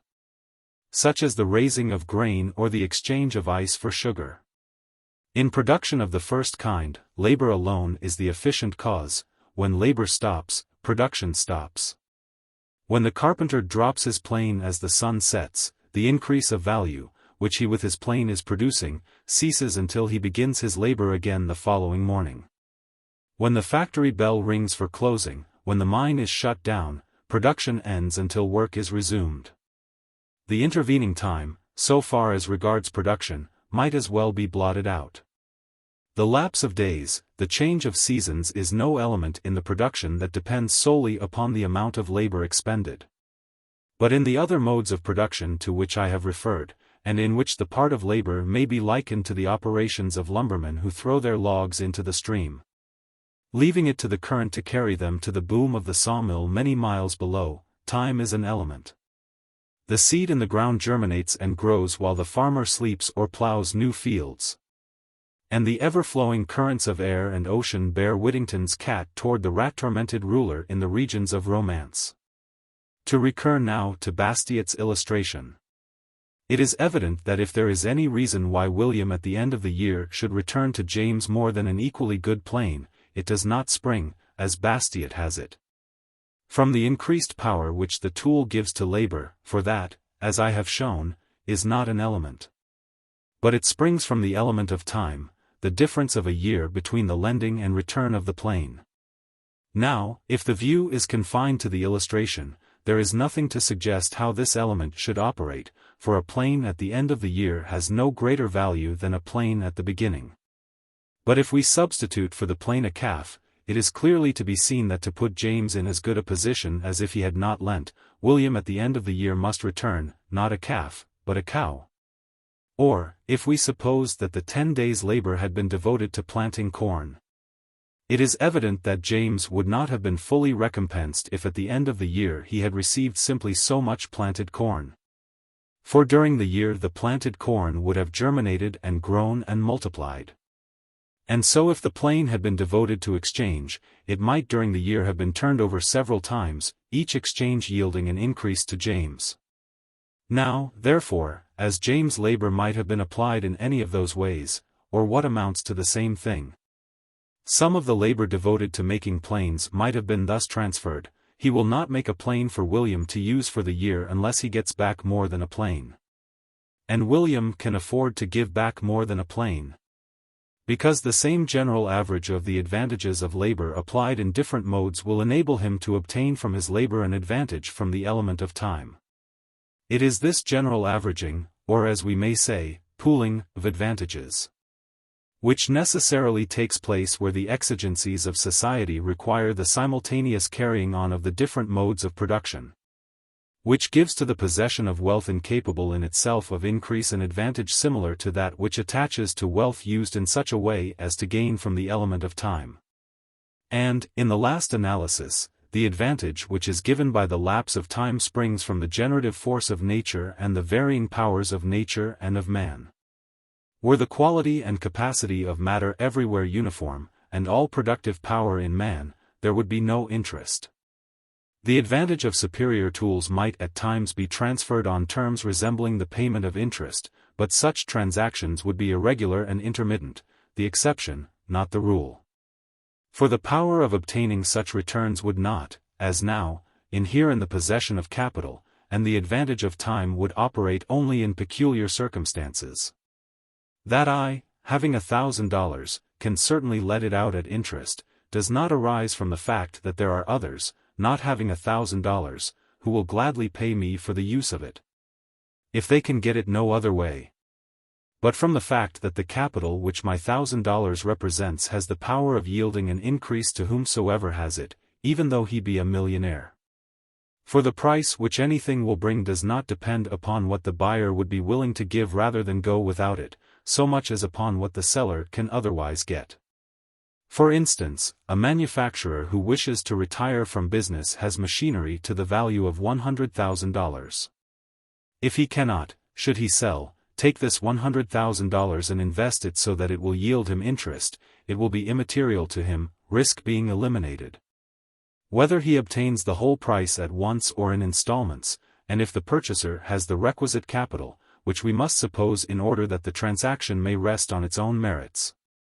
It will be immaterial whether he pay at once or after a time. If the purchaser has not the required capital, it may be to his convenience that payments should be delayed, but it would be only in exceptional circumstances that the seller would ask, or the buyer would consent, to pay any premium on this account. Nor in such cases would this premium be properly interest. For interest is not properly a payment made for the use of capital, but a return accruing from the increase of capital. If the capital did not yield an increase, the cases would be few and exceptional in which the owner would get a premium. William would soon find out if it did not pay him to give a plank for the privilege of deferring payment on James Plain. In short, when we come to analyze production we find it to fall into three modes, viz. Adapting, or changing natural products either in form or in place so as to fit them for the satisfaction of human desire. Growing, or utilizing the vital forces of nature, as by raising vegetables or animals. Exchanging, or utilizing, so as to add to the general sum of wealth, the higher powers of those natural forces which vary with locality, or of those human forces which vary with situation, occupation, or character. In each of these three modes of production capital may aid labor, or, to speak more precisely, in the first mode capital may aid labor, but is not absolutely necessary. In the others capital must aid labor, or is necessary. Now, while by adapting capital in proper forms we may increase the effective power of labor to impress upon matter the character of wealth. As when we adapt wood and iron to the form and use of a plane. Or iron, coal, water, and oil to the form and use of a steam engine. Or stone, clay, timber, and iron to that of a building, yet the characteristic of this use of capital is, that the benefit is in the use. When, however, we employ capital in the second of these modes, as when we plant grain in the ground, or place animals on a stock farm, or put away wine to improve with age, the benefit arises not from the use, but from the increase. And so, when we employ capital in the third of these modes, and instead of using a thing we exchange it, the benefit is in the increase or greater value of the things received in return. Primarily, the benefits which arise from use go to labor, and the benefits which arise from increase, to capital. But, inasmuch as the division of labor and the interchangeability of wealth necessitate and imply an averaging of benefits, in so far as these different modes of production correlate with each other, the benefits that arise from one will average with the benefits that arise from the others. For neither labor or capital will be devoted to any mode of production while any other mode which is open to them will yield a greater return. That is to say, labor expended in the first mode of production will get, not the whole return, but the return minus such part as is necessary to give to capital such an increase as it could have secured in the other modes of production. And capital engaged in the second and third modes will obtain, not the whole increase, but the increase minus what is sufficient to give to labor such reward as it could have secured if expended in the first mode. Thus interest springs from the power of increase which the reproductive forces of nature, and the in effect analogous capacity for exchange, give to capital. It is not an arbitrary, but a natural thing. It is not the result of a particular social organization, but of laws of the universe which underlie society. It is, therefore, just. They who talk about abolishing interest fall into an error similar to that previously pointed out as giving its plausibility to the doctrine that wages are drawn from capital. When they thus think of interest, they think only of that which is paid by the user of capital to the owner of capital. But, manifestly, this is not all interest, but only some interest. Whoever uses capital and obtains the increase it is capable of giving receives interest.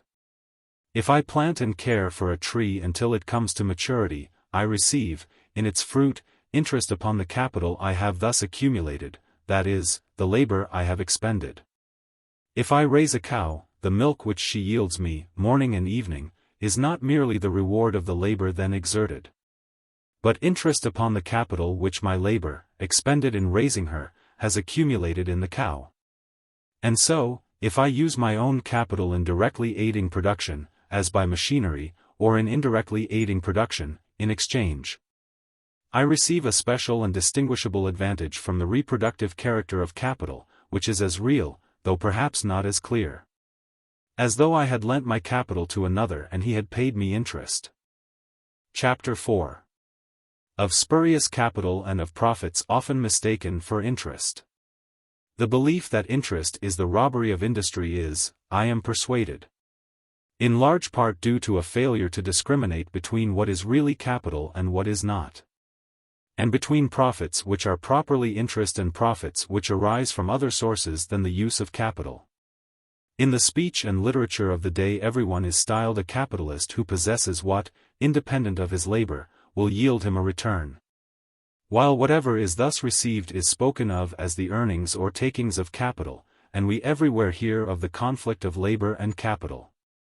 Whether there is, in reality, any conflict between labor and capital, I do not yet ask the reader to make up his mind. But it will be well here to clear away some misapprehensions which confuse the judgment. Attention has already been called to the fact that land values, which constitute such an enormous part of what is commonly called capital, are not capital at all. And that rent, which is as commonly included in the receipts of capital, and which takes an ever-increasing portion of the produce of an advancing community, is not the earnings of capital, and must be carefully separated from interest. It is not necessary now to dwell further upon this point. Attention has likewise been called to the fact that the stocks, bonds, etc., which constitute another great part of what is commonly called capital, are not capital at all. But, in some of their shapes, these evidences of indebtedness so closely resemble capital, and in some cases actually perform, or seem to perform, the functions of capital, while they yield a return to their owners which is not only spoken of as interest, but has every semblance of interest, that it is worth while.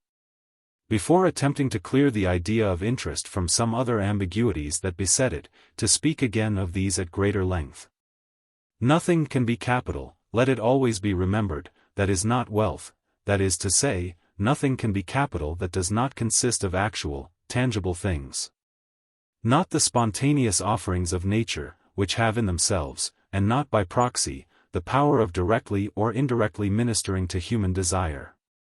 Thus, a government bond is not capital, nor yet is it the representative of capital. The capital that was once received for it by the government has been consumed unproductively, blown away from the mouths of cannon, used up in war ships, expended in keeping men marching and drilling, killing and destroying. The bond cannot represent capital that has been destroyed. It does not represent capital at all. It is simply a solemn declaration that the government will, some time or other, take by taxation from the then existing stock of the people, so much wealth, which it will turn over to the holder of the bond. And that, in the meanwhile, it will, from time to time, take, in the same way, enough to make up to the holder the increase which so much capital as it some day promises to give him would yield him were it actually in his possession. The immense sums which are thus taken from the produce of every modern country to pay interest on public debts are not the earnings or increase of capital, are not really interest in the strict sense of the term, but are taxes levied on the produce of labor and capital, leaving so much less for wages and so much less for real interest. But, supposing the bonds have been issued for the deepening of a river bed, the construction of lighthouses, or the erection of a public market, or supposing, to embody the same idea while changing the illustration, they have been issued by a railroad company. Here they do represent capital, existing and applied to productive uses, and like stock in a dividend-paying company may be considered as evidences of the ownership of capital. But they can be so considered only in so far as they actually represent capital, and not as they have been issued in excess of the capital used. Nearly all our railroad companies and other incorporations are loaded down in this way. Where $1 worth of capital has been really used, certificates for 2, 3, 4, 5, or even 10, have been issued. And upon this fictitious amount interest or dividends are paid with more or less regularity. Now, what, in excess of the amount due as interest to the real capital invested, is thus earned by these companies and thus paid out, as well as the large sums absorbed by managing rings and never accounted for, is evidently not taken from the aggregate produce of the community on account of the services rendered by capital. It is not interest. If we are restricted to the terminology of economic writers who decompose profits into interest, insurance, and wages of superintendents, it must fall into the category of wages of superintendents. But while wages of superintendents clearly enough include the income derived from such personal qualities as skill, tact, enterprise, organizing ability, inventive power, character, etc. To the profits we are speaking of there is another contributing element, which can only arbitrarily be classed with these, the element of monopoly. When James I granted to his minion the exclusive privilege of making gold and silver thread, and prohibited, under severe penalties, everyone else from making such thread, the income which Buckingham enjoyed in consequence did not arise from the interest upon the capital invested in the manufacture, nor from the skill, etc., of those who really conducted the operations, but from what he got from the king, viz. the exclusive privilege, in reality the power to levy a tax for his own purposes upon all the users of such thread. From a similar source comes a large part of the profits which are commonly confounded with the earnings of capital. Receipts from the patents granted for a limited term of years for the purpose of encouraging invention are clearly attributable to this source, as are the returns derived from monopolies created by protective tariffs under the pretense of encouraging home industry.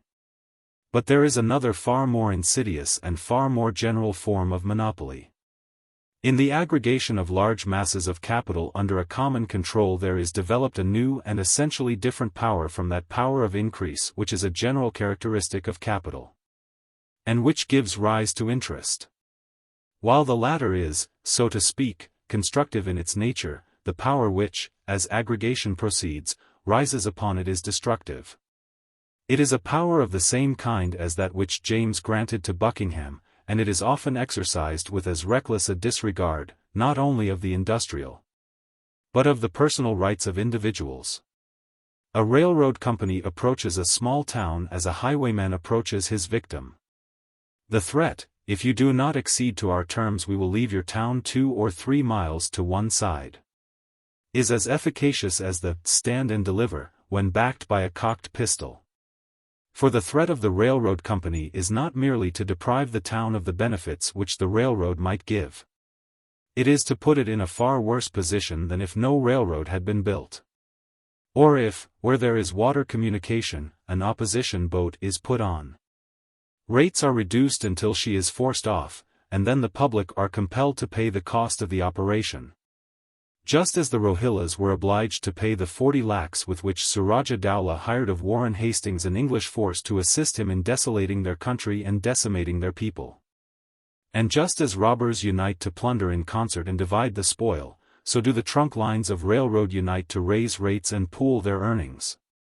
Or the Pacific roads form a combination with the Pacific Mail Steamship Company by which toll gates are virtually established on land and ocean. And just as Buckingham's creatures, under authority of the gold thread patent, searched private houses, and seized papers and persons for purposes of lust and extortion, so does the great telegraph company which, by the power of associated capital deprives the people of the United States of the full benefits of a beneficent invention, tamper with correspondence and crush out newspapers which offend it. It is necessary only to allude to these things, not to dwell on them. Everyone knows the tyranny and rapacity with which capital when concentrated in large amounts is frequently wielded to corrupt, to rob, and to destroy. What I wish to call the reader's attention to is that profits thus derived are not to be confounded with the legitimate returns of capital as an agent of production. They are for the most part to be attributed to a maladjustment of forces in the legislative department of government, and to a blind adherence to ancient barbarisms and the superstitious reverence for the technicalities of a narrow profession in the administration of law. While the general cause which in advancing communities tends, with the concentration of wealth, to the concentration of power, is the solution of the great problem we are seeking for, but have not yet found. Any analysis will show that much of the profits which are, in common thought, confounded with interest are in reality due, not to the power of capital, but to the power of concentrated capital, or of concentrated capital acting upon bad social adjustments. And it will also show that what are clearly and properly wages of superintendents are very frequently confounded with the earnings of capital. And, so, profits properly due to the elements of risk are frequently confounded with interest. Some people acquire wealth by taking chances which to the majority of people must necessarily bring loss. Such are many forms of speculation, and especially that mode of gambling known as stock dealing. Nerve, judgment, the possession of capital, skill in what in lower forms of gambling are known as the arts of the confidence man and blackleg, give advantage to the individual. But, just as at a gaming table, whatever one gains someone else must lose. Now, taking the great fortunes that are so often referred to as exemplifying the accumulative power of capital, the Dukes of Westminster and Marquises of Bute, the Rothschilds, Astors, Stuarts, Vanderbilts, Goulds, Stanfords, and Floods, it is upon examination readily seen that they have been built up, in greater or less part, not by interest, but by elements such as we have been reviewing. How necessary it is to note the distinctions to which I have been calling attention is shown in current discussions, where the shield seems alternately white or black as the standpoint is shifted from one side to the other. On the one hand we are called upon to see, in the existence of deep poverty side by side with vast accumulations of wealth, the aggressions of capital on labor. And in reply it is pointed out that capital aids labor, and hence we are asked to conclude that there is nothing unjust or unnatural in the wide gulf between rich and poor. That wealth is but the reward of industry, intelligence, and thrift, and poverty but the punishment of indolence, ignorance, and imprudence. Chapter 5. The Law of Interest. Let us turn now to the law of interest, keeping in mind two things to which attention has heretofore been called, viz. First, that it is not capital which employs labor, but labor which employs capital. Second, that capital is not a fixed quantity, but can always be increased or decreased, 1, by the greater or less application of labor to the production of capital, and 2, by the conversion of wealth into capital, or capital into wealth, for capital being but wealth applied in a certain way, wealth is the larger and inclusive term. It is manifest that under conditions of freedom the maximum that can be given for the use of capital will be the increase it will bring, and the minimum or zero will be the replacement of capital. For above the one point the borrowing of capital would involve a loss, and below the other, capital could not be maintained. Observe, again, it is not, as is carelessly stated by some writers, the increased efficiency given to labor by the adaptation of capital to any special form or use which fixes this maximum, but the average power of increase which belongs to capital generally. The power of applying itself in advantageous forms is a power of labor, which capital as capital cannot claim nor share. A bow and arrows will enable an Indian to kill, let us say, a buffalo every day, while with sticks and stones he could hardly kill one in a week. But the weapon maker of the tribe could not claim from the hunter 6 out of every 7 buffaloes killed as a return for the use of a bow and arrows. Nor will capital invested in a woolen factory yield to the capitalist the difference between the produce of the factory and what the same amount of labor could have obtained with the spinning wheel and hand loom. William, when he borrows a plane from James, does not in that obtain the advantage of the increased efficiency of labor when using a plane for the smoothing of boards over what it has when smoothing them with a shell or flint. The progress of knowledge has made the advantage involved in the use of planes a common property and power of labor. What he gets from James is merely such advantage as the element of a year's time will give to the possession of so much capital as is represented by the plane. Now, if the vital forces of nature which give an advantage to the element of time be the cause of interest, it would seem to follow that this maximum rate of interest would be determined by the strength of these forces and the extent to which they are engaged in production. But while the reproductive force of nature seems to vary enormously, as, for instance, between the salmon, which spawns thousands of eggs, and the whale, which brings forth a single calf at intervals of years, between the rabbit and the elephant, the thistle and the gigantic redwood, it appears from the way the natural balance is maintained that there is an equation between the reproductive and destructive forces of nature, which in effect brings the principle of increase to a uniform point. This natural balance man has within narrow limits the power to disturb, and by the modification of natural conditions may avail himself at will of the varying strength of the reproductive force in nature. But when he does so, there arises from the wide scope of his desires another principle which brings about in the increase of wealth a similar equation and balance to that which is effected in nature between the different forms of life. This equation exhibits itself through values. If, in a country adapted to both, I go to raising rabbits and you to raising horses, my rabbits may, until the natural limit is reached, increase faster than your horses. But my capital will not increase faster, for the effect of the varying rates of increase will be to lower the value of rabbits as compared with horses, and to increase the value of horses as compared with rabbits. Though the varying strength of the vital forces of nature is thus brought to uniformity, there may be a difference in the different stages of social development as to the proportionate extent to which, in the aggregate production of wealth, these vital forces are enlisted. But as to this, there are two remarks to be made. In the first place, although in such a country as England the part taken by manufactures in the aggregate wealth production has very much increased as compared with the part taken by agriculture, yet it is to be noticed that to a very great extent this is true only of the political or geographical division, and not of the industrial community. For industrial communities are not limited by political divisions, or bounded by seas or mountains. They are limited only by the scope of their exchanges. And the proportion which in the industrial economy of England agriculture and stock-raising bear to manufactures is averaged with Iowa and Illinois, with Texas and California, with Canada and India, with Queensland and the Baltic, in short, with every country to which the worldwide exchanges of England extend.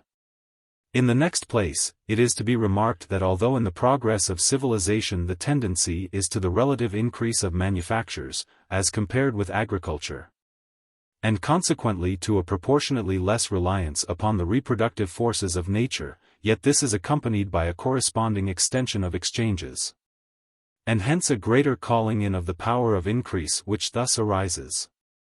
So these tendencies, to a great extent, and, probably, so far as we have yet gone, completely, balance each other, and preserve the equilibrium which fixes the average increase of capital, or the normal rate of interest.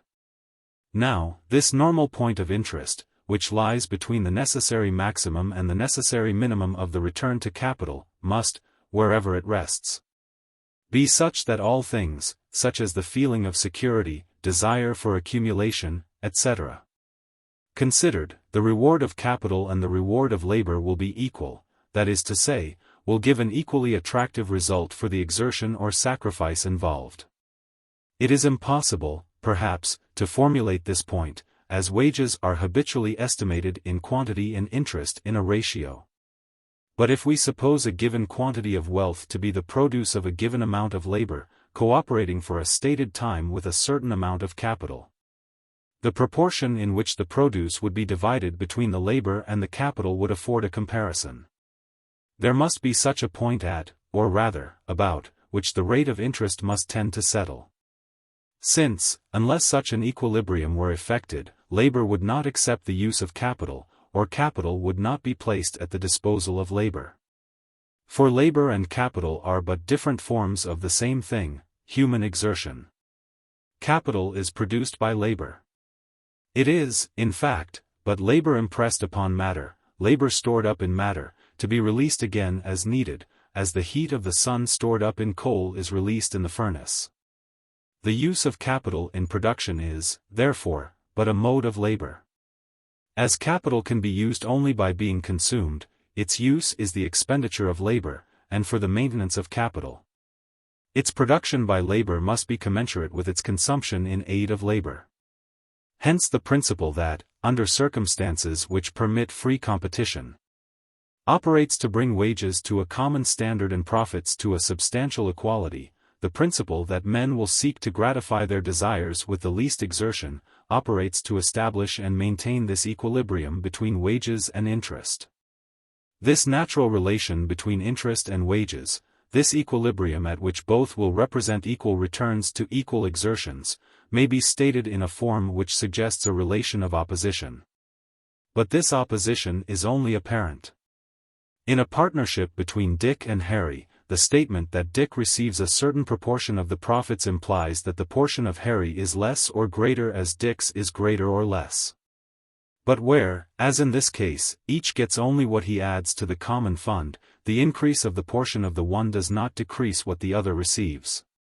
And this relation fixed, it is evident that interest and wages must rise and fall together, and that interest cannot be increased without increasing wages, nor wages lowered without depressing interest. For if wages fall, interest must also fall in proportion, else it becomes more profitable to turn labor into capital than to apply it directly. While, if interest falls, wages must likewise proportionately fall, or else the increment of capital would be checked.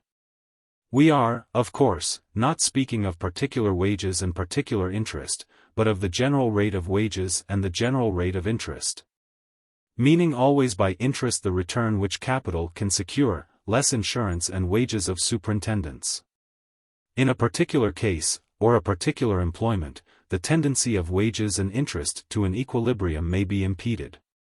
But between the general rate of wages and the general rate of interest, this tendency must be prompt to act.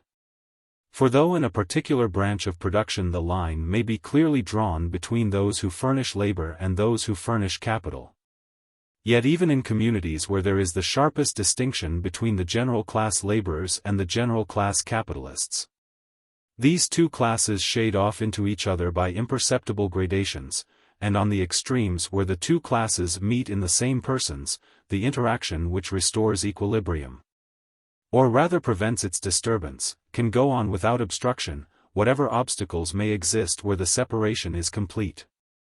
And, furthermore, it must be remembered, as has before been stated, that capital is but a portion of wealth, distinguished from wealth generally only by the purpose to which it is applied, and hence, the whole body of wealth has upon the relations of capital and labor the same equalizing effect that a flywheel has upon the motion of machinery. Taking up capital when it is in excess and giving it out again when there is a deficiency, just as a jeweler may give his wife diamonds to wear when he has a superabundant stock, and put them in his showcase again when his stock becomes reduced. Thus any tendency on the part of interest to rise above the equilibrium with wages must immediately beget not only a tendency to direct labor to the production of capital, but also the application of wealth to the uses of capital. While any tendency of wages to rise above the equilibrium with interest must in like manner beget not only a tendency to turn labor from the production of capital, but also to lessen the proportion of capital by diverting from a productive to a non-productive use some of the articles of wealth of which capital is composed. To recapitulate, there is a certain relation or ratio between wages and interest, fixed by causes, which, if not absolutely permanent, slowly change, at which enough labor will be turned into capital to supply the capital which, in the degree of knowledge, state of the arts, density of population, character of occupations, variety, extent and rapidity of exchanges, will be demanded for production, and this relation or ratio the interaction of labor and capital constantly maintains. Hence interest must rise and fall with the rise and fall of wages. To illustrate, the price of flour is determined by the price of wheat and cost of milling.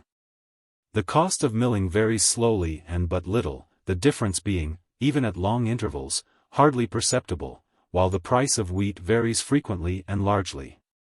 Hence we correctly say that the price of flour is governed by the price of wheat. Or, to put the proposition in the same form as the preceding, there is a certain relation or ratio between the value of wheat and the value of flour, fixed by the cost of milling. Which relation or ratio the interaction between the demand for flour and the supply of wheat constantly maintains. Hence the price of flour must rise and fall with the rise and fall of the price of wheat. Or, as, leaving the connecting link, the price of wheat, to inference, we say that the price of flour depends upon the character of the seasons, wars, etc. So may we put the law of interest in a form which directly connects it with the law of rent. By saying that the general rate of interest will be determined by the return to capital upon the poorest land to which capital is freely applied, that is to say, upon the best land open to it without the payment of rent. Thus we bring the law of interest into a form which shows it to be a corollary of the law of rent.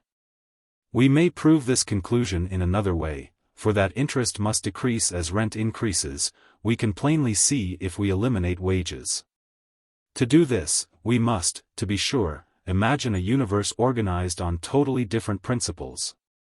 Nevertheless, we may imagine what Carlyle would call a fool's paradise, where the production of wealth went on without the aid of labor, and solely by the reproductive force of capital, where sheep bore ready-made clothing on their backs, cows presented butter and cheese, and oxen, when they got to the proper point of fatness, carved themselves into beefsteaks and roasting ribs.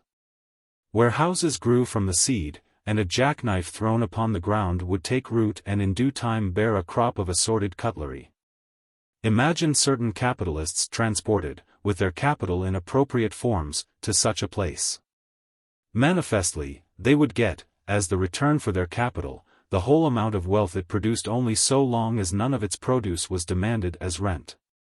When rent arose, it would come out of the produce of capital, and as it increased, the return to the owners of capital must necessarily diminish. If we imagine the place where capital possessed this power of producing wealth without the aid of labor to be of limited extent, say an island, we shall see that as soon as capital had increased to the limit of the island to support it, the return to capital must fall to a trifle above its minimum of mere replacement. And the landowners would receive nearly the whole produce as rent, for the only alternative capitalists would be to throw their capital into the sea. Or, if we imagine such an island to be in communication with the rest of the world, the return to capital would settle at the rate of return in other places. Interest there would be neither higher nor lower than anywhere else. Rent would obtain the whole of the superior advantage, and the land of such an island would have a great value. To sum up, the law of interest is this. The relation between wages and interest is determined by the average power of increase which attaches to capital from its use in reproductive modes. As rent arises, interest will fall as wages fall, or will be determined by the margin of cultivation. I have endeavored at this length to trace out and illustrate the law of interest more in deference to the existing terminology and modes of thought than from the real necessities of our inquiry. Were it unembarrassed by befogging discussions. In truth, the primary division of wealth in distribution is dual, not tripartite. Capital is but a form of labor, and its distinction from labor is in reality but a subdivision, just as the division of labor into skilled and unskilled would be. In our examination we have reached the same point as would have been attained had we simply treated capital as a form of labor, and sought the law which divides the produce between rent and wages. That is to say, between the possessors of the two factors, natural substances and powers, and human exertion, which two factors by their union produce all wealth. Chapter 6. Wages and the Law of Wages. We have by inference already obtained the law of wages. But to verify the deduction and to strip the subject of all ambiguities, let us seek the law from an independent starting point. There is, of course, no such thing as a common rate of wages, in the sense that there is at any given time and place a common rate of interest. Wages, which include all returns received from labor, not only vary with the differing powers of individuals, but, as the organization of society becomes elaborate, vary largely as between occupations. Nevertheless, there is a certain general relation between all wages, so that we express a clear and well-understood idea when we say that wages are higher or lower in one time or place than in another. In their degrees, wages rise and fall in obedience to a common law. What is this law? The fundamental principle of human action, the law that is to political economy what the law of gravitation is to physics, is that men seek to gratify their desires with the least exertion. Evidently, this principle must bring to an equality, through the competition it induces, the reward gained by equal exertions under similar circumstances. When men work for themselves, this equalization will be largely affected by the equation of prices. And between those who work for themselves and those who work for others, the same tendency to equalization will operate. Now, under this principle, what, in conditions of freedom, will be the terms at which one man can hire others to work for him? Evidently, they will be fixed by what the men could make if laboring for themselves. The principle which will prevent him from having to give anything above this, except what is necessary to induce the change, will also prevent them from taking less. Did they demand more, the competition of others would prevent them from getting employment. Did he offer less, none would accept the terms, as they could obtain greater results by working for themselves. Thus, although the employer wishes to pay as little as possible, and the employee to receive as much as possible, wages will be fixed by the value or produce of such labor to the laborers themselves. If wages are temporarily carried either above or below this line, a tendency to carry them back at once arises. But the result, or the earnings of labor, as is readily seen in those primary and fundamental occupations in which labor first engages, and which, even in the most highly developed condition of society, still form the base of production, does not depend merely upon the intensity or quality of the labor itself. Wealth is the product of two factors, land and labor, and what a given amount of labor will yield will vary with the powers of the natural opportunities to which it is applied. This being the case, the principle that men seek to gratify their desires with the least exertion will fix wages at the produce of such labor at the point of highest natural productiveness open to it. Now, by virtue of the same principle, the highest point of natural productiveness open to labor under existing conditions will be the lowest point at which production continues, for men, impelled by a supreme law of the human mind to seek the satisfaction of their desires with the least exertion, will not expend labor at a lower point of productiveness while a higher is open to them. Thus the wages which an employer must pay will be measured by the lowest point of natural productiveness to which production extends, and wages will rise or fall as this point rises or falls. To illustrate, in a simple state of society, each man, as is the primitive mode, works for himself, some in hunting, let us say, some in fishing, some in cultivating the ground. Cultivation, we will suppose, has just begun, and the land in use is all of the same quality, yielding a similar return to similar exertions. Wages, therefore, for, though there is neither employer nor employed, there are yet wages, will be the full produce of labor, and, making allowance for the difference of agreeableness, risk, etc. in the three pursuits, they will be on the average equal in each, that is to say, equal exertions will yield equal results. Now, if one of their number wishes to employ some of his fellows to work for him instead of for themselves, he must pay wages fixed by this full, average produce of labor. Let a period of time elapse. Cultivation has extended, and, instead of land of the same quality, embraces lands of different qualities. Wages, now, will not be as before, the average produce of labor. They will be the average produce of labor at the margin of cultivation, or the point of lowest return. For, as men seek to satisfy their desires with the least possible exertion, the point of lowest return in cultivation must yield to labor a return equivalent to the average return in hunting and fishing. 37 Labor will no longer yield equal returns to equal exertions. But those who expend their labor on the superior land will obtain a greater produce for the same exertion than those who cultivate the inferior land. Wages, however, will still be equal, for this excess which the cultivators of the superior land receive is in reality rent. And if land has been subjected to individual ownership, will give it a value. Now, if, under these changed circumstances, one member of this community wishes to hire others to work for him, he will have to pay only what the labor yields at the lowest point of cultivation. If thereafter the margin of cultivation sinks to points of lower and lower productiveness, so must wages sink. If, on the contrary, it rises, so also must wages rise. For, just as a free body tends to take the shortest route to the earth's center, so do men seek the easiest mode to the gratification of their desires.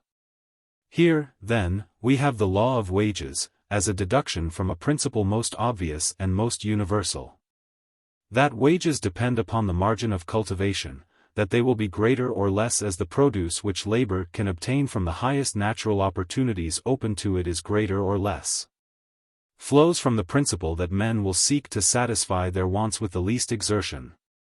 Now, if we turn from simple social states to the complex phenomena of highly civilized societies, we shall find upon examination that they also fall under this law. In such societies, wages differ widely, but they still bear a more or less definite and obvious relation to each other. This relation is not invariable, as at one time a philosopher of repute may earn by his lectures many-fold the wages of the best mechanic, and at another can hardly hope for the pay of a footman. As in a great city, occupations may yield relatively high wages, which in a new settlement would yield relatively low wages. Yet these variations between wages may, under all conditions, and in spite of arbitrary divergences caused by custom, law, etc., be traced to certain circumstances. In one of his most interesting chapters, Adam Smith thus enumerates the principal circumstances which make up for a small pecuniary gain in some employments and counterbalance a great one in others. First, the agreeableness or disagreeableness of the employments themselves. Secondly, the easiness and cheapness, or the difficulty and expense of learning them. Thirdly, the constancy or inconstancy of employment in them. Fourthly, the small or great trust which must be reposed in them. Fifthly, the probability or improbability of success in them. 38 It is not necessary to dwell in detail on these causes of variation in wages between different employments. They have been admirably explained and illustrated by Adam Smith and the economists who have followed him, who have well worked out the details, even if they have failed to apprehend the main law. The effect of all the circumstances which give rise to the differences between wages in different occupations may be included as supply and demand. And it is perfectly correct to say that the wages in different occupations will vary relatively according to differences in the supply and demand of labor, meaning by demand the call which the community as a whole makes for services of the particular kind, and by supply the relative amount of labor which, under the existing conditions, can be determined to the performance of those particular services. But though this is true as to the relative differences of wages, when it is said, as is commonly said, that the general rate of wages is determined by supply and demand, the words are meaningless. For supply and demand are but relative terms. The supply of labor can only mean labor offered in exchange for labor or the produce of labor, and the demand for labor can only mean labor or the produce of labor offered in exchange for labor. Supply is thus demand, and demand supply, and, in the whole community, one must be coextensive with the other. This is clearly apprehended by the current political economy in relation to sales, and the reasoning of Ricardo, Mill, and others, which proves that alterations in supply and demand cannot produce a general rise or fall of values, though they may cause a rise or fall in the value of a particular thing, is as applicable to labor. What conceals the absurdity of speaking generally of supply and demand in reference to labor is the habit of considering the demand for labor as springing from capital and as something distinct from labor. But the analysis to which this idea has been heretofore subjected has sufficiently shown its fallacy. It is indeed evident from the mere statement, that wages can never permanently exceed the produce of labor, and hence that there is no fund from which wages can for any time be drawn, save that which labor constantly creates.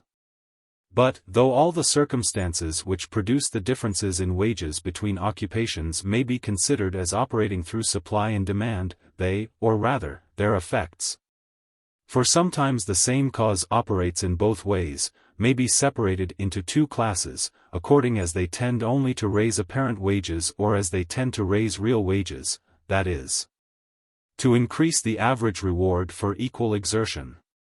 The high wages of some occupations much resemble what Adam Smith compares them to, the prizes of a lottery, in which the great gain of one is made up from the losses of many others. This is not only true of the professions by means of which Dr. Smith illustrates the principle, but is largely true of the wages of superintendents in mercantile pursuits, as shown by the fact that over 90% of the mercantile firms that commence business ultimately fail. The higher wages of those occupations which can be prosecuted only in certain states of the weather, or are otherwise intermittent and uncertain, are also of this class. While differences that arise from hardship, discredit, unhealthiness, etc., imply differences of sacrifice, the increased compensation for which only preserves the level of equal returns for equal exertions. All these differences are, in fact, equalizations, arising from circumstances which, to use the words of Adam Smith, make up for a small pecuniary gain in some employments and counterbalance a great one in others. But, besides these merely apparent differences, there are real differences in wages between occupations, which are caused by the greater or less rarity of the qualities required, greater abilities or skill, whether natural or acquired, commanding on the average greater wages. Now, these qualities, whether natural or acquired, are essentially analogous to differences in strength and quickness in manual labor. And as in manual labor the higher wages paid the man who can do more would be based upon wages paid to those who can do only the average amount, so wages in the occupations requiring superior abilities and skill must depend upon the common wages paid for ordinary abilities and skill. It is, indeed, evident from observation, as it must be from theory, that whatever be the circumstances which produce the differences of wages in different occupations, and although they frequently vary in relation to each other, producing, as between time, and place, greater or less relative differences, yet the rate of wages in one occupation is always dependent on the rate in another, and so on, down, until the lowest and widest stratum of wages is reached. In occupations where the demand is more nearly uniform and in which there is the greatest freedom to engage. For, although barriers of greater or less difficulty may exist, the amount of labor which can be determined to any particular pursuit is nowhere absolutely fixed. All mechanics could act as laborers, and many laborers could readily become mechanics, all storekeepers could act as shopmen, and many shopmen could easily become storekeepers. Many farmers would, upon inducement, become hunters or miners, fishermen or sailors, and many hunters, miners, fishermen, and sailors know enough of farming to turn their hands to it on demand. In each occupation there are men who unite it with others, or who alternate between occupations, while the young men who are constantly coming in to fill up the ranks of labor are drawn in the direction of the strongest inducements and least resistances. And further than this, all the gradations of wages shade into each other by imperceptible degrees, instead of being separated by clearly defined gulfs. The wages, even of the poorer paid mechanics, are generally higher than the wages of simple laborers, but there are always some mechanics who do not, on the whole, make as much as some laborers.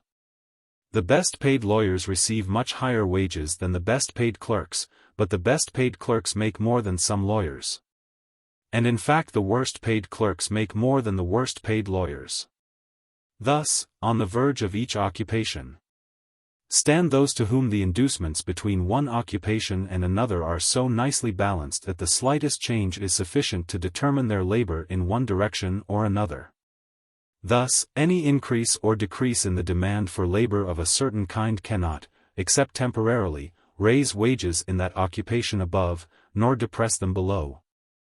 The relative level with wages in other occupations, which is determined by the circumstances previously adverted to, such as relative agreeableness or continuity of employment, etc.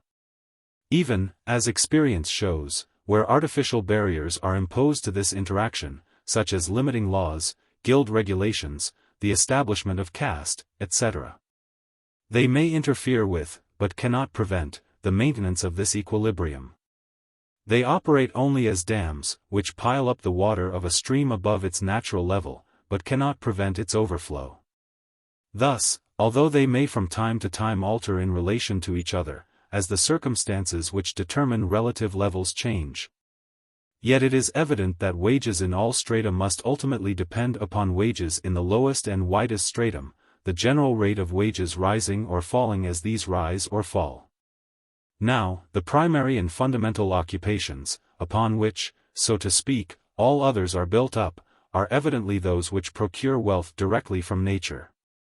Hence the law of wages in them must be the general law of wages. And, as wages in such occupations clearly depend upon what labor can produce at the lowest point of natural productiveness to which it is habitually applied. Therefore, wages generally depend upon the margin of cultivation, or, to put it more exactly, upon the highest point of natural productiveness to which labor is free to apply itself without the payment of rent. So obvious is this law that it is often apprehended without being recognized. It is frequently said of such countries as California and Nevada that cheap labor would enormously aid their development, as it would enable the working of the poorer but most extensive deposits of ore. A relation between low wages and a low point of production is perceived by those who talk in this way, but they invert cause and effect.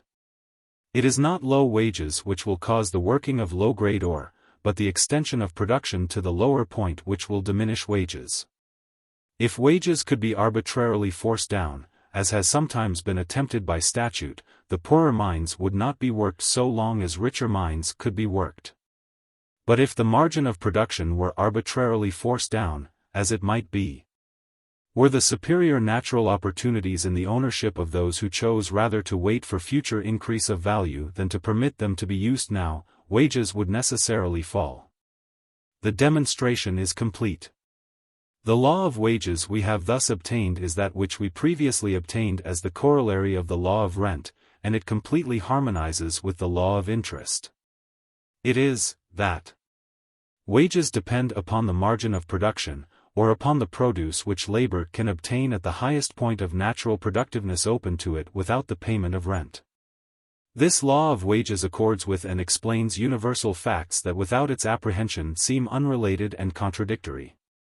It shows that where land is free and labor is unassisted by capital, the whole produce will go to labor as wages. Where land is free and labor is assisted by capital, wages will consist of the whole produce, less that part necessary to induce the storing up of labor as capital. Where land is subject to ownership and rent arises, wages will be fixed by what labor could secure from the highest natural opportunities open to it without the payment of rent. Where natural opportunities are all monopolized, wages may be forced by the competition among laborers to the minimum at which laborers will consent to reproduce. This necessary minimum of wages, which by Smith and Ricardo is denominated the point of natural wages, and by Mill supposed to regulate wages, which will be higher or lower as the working classes consent to reproduce at a higher or lower standard of comfort, is, however, included in the law of wages as previously stated. As it is evident that the margin of production cannot fall below that point at which enough will be left as wages to secure the maintenance of labor. Like Ricardo's law of rent of which it is the corollary, this law of wages carries with it its own proof and becomes self-evident by mere statement. For it is but an application of the central truth that is the foundation of economic reasoning, that men will seek to satisfy their desires with the least exertion. The average man will not work for an employer for less, all things considered, than he can earn by working for himself. Nor yet will he work for himself for less than he can earn by working for an employer. and hence the return which labor can secure from such natural opportunities as are free to it must fix the wages which labor everywhere gets. That is to say, the line of rent is the necessary measure of the line of wages. In fact, the accepted law of rent depends for its recognition upon a previous, though in many cases it seems to be an unconscious, acceptance of this law of wages. What makes it evident that land of a particular quality will yield as rent the surplus of its produce over that of the least productive land in use, is the apprehension of the fact that the owner of the higher quality of land can procure the labor to work his land by the payment of what that labor could produce if exerted upon land of the poorer quality. In its simpler manifestations, this law of wages is recognized by people who do not trouble themselves about political economy. Just as the fact that a heavy body would fall to the earth was long recognized by those who never thought of the law of gravitation. It does not require a philosopher to see that if in any country natural opportunities were thrown open which would enable laborers to make for themselves wages higher than the lowest now paid, the general rate of wages would rise. While the most ignorant and stupid of the placer miners of early California knew that as the placers gave out or were monopolized, wages must fall. It requires no fine-spun theory to explain why wages are so high relatively to production in new countries where land is yet unmonopolized. The cause is on the surface. One man will not work for another for less than his labor will really yield, when he can go upon the next quarter section and take up a farm for himself. It is only as land becomes monopolized and these natural opportunities are shut off from labor, that laborers are obliged to compete with each other for employment. And it becomes possible for the farmer to hire hands to do his work while he maintains himself on the difference between what their labor produces and what he pays them for it. Adam Smith himself saw the cause of high wages where land was yet open to settlement, though he failed to appreciate the importance and connection of the fact. In treating of the causes of the prosperity of new colonies, Chapter 7, Book 4, Wealth of Nations, he says, "Every colonist gets more land than he can possibly cultivate. He has no rent and scarce any taxes to pay. He is eager, therefore, to collect laborers from every quarter and to pay them the most liberal wages. But these liberal wages, joined to the plenty and cheapness of land, soon make these laborers leave him in order to become landlords themselves, and to reward with equal liberality other laborers who soon leave them for the same reason they left their first masters." This chapter contains numerous expressions which, like the opening sentence in the chapter on the wages of labor, show that Adam Smith failed to appreciate the true laws of the distribution of wealth only because he turned away from the more primitive forms of society to look for first principles amid complex social manifestations, where he was blinded by a pre-accepted theory of the functions of capital, and, as it seems to me, by a vague acceptance of the doctrine which, 2 years after his death, was formulated by Malthus.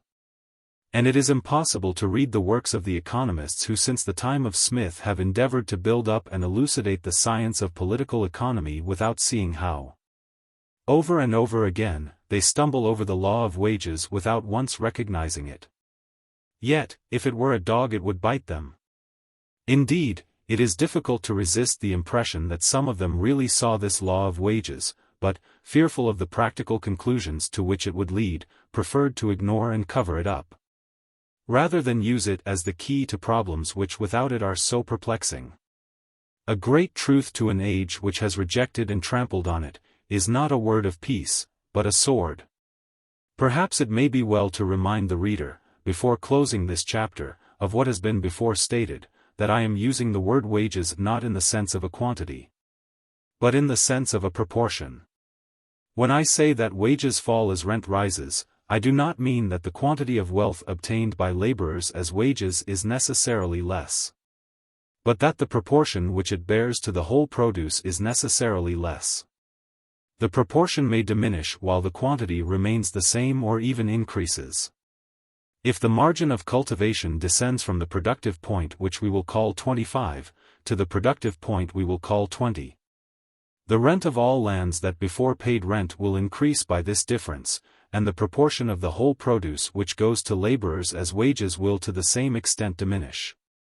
But if, in the meantime, the advance of the arts or the economies that become possible with greater population have so increased the productive power of labor that at 20 the same exertion will produce as much wealth as before at 25. Laborers will get as wages as great a quantity as before, and the relative fall of wages will not be noticeable in any diminution of the necessaries or comforts of the laborer, but only in the increased value of land and the greater incomes and more lavish expenditure of the rent-receiving class. Chapter 7. The correlation and coordination of these laws. The conclusions we have reached as to the laws which govern the distribution of wealth recast a large and most important part of the science of political economy, as at present taught, overthrowing some of its most highly elaborated theories and shedding a new light on some of its most important problems. Yet, in doing this, no disputable ground has been occupied, not a single fundamental principle advanced that is not already recognized. The law of interest and the law of wages which we have substituted for those now taught are necessary deductions from the great law which alone makes any science of political economy possible, the all-compelling law that is as inseparable from the human mind as attraction is inseparable from matter, and without which it would be impossible to previse or calculate upon any human action, the most trivial or the most important. This fundamental law, that men seek to gratify their desires with the least exertion, becomes, when viewed in its relation to one of the factors of production, the law of rent.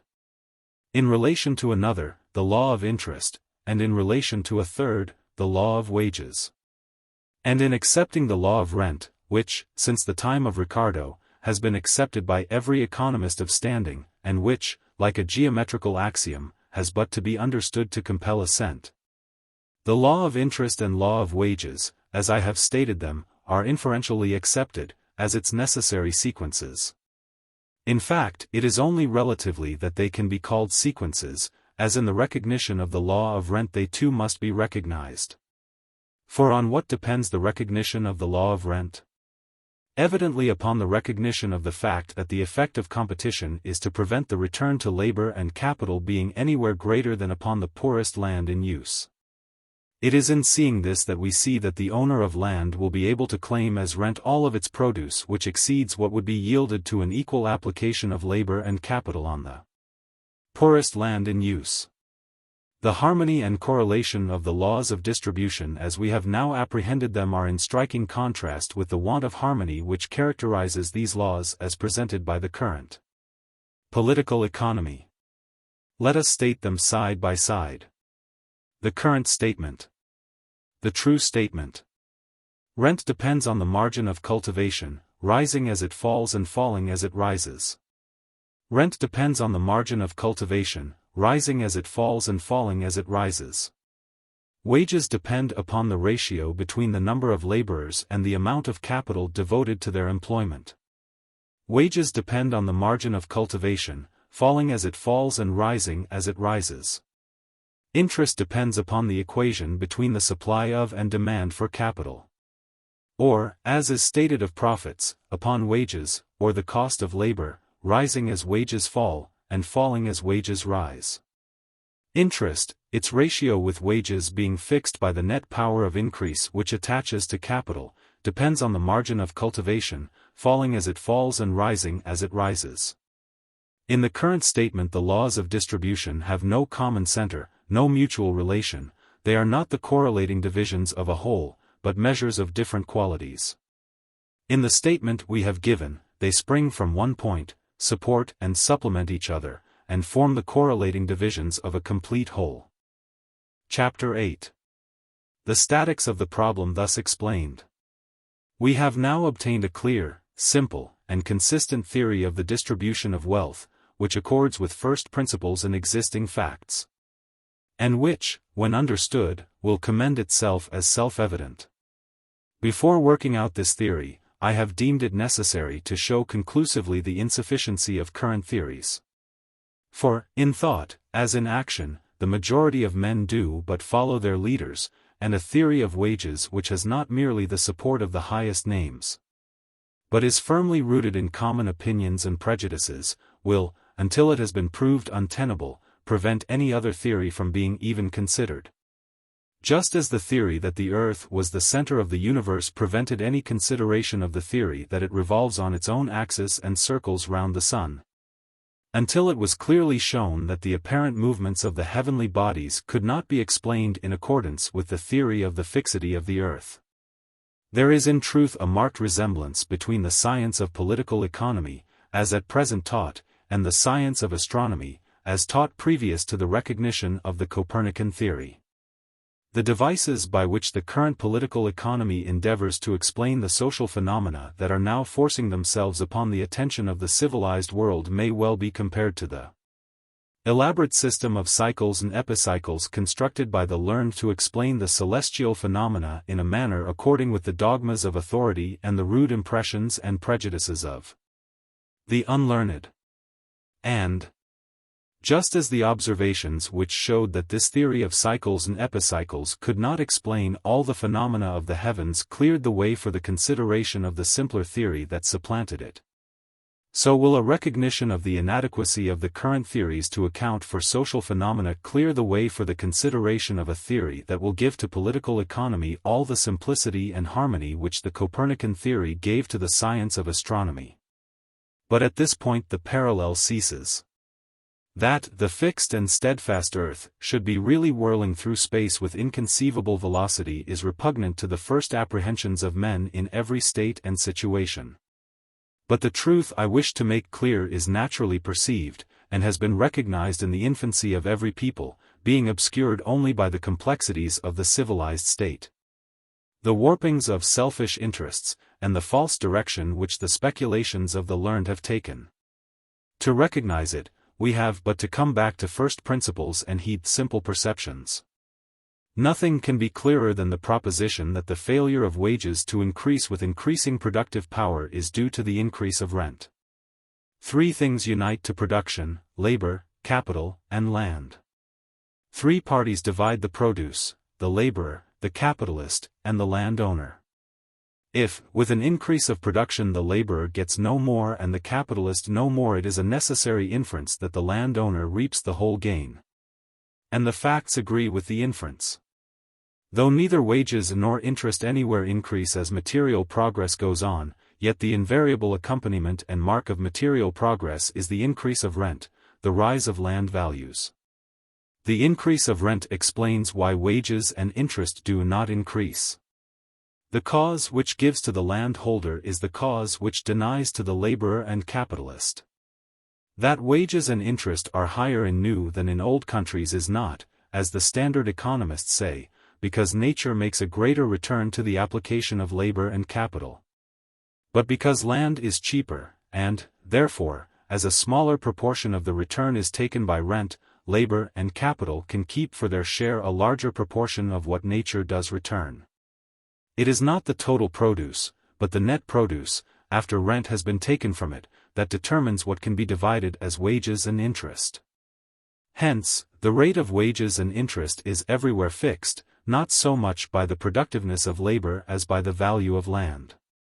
Wherever the value of land is relatively low, wages and interest are relatively high; wherever land is relatively high, wages and interest are relatively low. If production had not passed the simple stage in which all labor is directly applied to the land and all wages are paid in its produce, the fact that when the landowner takes a larger portion the laborer must put up with a smaller portion could not be lost sight of. But the complexities of production in the civilized state, in which so great a part is borne by exchange, and so much labor is bestowed upon materials after they have been separated from the land, though they may to the unthinking disguise, do not alter the fact that all production is still the union of the two factors, land and labor. And that rent, the share of the landholder, cannot be increased except at the expense of wages, the share of the laborer, and interest, the share of capital. Just as the portion of the crop, which in the simpler forms of industrial organization the owner of agricultural land receives at the end of the harvest as his rent, lessens the amount left to the cultivator as wages and interest, so does the rental of land on which a manufacturing or commercial city is built lessen the amount which can be divided as wages and interest between the laborer and capital there engaged in the production and exchange of wealth. In short, the value of land depending wholly upon the power which its ownership gives of appropriating wealth created by labor. The increase of land values is always at the expense of the value of labor. And, hence, that the increase of productive power does not increase wages, is because it does increase the value of land. Rent swallows up the whole gain and pauperism accompanies progress. It is unnecessary to refer to facts. They will suggest themselves to the reader. It is the general fact, observable everywhere, that as the value of land increases, so does the contrast between wealth and want appear.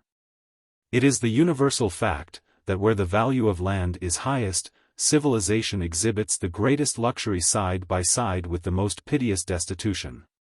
To see human beings in the most abject, the most helpless and hopeless condition, you must go, not to the unfenced prairies and the log cabins of new clearings in the backwoods, where man single-handed is commencing the struggle with nature, and land is yet worth nothing, but to the great cities, where the ownership of a little patch of ground is a fortune. Book. Chapter 4. Effect of material progress upon the distribution of wealth. Hitherto, it is questionable if all the mechanical inventions yet made have lightened the day's toil of any human being. John Stuart Mill. Do ye hear the children weeping, O my brothers? Ere the sorrow comes with years?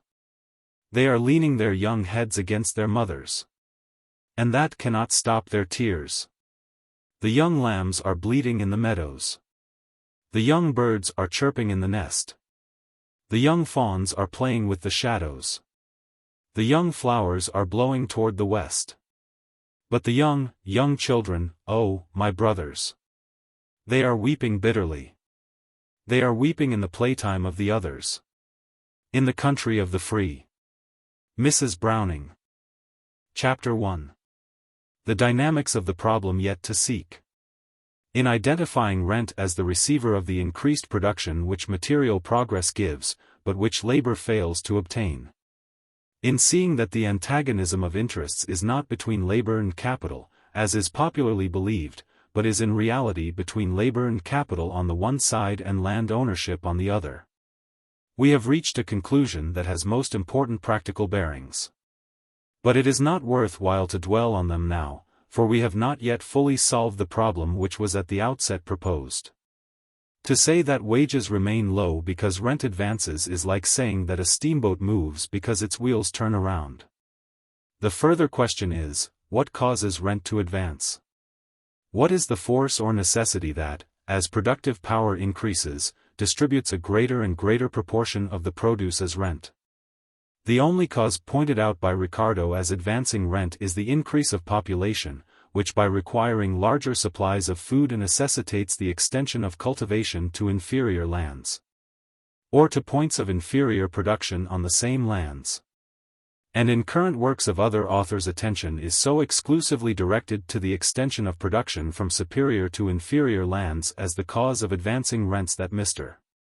Carey, followed by Professor Perry and others, has imagined that he has overthrown the Ricardian theory of rent by denying that the progress of agriculture is from better to worse lands. 39.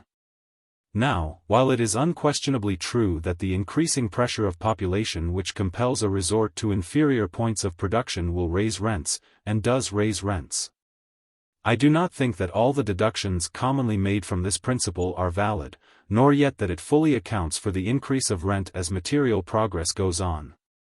There are evidently other causes which conspire to raise rent, but which seem to have been wholly or partially hidden by the erroneous views as to the functions of capital and genesis of wages which have been current.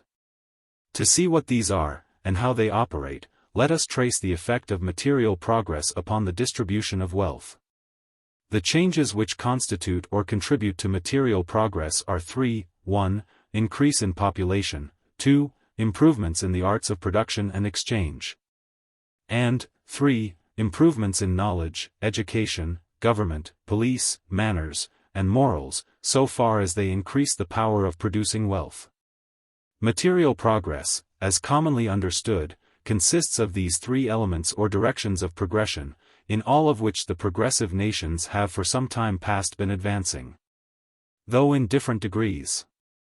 As, considered in the light of material forces or economies, the increase of knowledge, the betterment of government, etc., have the same effect as improvements in the arts, it will not be necessary in this view to consider them separately. What bearing intellectual or moral progress, merely as such, has upon our problem we may hereafter consider. We are at present dealing with material progress, to which these things contribute only as they increase wealth-producing power, and shall see their effects when we see the effect of improvements in the arts. To ascertain the effects of material progress upon the distribution of wealth, let us, therefore, consider the effects of increase of population apart from improvement in the arts, and then the effect of improvement in the arts apart from increase of population. Chapter 2. The effect of increase of population upon the distribution of wealth. The manner in which increasing population advances rent, as explained and illustrated in current treatises, is that the increased demand for subsistence forces production to inferior soil or to inferior productive points. Thus, if, with a given population, the margin of cultivation is at 30, all lands of productive power over 30 will pay rent. If the population be doubled, an additional supply is required, which cannot be obtained without an extension of cultivation that will cause lands to yield rent that before yielded none. If the extension be to 20, then all the land between 20 and 30 will yield rent and have a value, and all land over 30 will yield increased rent and have increased value. It is here that the Malthusian doctrine receives from the current elucidations of the theory of rent the support of which I spoke when enumerating the causes that have combined to give that doctrine an almost undisputed sway in current thought. According to the Malthusian theory, the pressure of population against subsistence becomes progressively harder as population increases. And although 2 hands come into the world with every new mouth, it becomes, to use the language of John Stuart Mill, harder and harder for the new hands to supply the new mouths. According to Ricardo's theory of rent, rent arises from the difference in productiveness of the lands in use, and as explained by Ricardo and the economists who have followed him. The advance in rents which, experience shows, accompanies increasing population, is caused by the inability of procuring more food except at a greater cost, which thus forces the margin of population to lower and lower points of production, commensurately increasing rent. Thus the 2 theories, as I have before explained, are made to harmonize and blend, the law of rent becoming but a special application of the more general law propounded by Malthus, and the advance of rents with increasing population a demonstration of its resistless operation. I refer to this incidentally, because it now lies in our way to see the misapprehension which has enlisted the doctrine of rent in the support of a theory to which it in reality gives no countenance. The Malthusian theory has been already disposed of, and the cumulative disproof which will prevent the recurrence of a lingering doubt will be given when it is shown, further on, that the phenomena attributed to the pressure of population against subsistence would, under existing conditions, manifest themselves were population to remain stationary. The misapprehension to which I now refer, and which, to a proper understanding of the effect of increase of population upon the distribution of wealth, it is necessary to clear up, is the presumption, expressed or implied in all the current reasoning upon the subject of rent in connection with population, that the recourse to lower points of production involves a smaller aggregate produce in proportion to the labor expended. Though that this is not always the case is clearly recognized in connection with agricultural improvements, which, to use the words of Mill, are considered as a partial relaxation of the bonds which confine the increase of population. But it is not involved even where there is no advance in the arts, and the recourse to lower points of production is clearly the result of the increased demand of an increased population. For increased population, of itself, and without any advance in the arts, implies an increase in the productive power of labor. The labor of 100 men, other things being equal, will produce much more than 100 times as much as the labor of 1 man, and the labor of 1,000 men much more than 10 times as much as the labor of 100 men. And, so, with every additional pair of hands which increasing population brings, there is a more than proportionate addition to the productive power of labor. Thus, with an increasing population, there may be a recourse to lower natural powers of production, not only without any diminution in the average production of wealth as compared to labor, but without any diminution at the lowest point. If population be doubled, land of but 20 productiveness may yield to the same amount of labor as much as land of 30 productiveness could before yield. For it must not be forgotten, what often is forgotten, that the productiveness either of land or labor is not to be measured in any one thing, but in all desired things. A settler and his family may raise as much corn on land 100 miles away from the nearest habitation as they could raise were their land in the center of a populous district.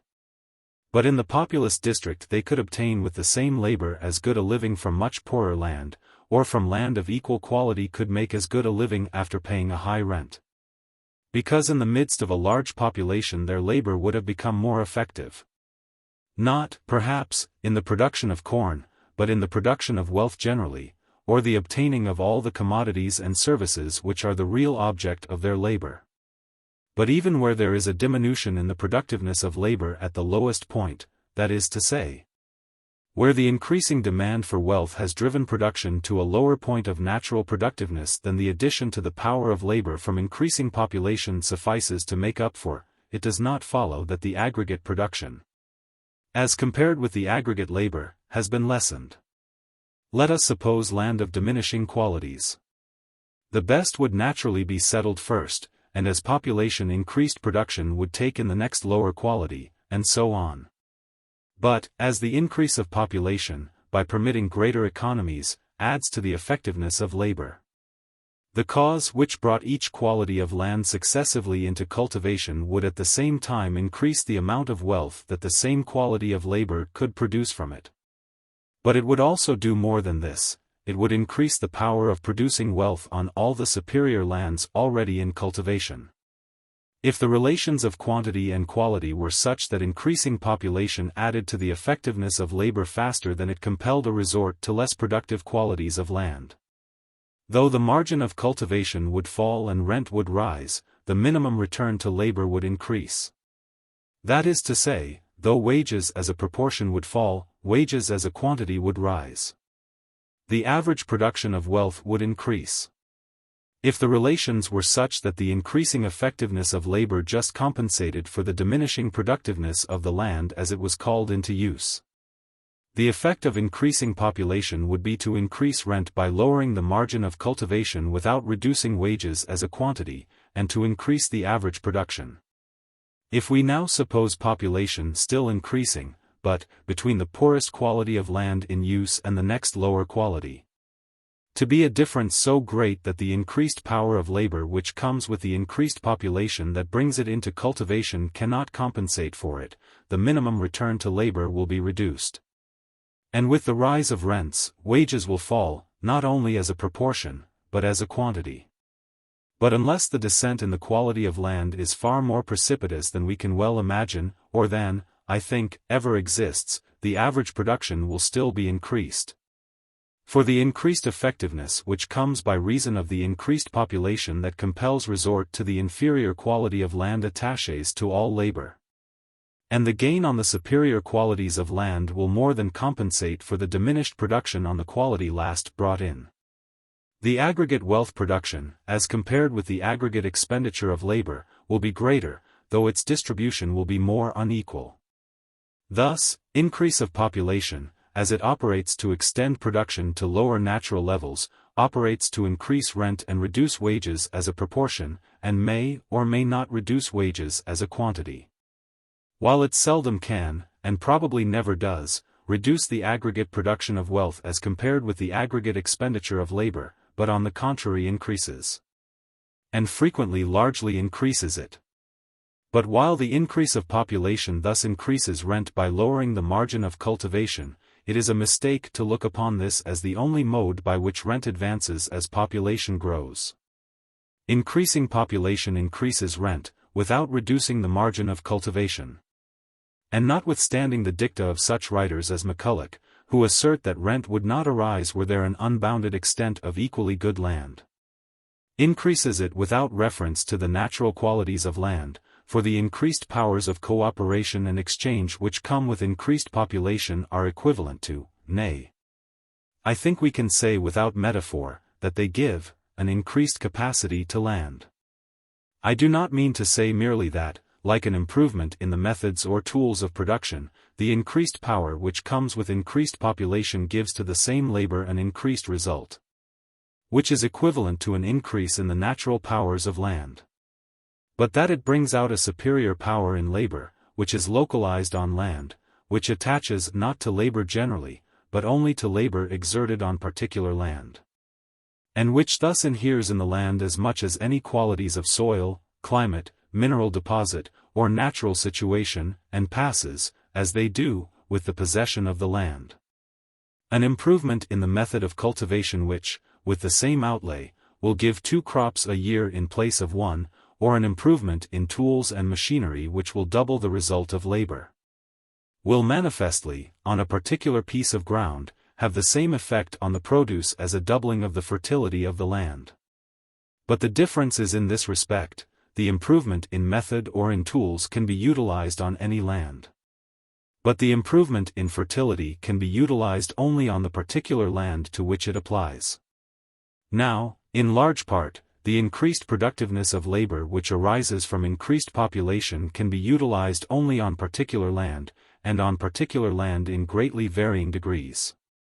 Here, let us imagine, is an unbounded savanna, stretching off in unbroken sameness of grass and flower, tree and rill, till the traveler tires of the monotony. Along comes the wagon of the first immigrant. Where to settle he cannot tell, every acre seems as good as every other acre. As to wood, as to water, as to fertility, as to situation, there is absolutely no choice, and he is perplexed by the embarrassment of richness. Tired out with the search for one place that is better than another, he stops, somewhere, anywhere, and starts to make himself a home. The soil is virgin and rich, game is abundant, the streams flash with the finest trout. Nature is at her very best. He has what, were he in a populous district, would make him rich. But he is very poor. To say nothing of the mental craving, which would lead him to welcome the sorriest stranger, he labors under all the material disadvantages of solitude. He can get no temporary assistance for any work that requires a greater union of strength than that afforded by his own family, or by such help as he can permanently keep. Though he has cattle, he cannot often have fresh meat, for to get a beefsteak he must kill a bullock. He must be his own blacksmith, wagon-maker, carpenter, and cobbler, in short, a jack of all trades and master of none. He cannot have his children schooled, for, to do so, he must himself pay and maintain a teacher. Such things as he cannot produce himself, he must buy in quantities and keep on hand, or else go without. For he cannot be constantly leaving his work and making a long journey to the verge of civilization. And when forced to do so, the getting of a vial of medicine or the replacement of a broken auger may cost him the labor of himself and horses for days. Under such circumstances, though nature is prolific, the man is poor. It is an easy matter for him to get enough to eat. But beyond this, his labor will suffice to satisfy only the simplest wants in the rudest way. Soon there comes another immigrant. Although every quarter section of the boundless plain is as good as every other quarter section, he is not beset by any embarrassment as to where to settle. Though the land is the same, there is one place that is clearly better for him than any other place, and that is where there is already a settler and he may have a neighbor. He settles by the side of the first comer, whose condition is at once greatly improved, and to whom many things are now possible that were before impossible. For 2 men may help each other to do things that 1 man could never do. Another immigrant comes, and, guided by the same attraction, settles where there are already 2. Another, and another, until around our first comer there are a score of neighbors. Labor has now an effectiveness which, in the solitary state, it could not approach. If heavy work is to be done, the settlers have a log rolling, and together accomplish in a day what singly would require years. When one kills a bullock, the others take part of it, returning when they kill, and thus they have fresh meat all the time. Together they hire a schoolmaster, and the children of each are taught for a fractional part of what similar teaching would have cost the first settler. It becomes a comparatively easy matter to send to the nearest town, for someone is always going. But there is less need for such journeys. A blacksmith and a wheelwright soon set up shops, and our settler can have his tools repaired for a small part of the labor it formerly cost him. A store is opened and he can get what he wants as he wants it. A post office, soon added, gives him regular communication with the rest of the world. Then come a cobbler, a carpenter, a harness maker, a doctor, and a little church soon arises. Satisfactions become possible that in the solitary state were impossible. There are gratifications for the social and the intellectual nature, for that part of the man that rises above the animal. The power of sympathy, the sense of companionship, the emulation of comparison and contrast, open a wider, and fuller, and more varied life. In rejoicing, there are others to rejoice. In sorrow, the mourners do not mourn alone. There are husking bees, and apple parings, and quilting parties. Though the ballroom be unplastered and the orchestra but a fiddle, the notes of the magician are yet in the strain, and Cupid dances with the dancers. At the wedding, there are others to admire and enjoy. In the house of death, there are watchers. By the open grave, stands human sympathy to sustain the mourners. Occasionally, comes a straggling lecturer to open up glimpses of the world of science, of literature, or of art. In election times, come stump speakers, and the citizen rises to a sense of dignity and power. As the cause of empires is tried before him in the struggle of John Doe and Richard Roe for his support and vote. And by, comes the circus, talked of months before, and opening to children whose horizon has been the prairie, all the realms of the imagination, princes and princesses of fairy tale. Mail-clad crusaders and turbaned Moors, Cinderella's fairy coach, and the giants of nursery lore. Lions such as crouched before Daniel, or encircling Roman amphitheater toward the saints of God, ostriches who recall the sandy deserts. Camels such as stood around when the wicked brethren raised Joseph from the well and sold him into bondage, elephants such as crossed the Alps with Hannibal, or felt the sword of the Maccabees. And glorious music that thrills and builds in the chambers of the mind as rose the sunny dome of Kubla Khan. Go to our settler now, and say to him, you have so many fruit trees which you planted. So much fencing, such a well, a barn, a house, in short, you have by your labor added so much value to this farm. Your land itself is not quite so good. You have been cropping it, and by it will need manure. I will give you the full value of all your improvements if you will give it to me, and go again with your family beyond the verge of settlement. He would laugh at you. His land yields no more wheat or potatoes than before, but it does yield far more of all the necessaries and comforts of life. His labor upon it will bring no heavier crops, and, we will suppose, no more valuable crops, but it will bring far more of all the other things for which men work. The presence of other settlers, the increase of population, has added to the productiveness, in these things, of labor bestowed upon it. And this added productiveness gives it a superiority over land of equal natural quality where there are as yet no settlers. If no land remains to be taken up, except such as is as far removed from population as was our settler's land when he first went upon it, the value or rent of this land will be measured by the whole of this added capability.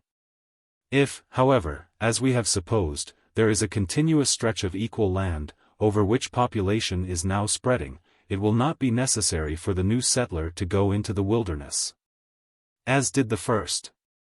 He will settle just beyond the other settlers, and will get the advantage of proximity to them.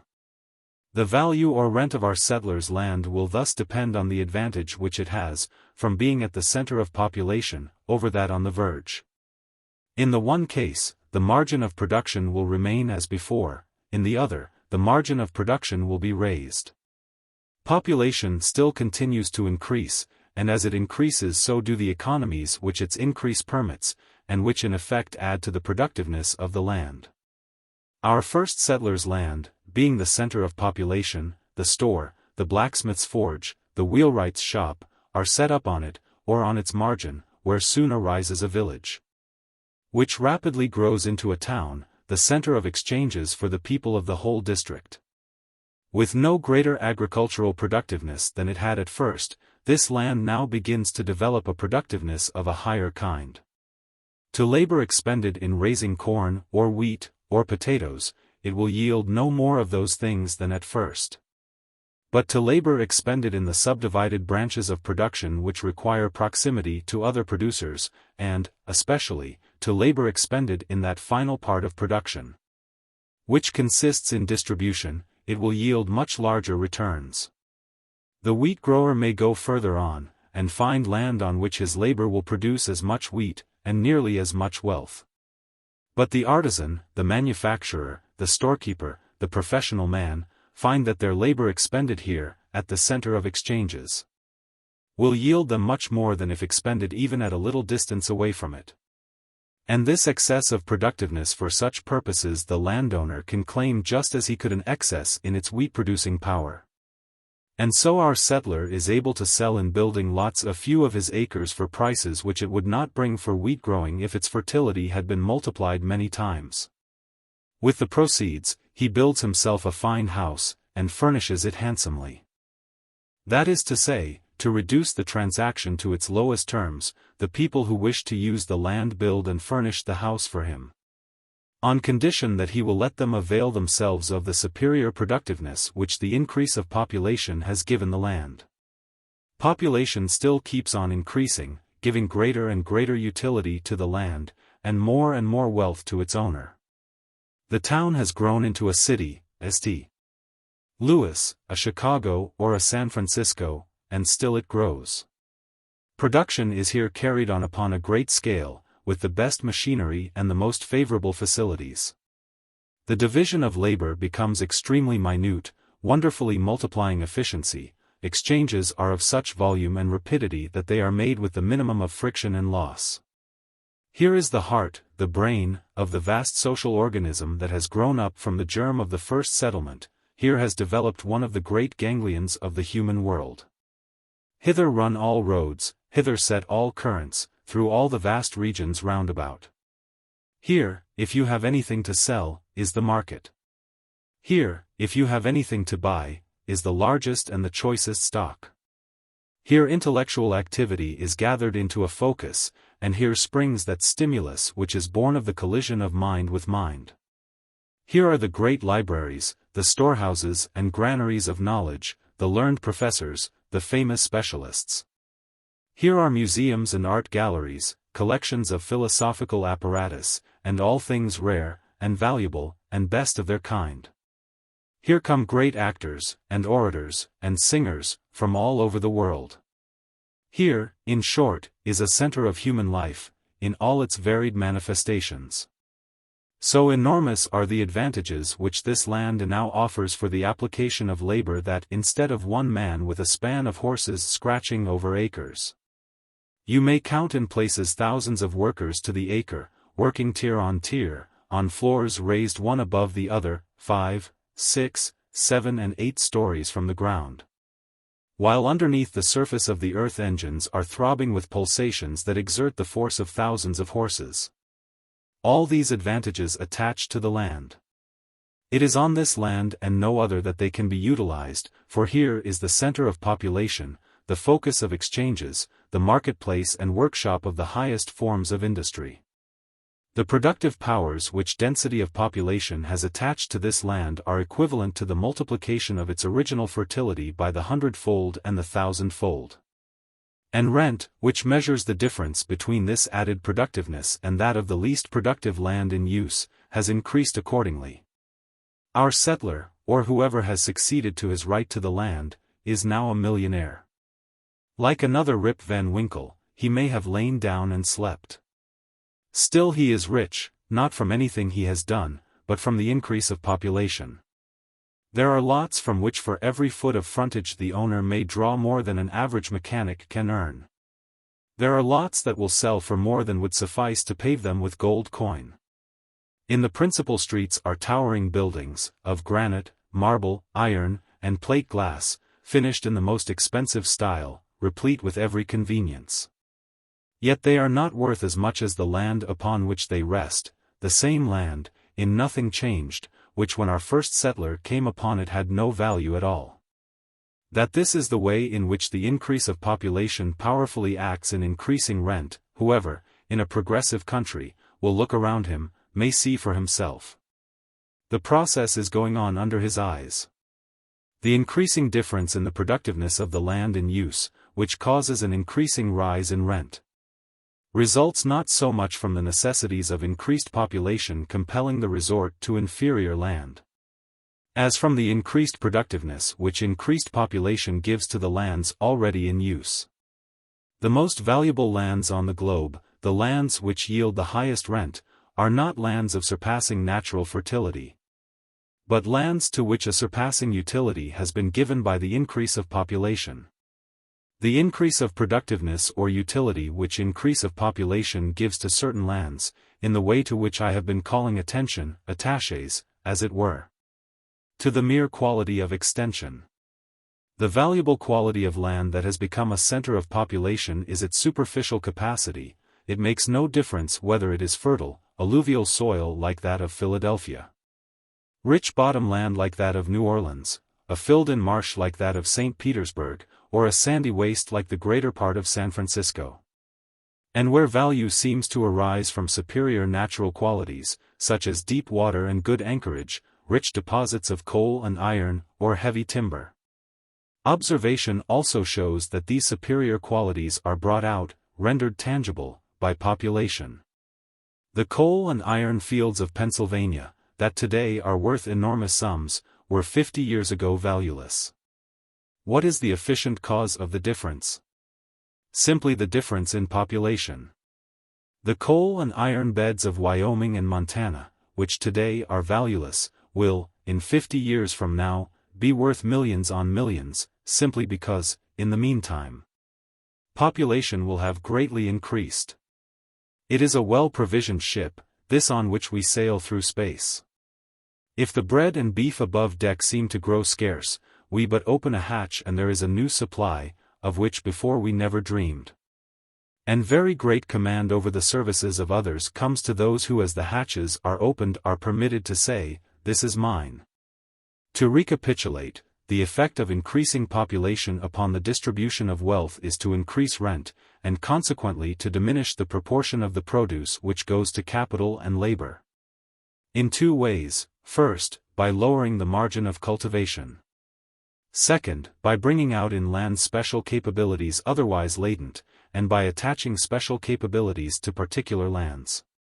I am disposed to think that the latter mode, to which little attention has been given by political economists, is really the more important.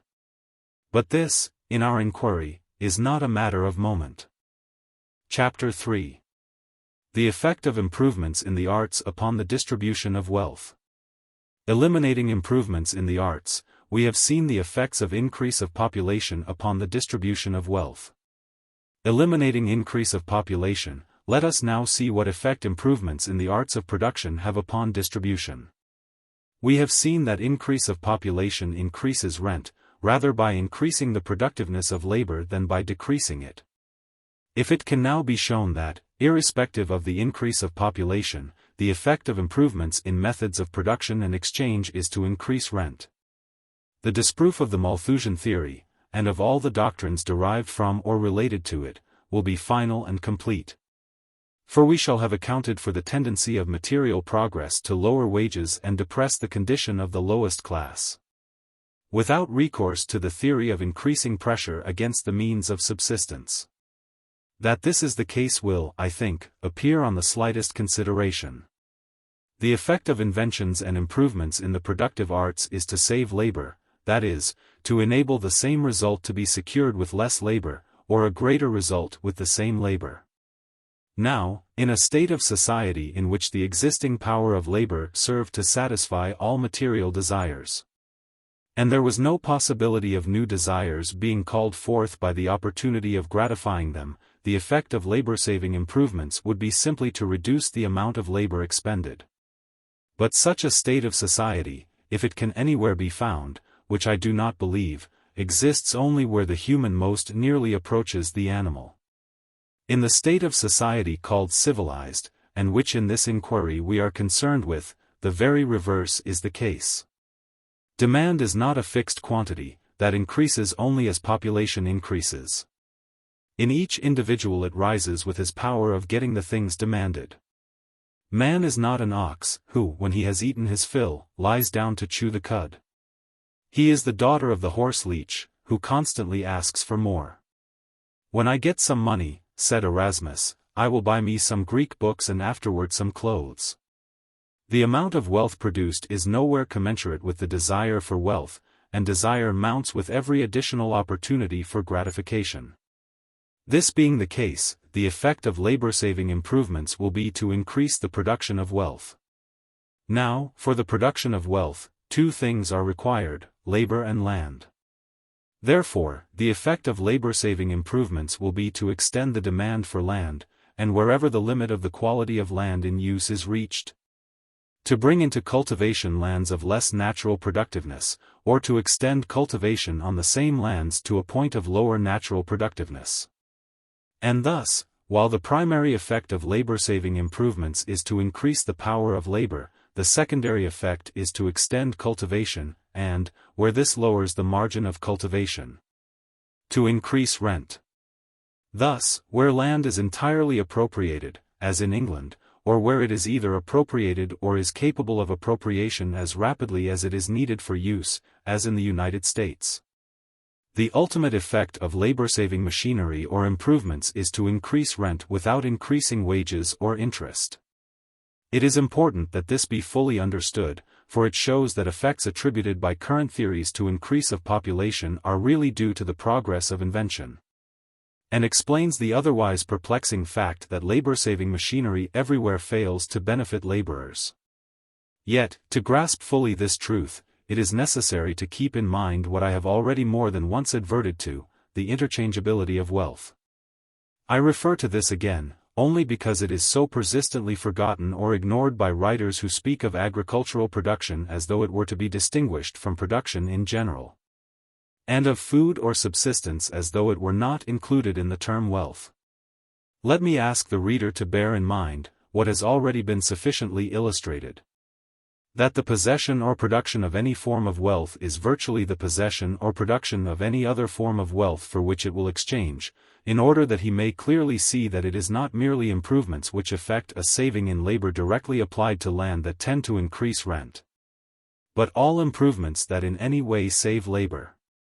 That the labor of any individual is applied exclusively to the production of one form of wealth is solely the result of the division of labor.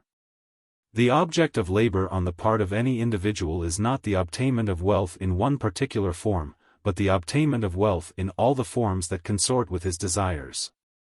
And, hence, an improvement which effects a saving in the labor required to produce one of the things desired, is, in effect, an increase in the power of producing all the other things.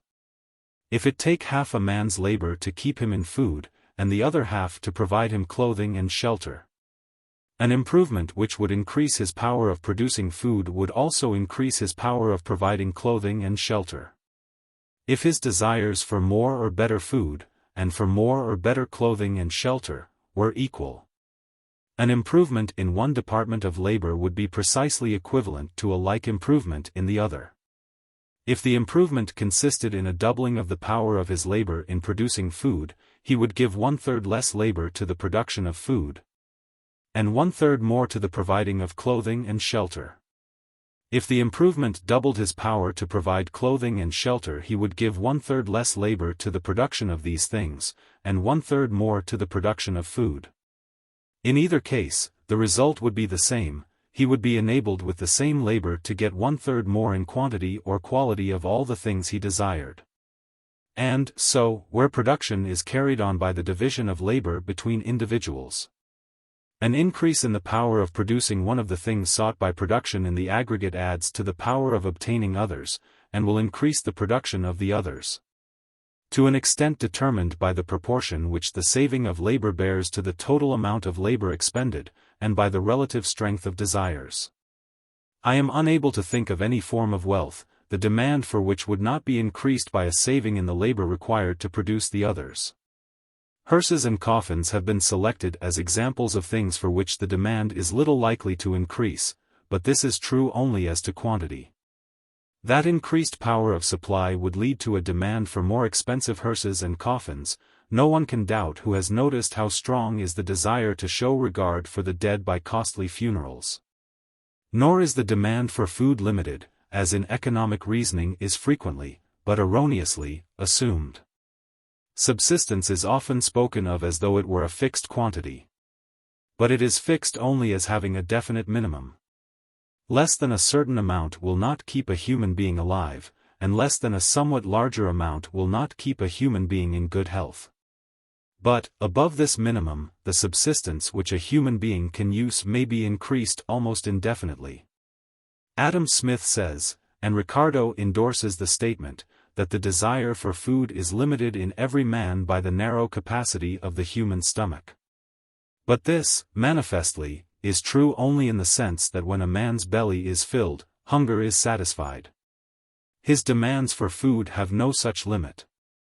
The stomach of a Louis XIV, a Louis XV, or a Louis XVI could not hold or digest more than the stomach of a French peasant of equal stature, yet, while a few rods of ground would supply the black bread and herbs which constituted the subsistence of the peasant, it took hundreds of thousands of acres to supply the demands of the king, who, besides his own wasteful use of the finest qualities of food, required immense supplies for his servants, horses and dogs.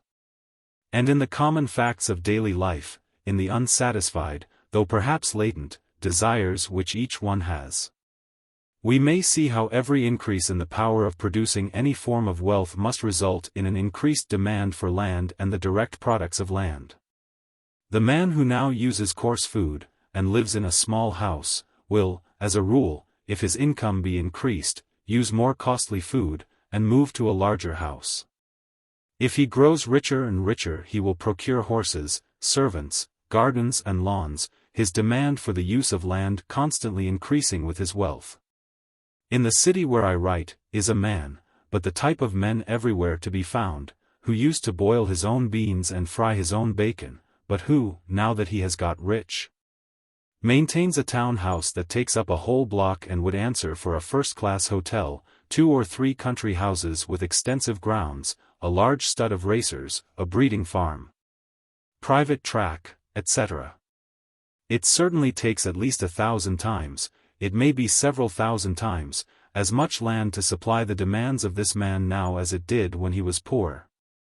And, so, every improvement or invention, no matter what it be, which gives to labor the power of producing more wealth, causes an increased demand for land and its direct products, and thus tends to force down the margin of cultivation, just as would the demand caused by an increased population. This being the case, every labor-saving invention, whether it be a steam plow, a telegraph, an improved process of smelting ores, a perfecting printing press, or a sewing machine, has a tendency to increase rent. Or to state this truth concisely, wealth in all its forms being the product of labor applied to land or the products of land, any increase in the power of labor, the demand for wealth being unsatisfied, will be utilized in procuring more wealth, and thus increase the demand for land. To illustrate this effect of labor-saving machinery in improvements, let us suppose a country where, as in all the countries of the civilized world, the land is in the possession of but a portion of the people. Let us suppose a permanent barrier fixed to further increase of population, either by the enactment and strict enforcement of an Herodian law, or from such a change in manners and morals as might result from an extensive circulation of Annie Besant's pamphlets. Let the margin of cultivation, or production, be represented by 20. Thus land or other natural opportunities which, from the application of labor and capital, will yield a return of 20, will just give the ordinary rate of wages and interest, without yielding any rent. While all lands yielding to equal applications of labor and capital more than 20 will yield the excess as rent. Population remaining fixed, let there be made inventions and improvements which will reduce by 1/10 the expenditure of labor and capital necessary to produce the same amount of wealth.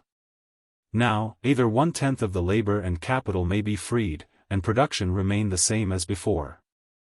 Or the same amount of labor and capital may be employed, and production be correspondingly increased. But the industrial organization, as in all civilized countries, is such that labor and capital, and especially labor, must press for employment on any terms. The industrial organization is such that mere laborers are not in a position to demand their fair share in the new adjustment, and that any reduction in the application of labor to production will, at first, at least, take the form, not of giving each laborer the same amount of produce for less work, but of throwing some of the laborers out of work and giving them none of the produce. Now, owing to the increased efficiency of labor secured by the new improvements, as great a return can be secured at the point of natural productiveness represented by 18, as before at 20. Thus, the unsatisfied desire for wealth, the competition of labor and capital for employment, would ensure the extension of the margin of production, we will say to 18. And thus rent would be increased by the difference between 18 and 20, while wages and interest, in quantity, would be no more than before, and, in proportion to the whole produce, would be less. There would be a greater production of wealth, but landowners would get the whole benefit, subject to temporary deductions, which will be hereafter stated. If invention and improvement still go on, the efficiency of labor will be still further increased, and the amount of labor and capital necessary to produce a given result further diminished. The same causes will lead to the utilization of this new gain in productive power for the production of more wealth. The margin of cultivation will be again extended, and rent will increase, both in proportion and amount, without any increase in wages and interest. And, so, as invention and improvement go on, constantly adding to the efficiency of labor, the margin of production will be pushed lower and lower, and rent constantly increased, though population should remain stationary.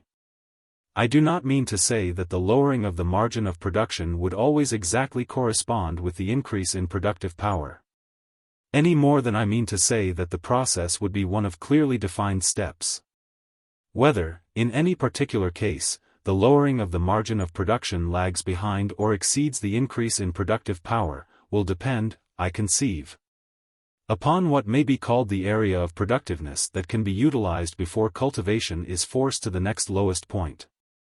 For instance, if the margin of cultivation be at 20, improvements which enable the same produce to be obtained with 1/10 less capital and labor will not carry the margin to 18. If the area having a productiveness of 19 is sufficient to employ all the labor and capital displaced from the cultivation of the superior lands, in this case, the margin of cultivation would rest at 19, and rents would be increased by the difference between 19 and 20, and wages and interest by the difference between 18 and 19. But if, with the same increase in productive power, the area of productiveness between 20 and 18 should not be sufficient to employ all the displaced labor and capital, the margin of cultivation must, if the same amount of labor and capital press for employment, be carried lower than 18. In this case, rent would gain more than the increase in the product, and wages and interest would be less than before the improvements which increased productive power. Nor is it precisely true that the labor set free by each improvement will all be driven to seek employment in the production of more wealth. The increased power of satisfaction, which each fresh improvement gives to a certain portion of the community, will be utilized in demanding leisure or services, as well as in demanding wealth. Some laborers will, therefore, become idlers, and some will pass from the ranks of productive to those of unproductive laborers, the proportion of which, as observation shows, tends to increase with the progress of society. But, as I shall presently refer to a cause, as yet unconsidered, which constantly tends to lower the margin of cultivation, to steady the advance of rent, and even carry it beyond the proportion that would be fixed by the actual margin of cultivation. It is not worth while to take into account these perturbations in the downward movement of the margin of cultivation and the upward movement of rent. All I wish to make clear is that, without any increase in population, the progress of invention constantly tends to give a larger proportion of the produce to the owners of land, and a smaller and smaller proportion to labor and capital. And, as we can assign no limits to the progress of invention, neither can we assign any limits to the increase of rent, short of the whole produce. For, if labor-saving inventions went on until perfection was attained, and the necessity of labor in the production of wealth was entirely done away with, then everything that the earth could yield could be obtained without labor, and the margin of cultivation would be extended to zero. Wages would be nothing, and interest would be nothing, while rent would take everything. For the owners of the land, being enabled without labor to obtain all the wealth that could be procured from nature, there would be no use for either labor or capital, and no possible way in which either could compel any share of the wealth produced. And no matter how small population might be, if anybody but the landowners continued to exist, it would be at the whim or by the mercy of the landowners. They would be maintained either for the amusement of the landowners, or, as paupers, by their bounty. This point, of the absolute perfection of labor-saving inventions, may seem very remote, if not impossible of attainment. But it is a point toward which the march of invention is every day more strongly tending. And in the thinning out of population in the agricultural districts of Great Britain, where small farms are being converted into larger ones, and in the great machine-worked wheat fields of California and Dakota, where one may ride for miles and miles through waving grain without seeing a human habitation, there are already suggestions of the final goal toward which the whole civilized world is hastening. The steam plow and the reaping machine are creating in the modern world latifundia of the same kind that the influx of slaves from foreign wars created in ancient Italy. And to many a poor fellow as he is shoved out of his accustomed place and forced to move on, as the Roman farmers were forced to join the proletariat of the great city, or sell their blood for bread in the ranks of the legions, it seems as though these labor-saving inventions were in themselves a curse, and we hear men talking of work, as though the wearying strain of the muscles were, in itself, a thing to be desired. In what has preceded, I have, of course, spoken of inventions and improvements when generally diffused. It is hardly necessary to say that as long as an invention or an improvement is used by so few that they derive a special advantage from it, it does not, to the extent of this special advantage, affect the general distribution of wealth. So, in regard to the limited monopolies created by patent laws, or by the causes which give the same character to railroad and telegraph lines, etc., although generally mistaken for profits of capital, the special profits thus arising are really the returns of monopoly, as has been explained in a previous chapter, and, to the extent that they subtract from the benefits of an improvement, do not primarily affect general distribution. For instance, the benefits of a railroad or similar improvement in cheapening transportation are diffused or monopolized, as its charges are reduced to a rate which will yield ordinary interest on the capital invested, or kept up to a point which will yield an extraordinary return, or cover the stealing of the constructors or directors. And, as is well known, the rise in rent or land values corresponds with the reduction in the charges. As has before been said, in the improvements which advance rent, are not only to be included the improvements which directly increase productive power, but also such improvements in government, manners, and morals as indirectly increase it. Considered as material forces, the effect of all these is to increase productive power, and, like improvements in the productive arts, their benefit is ultimately monopolized by the possessors of the land. A notable instance of this is to be found in the abolition of protection by England. Free trade has enormously increased the wealth of Great Britain, without lessening pauperism. It has simply increased rent. And if the corrupt governments of our great American cities were to be made models of purity and economy, the effect would simply be to increase the value of land, not to raise either wages or interest. Chapter 4. Effect of the expectation raised by material progress. We have now seen that while advancing population tends to advance rent, so all the causes that in a progressive state of society operate to increase the productive power of labor tend, also, to advance rent, and not to advance wages or interest. The increased production of wealth goes ultimately to the owners of land in increased rent. And, although, as improvement goes on, advantages may accrue to individuals not landholders, which concentrate in their hands considerable portions of the increased produce. Yet there is in all this improvement nothing which tends to increase the general return either to labor or to capital. But there is a cause, not yet adverted to, which must be taken into consideration fully to explain the influence of material progress upon the distribution of wealth. That cause is the confident expectation of the future enhancement of land values, which arises in all progressive countries from the steady increase of rent, and which leads to speculation, or the holding of land for a higher price than it would then otherwise bring.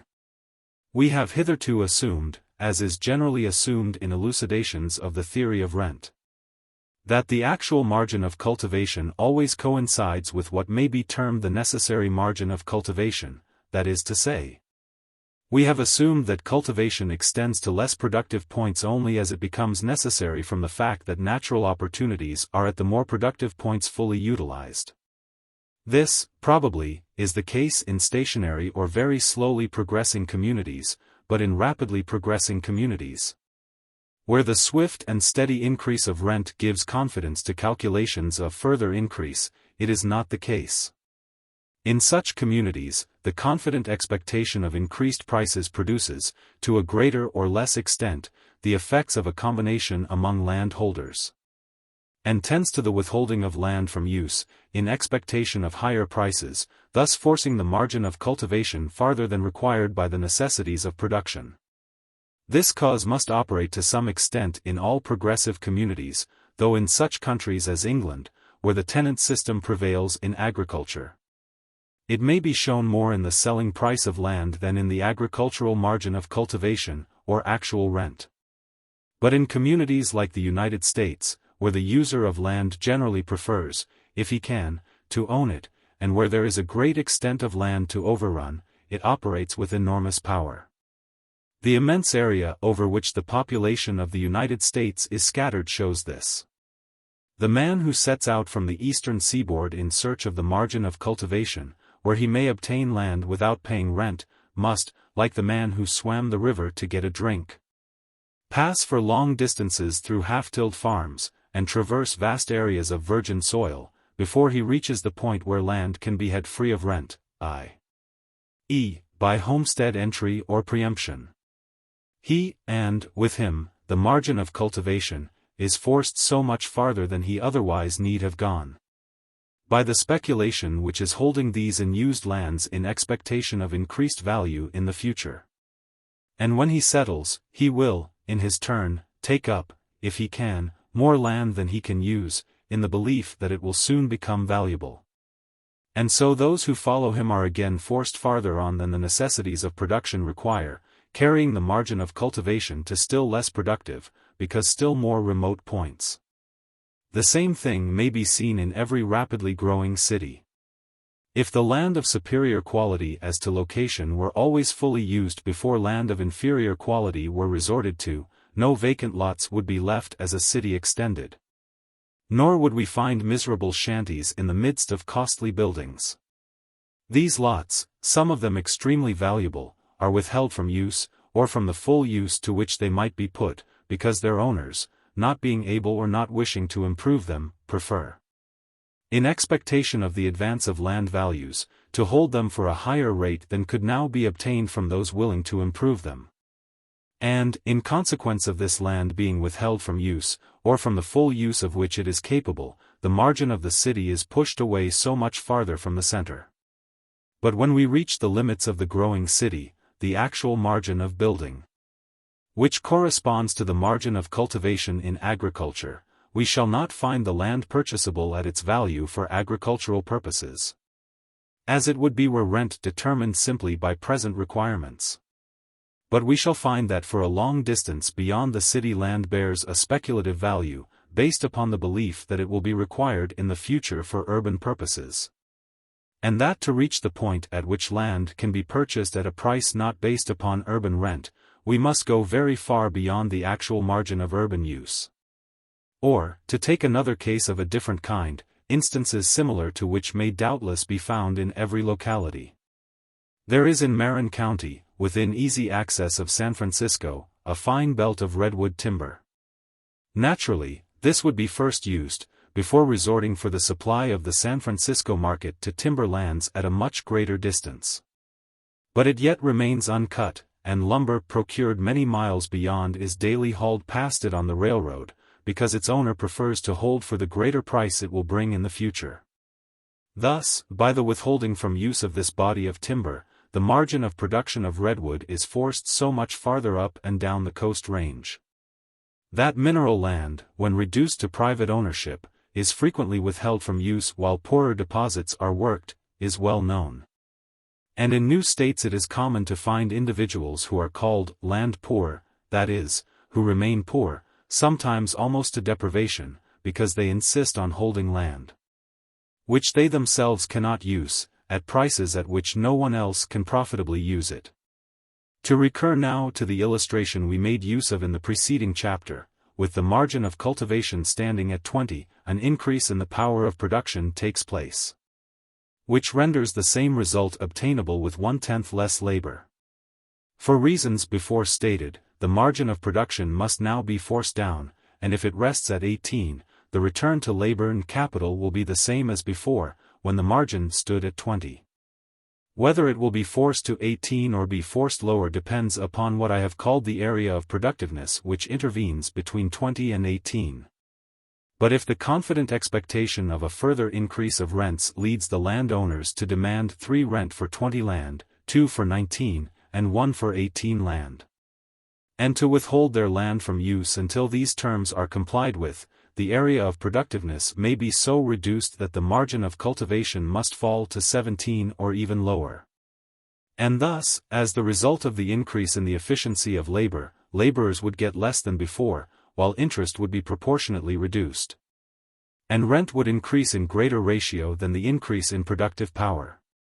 Whether we formulate it as an extension of the margin of production, or as a carrying of the rent line beyond the margin of production, the influence of speculation in land in increasing rent is a great fact which cannot be ignored in any complete theory of the distribution of wealth in progressive countries. It is the force, evolved by material progress, which tends constantly to increase rent in a greater ratio than progress increases production, and thus constantly tends, as material progress goes on and productive power increases, to reduce wages, not merely relatively, but absolutely. It is this expansive force which, operating with great power in new countries, brings to them, seemingly long before their time, the social diseases of older countries, produces tramps on virgin acres, and breeds paupers on half-tilled soil. In short, the general and steady advance in land values in a progressive community necessarily produces that additional tendency to advance which is seen in the case of commodities when any general and continuous cause operates to increase their price. As, during the rapid depreciation of currency which marked the latter days of the Southern Confederacy, the fact that whatever was bought one day could be sold for a higher price the next, operated to carry up the prices of commodities even faster than the depreciation of the currency, so does the steady increase of land values, which material progress produces, operate still further to accelerate the increase. We see this secondary cause operating in full force in those manias of land speculation which mark the growth of new communities.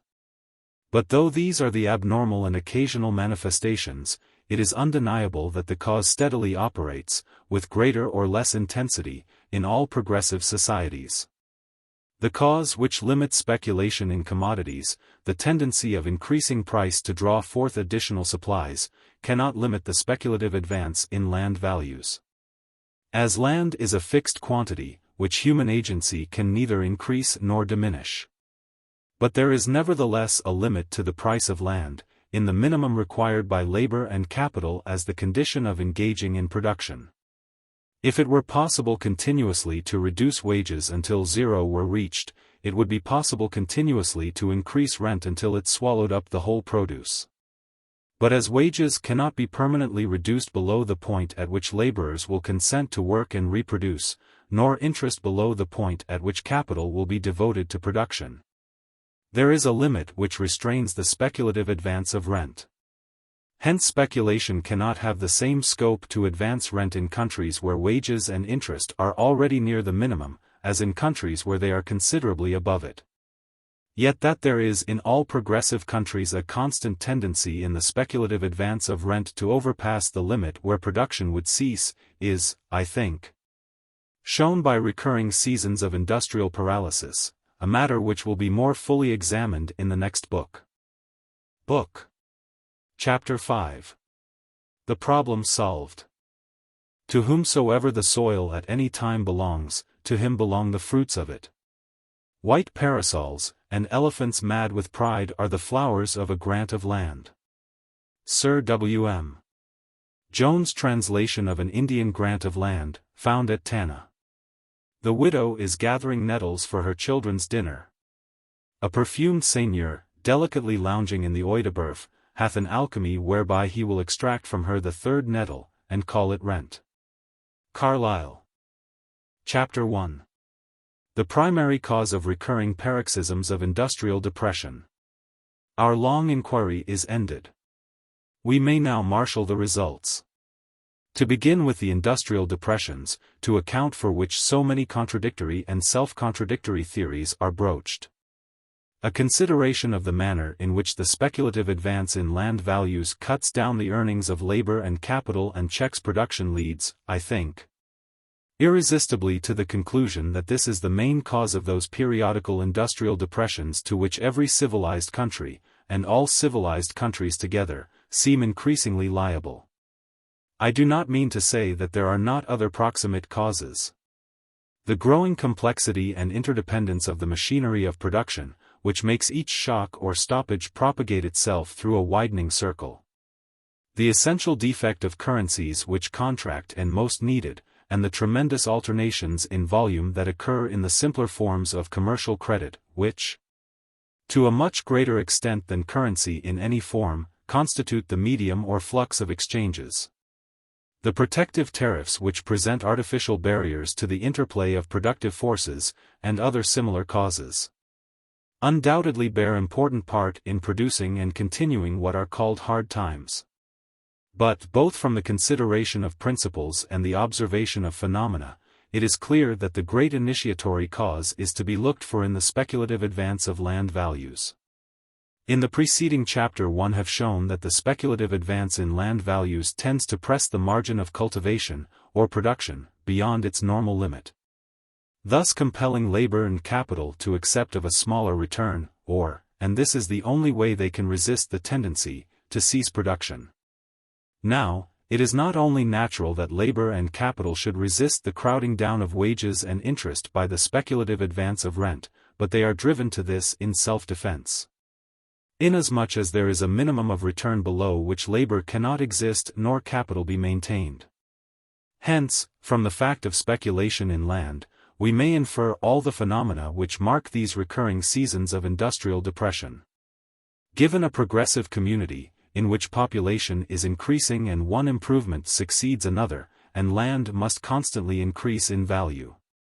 This steady increase naturally leads to speculation in which future increase is anticipated, and land values are carried beyond the point at which, under the existing conditions of production, their accustomed returns would be left to labor and capital. Production, therefore, begins to stop.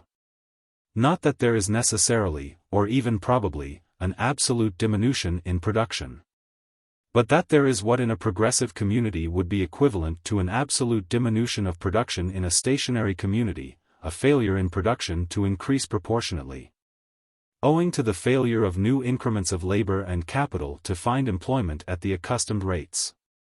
This stoppage of production at some points must necessarily show itself at other points of the industrial network, in a cessation of demand, which would again check production there.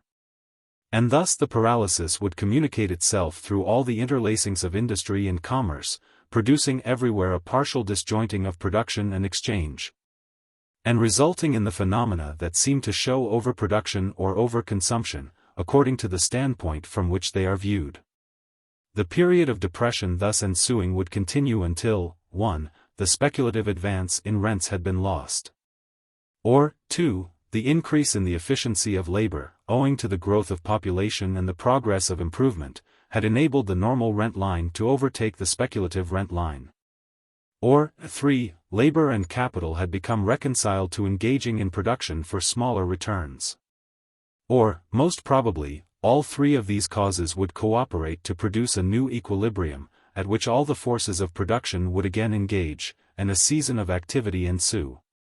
Whereupon rent would begin to advance again, a speculative advance again take place, production again be checked, and the same round be gone over. In the elaborate and complicated system of production which is characteristic of modern civilization, where, moreover, there is no such thing as a distinct and independent industrial community, but geographically or politically separated communities blend and interlace their industrial organizations in different modes and varying measures, it is not to be expected that effect should be seen to follow cause as clearly and definitely as would be the case in a simpler development of industry, and in a community forming a complete and distinct industrial whole. But, nevertheless, the phenomena actually presented by these alternate seasons of activity and depression clearly correspond with those we have inferred from the speculative advance of rent. Deduction thus shows the actual phenomena as resulting from the principle. If we reverse the process, it is as easy by induction to reach the principle by tracing up the phenomena. These seasons of depression are always preceded by seasons of activity and speculation. And on all hands the connection between the two is admitted, the depression being looked upon as the reaction from the speculation, as the headache of the morning is the reaction from the debauch of the night. But as to the manner in which the depression results from the speculation, there are two classes or schools of opinion, as the attempts made on both sides of the Atlantic to account for the present industrial depression will show. One school says that the speculation produced the depression by causing overproduction, and point to the warehouses filled with goods that cannot be sold at remunerative prices, to mills closed or working on half-time, to mines shut down and steamers laid up, to money lying idly in bank vaults, and workmen compelled to idleness and privation. They point to these facts as showing that the production has exceeded the demand for consumption, and they point, moreover, to the fact that when government during war enters the field as an enormous consumer, brisk times prevail, as in the United States during the Civil War and in England during the Napoleonic struggle. The other school says that the speculation has produced the depression by leading to overconsumption, and point to full warehouses, rusting steamers, closed mills, and idle workmen as evidences of a cessation of effective demand, which, they say, evidently results from the fact that people, made extravagant by a fictitious prosperity, have lived beyond their means, and are now obliged to retrench, that is, to consume less wealth. They point, moreover, to the enormous consumption of wealth by wars, by the building of unremunerative railroads, by loans to bankrupt governments, etc., as extravagances which, though not felt at the time, just as the spendthrift does not at the moment feel the impairment of his fortune, must now be made up by a season of reduced consumption. Now, each of these theories evidently expresses one side or phase of a general truth, but each of them evidently fails to comprehend the full truth. As an explanation of the phenomena, each is equally and utterly preposterous. For while the great masses of men want more wealth than they can get, and while they are willing to give for it that which is the basis and raw material of wealth, their labor, how can there be overproduction? And while the machinery of production wastes and producers are condemned to unwilling idleness, how can there be overconsumption? When, with the desire to consume more, there coexist the ability and willingness to produce more. Industrial and commercial paralysis cannot be charged either to overproduction or to overconsumption. Manifestly, the trouble is that production and consumption cannot meet and satisfy each other. How does this inability arise? It is evidently and by common consent the result of speculation. But of speculation in what? Certainly not of speculation in things which are the products of labor, in agricultural or mineral productions, or manufactured goods, for the effect of speculation in such things. As is well shown in current treatises that spare me the necessity of illustration, is simply to equalize supply and demand, and to steady the interplay of production and consumption by an action analogous to that of a flywheel in a machine. Therefore, if speculation be the cause of these industrial depressions, it must be speculation in things not the production of labor, but yet necessary to the exertion of labor in the production of wealth, of things of fixed quantity. That is to say, it must be speculation in land. That land speculation is the true cause of industrial depression is, in the United States, clearly evident. In each period of industrial activity land values have steadily risen, culminating in speculation which carried them up in great jumps. This has been invariably followed by a partial cessation of production, and its correlative, a cessation of effective demand, dull trade, generally accompanied by a commercial crash. And then has succeeded a period of comparative stagnation, during which the equilibrium has been again slowly established, and the same round been run again. This relation is observable throughout the civilized world. Periods of industrial activity always culminate in a speculative advance of land values, followed by symptoms of checked production. Generally shown at first by cessation of demand from the newer countries, where the advance in land values has been greatest. That this must be the main explanation of these periods of depression, will be seen by an analysis of the facts.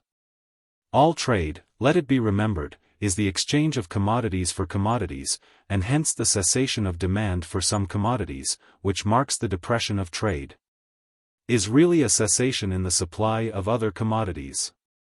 That dealers find their sales declining and manufacturers find orders falling off, while the things which they have to sell, or stand ready to make, are things for which there is yet a widespread desire, simply shows that the supply of other things, which in the course of trade would be given for them, has declined. In common parlance we say that buyers have no money, or that money is becoming scarce, but in talking in this way we ignore the fact that money is but the medium of exchange. What the would-be buyers really lack is not money, but commodities which they can turn into money. What is really becoming scarcer is produce of some sort. The diminution of the effective demand of consumers is therefore but a result of the diminution of production. This is seen very clearly by storekeepers in a manufacturing town when the mills are shut down and operatives thrown out of work. It is the cessation of production which deprives the operatives of means to make the purchases they desire, and thus leaves the storekeeper with what, in view of the lessened demand, is a superabundant stock, and forces him to discharge some of his clerks and otherwise reduce his demands. And the cessation of demand, I am speaking, of course, of general cases and not of any alteration in relative demand from such causes as change of fashion, which has left the manufacturer with superabundant stock and compelled him to discharge his hands, must arise in the same way. Somewhere, it may be at the other end of the world, a check in production has produced a check in the demand for consumption. That demand is lessened without want being satisfied, shows that production is somewhere checked. People want the things the manufacturer makes as much as ever, just as the operatives want the things the storekeeper has to sell. But they do not have as much to give for them. Production has somewhere been checked, and this reduction in the supply of some things has shown itself in cessation of demand for others. The check propagating itself through the whole framework of industry and exchange. Now, the industrial pyramid manifestly rests on the land.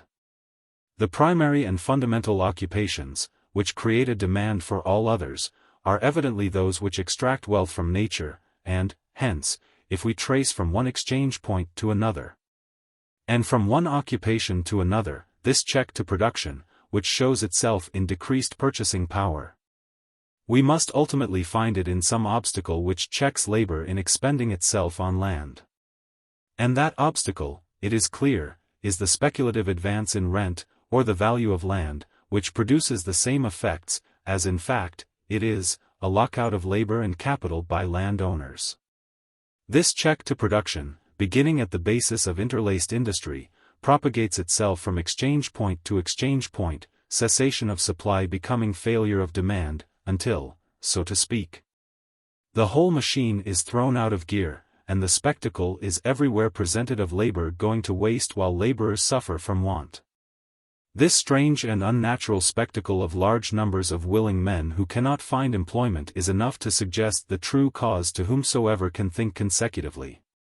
For, though custom has dulled us to it, it is a strange and unnatural thing that men who wish to labor, in order to satisfy their wants, cannot find the opportunity, as since labor is that which produces wealth, the man who seeks to exchange labor for food, clothing, or any other form of wealth, is like one who proposes to give bullion for coin, or wheat for flour.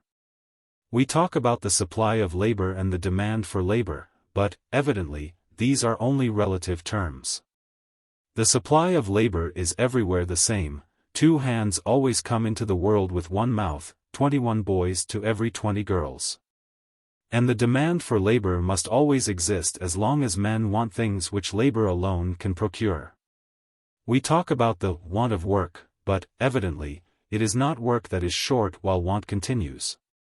Evidently, the supply of labor cannot be too great, nor the demand for labor too small, when people suffer for the lack of things that labor produces. The real trouble must be that supply is somehow prevented from satisfying demand, that somewhere there is an obstacle which prevents labor from producing the things that laborers want.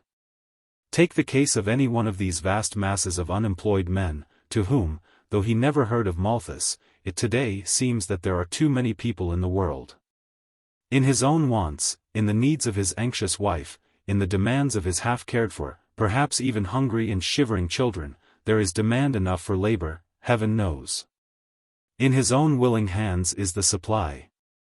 Put him on a solitary island, and though cut off from all the enormous advantages which the cooperation, combination, and machinery of a civilized community give to the productive powers of man, yet his 2 hands can fill the mouths and keep warm the backs that depend upon them.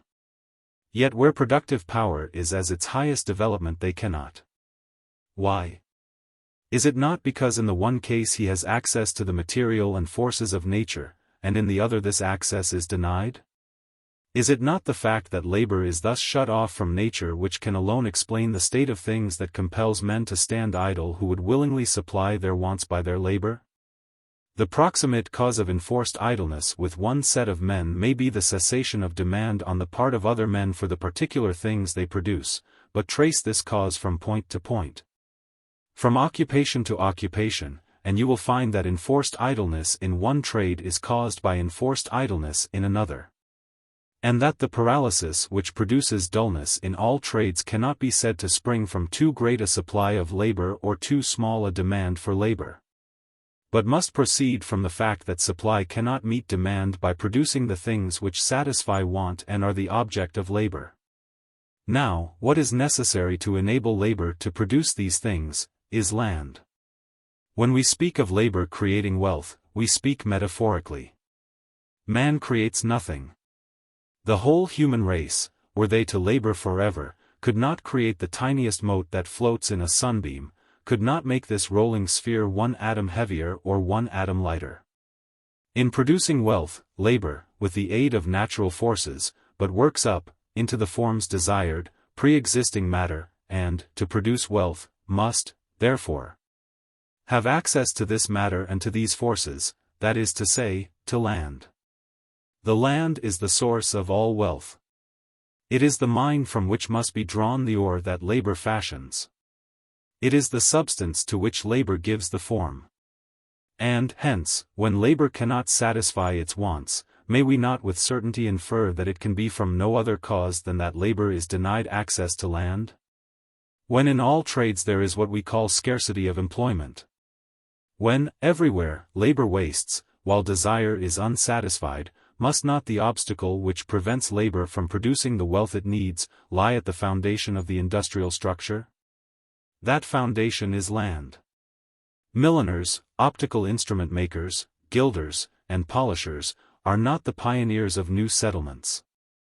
Miners did not go to California or Australia because shoemakers, tailors, machinists, and printers were there.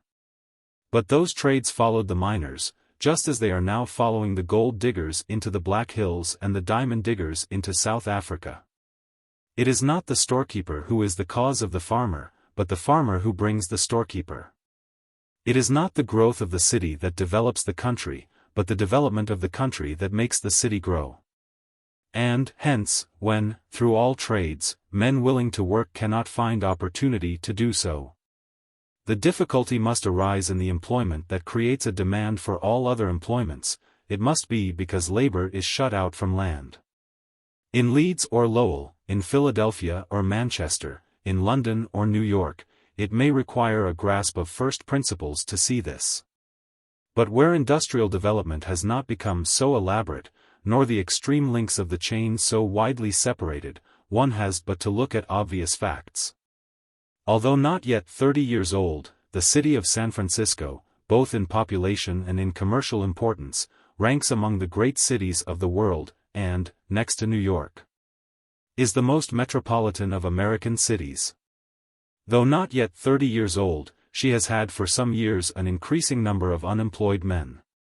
Clearly, here, it is because men cannot find employment in the country that there are so many unemployed in the city. For when the harvest opens they go trooping out, and when it is over they come trooping back to the city again. If these now unemployed men were producing wealth from the land, they would not only be employing themselves, but would be employing all the mechanics of the city, giving custom to the storekeepers, trade to the merchants, audiences to the theaters, and subscribers and advertisements to the newspapers, creating effective demand that would be felt in New England and Old England, and wherever throughout the world come the articles that, when they have the means to pay for them, such a population consumes. Now, why is it that this unemployed labor cannot employ itself upon the land? Not that the land is all in use. Though all the symptoms that in older countries are taken as showing a redundancy of population are beginning to manifest themselves in San Francisco. It is idle to talk of redundancy of population in a state that with greater natural resources than France has not yet 1 million of people. Within a few miles of San Francisco is unused land enough to give employment to every man who wants it. I do not mean to say that every unemployed man could turn farmer or build himself a house, if he had the land, but that enough could and would do so to give employment to the rest. What is it, then, that prevents labor from employing itself on this land? Simply, that it has been monopolized and is held at speculative prices, based not upon present value, but upon the added value that will come with the future growth of population. What may thus be seen in San Francisco by whoever is willing to see, may, I doubt not, be seen as clearly in other places. The present commercial and industrial depression, which first clearly manifested itself in the United States in 1872, and has spread with greater or less intensity over the civilized world, is largely attributed to the undue extension of the railroad system, with which there are many things that seem to show its relation. I am fully conscious that the construction of railroads before they are actually needed may divert capital and labor from more to less productive employments, and make a community poorer instead of richer.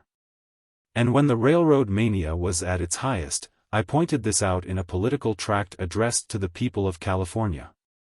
40 But to assign to this wasting of capital such a widespread industrial deadlock seems to me like attributing an unusually low tide to the drawing of a few extra bucketfuls of water. The waste of capital and labor during the Civil War was enormously greater than it could possibly be by the construction of unnecessary railroads, but without producing any such result. And, certainly, there seems to be little sense in talking of the waste of capital and labor in railroads as causing this depression, when the prominent feature of the depression has been the superabundance of capital and labor seeking employment. Yet, that there is a connection between the rapid construction of railroads and industrial depression, anyone who understands what increased land values mean, and who has noticed the effect which the construction of railroads has upon land speculation, can easily see. Wherever a railroad was built or projected, land sprang up in value under the influence of speculation. And thousands of millions of dollars were added to the nominal values which capital and labor were asked to pay outright, or to pay in installments, as the price of being allowed to go to work and produce wealth. The inevitable result was to check production, and this check to production propagated itself in a cessation of demand, which checked production to the furthest verge of the wide circle of exchanges. Operating with accumulated force in the centers of the great industrial commonwealth into which commerce links the civilized world. The primary operations of this cause can, perhaps, be nowhere more clearly traced than in California, which, from its comparative isolation, has constituted a peculiarly well-defined community. Until almost its close, the last decade was marked in California by the same industrial activity which was shown in the northern states, and, in fact, throughout the civilized world. When the interruption of exchanges and the disarrangement of industry caused by the war and the blockade of southern ports is considered, this activity could not be attributed to inflation of the currency or to lavish expenditures of the general government, to which in the eastern states the comparative activity of the same period has since been attributed. For, in spite of legal tender laws, the Pacific coast adhered to a coin currency, and the taxation of the federal government took away very much more than was returned in federal expenditures. It was attributable solely to normal causes, for, though placer mining was declining, the Nevada silver mines were being opened. Wheat and wool were beginning to take the place of gold in the table of exports. And an increasing population and the improvement in the methods of production and exchange were steadily adding to the efficiency of labor. With this material progress went on a steady enhancement in land values, its consequence. This steady advance engendered a speculative advance, which, with the railroad era, ran up land values in every direction. If the population of California had steadily grown when the long, costly, fever-haunted isthmus route was the principal mode of communication with the Atlantic states, it must, it was thought, increase enormously with the opening of a road which would bring New York Harbor and San Francisco Bay within 7 days' easy travel. And when in the state itself the locomotive took the place of stage coach and freight wagon, the expected increase of land values which would thus accrue was discounted in advance.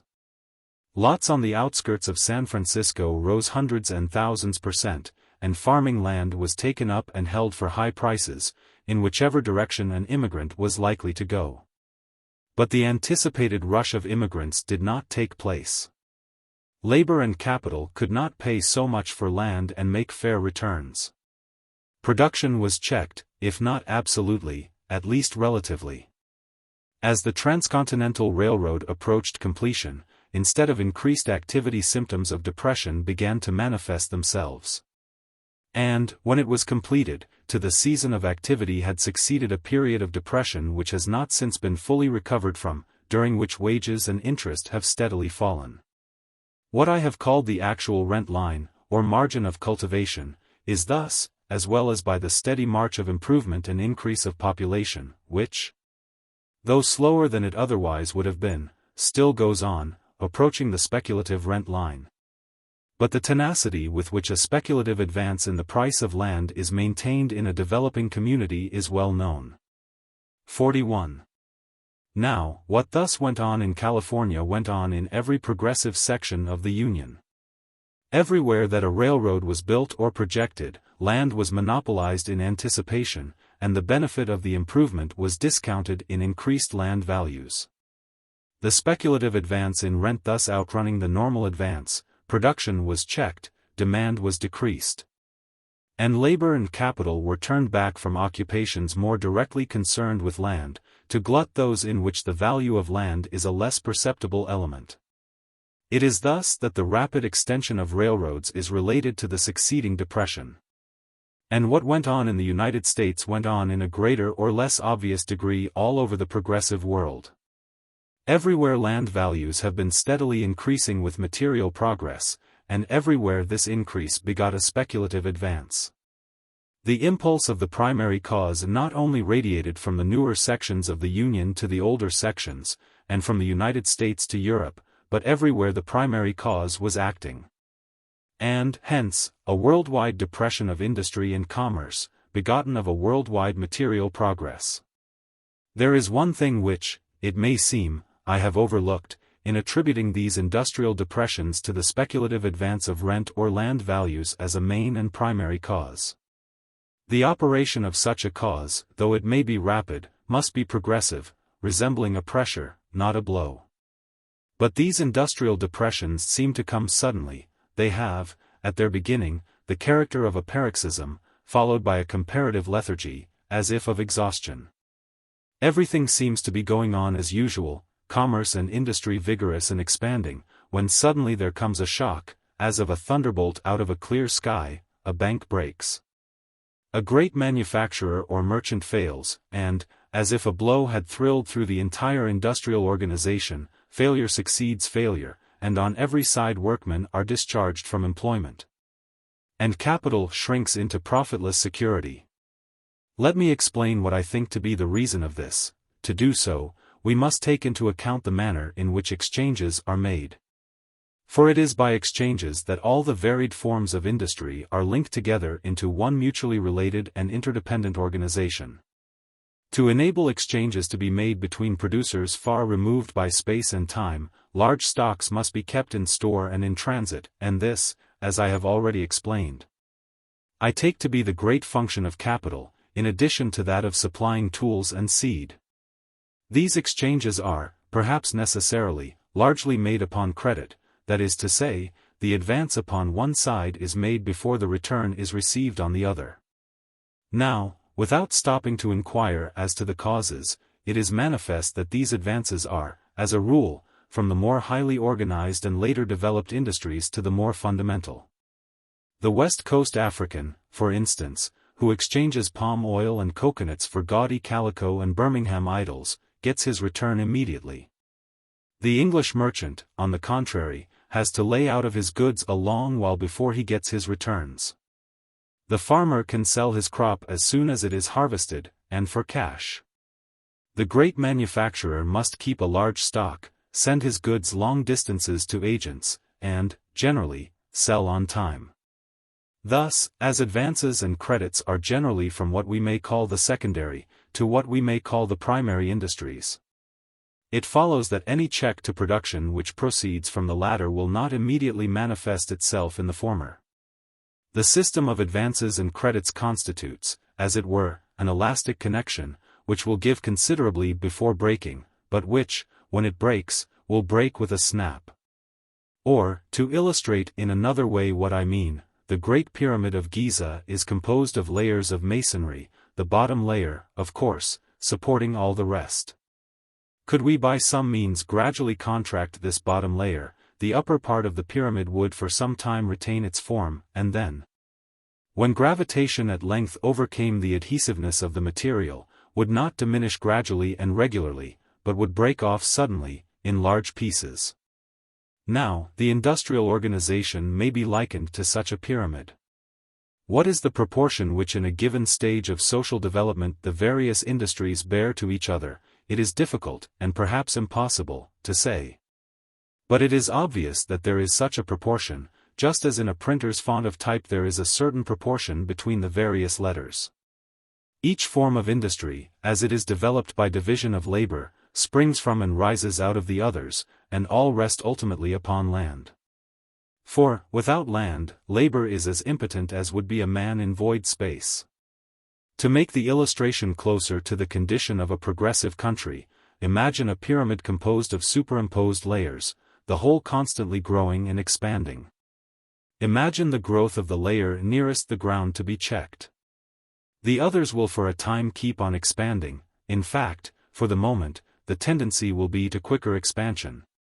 For the vital force which is refused scope on the ground layer will strive to find vent in those above, until, at length, there is a decided overbalance and a sudden crumbling along all the faces of the pyramid. That the main cause and general course of the recurring paroxysms of industrial depression, which are becoming so marked a feature of modern social life, are thus explained, is, I think, clear. And let the reader remember that it is only the main causes and general courses of such phenomena that we are seeking to trace, or that, in fact, it is possible to trace with any exactness. Political economy can deal, and has need to deal, only with general tendencies. The derivative forces are so multiform, the actions and reactions are so various, that the exact character of the phenomena cannot be predicted. We know that if a tree is cut through it will fall, but precisely in what direction will be determined by the inclination of the trunk, the spread of the branches, the impact of the blows, the quarter and force of the wind. And even a bird lighting on a twig, or a frightened squirrel leaping from bough to bough, will not be without its influence. We know that an insult will arouse a feeling of resentment in the human breast, but to say how far and in what way it will manifest itself would require a synthesis which would build up the entire man and all his surroundings, past and present. The manner in which the sufficient cause to which I have traced them explains the main features of these industrial depressions is in striking contrast with the contradictory and self-contradictory attempts which have been made to explain them on the current theories of the distribution of wealth.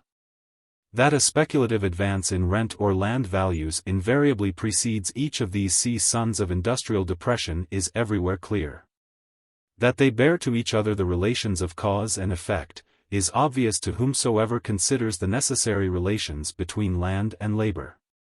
And that the present depression is running its course, and that, in the manner previously indicated, a new equilibrium is being established, which will result in another season of comparative activity, may already be seen in the United States.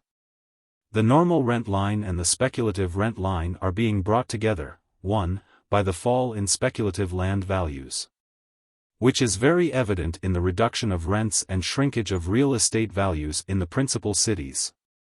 2, by the increased efficiency of labor, arising from the growth of population and the utilization of new inventions and discoveries, some of which almost as important as that of the use of steam we seem to be on the verge of grasping.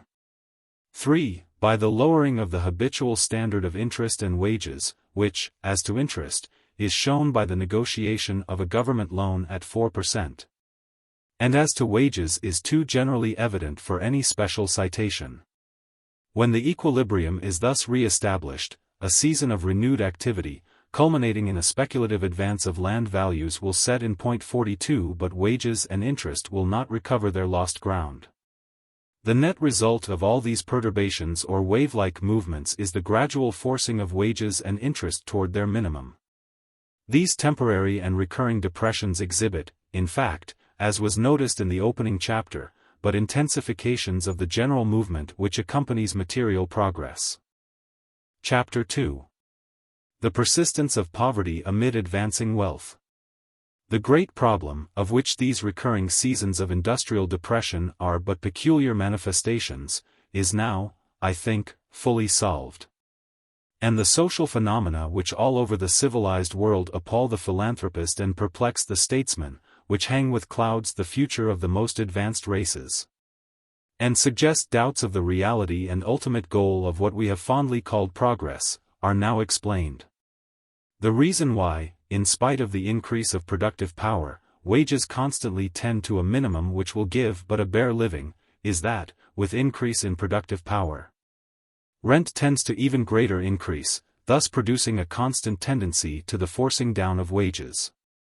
In every direction, the direct tendency of advancing civilization is to increase the power of human labor to satisfy human desires, to extirpate poverty, and to banish want and the fear of want. All the things in which progress consists, all the conditions which progressive communities are striving for, have for their direct and natural result the improvement of the material, and consequently the intellectual and moral, condition of all within their influence. The growth of population, the increase and extension of exchanges, the discoveries of science, the march of invention, the spread of education, the improvement of government, and the amelioration of manners, considered as material forces, have all a direct tendency to increase the productive power of labor, not of some labor, but of all labor. Not in some departments of industry, but in all departments of industry, for the law of the production of wealth in society is the law of each for all, and all for each. But labor cannot reap the benefits which advancing civilization thus brings, because they are intercepted. Land being necessary to labor, and being reduced to private ownership. Every increase in the productive power of labor but increases rent, the price that labor must pay for the opportunity to utilize its powers. And thus all the advantages gained by the march of progress go to the owners of land, and wages do not increase. Wages cannot increase. For the greater the earnings of labor, the greater the price that labor must pay out of its earnings for the opportunity to make any earnings at all. The mere laborer has thus no more interest in the general advance of productive power than the Cuban slave has in advance in the price of sugar. And just as an advance in the price of sugar may make the condition of the slave worse, by inducing the master to drive him harder, so may the condition of the free laborer be positively, as well as relatively, changed for the worse by the increase in the productive power of his labor. For, begotten of the continuous advance of rents, arises a speculative tendency which discounts the effect of future improvements by a still further advance of rent, and thus tends, where this has not occurred from the normal advance of rent, to drive wages down to the slave point, the point at which the laborer can just live. And thus robbed of all the benefits of the increase in productive power, labor is exposed to certain effects of advancing civilization which, without the advantages that naturally accompany them, are positive evils, and of themselves tend to reduce the free laborer to the helpless and degraded condition of the slave. For all improvements which add to productive power as civilization advances consist in, or necessitate, a still further subdivision of labor. And the efficiency of the whole body of laborers is increased at the expense of the independence of the constituents. The individual laborer acquires knowledge of and skill in but an infinitesimal part of the varied processes which are required to supply even the commonest wants. The aggregate produce of the labor of a savage tribe is small, but each member is capable of an independent life. He can build his own habitation, hew out or stitch together his own canoe, make his own clothing, manufacture his own weapons, snares, tools, and ornaments. He has all the knowledge of nature possessed by his tribe, knows what vegetable productions are fit for food, and where they may be found. Knows the habits and resorts of beasts, birds, fishes, and insects, can pilot himself by the sun or the stars, by the turning of blossoms or the mosses on the trees. Is, in short, capable of supplying all his wants. He may be cut off from his fellows and still live. And thus possesses an independent power which makes him a free contracting party in his relations to the community of which he is a member. Compare with this savage the laborer in the lowest ranks of civilized society, whose life is spent in producing but one thing, or oftener but the infinitesimal part of one thing, out of the multiplicity of things that constitute the wealth of society and go to supply even the most primitive wants. Who not only cannot make even the tools required for his work, but often works with tools that he does not own, and can never hope to own. Compelled to even closer and more continuous labor than the savage, and gaining by it no more than the savage gets, the mere necessaries of life, he loses the independence of the savage. He is not only unable to apply his own powers to the direct satisfaction of his own wants, but, without the concurrence of many others, he is unable to apply them indirectly to the satisfaction of his wants. He is a mere link in an enormous chain of producers and consumers, helpless to separate himself, and helpless to move, except as they move. The worse his position in society, the more dependent is he on society, the more utterly unable does he become to do anything for himself. The very power of exerting his labor for the satisfaction of his wants passes from his own control, and may be taken away or restored by the actions of others, or by general causes over which he has no more influence than he has over the motions of the solar system. The primeval curse comes to be looked upon as a boon, and men think, and talk, and clamor, and legislate as though monotonous manual labor in itself were a good and not an evil, an end and not a means. Under such circumstances, the man loses the essential quality of manhood, the godlike power of modifying and controlling conditions. He becomes a slave, a machine, a commodity, a thing, in some respects, lower than the animal. I am no sentimental admirer of the savage state.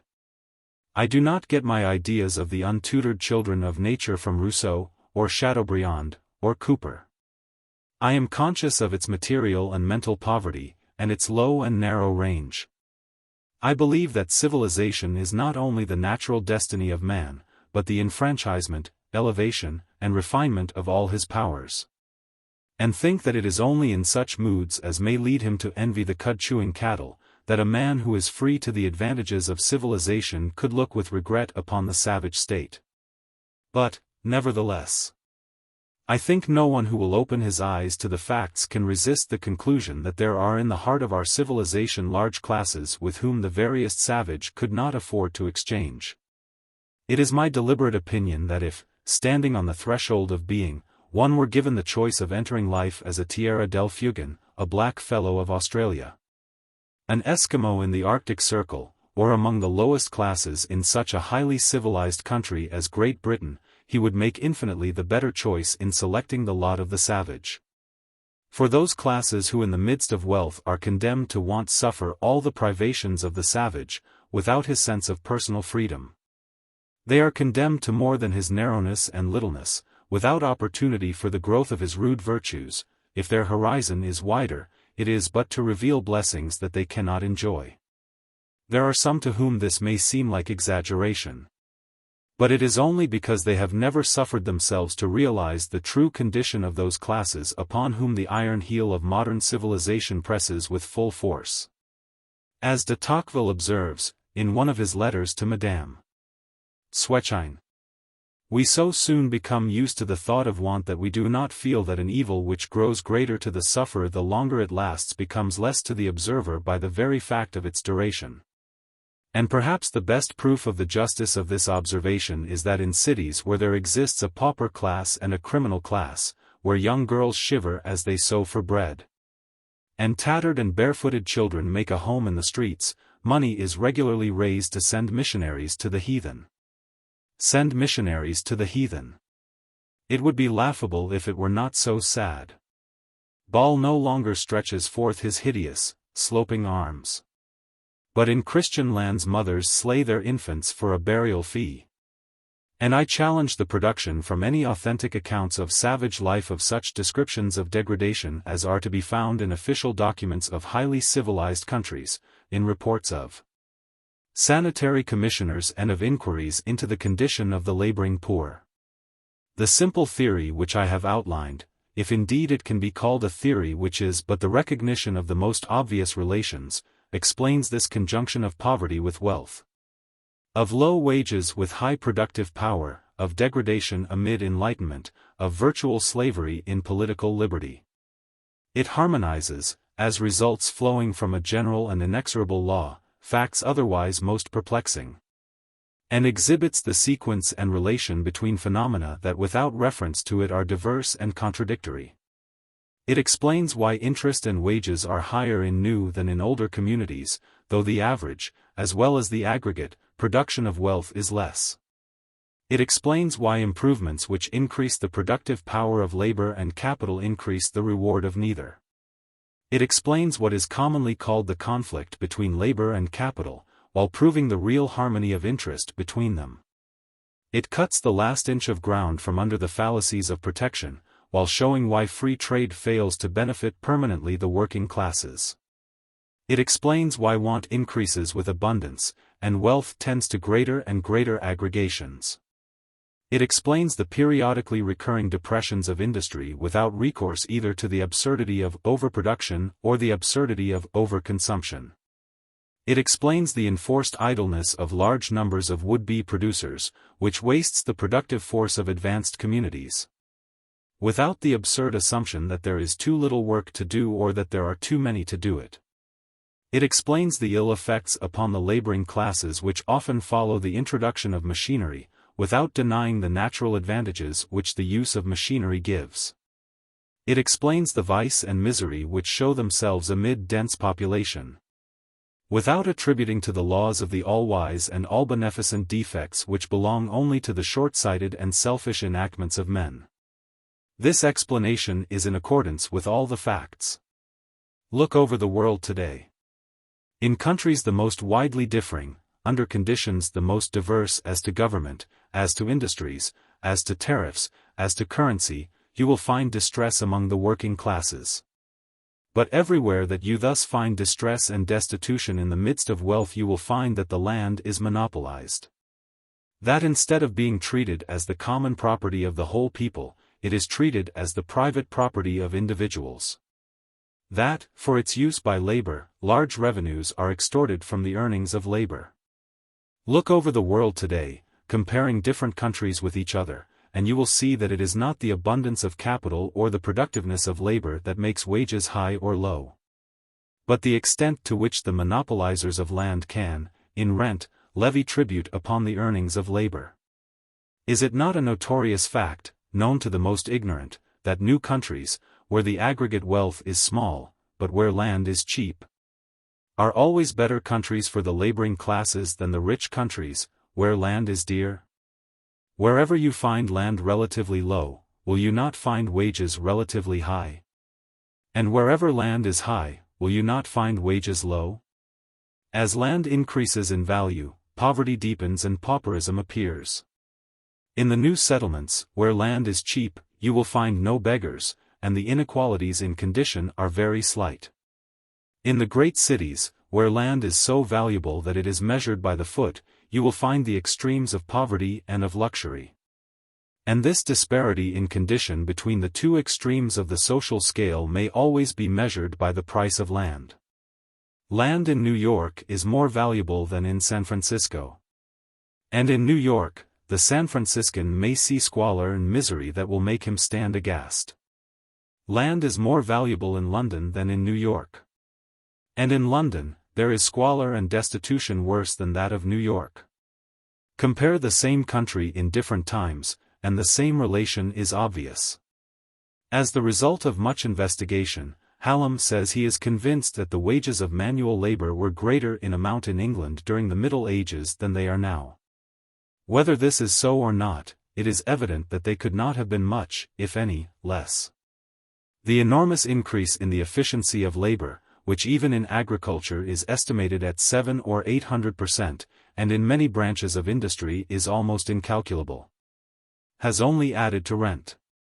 The rent of agricultural land in England is now, according to Professor Rogers, 120 times as great, measured in money, as it was 500 years ago, and 14 times as great, measured in wheat.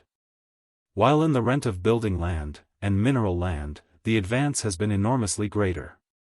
According to the estimate of Professor Fawcett, the capitalized rental value of the land of England now amounts to £4,500,000,000, or $21,870,000,000, that is to say, a few thousand of the people of England hold a lien upon the labor of the rest, the capitalized value of which is more than twice as great as at the average price of Southern Negroes in 1860 would be the value of her whole population were they slaves. In Belgium and Flanders, in France and Germany, the rent and selling price of agricultural land have doubled within the last 30 years. 43 In short, increased power of production has everywhere added to the value of land, nowhere has it added to the value of labor. For though actual wages may in some places have somewhat risen, the rise is clearly attributable to other causes. In more places they have fallen, that is, where it has been possible for them to fall, for there is a minimum below which laborers cannot keep up their numbers. And, everywhere, wages, as a proportion of the produce, have decreased. How the Black Death brought about the great rise of wages in England in the 14th century is clearly discernible, in the efforts of the landholders to regulate wages by statute. That awful reduction in population, instead of increasing, really reduced the effective power of labor, there can be no doubt. But the lessening of competition for land still more greatly reduced rent, and wages advanced so largely that force and penal laws were called in to keep them down. The reverse effect followed the monopolization of land that went on in England during the reign of Henry VIII. In the enclosure of commons and the division of the church lands between the panders and parasites who were thus enabled to found noble families. The result was the same as that to which a speculative increase in land values tends. According to Malthus, who, in his Principles of Political Economy, mentions the fact without connecting it with land tenures, in the reign of Henry VII. Half a bushel of wheat would purchase but little more than a day's common labor, but in the latter part of the reign of Elizabeth, half a bushel of wheat would purchase 3 days' common labor. I can hardly believe that the reduction in wages could have been so great as this comparison would indicate. But that there was a reduction in common wages, and great distress among the laboring classes, is evident from the complaints of sturdy vagrants and the statutes made to suppress them. The rapid monopolization of the land, the carrying of the speculative rent line beyond the normal rent line, produced tramps and paupers. Just as like effects from like causes have lately been evident in the United States. Land which went heretofore for 20 or 40 pounds a year, said Hugh Latimer, now is let for 50 or 100. My father was a yeoman, and had no lands of his own. Only he had a farm at a rent of 3 or 4 pounds by the year at the uttermost, and thereupon he tilled so much as kept 6 men. He had walk for 100 sheep, and my mother milked 30 kine. He was able and did find the king a harness with himself and his horse when he came to the place that he should receive the king's wages. I can remember that I buckled his harness when he went to Blackheath Field. He kept me to school. He married my sisters with £5 apiece, so that he brought them up in godliness and fear of God. He kept hospitality for his neighbors, and some alms he gave to the poor. And all this he did of the same farm, where he that now hath it payeth £16 rent or more by year, and is not able to do anything for his prince, for himself, nor for his children, nor to give a cup of drink to the poor. In this way, said Sir Thomas More, referring to the ejectment of small farmers which characterized this advance of rent, it comes to pass that these poor wretches, men, women, husbands, orphans, widows, parents with little children, householders greater in number than in wealth, all of these emigrate from their native fields, without knowing where to go. And so from the stuff of the Latimers and Mores, from the sturdy spirit that amid the flames of the Oxford stake cried, "Play the man, Master Ridley," and the mingled strength and sweetness that neither prosperity could taint nor the axe of the executioner abash, were evolved thieves and vagrants. The mass of criminality and pauperism that still blights the innermost petals and preys a gnawing worm at the root of England's rose. But it were as well to cite historical illustrations of the attraction of gravitation. The principle is as universal and as obvious. That rent must reduce wages, is as clear as that the greater the subtractor the less the remainder. That rent does reduce wages, anyone, wherever situated, can see by merely looking around him. There is no mystery as to the cause which so suddenly and so largely raised wages in California in 1849, and in Australia in 1852. It was the discovery of the placer mines in unappropriated land to which labor was free that raised the wages of cooks in San Francisco restaurants to $500 a month, and left ships to rot in the harbor without officers or crew until their owners would consent to pay rates that in any other part of the globe seemed fabulous. Had these mines been on appropriated land, or had they been immediately monopolized so that rent could have arisen, it would have been land values that would have leaped upward, not wages. The Comstock lode has been richer than the placers, but the Comstock lode was readily monopolized. And it is only by virtue of the strong organization of the Miners' Association and the fears of the damage which it might do, that enables men to get $4 a day for parboiling themselves 2,000 feet underground, where the air that they breathe must be pumped down to them. The wealth of the Comstock lode has added to rent. The selling price of these mines runs up into hundreds of millions, and it has produced individual fortunes whose monthly returns can be estimated only in hundreds of thousands, if not in millions. Nor is there any mystery about the cause which has operated to reduce wages in California from the maximum of the early days to very nearly a level with wages in the eastern states. And that is still operating to reduce them. The productiveness of labor has not decreased, on the contrary it has increased, as I have before shown, but, out of what it produces labor has now to pay rent. As the placer deposits were exhausted, labor had to resort to the deeper mines and to agricultural land, but monopolization of these being permitted, Men now walk the streets of San Francisco ready to go to work for almost anything, for natural opportunities are now no longer free to labor. The truth is self-evident. Put to anyone capable of consecutive thought this question. Suppose there should arise from the English Channel or the German Ocean a no-man's land on which common labor to an unlimited amount should be able to make 10 shillings a day and which should remain unappropriated and of free access. Like the commons which once comprised so large a part of English soil. What would be the effect upon wages in England? He would at once tell you that common wages throughout England must soon increase to 10 shillings a day. And in response to another question, what would be the effect on rents, he would at a moment's reflection say that rents must necessarily fall. And if he thought out the next step he would tell you that all this would happen without any very large part of English labor being diverted to the new natural opportunities. Or the forms and direction of industry being much changed. Only that kind of production being abandoned which now yields to labor and to landlord together less than labor could secure on the new opportunities. The great rise in wages would be at the expense of rent. Take now the same man or another, some hard-headed businessman, who has no theories, but knows how to make money. Say to him, here is a little village, in 10 years it will be a great city, in 10 years the railroad will have taken the place of the stage coach, the electric light of the candle. It will abound with all the machinery and improvements that so enormously multiply the effective power of labor. Will, in 10 years, interest be any higher? He will tell you, no. Will the wages of common labor be any higher? Will it be easier for a man who has nothing but his labor to make an independent living? He will tell you, no. The wages of common labor will not be any higher, on the contrary, all the chances are that they will be lower. It will not be easier for the mere laborer to make an independent living. The chances are that it will be harder. What, then, will be higher? Rent, the value of land.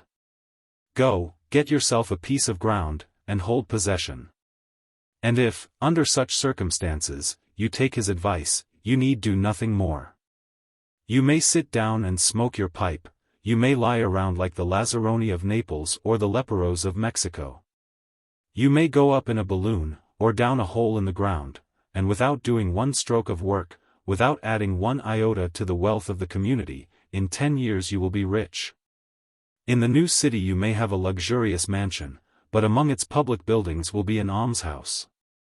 In all our long investigation we have been advancing to this simple truth, that as land is necessary to the exertion of labor in the production of wealth.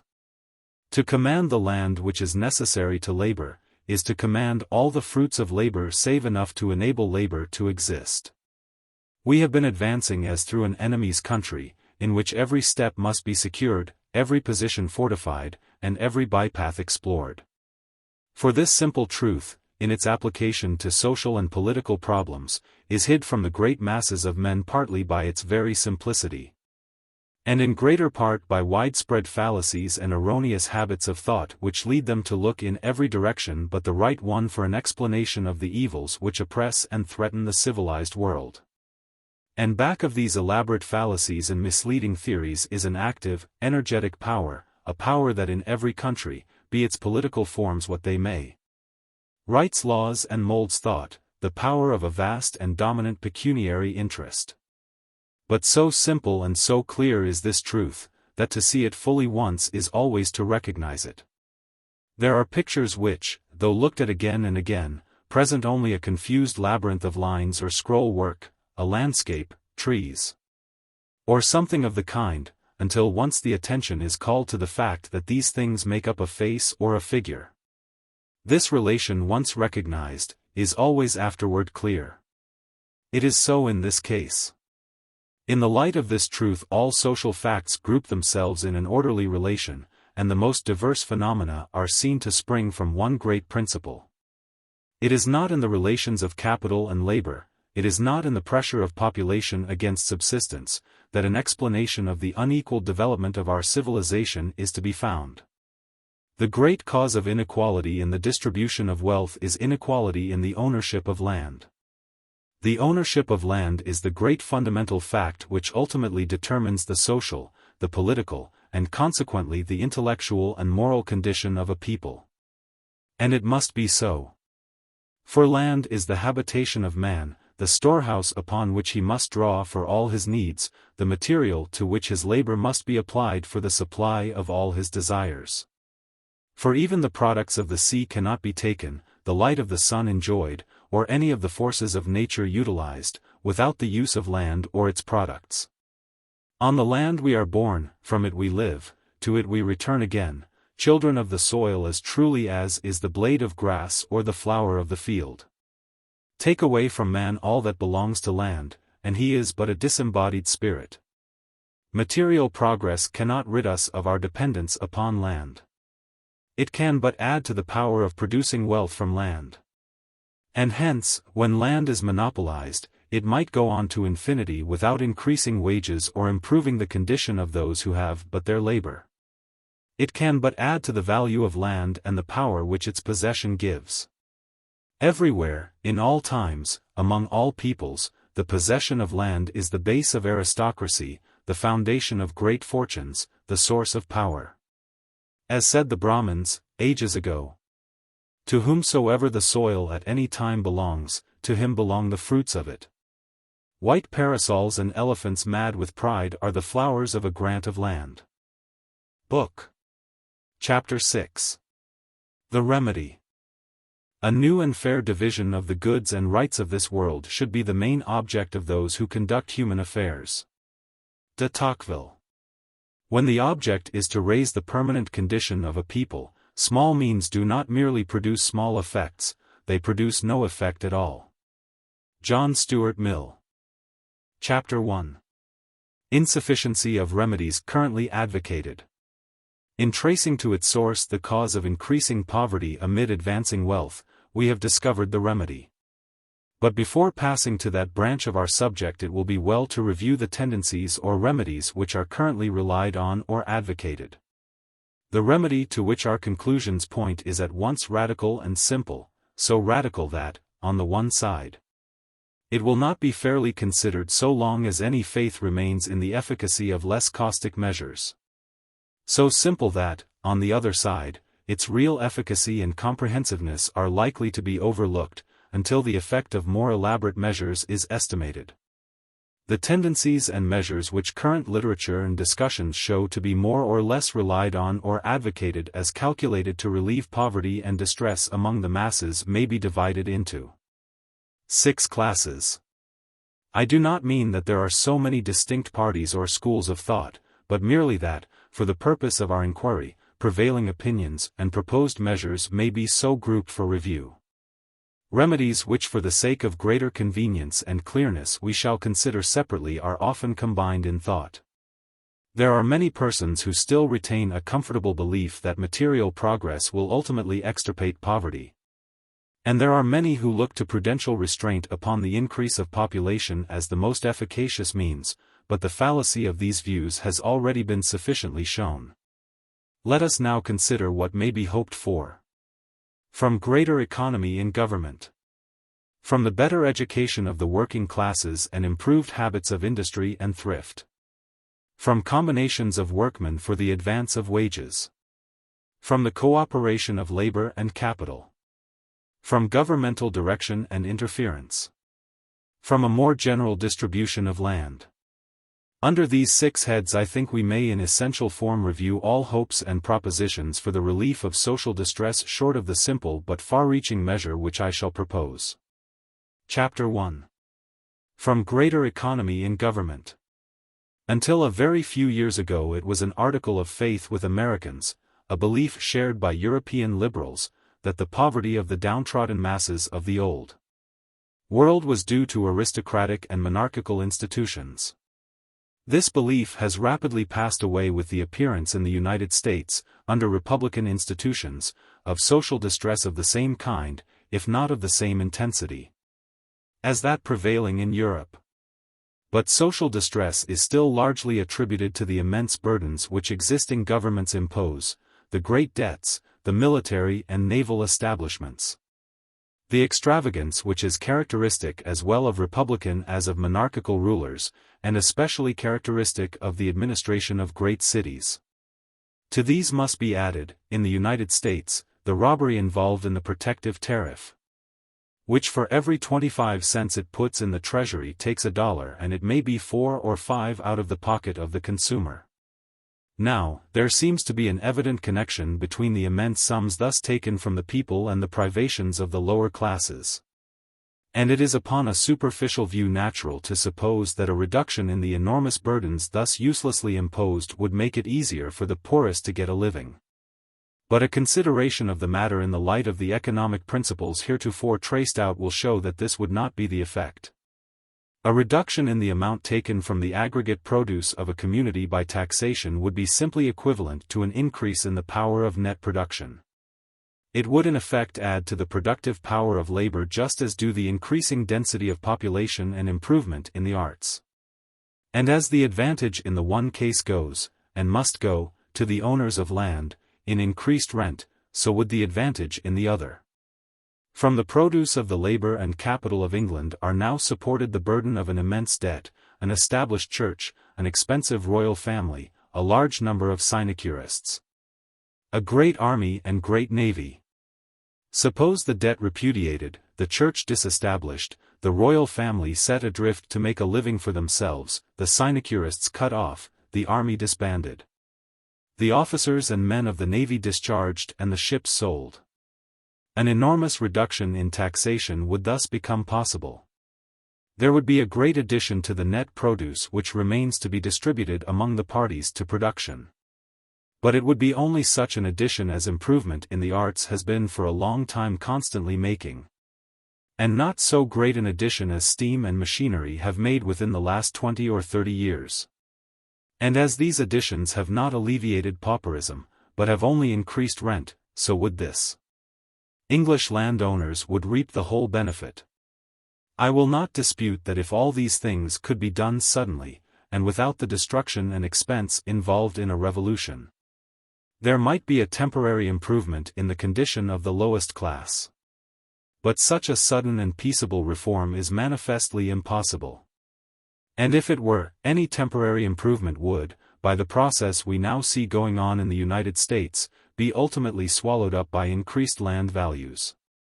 And, so, in the United States, if we were to reduce public expenditures to the lowest possible point, and meet them by revenue taxation, the benefit could certainly not be greater than that which railroads have brought.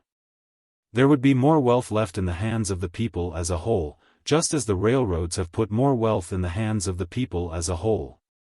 But the same inexorable laws would operate as to its distribution. The condition of those who live by their labor would not ultimately be improved.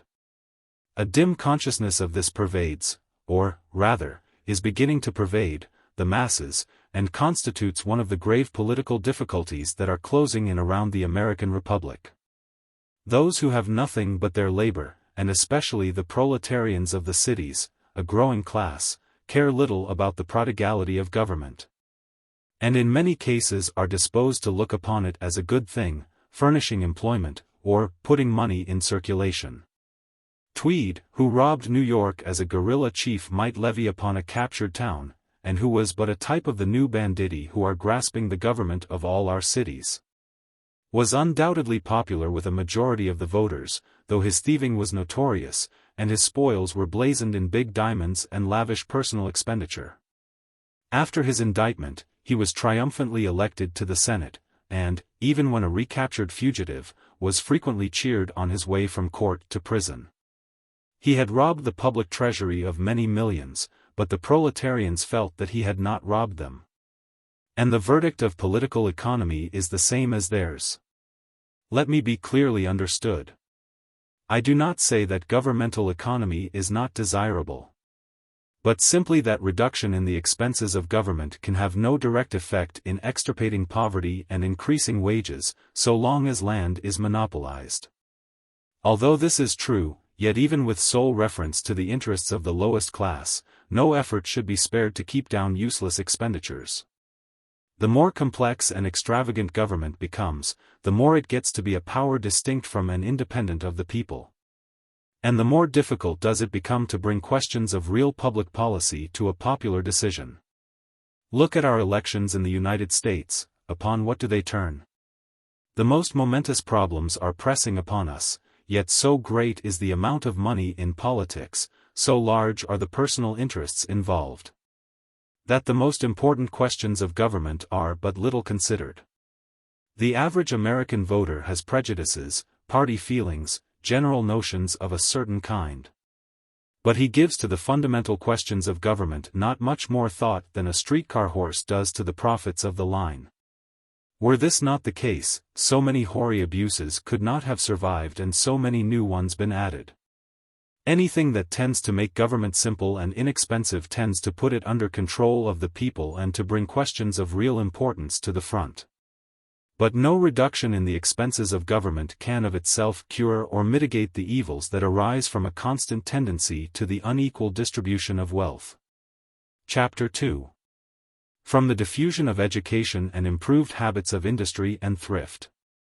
There is, and always has been, a widespread belief among the more comfortable classes that the poverty and suffering of the masses are due to their lack of industry, frugality, and intelligence. This belief, which at once soothes the sense of responsibility and flatters by its suggestion of superiority, is probably even more prevalent in countries like the United States, where all men are politically equal, and where, owing to the newness of society, the differentiation into classes has been of individuals rather than of families, than it is in older countries, where the lines of separation have been longer, and are more sharply drawn. It is but natural for those who can trace their own better circumstances to the superior industry and frugality that gave them a start, and the superior intelligence that enabled them to take advantage of every opportunity. 44 To imagine that those who remain poor do so simply from lack of these qualities. But whoever has grasped the laws of the distribution of wealth, as in previous chapters they have been traced out, will see the mistake in this notion. The fallacy is similar to that which would be involved in the assertion that every one of a number of competitors might win a race. That any one might is true, that every one might is impossible. For, as soon as land acquires a value, wages, as we have seen, do not depend upon the real earnings or product of labor, but upon what is left to labor after rent is taken out. And when land is all monopolized, as it is everywhere except in the newest communities, rent must drive wages down to the point at which the poorest paid class will be just able to live and reproduce. And thus wages are forced to a minimum fixed by what is called the standard of comfort, that is, the amount of necessaries and comforts which habit leads the working classes to demand as the lowest on which they will consent to maintain their numbers. This being the case, industry, skill, frugality, and intelligence can avail the individual only in so far as they are superior to the general level, just as in a race speed can avail the runner only in so far as it exceeds that of his competitors. If one man work harder, or with superior skill or intelligence than ordinary, he will get ahead. But if the average of industry, skill, or intelligence be brought up to the higher point, the increased intensity of application will secure but the old rate of wages. And he who would get ahead must work harder still.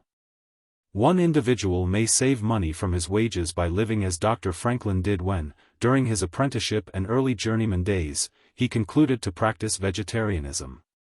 And many poor families might be made more comfortable by being taught to prepare the cheap dishes to which Franklin tried to limit the appetite of his employer Keimer, as a condition to his acceptance of the position of confuter of opponents to the new religion of which Keimer wished to become the prophet. 45 But if the working classes generally came to live in that way, wages would ultimately fall in proportion, and whoever wished to get ahead by the practice of economy, or to mitigate poverty by teaching it, would be compelled to devise some still cheaper mode of keeping soul and body together. If, under existing conditions, American mechanics would come down to the Chinese standard of living, they would ultimately have to come down to the Chinese standard of wages.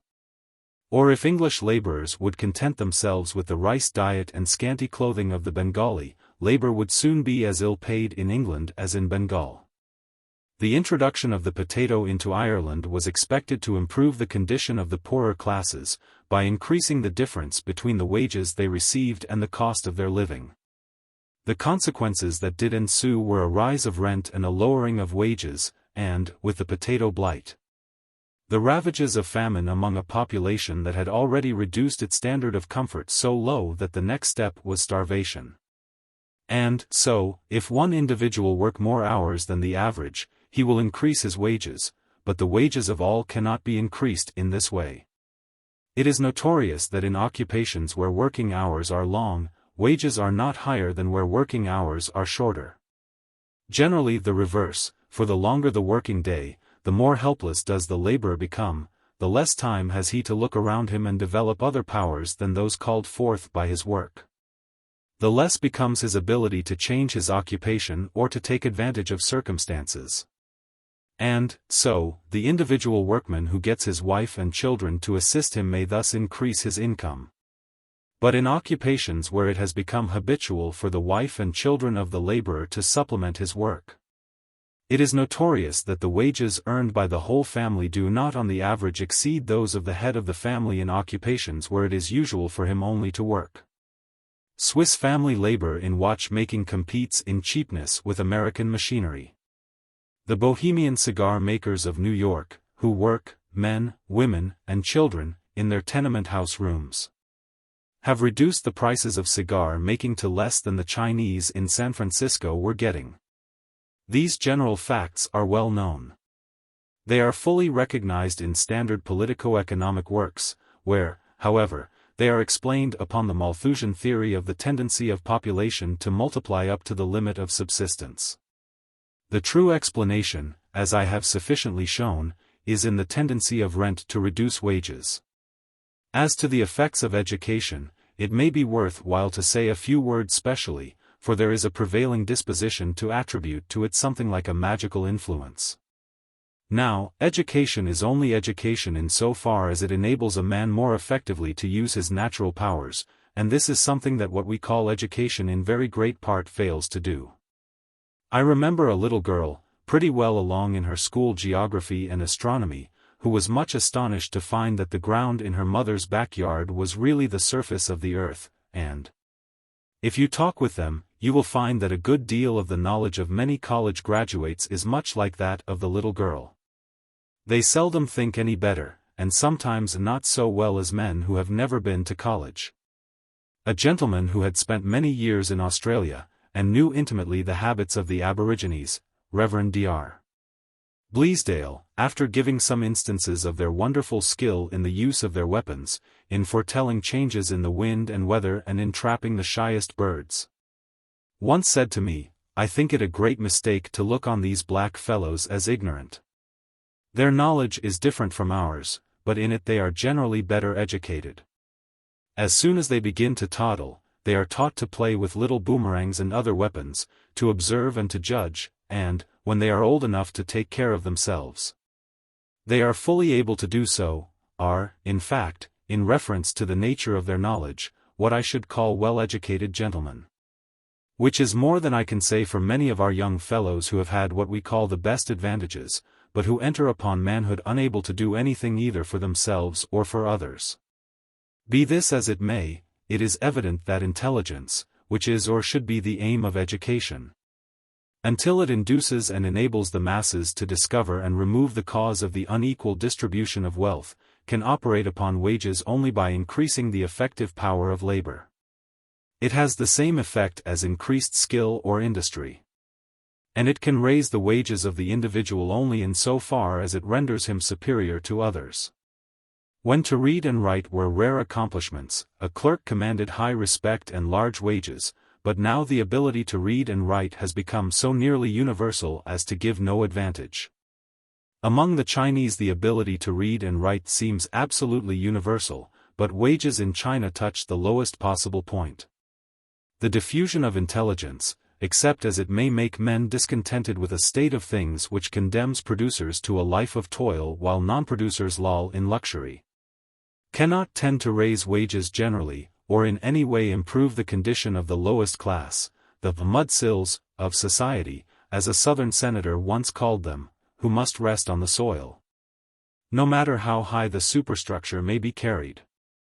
No increase of the effective power of labor can increase general wages, so long as rent swallows up all the gain. This is not merely a deduction from principles. It is the fact, proved by experience. The growth of knowledge and the progress of invention have multiplied the effective power of labor over and over again without increasing wages. In England there are over 1 million paupers. In the United States almshouses are increasing and wages are decreasing. It is true that greater industry and skill, greater prudence, and a higher intelligence, are, as a rule, found associated with a better material condition of the working classes. But that this is effect, not cause, is shown by the relation of the facts.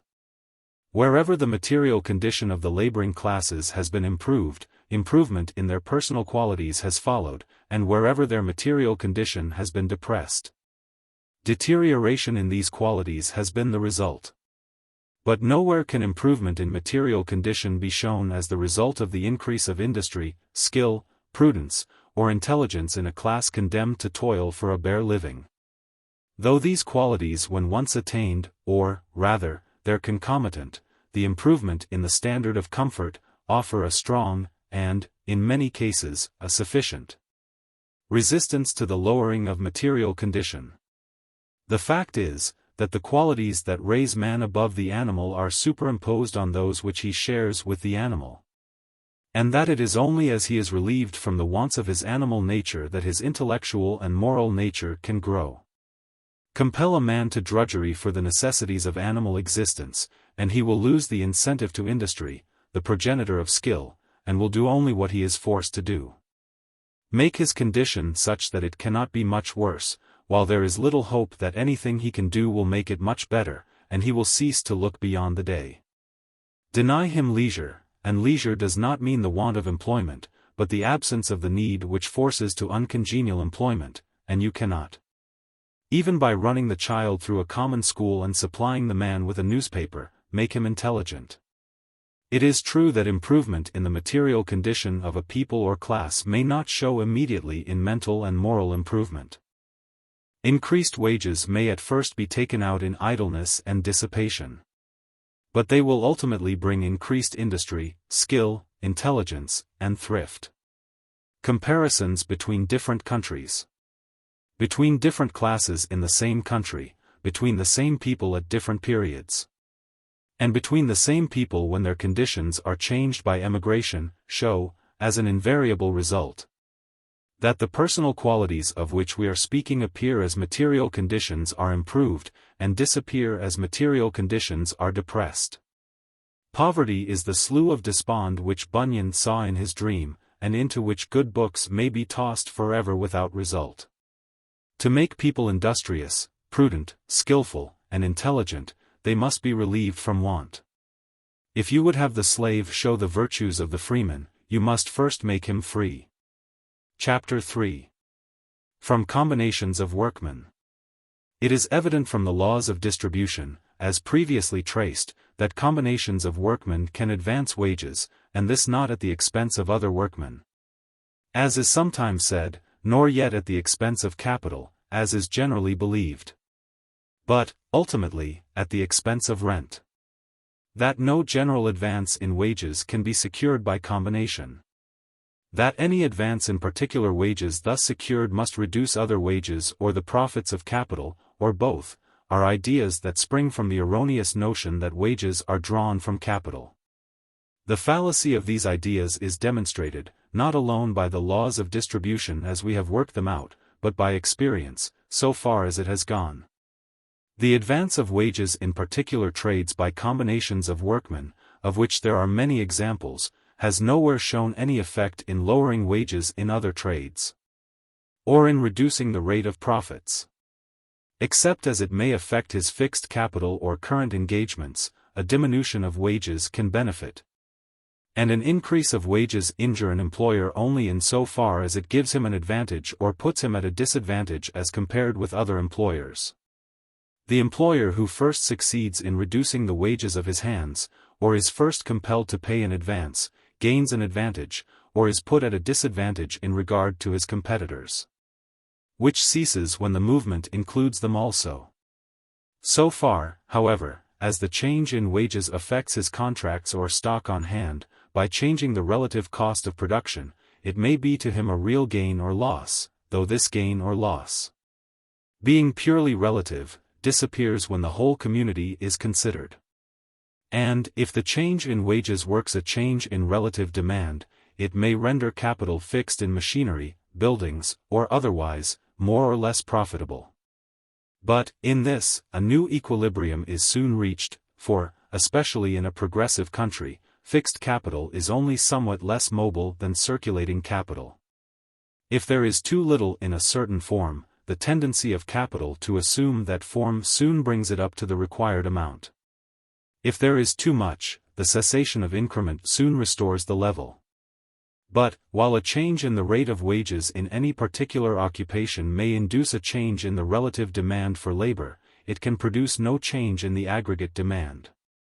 For instance, let us suppose that a combination of the workmen engaged in any particular manufacture raise wages in one country, while a combination of employers reduce wages in the same manufacture in another country. If the change be great enough, the demand, or part of the demand, in the first country will now be supplied by importation of such manufactures from the second.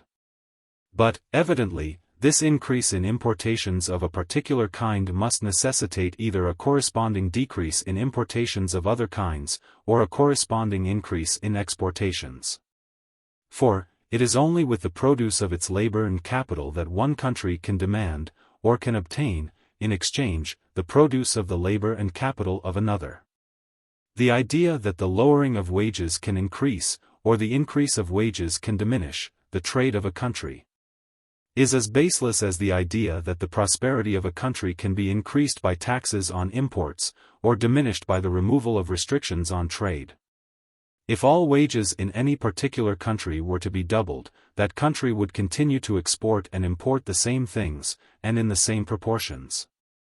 For exchange is determined not by absolute, but by relative, cost of production. But, if wages in some branches of production were doubled, and in others not increased, or not increased so much, there would be a change in the proportion of the various things imported, but no change in the proportion between exports and imports.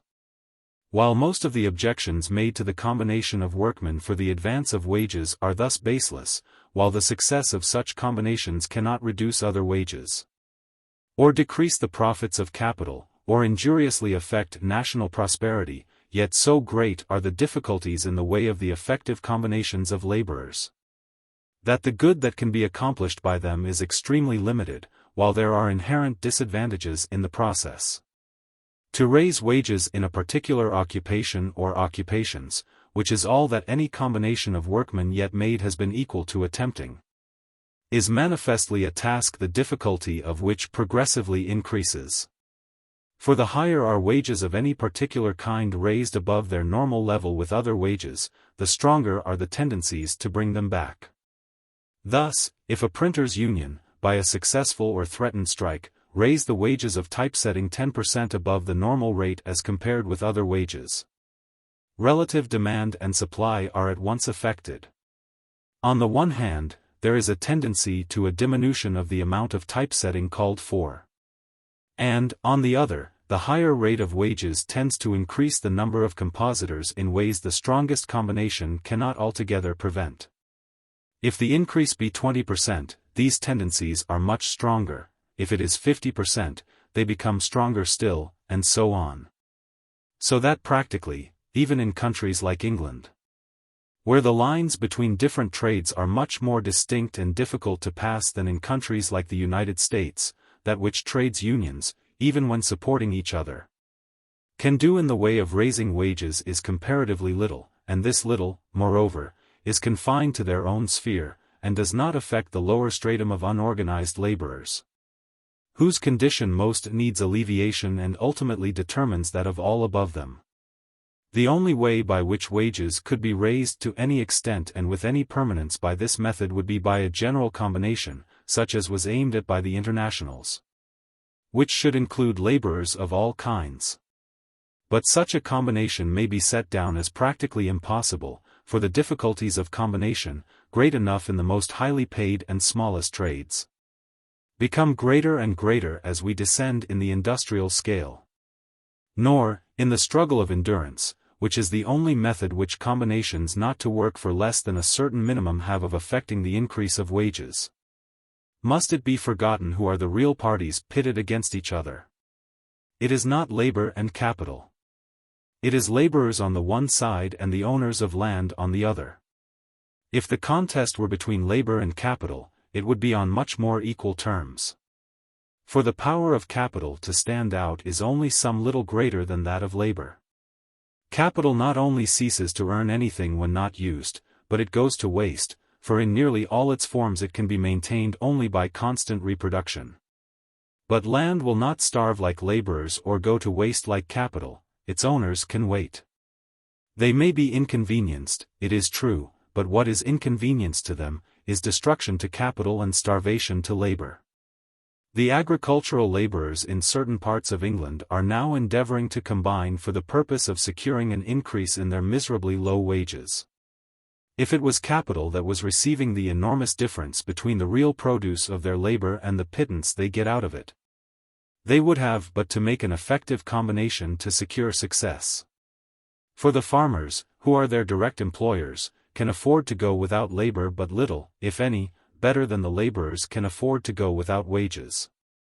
But the farmers cannot yield much without a reduction of rent, and thus it is between the landowners and the laborers that the real struggle must come.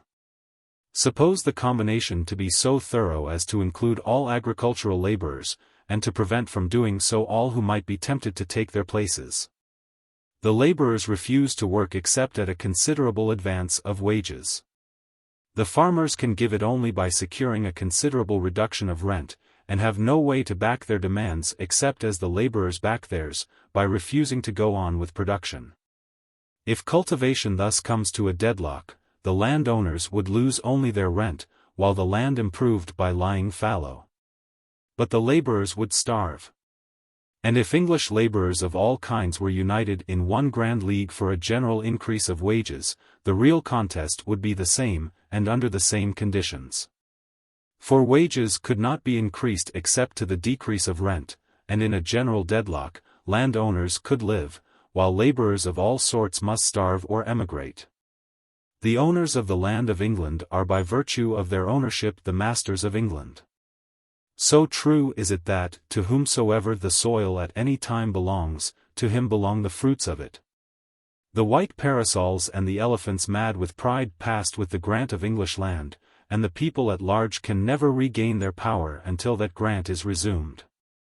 What is true of England, is universally true. It may be said that such a deadlock in production could never occur. This is true. But true only because no such thorough combination of labor as might produce it is possible. But the fixed and definite nature of land enables landowners to combine much more easily and efficiently than either laborers or capitalists. How easy and efficient their combination is, there are many historical examples. And the absolute necessity for the use of land, and the certainty in all progressive countries that it must increase in value, produce among landowners, without any formal combination, all the effects that could be produced by the most rigorous combination among laborers or capitalists. Deprive a laborer of opportunity of employment, and he will soon be anxious to get work on any terms, but when the receding wave of speculation leaves nominal land values clearly above real values. Whoever has lived in a growing country knows with what tenacity landowners hold on. And, besides these practical difficulties in the plan of forcing by endurance an increase of wages, there are in such methods inherent disadvantages which workingmen should not blink. I speak without prejudice, for I am still an honorary member of the union which, while working at my trade, I always loyally supported. But, see, the methods by which a trade union can alone act are necessarily destructive, its organization is necessarily tyrannical. A strike, which is the only recourse by which a trade union can enforce its demands, is a destructive contest, just such a contest as that to which an eccentric, called the Money King, once, in the early days of San Francisco, challenged a man who had taunted him with meanness, that they should go down to the wharf and alternately toss $20 pieces into the bay until one gave in. The struggle of endurance involved in a strike is, really, what it has often been compared to, a war, and, like all war, it lessens wealth. And the organization for it must, like the organization for war, be tyrannical. As even the man who would fight for freedom, must, when he enters an army, give up his personal freedom and become a mere part in a great machine. So must it be with workmen who organize for a strike. These combinations are, therefore, necessarily destructive of the very things which workmen seek to gain through them, wealth and freedom. There is an ancient Hindu mode of compelling the payment of a just debt, traces of something akin to which Sir Henry Maine has found in the laws of the Irish Brehons. It is called, sitting dharna, the creditor seeking enforcement of his debt by sitting down at the door of the debtor, and refusing to eat or drink until he is paid.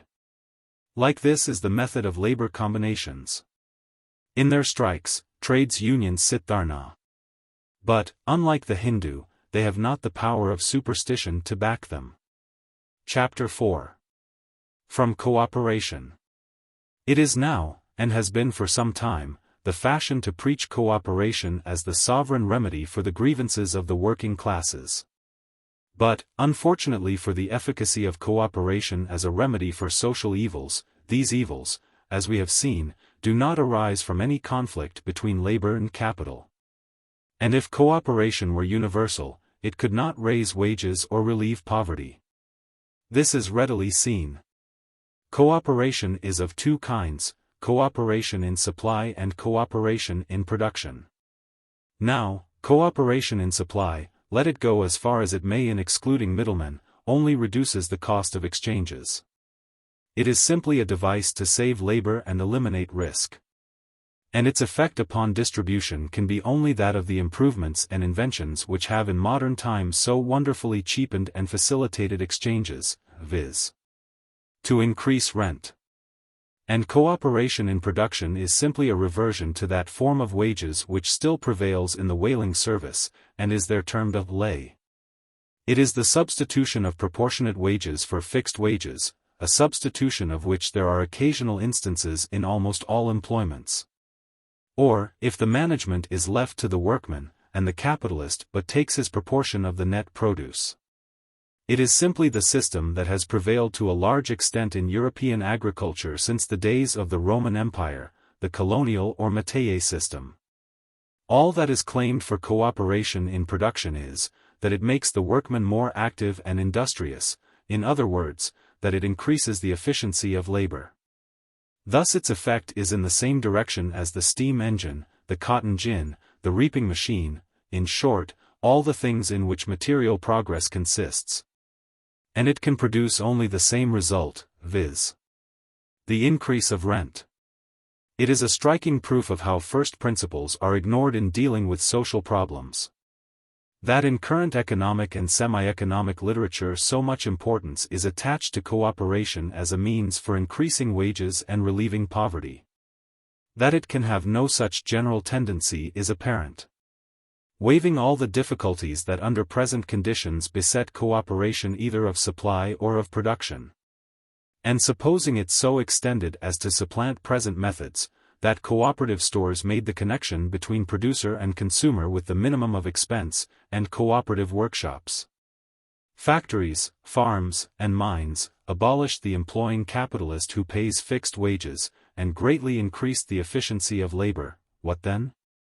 Why, simply that it would become possible to produce the same amount of wealth with less labor, and consequently that the owners of land, the source of all wealth, could command a greater amount of wealth for the use of their land.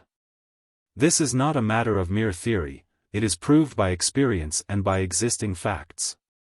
Improved methods and improved machinery have the same effect that cooperation aims at, of reducing the cost of bringing commodities to the consumer and increasing the efficiency of labor. And it is in these respects that the older countries have the advantage of new settlements. But, as experience has amply shown, improvements in the methods and machinery of production and exchange have no tendency to improve the condition of the lowest class. And wages are lower and poverty deeper where exchange goes on at the minimum of cost and production has the benefit of the best machinery. The advantage but adds to rent. But suppose cooperation between producers and landowners? That would simply amount to the payment of rent in kind, the same system under which much land is rented in California and the southern states where the landowner gets a share of the crop. Save as a matter of computation, it in no wise differs from the system which prevails in England of a fixed money rent. Call it cooperation, if you choose, the terms of the cooperation would still be fixed by the laws which determine rent, and wherever land was monopolized. Increase in productive power would simply give the owners of the land the power to demand a larger share. That cooperation is by so many believed to be the solution of the labor question arises from the fact that, where it has been tried, it has in many instances improved perceptibly the condition of those immediately engaged in it. But this is due simply to the fact that these cases are isolated. Just as industry, economy, or skill may improve the condition of the workmen who possess them in superior degree, but cease to have this effect when improvement in these respects becomes general. So a special advantage in procuring supplies, or a special efficiency given to some labor, may secure advantages which would be lost as soon as these improvements became so general as to affect the general relations of distribution. And the truth is, that, save possibly in educational effects, cooperation can produce no general results that competition will not produce. Just as the cheap-for-cash stores have a similar effect upon prices as the cooperative supply associations, so does competition in production lead to a similar adjustment of forces and division of proceeds as would cooperative production. That increasing productive power does not add to the reward of labor, is not because of competition, but because competition is one-sided. Land, without which there can be no production, is monopolized. And the competition of producers for its use forces wages to a minimum and gives all the advantage of increasing productive power to landowners, in higher rents and increased land values. Destroy this monopoly, and competition could exist only to accomplish the end which cooperation aims at, to give to each what he fairly earns. Destroy this monopoly, and industry must become the cooperation of equals. Chapter 5. From Governmental Direction and Interference. The limits within which I wish to keep this book will not permit an examination in detail of the methods in which it is proposed to mitigate or extirpate poverty by governmental regulation of industry and accumulation, and which in their most thoroughgoing form are called socialistic. Nor is it necessary, for the same defects attached to them all. These are the substitution of governmental direction for the play of individual action, and the attempt to secure by restriction what can better be secured by freedom. As to the truths that are involved in socialistic ideas I shall have something to say hereafter. But it is evident that whatever savors of regulation and restriction is in itself bad, and should not be resorted to if any other mode of accomplishing the same end presents itself. For instance, to take one of the simplest and mildest of the class of measures I refer to, a graduated tax on incomes. The object at which it aims, the reduction or prevention of immense concentrations of wealth, is good. But this means involves the employment of a large number of officials clothed with inquisitorial powers. Temptations to bribery, and perjury, and all other means of evasion, which beget a demoralization of opinion, and put a premium upon unscrupulousness and a tax upon conscience. And, finally, just in proportion as the tax accomplishes its effect, a lessening in the incentive to the accumulation of wealth, which is one of the strong forces of industrial progress. While, if the elaborate schemes for regulating everything and finding a place for everybody could be carried out, we should have a state of society resembling that of ancient Peru, or that which, to their eternal honor, the Jesuits instituted and so long maintained in Paraguay. I will not say that such a state as this is not a better social state than that to which we now seem to be tending, for in ancient Peru, though production went on under the greatest disadvantages, from the want of iron and the domestic animals, yet there was no such thing as want, and the people went to their work with songs. But this it is unnecessary to discuss. Socialism in anything approaching such a form, modern society cannot successfully attempt. The only force that has ever proved competent for it, a strong and definite religious faith, is wanting and is daily growing less. We have passed out of the socialism of the tribal state, and cannot re-enter it again except by a retrogression that would involve anarchy and perhaps barbarism. Our governments, as is already plainly evident, would break down in the attempt. Instead of an intelligent award of duties and earnings, we should have a Roman distribution of Sicilian corn, and the demagogue would soon become the imperator. The ideal of socialism is grand and noble, and it is, I am convinced, possible of realization, but such a state of society cannot be manufactured, it must grow. Society is an organism, not a machine. It can live only by the individual life of its parts. And in the free and natural development of all the parts will be secured the harmony of the whole. All that is necessary to social regeneration is included in the motto of those Russian patriots sometimes called nihilists, land and liberty. Chapter 6. From a more general distribution of land. There is a rapidly growing feeling that the tenure of land is in some manner connected with the social distress which manifests itself in the most progressive countries. But this feeling as yet mostly shows itself in propositions which look to the more general division of landed property, in England, free trade in land, tenant right, or the equal partition of landed estates among heirs. In the United States, restrictions upon the size of individual holdings. It has been also proposed in England that the state should buy out the landlords, and in the United States that grants of money should be made to enable the settlements of colonies upon public lands. The former proposition let us pass for the present, the latter, so far as its distinctive feature is concerned, falls into the category of the measures considered in the last section. It needs no argument to show to what abuses and demoralization grants of public money or credit would lead. How what the English writers call free trade in land, the removal of duties and restrictions upon conveyances, could facilitate the division of ownership in agricultural land, I cannot see. Though it might to some extent have that effect as regards town property. The removal of restrictions upon buying and selling would merely permit the ownership of land to assume more quickly the form to which it tends.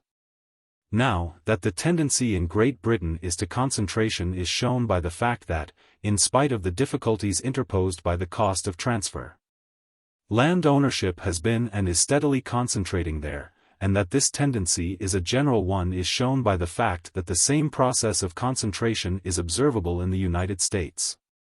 I say this unhesitatingly in regard to the United States, although statistical tables are sometimes quoted to show a different tendency. But how, in such a country as the United States, the ownership of land may be really concentrating, while census tables show rather a diminution in the average size of holdings, is readily seen. As land is brought into use, and, with the growth of population, passes from a lower to a higher or intenser use, the size of holdings tends to diminish. A small stock range would be a large farm, a small farm would be a large orchard, vineyard, nursery, or vegetable garden.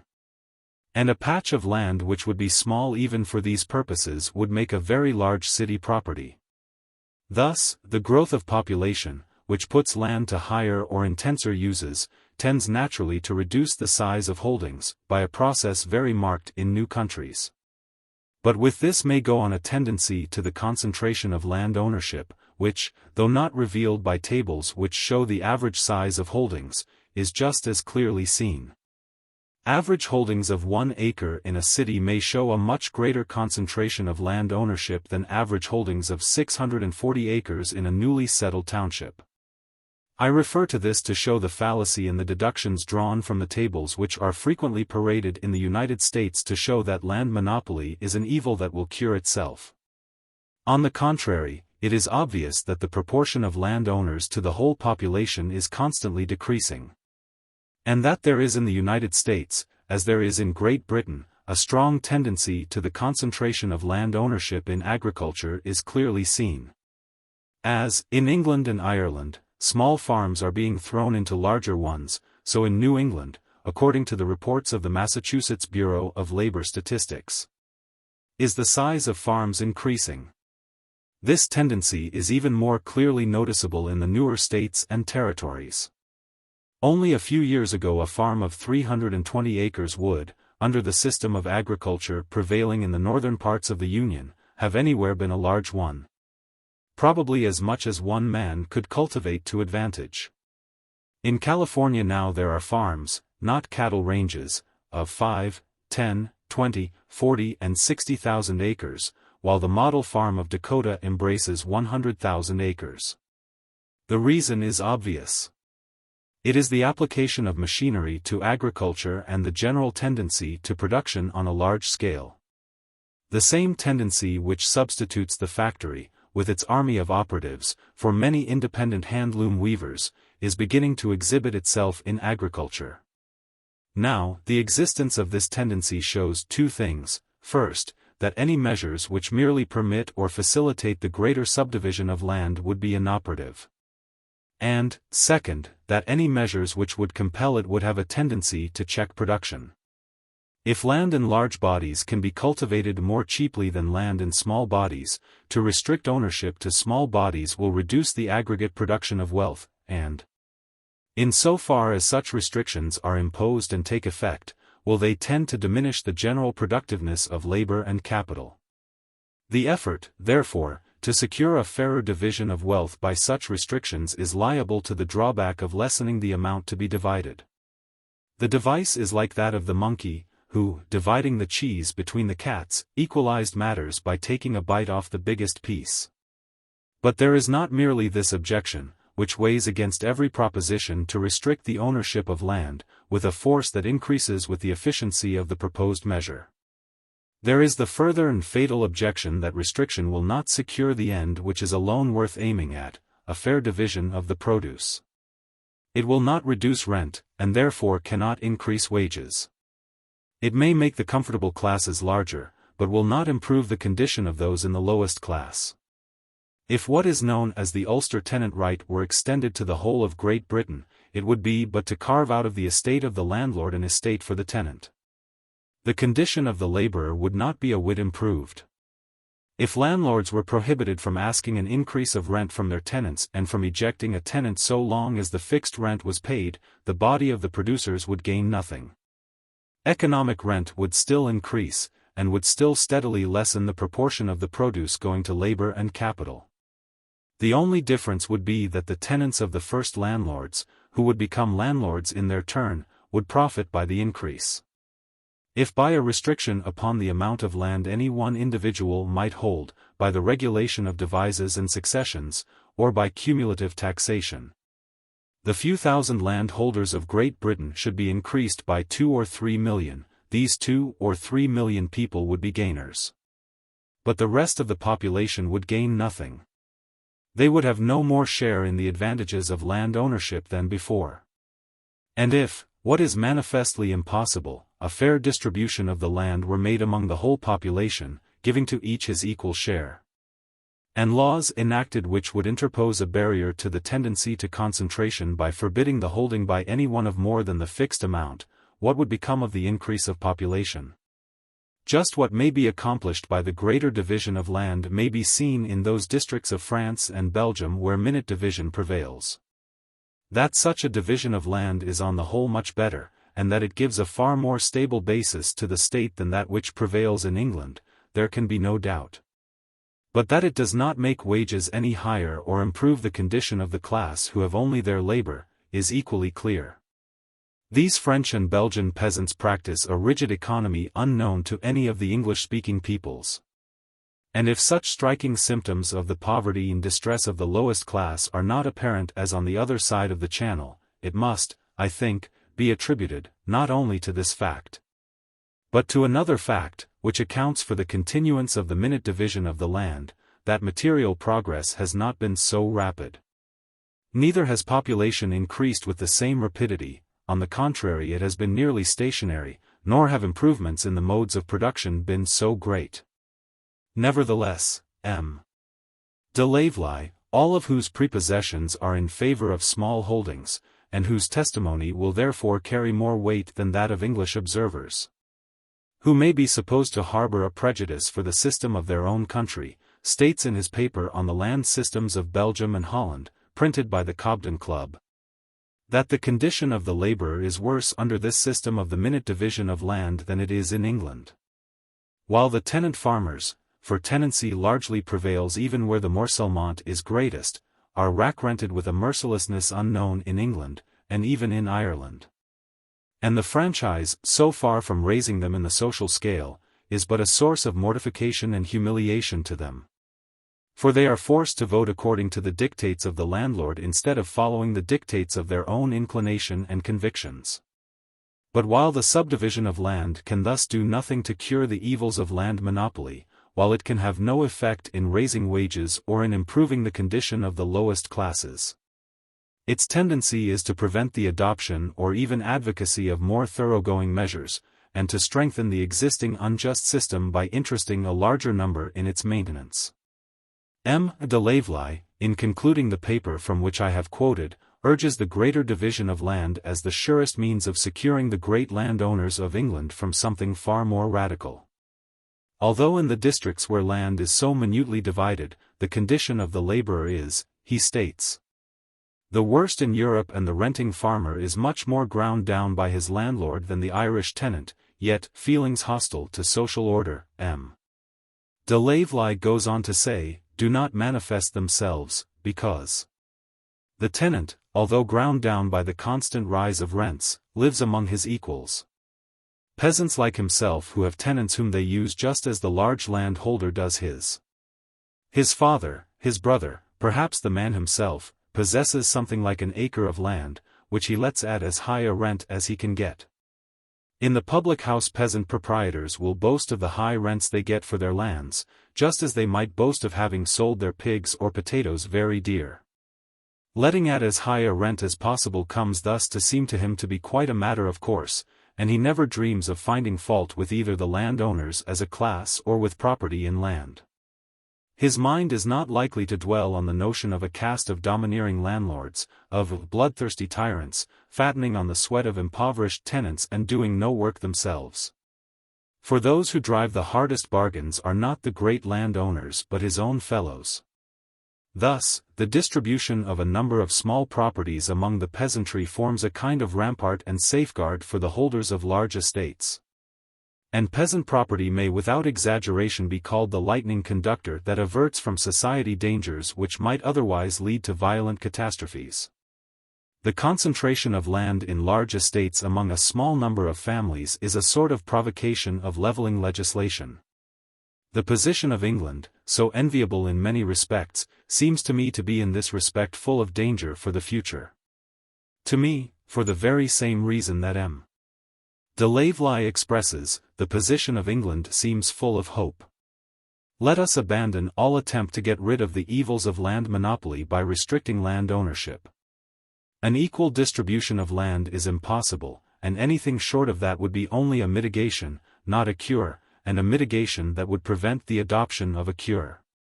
Nor is any remedy worth considering that does not fall in with the natural direction of social development, and swim, so to speak, with the current of the times. That concentration is the order of development there can be no mistaking, the concentration of people in large cities, the concentration of handicrafts in large factories, the concentration of transportation by railroad and steamship lines, and of agricultural operations in large fields. The most trivial businesses are being concentrated in the same way, errands are run and carpet sacks are carried by corporations. All the currents of the time run to concentration. To resist it successfully we must throttle steam and discharge electricity from human service. Chapter 2. The True Remedy. We have traced the unequal distribution of wealth which is the curse and menace of modern civilization to the institution of private property in land. We have seen that so long as this institution exists no increase in productive power can permanently benefit the masses, but, on the contrary, must tend still further to depress their condition. We have examined all the remedies, short of the abolition of private property in land, which are currently relied on or proposed for the relief of poverty and the better distribution of wealth, and have found them all inefficacious or impracticable.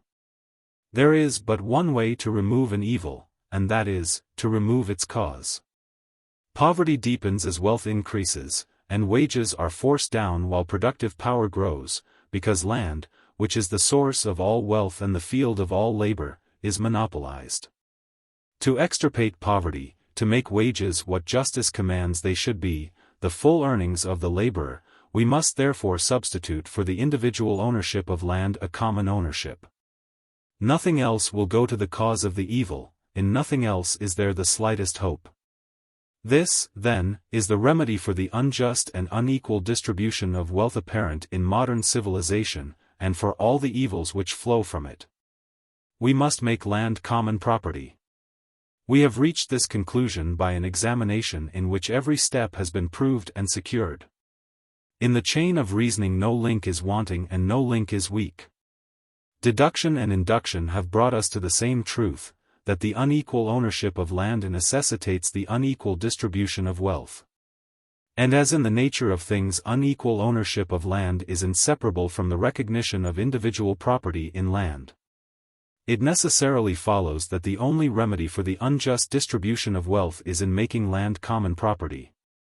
But this is a truth which, in the present state of society, will arouse the most bitter antagonism, and must fight its way, inch by inch. It will be necessary, therefore, to meet the objections of those who, even when driven to admit this truth, will declare that it cannot be practically applied. In doing this we shall bring our previous reasoning to a new and crucial test. Just as we try addition by subtraction and multiplication by division, so may we, by testing the sufficiency of the remedy, prove the correctness of our conclusions as to the cause of the evil. The laws of the universe are harmonious. And if the remedy to which we have been led is the true one, it must be consistent with justice, it must be practicable of application. It must accord with the tendencies of social development and must harmonize with other reforms. All this I propose to show. I propose to meet all practical objections that can be raised, and to show that this simple measure is not only easy of application, but that it is a sufficient remedy for all the evils which, as modern progress goes on, arise from the greater and greater inequality in the distribution of wealth, that it will substitute equality for inequality, plenty for want, justice for injustice, social strength for social weakness, and will open the way to grander and nobler advances of civilization. I thus propose to show that the laws of the universe do not deny the natural aspirations of the human heart. That the progress of society might be, and, if it is to continue, must be, toward equality, not toward inequality. And that the economic harmonies prove the truth perceived by the Stoic emperor. We are made for cooperation, like feet, like hands, like eyelids, like the rows of the upper and lower teeth. Book. Chapter 7. Justice of the Remedy. Justice is a relation of congruity which really subsists between two things. This relation is always the same, whatever being considers it, whether it be God, or an angel, or lastly a man. Montesquieu. Chapter 1. The injustice of private property in land. When it is proposed to abolish private property in land, the first question that will arise is that of justice. Though often warped by habit, superstition, and selfishness into the most distorted forms, the sentiment of justice is yet fundamental to the human mind. And whatever dispute arouses the passions of men, the conflict is sure to rage, not so much as to the question, is it wise? As to the question, is it right? This tendency of popular discussions to take an ethical form has a cause. It springs from a law of the human mind. It rests upon a vague and instinctive recognition of what is probably the deepest truth we can grasp.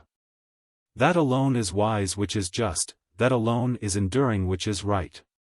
In the narrow scale of individual actions and individual life this truth may be often obscured, but in the wider field of national life it everywhere stands out. I bow to this arbitrament, and accept this test. If our inquiry into the cause which makes low wages and pauperism the accompaniments of material progress has led us to a correct conclusion, it will bear translation from terms of political economy into terms of ethics, and as the source of social evils show a wrong.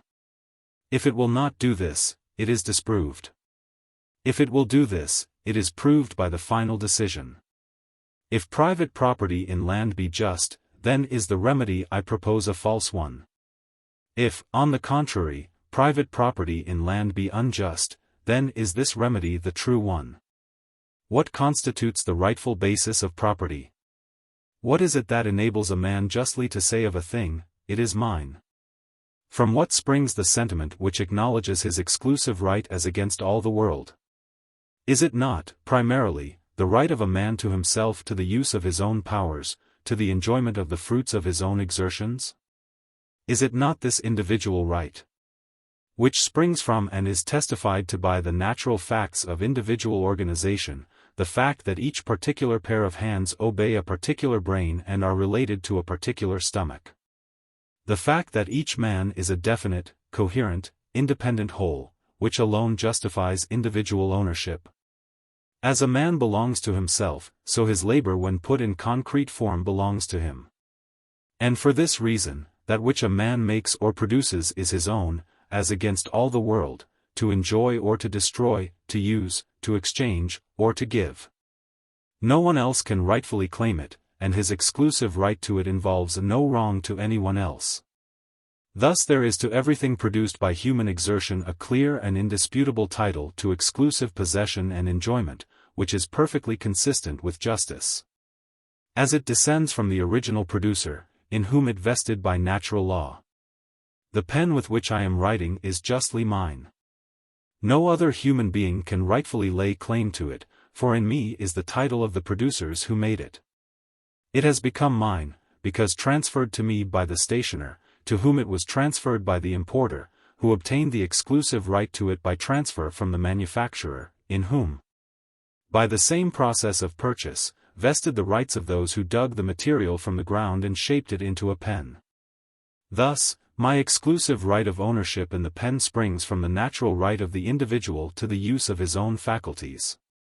Now, this is not only the original source from which all ideas of exclusive ownership arise, as is evident from the natural tendency of the mind to revert to it when the idea of exclusive ownership is questioned, and the manner in which social relations develop, but it is necessarily the only source.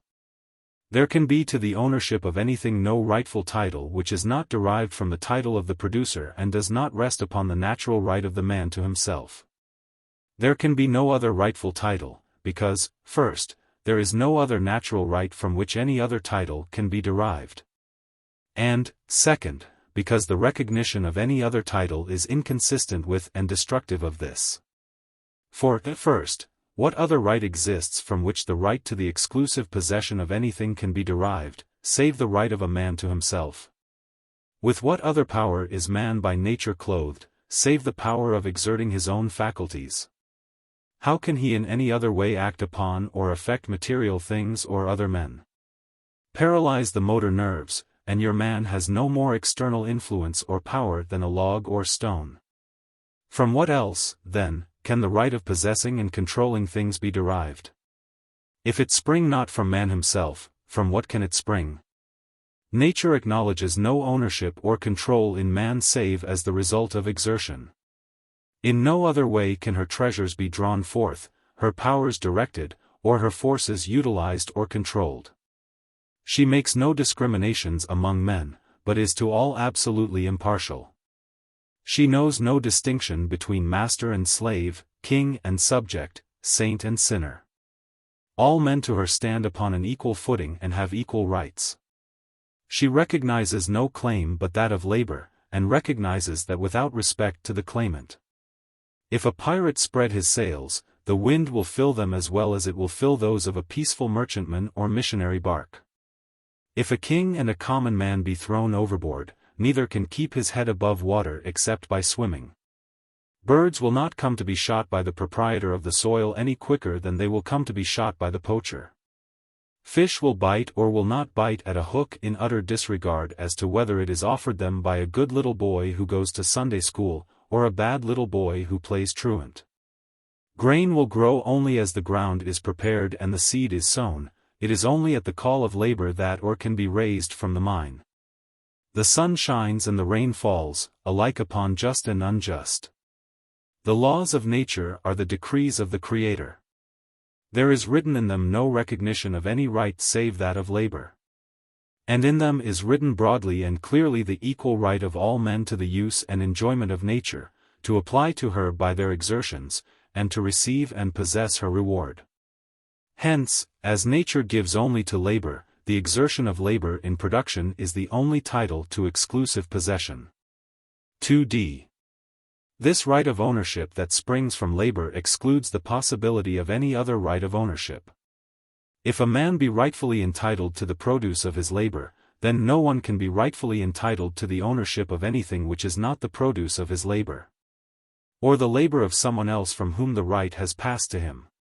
If production give to the producer the right to exclusive possession and enjoyment, there can rightfully be no exclusive possession and enjoyment of anything not the production of labor.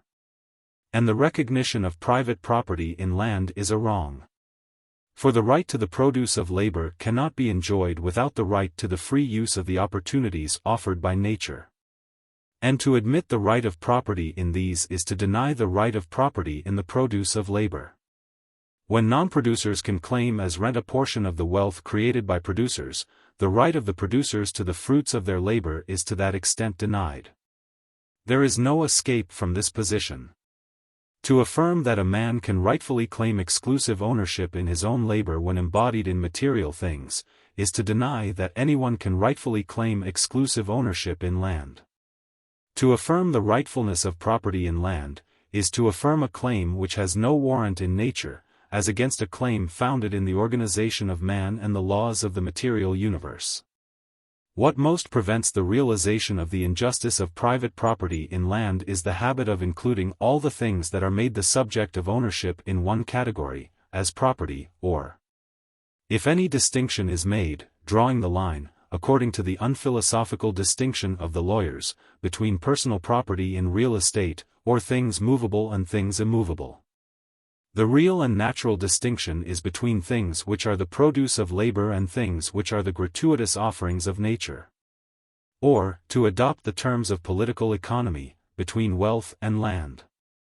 These two classes of things are in essence and relations widely different, and to class them together as property is to confuse all thought when we come to consider the justice or the injustice, the right or the wrong of property. A house and the lot on which it stands are alike property, as being the subject of ownership, and are alike classed by the lawyers as real estate. Yet in nature and relations they differ widely.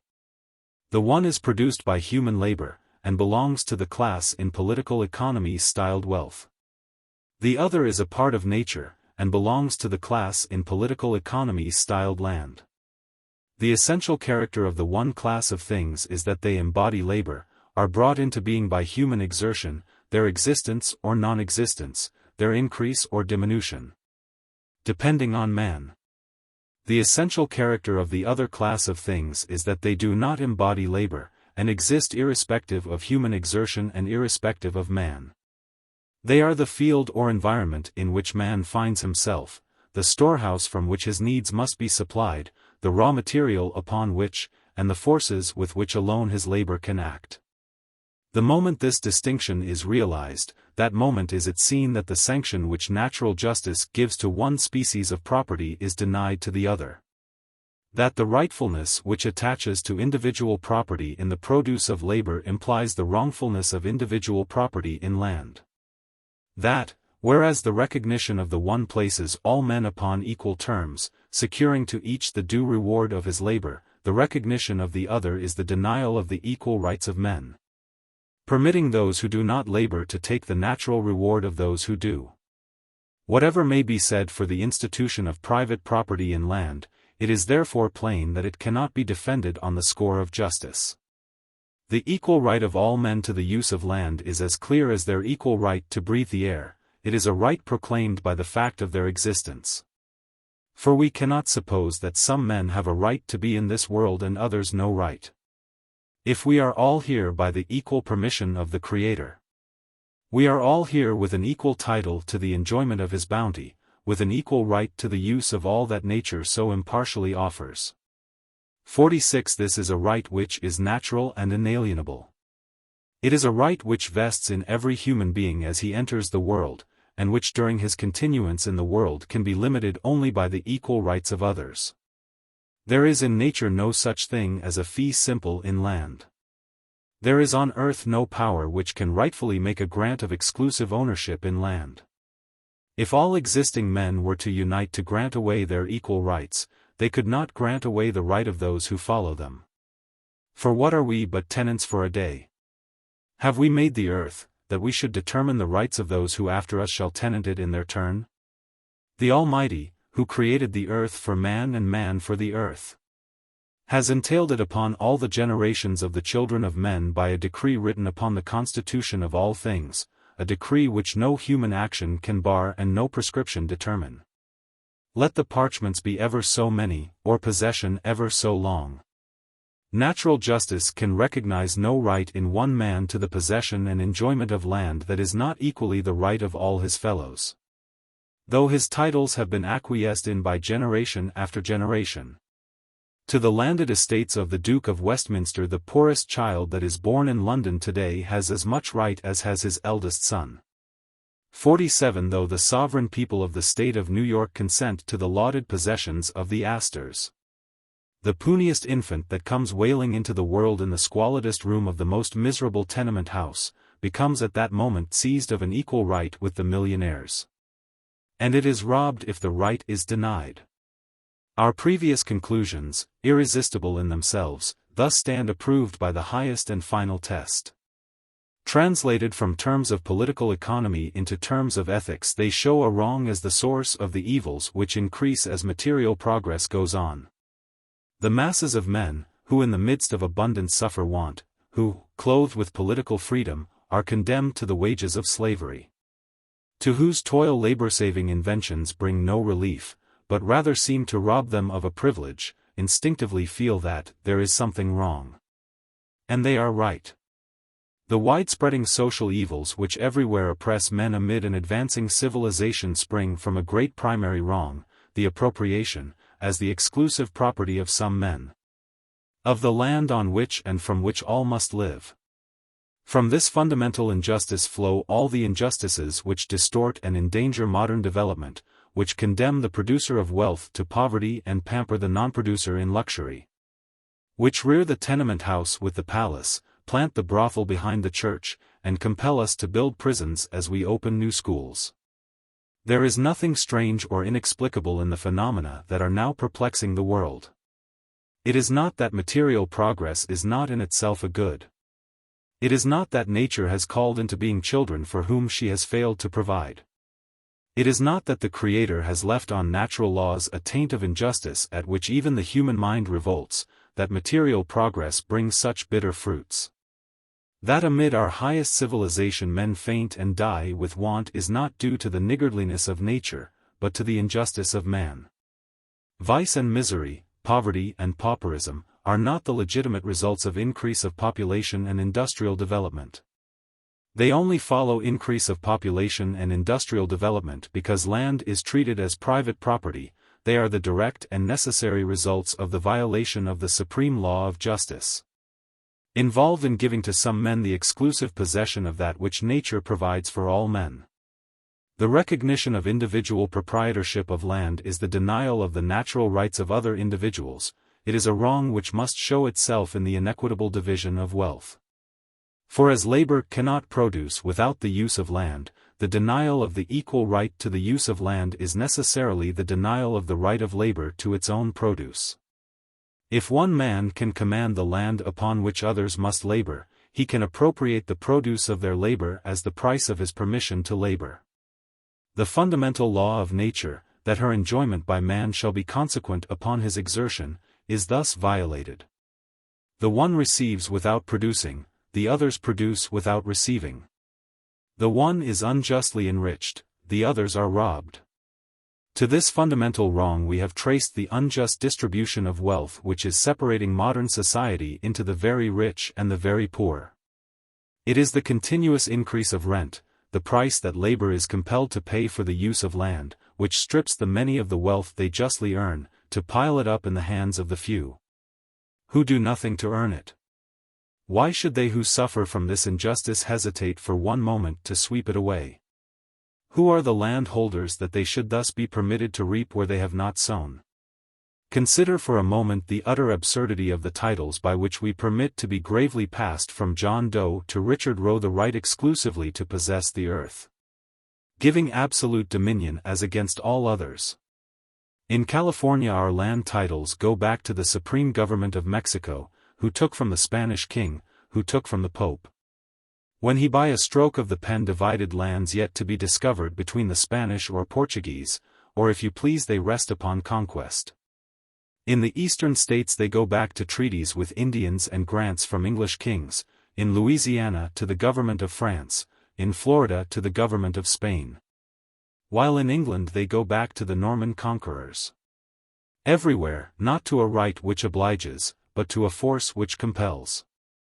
And when a title rests but on force, no complaint can be made when force annuls it.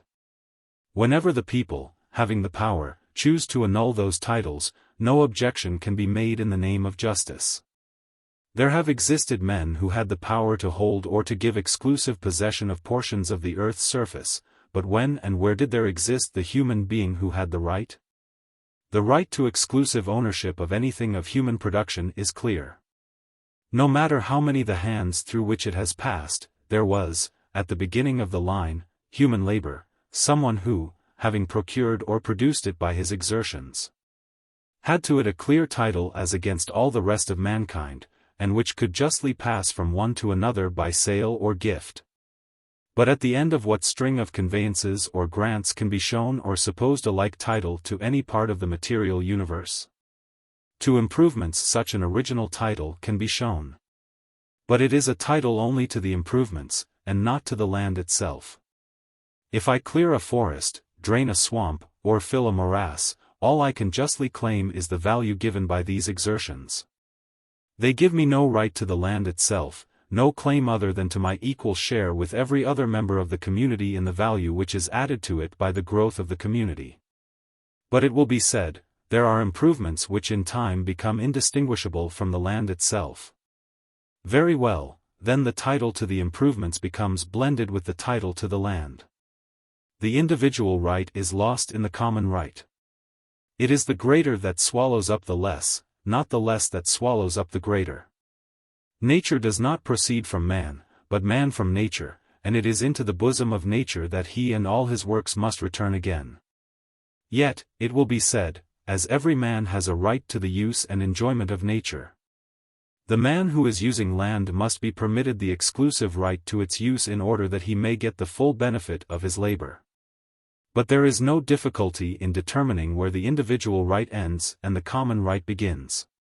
A delicate and exact test is supplied by value, and with its aid there is no difficulty, no matter how dense population may become, in determining and securing the exact rights of each. The equal rights of all. The value of land, as we have seen, is the price of monopoly. It is not the absolute, but the relative, capability of land that determines its value. No matter what may be its intrinsic qualities, land that is no better than other land which may be had for the using can have no value. And the value of land always measures the difference between it and the best land that may be had for the using. Thus, the value of land expresses in exact and tangible form the right of the community in land held by an individual. And rent expresses the exact amount which the individual should pay to the community to satisfy the equal rights of all other members of the community. Thus, if we concede to priority of possession the undisturbed use of land, confiscating rent for the benefit of the community, we reconcile the fixity of tenure which is necessary for improvement with a full and complete recognition of the equal rights of all to the use of land. As for the deduction of a complete and exclusive individual right to land from priority of occupation, that is, if possible, the most absurd ground on which land ownership can be defended. Priority of occupation give exclusive and perpetual title to the surface of a globe on which, in the order of nature, countless generations succeed each other. Had the men of the last generation any better right to the use of this world than we of this? Or the men of 100 years ago? Or of 1,000 years ago? Had the mound builders, or the cave dwellers, the contemporaries of the mastodon and the three-toed horse, or the generations still further back, who, in dim eons that we can think of only as geologic periods, followed each other on the earth we now tenant for our little day? Has the first comer at a banquet the right to turn back all the chairs and claim that none of the other guests shall partake of the food provided, except as they make terms with him? Does the first man who presents a ticket at the door of a theater, and passes in, acquire by his priority the right to shut the doors and have the performance go on for him alone? Does the first passenger who enters a railroad car obtain the right to scatter his baggage over all the seats and compel the passengers who come in after him to stand up? The cases are perfectly analogous. We arrive and we depart, guests at a banquet continually spread, spectators and participants in an entertainment where there is room for all who come. Passengers from station to station, on an orb that whirls through space, our rights to take and possess cannot be exclusive, they must be bounded everywhere by the equal rights of others. Just as the passenger in a railroad car may spread himself and his baggage over as many seats as he pleases, until other passengers come in, so may a settler take and use as much land as he chooses, until it is needed by others, a fact which is shown by the land acquiring a value, when his right must be curtailed by the equal rights of the others. And no priority of appropriation can give a right which will bar these equal rights of others. If this were not the case, then by priority of appropriation one man could acquire and could transmit to whom he pleased, not merely the exclusive right to 160 acres, or to 640 acres, but to a whole township, a whole state, a whole continent. And to this manifest absurdity does the recognition of individual right to land come when carried to its ultimate, that any one human being, could he concentrate in himself the individual rights to the land of any country, could expel therefrom all the rest of its inhabitants. And could he thus concentrate the individual rights to the whole surface of the globe, he alone of all the teeming population of the earth would have the right to live. And what upon this supposition would occur is, upon a smaller scale, realized in actual fact.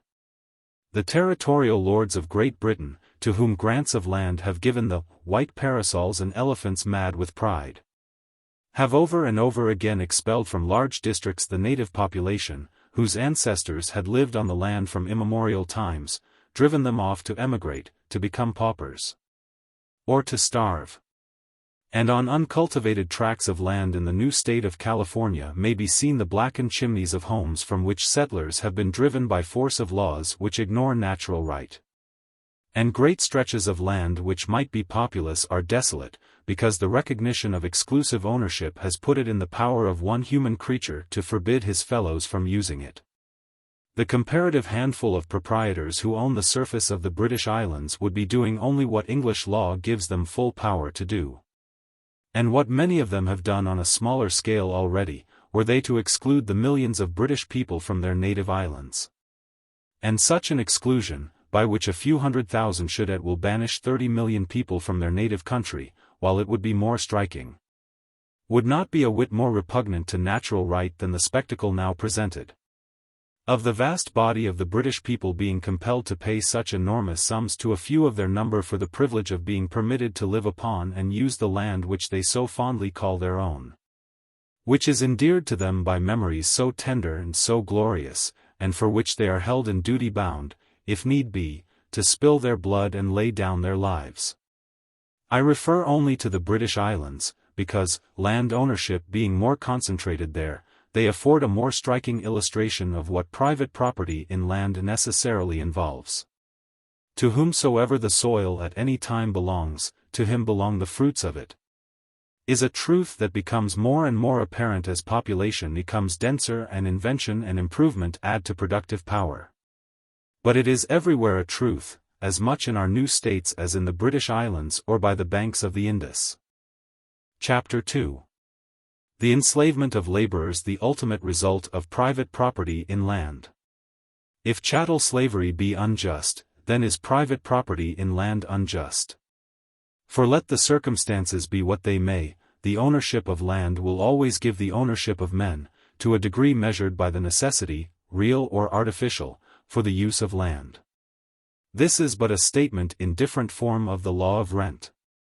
And when that necessity is absolute, when starvation is the alternative to the use of land, then does the ownership of men involved in the ownership of land become absolute.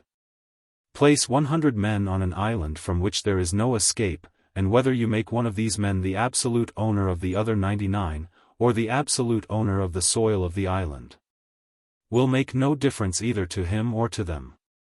In the one case, as the other, the one will be the absolute master of the 99, his power extending even to life and death. For simply to refuse them permission to live upon the island would be to force them into the sea. Upon a larger scale, and through more complex relations, the same cause must operate in the same way and to the same end, the ultimate result, the enslavement of laborers, becoming apparent just as the pressure increases which compels them to live on and from land which is treated as the exclusive property of others. Take a country in which the soil is divided among a number of proprietors, instead of being in the hands of one, and in which, as in modern production, the capitalist has been specialized from the laborer, and manufactures and exchange, in all their many branches, have been separated from agriculture. Though less direct and obvious, the relations between the owners of the soil and the laborers will, with increase of population and the improvement of the arts, tend to the same absolute mastery on the one hand and the same abject helplessness on the other, as in the case of the island we have supposed.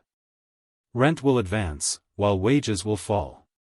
Of the aggregate produce, the landowner will get a constantly increasing, the laborer a constantly diminishing share. Just as removal to cheaper land becomes difficult or impossible, laborers, no matter what they produce, will be reduced to a bare living, and the free competition among them, where land is monopolized, will force them to a condition which, though they may be mocked with the titles and insignia of freedom, will be virtually that of slavery. There is nothing strange in the fact that, in spite of the enormous increase in productive power which this century has witnessed, and which is still going on, the wages of labor in the lower and wider strata of industry should everywhere tend to the wages of slavery, just enough to keep the laborer in working condition. For the ownership of the land on which and from which a man must live is virtually the ownership of the man himself. And in acknowledging the right of some individuals to the exclusive use and enjoyment of the earth, we condemn other individuals to slavery as fully and as completely as though we had formerly made them chattels. In a simpler form of society, where production chiefly consists in the direct application of labor to the soil, the slavery that is the necessary result of, according to some, the exclusive right to the soil from which all must live, is plainly seen in helotism, in villanage, in serfdom. Chattel slavery originated in the capture of prisoners in war, and, though it has existed to some extent in every part of the globe, its area has been small, its effects trivial, as compared with the forms of slavery which have originated in the appropriation of land. No people as a mass have ever been reduced to chattel slavery to men of their own race, nor yet on any large scale has any people ever been reduced to slavery of this kind by conquest. The general subjection of the many to the few, which we meet with wherever society has reached a certain development, has resulted from the appropriation of land as individual property. It is the ownership of the soil that everywhere gives the ownership of the men that live upon it. It is slavery of this kind to which the enduring pyramids and the colossal monuments of Egypt yet bear witness, and of the institution of which we have, perhaps, a vague tradition in the biblical story of the famine during which the Pharaoh purchased up the lands of the people. It was slavery of this kind to which, in the twilight of history, the conquerors of Greece reduced the original inhabitants of that peninsula, transforming them into helots by making them pay rent for their lands.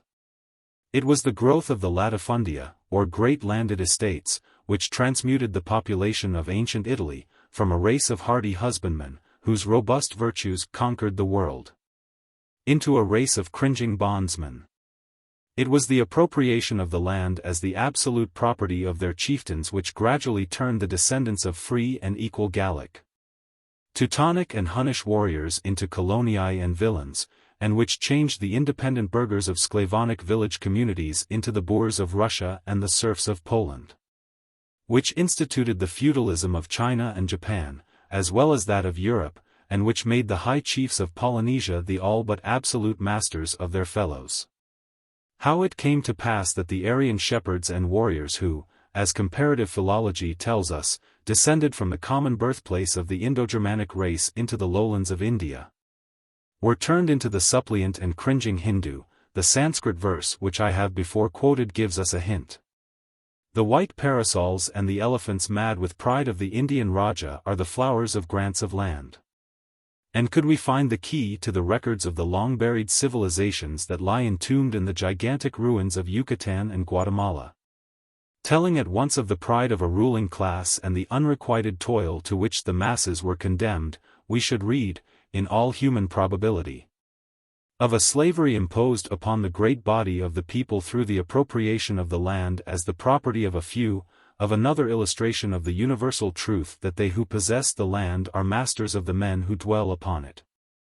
The necessary relation between labor and land, the absolute power which the ownership of land gives over men who cannot live but by using it, explains what is otherwise inexplicable, the growth and persistence of institutions, manners, and ideas so utterly repugnant to the natural sense of liberty and equality. When the idea of individual ownership, which so justly and naturally attaches to things of human production, is extended to land, all the rest is a mere matter of development. The strongest and most cunning easily acquire a superior share in this species of property, which is to be had, not by production, but by appropriation. And in becoming lords of the land they become necessarily lords of their fellow men. The ownership of land is the basis of aristocracy. It was not nobility that gave land, but the possession of land that gave nobility. All the enormous privileges of the nobility of medieval Europe flowed from their position as the owners of the soil. The simple principle of the ownership of the soil produced, on the one side, the lord, on the other, the vassal, the one having all rights, the other none. The right of the lord to the soil acknowledged and maintained, those who lived upon it could do so only upon his terms. The manners and conditions of the times made those terms include services and servitudes, as well as rents in produce or money, but the essential thing that compelled them was the ownership of land. This power exists wherever the ownership of land exists, and can be brought out wherever the competition for the use of land is great enough to enable the landlord to make his own terms. The English landowner of today has, in the law which recognizes his exclusive right to the land, essentially all the power which his predecessor the feudal baron had. He might command rent in services or servitudes. He might compel his tenants to dress themselves in a particular way, to profess a particular religion, to send their children to a particular school, to submit their differences to his decision, to fall upon their knees when he spoke to them, to follow him around dressed in his livery, or to sacrifice to him female honor, if they would prefer these things to being driven off his land. He could demand, in short, any terms on which men would still consent to live on his land, and the law could not prevent him so long as it did not qualify his ownership. For compliance with them would assume the form of a free contract or voluntary act. And English landlords do exercise such of these powers as in the manners of the times they care to. Having shaken off the obligation of providing for the defense of the country, they no longer need the military service of their tenants. And the possession of wealth and power being now shown in other ways than by long trains of attendants, they no longer care for personal service. But they habitually control the votes of their tenants, and dictate to them in many little ways.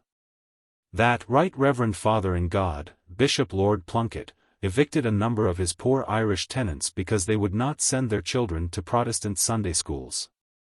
And to that Earl of Leitrim for whom Nemesis tarried so long before she sped the bullet of an assassin, even darker crimes are imputed. While, at the cold promptings of greed, cottage after cottage has been pulled down and family after family forced into the roads.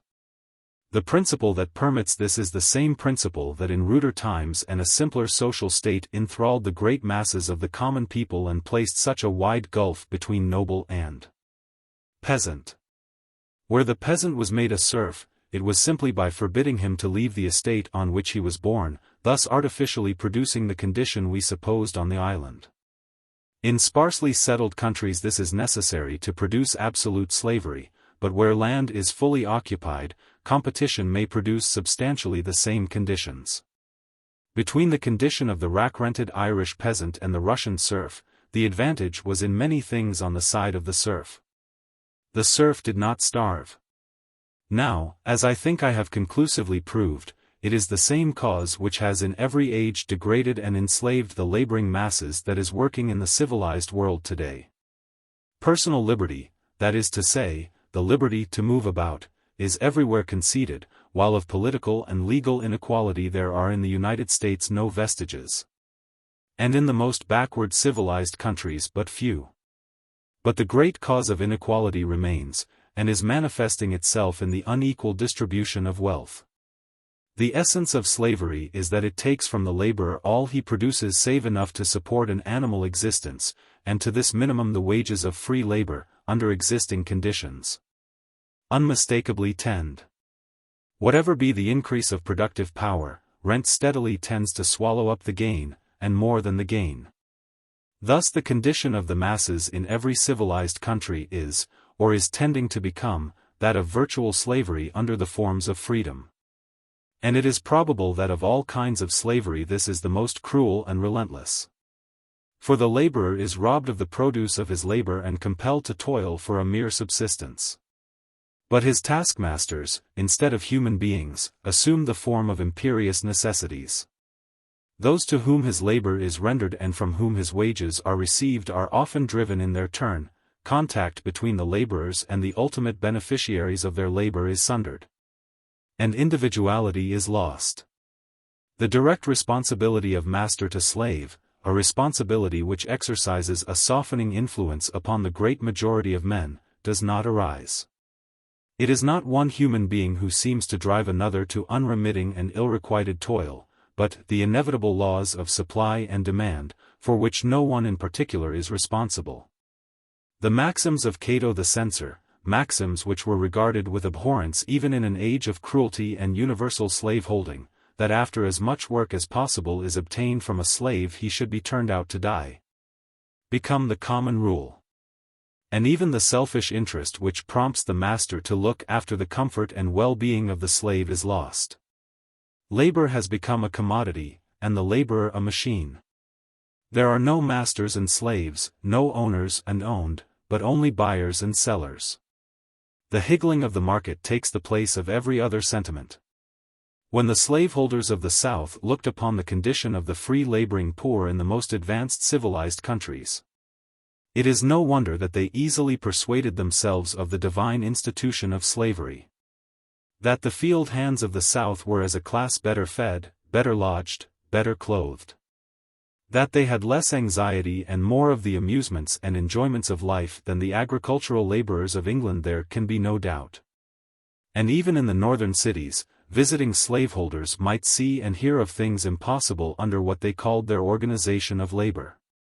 In the southern states, during the days of slavery, the master who would have compelled his Negroes to work and live as large classes of free white men and women are compelled in free countries to work and live, would have been deemed infamous. And if public opinion had not restrained him, his own selfish interest in the maintenance of the health and strength of his chattels would. But in London, New York, and Boston, among people who have given, and would give again, money and blood to free the slave, where no one could abuse a beast in public without arrest and punishment, barefooted and ragged children may be seen running around the streets even in the winter time. And in squalid garrets and noisome cellars women work away their lives for wages that fail to keep them in proper warmth and nourishment. Is it any wonder that to the slaveholders of the South the demand for the abolition of slavery seemed like the cant of hypocrisy? And now that slavery has been abolished, the planters of the South find they have sustained no loss. Their ownership of the land upon which the freedmen must live gives them practically as much command of labor as before, while they are relieved of responsibility, sometimes very expensive. The Negroes as yet have the alternative of emigrating, and a great movement of that kind seems now about commencing, but as population increases and land becomes dear, the planters will get a greater proportionate share of the earnings of their laborers than they did under the system of chattel slavery. And the laborers a less share, for under the system of chattel slavery the slaves always got at least enough to keep them in good physical health. But in such countries as England there are large classes of laborers who do not get that. 48. The influences which, wherever there is personal relation between master and slave, slip in to modify chattel slavery, and to prevent the master from exerting to its fullest extent his power over the slave, also showed themselves in the ruder forms of serfdom that characterized the earlier periods of European development, and aided by religion, and, perhaps, as in chattel slavery, by the more enlightened but still selfish interests of the lord, and hardening into custom, universally fixed a limit to what the owner of the land could extort from the serf or peasant. So that the competition of men without means of existence bidding against each other for access to the means of existence was nowhere suffered to go to its full length and exert its full power of deprivation and degradation. The helots of Greece, the métayers of Italy, the serfs of Russia and Poland, the peasants of feudal Europe, rendered to their landlords a fixed proportion either of their produce or their labor, and were not generally squeezed past that point. But the influences which thus stepped in to modify the extortive power of land ownership, and which may still be seen on English estates where the landlord and his family deem it their duty to send medicines and comforts to the sick and infirm, and to look after the well-being of their cottagers, just as the southern planter was accustomed to look after his Negroes, are lost in the more refined and less obvious form which serfdom assumes in the more complicated processes of modern production, which separates so widely and by so many intermediate gradations the individual whose labor is appropriated from him who appropriates it, and makes the relations between the members of the two classes not direct and particular, but indirect and general. In modern society, competition has free play to force from the laborer the very utmost he can give. And with what terrific force it is acting may be seen in the condition of the lowest class in the centers of wealth and industry. That the condition of this lowest class is not yet more general, is to be attributed to the great extent of fertile land which has hitherto been open on this continent, and which has not merely afforded an escape for the increasing population of the older sections of the Union, but has greatly relieved the pressure in Europe, in one country, Ireland, the emigration having been so great as actually to reduce the population. This avenue of relief cannot last forever. It is already fast closing up, and as it closes, the pressure must become harder and harder. It is not without reason that the wise crow in the Ramayana, the crow Bushanda, who has lived in every part of the universe and knows all events from the beginnings of time, declares that, though contempt of worldly advantages is necessary to supreme felicity, yet the keenest pain possible is inflicted by extreme poverty. The poverty to which in advancing civilization great masses of men are condemned, is not the freedom from distraction and temptation which sages have sought and philosophers have praised. It is a degrading and embruting slavery, that cramps the higher nature, dulls the finer feelings, and drives men by its pain to acts which the brutes would refuse. It is into this helpless, hopeless poverty, that crushes manhood and destroys womanhood, that robs even childhood of its innocence and joy, that the working classes are being driven by a force which acts upon them like a resistless and unpitying machine. The Boston collar manufacturer who pays his girls 2 cents an hour may commiserate their condition, but he, as they, is governed by the law of competition, and cannot pay more and carry on his business, for exchange is not governed by sentiment. And so, through all intermediate gradations, up to those who receive the earnings of labor without return, in the rent of land, it is the inexorable laws of supply and demand, a power with which the individual can no more quarrel or dispute than with the winds and the tides, that seem to press down the lower classes into the slavery of want. But in reality, the cause is that which always has and always must result in slavery, the monopolization by some of what nature has designed for all. Our boasted freedom necessarily involves slavery, so long as we recognize private property in land. Until that is abolished, declarations of independence and acts of emancipation are in vain. So long as one man can claim the exclusive ownership of the land from which other men must live, slavery will exist, and as material progress goes on, must grow and deepen. This, and in previous chapters of this book we have traced the process, step by step, is what is going on in the civilized world today. Private ownership of land is the nether millstone. Material progress is the upper millstone. Between them, with an increasing pressure, the working classes are being ground. Chapter 3.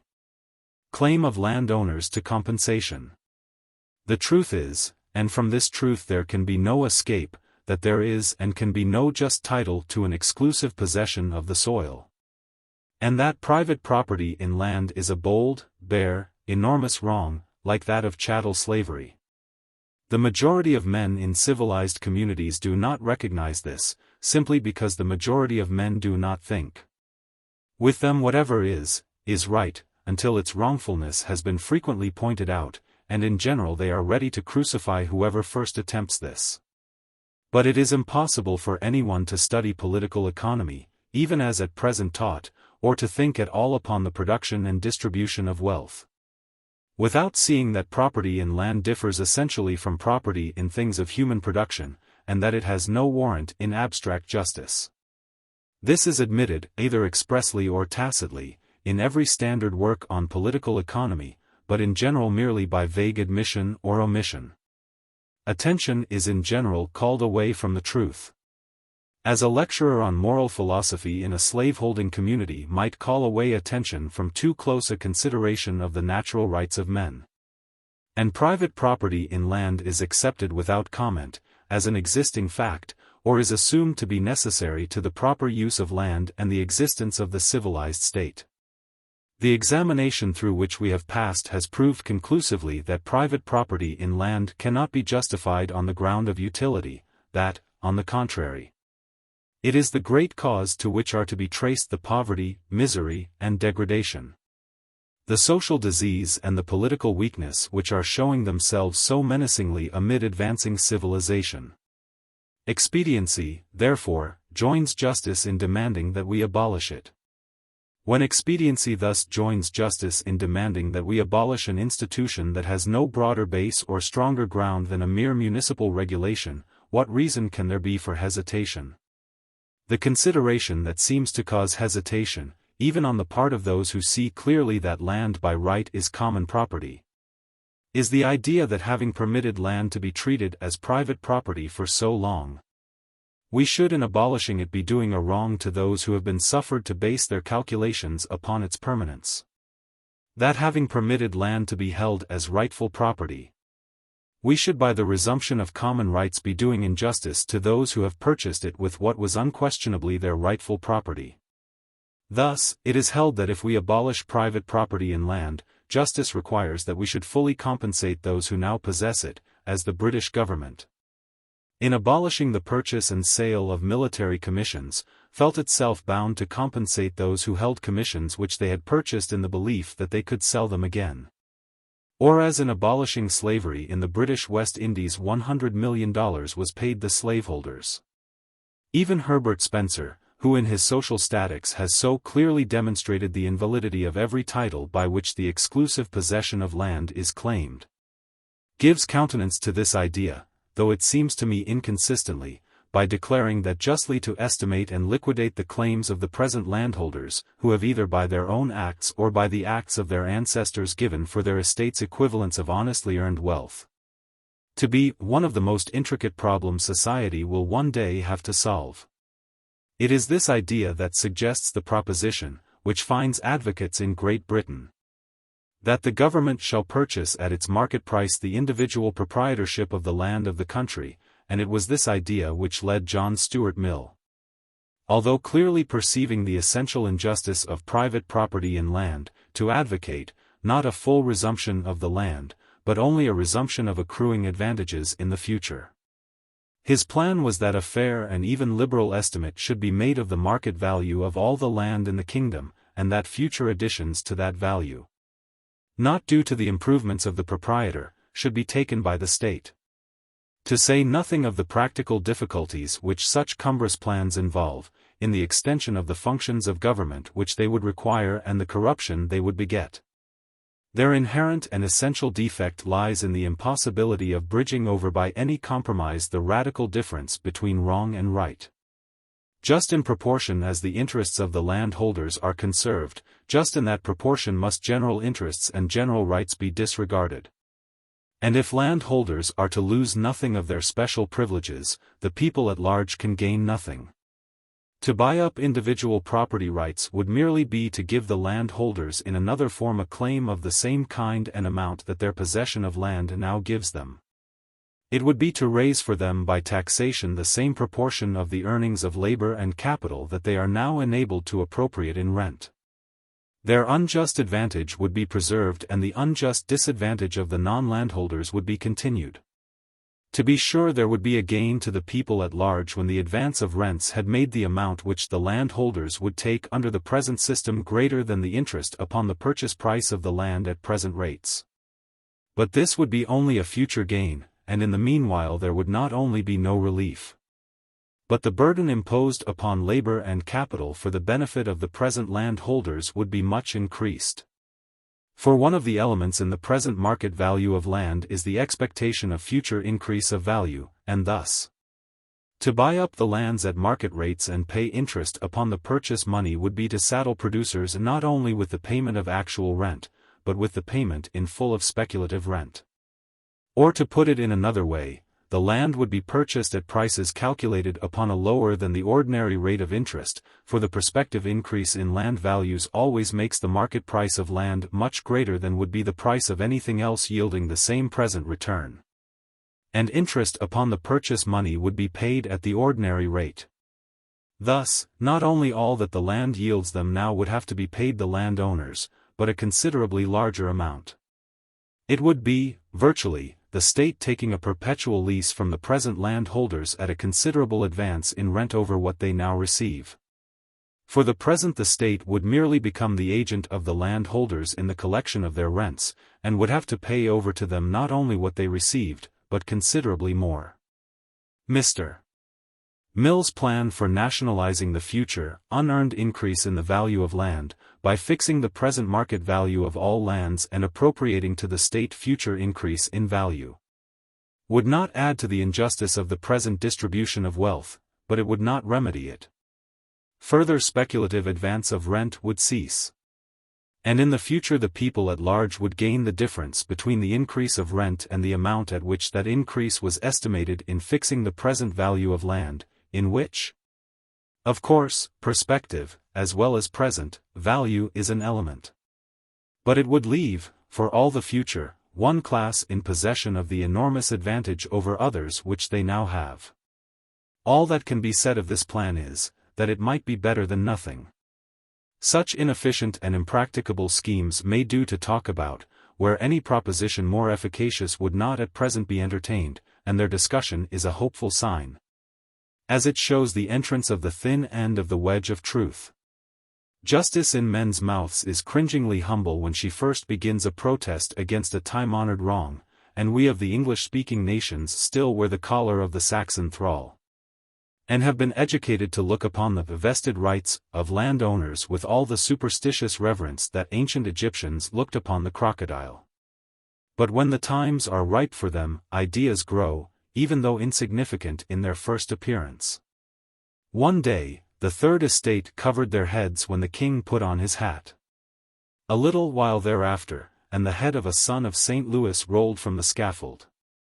The anti-slavery movement in the United States commenced with talk of compensating owners, but when 4 millions of slaves were emancipated, the owners got no compensation. Nor did they clamor for any. And by the time the people of any such country as England or the United States are sufficiently aroused to the injustice and disadvantages of individual ownership of land to induce them to attempt its nationalization, They will be sufficiently aroused to nationalize it in a much more direct and easy way than by purchase. They will not trouble themselves about compensating the proprietors of land. Nor is it right that there should be any concern about the proprietors of land. That such a man as John Stuart Mill should have attached so much importance to the compensation of landowners as to have urged the confiscation merely of the future increase in rent, is explainable only by his acquiescence in the current doctrines that wages are drawn from capital and that population constantly tends to press upon subsistence. These blinded him as to the full effects of the private appropriation of land.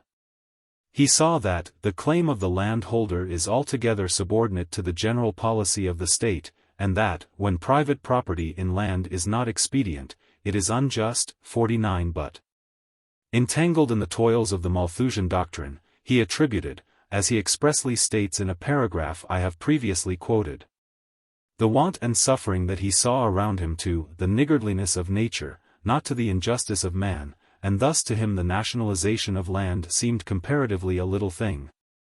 That could accomplish nothing toward the eradication of pauperism and the abolition of want, ends that could be reached only as men learned to repress a natural instinct. Great as he was and pure as he was, warm heart and noble mind, he yet never saw the true harmony of economic laws, nor realized how from this one great fundamental wrong flow want and misery, and vice and shame. Else he could never have written this sentence: the land of Ireland, the land of every country, belongs to the people of that country. The individuals called landowners have no right in morality and justice to anything but the rent, or compensation for its saleable value. In the name of the prophet, figs. If the land of any country belong to the people of that country, what right, in morality and justice, have the individuals called landowners to the rent? If the land belong to the people, why in the name of morality and justice should the people pay its saleable value for their own? Herbert Spencer says, 50. Had we to deal with the parties who originally robbed the human race of its heritage, we might make short work of the matter. Why not make short work of the matter anyhow? For this robbery is not like the robbery of a horse or a sum of money, that ceases with the act. It is a fresh and continuous robbery, that goes on every day and every hour. It is not from the produce of the past that rent is drawn, it is from the produce of the present. It is a toll levied upon labor constantly and continuously. Every blow of the hammer, every stroke of the pick, every thrust of the shuttle, every throb of the steam engine, pay it tribute. It levies upon the earnings of the men who, deep underground, risk their lives, and of those who over white surges hang to reeling masts. It claims the just reward of the capitalist and the fruits of the inventor's patient effort. It takes little children from play and from school, and compels them to work before their bones are hard or their muscles are firm. It robs the shivering of warmth, the hungry, of food, the sick, of medicine, the anxious, of peace. It debases, and embrutes, and embitters. It crowds families of 8 and 10 into a single squalid room. It herds like swine agricultural gangs of boys and girls. It fills the gin palace and groggery with those who have no comfort in their homes. It makes lads who might be useful men candidates for prisons and penitentiaries. It fills brothels with girls who might have known the pure joy of motherhood. It sends greed and all evil passions prowling through society as a hard winter drives the wolves to the abodes of men. It darkens faith in the human soul, and across the reflection of a just and merciful Creator draws the veil of a hard, and blind, and cruel fate. It is not merely a robbery in the past. It is a robbery in the present, a robbery that deprives of their birthright the infants that are now coming into the world. Why should we hesitate about making short work of such a system? Because I was robbed yesterday, and the day before, and the day before that, is it any reason that I should suffer myself to be robbed today and tomorrow? Any reason that I should conclude that the robber has acquired a vested right to rob me? If the land belonged to the people, why continue to permit landowners to take the rent, or compensate them in any manner for the loss of rent? Consider what rent is. It does not arise spontaneously from land, it is due to nothing that the landowners have done. It represents a value created by the whole community. Let the landholders have, if you please, all that the possession of the land would give them in the absence of the rest of the community. But rent, the creation of the whole community, necessarily belongs to the whole community. Try the case of the landholders by the maxims of the common law by which the rights of man and man are determined. The common law, we are told, is the perfection of reason, and certainly the landowners cannot complain of its decision, for it has been built up by and for landowners. Now what does the law allow to the innocent possessor when the land for which he paid his money is adjudged rightfully to belong to another? Nothing at all. That he purchased in good faith gives him no right or claim whatever. The law does not concern itself with the intricate question of compensation to the innocent purchaser. The law does not say, as John Stuart Mill says, the land belongs to A, therefore B, who has thought himself the owner, has no right to anything but the rent, or compensation for its saleable value. For that would be indeed like a famous fugitive slave case decision in which the court was said to have given the law to the north and the nigger to the south. The law simply says, the land belongs to A, let the sheriff put him in possession. It gives the innocent purchaser of a wrongful title no claim, it allows him no compensation. And not only this, it takes from him all the improvements that he has in good faith made upon the land. You may have paid a high price for land, making every exertion to see that the title is good. You may have held it in undisturbed possession for years without thought or hint of an adverse claimant.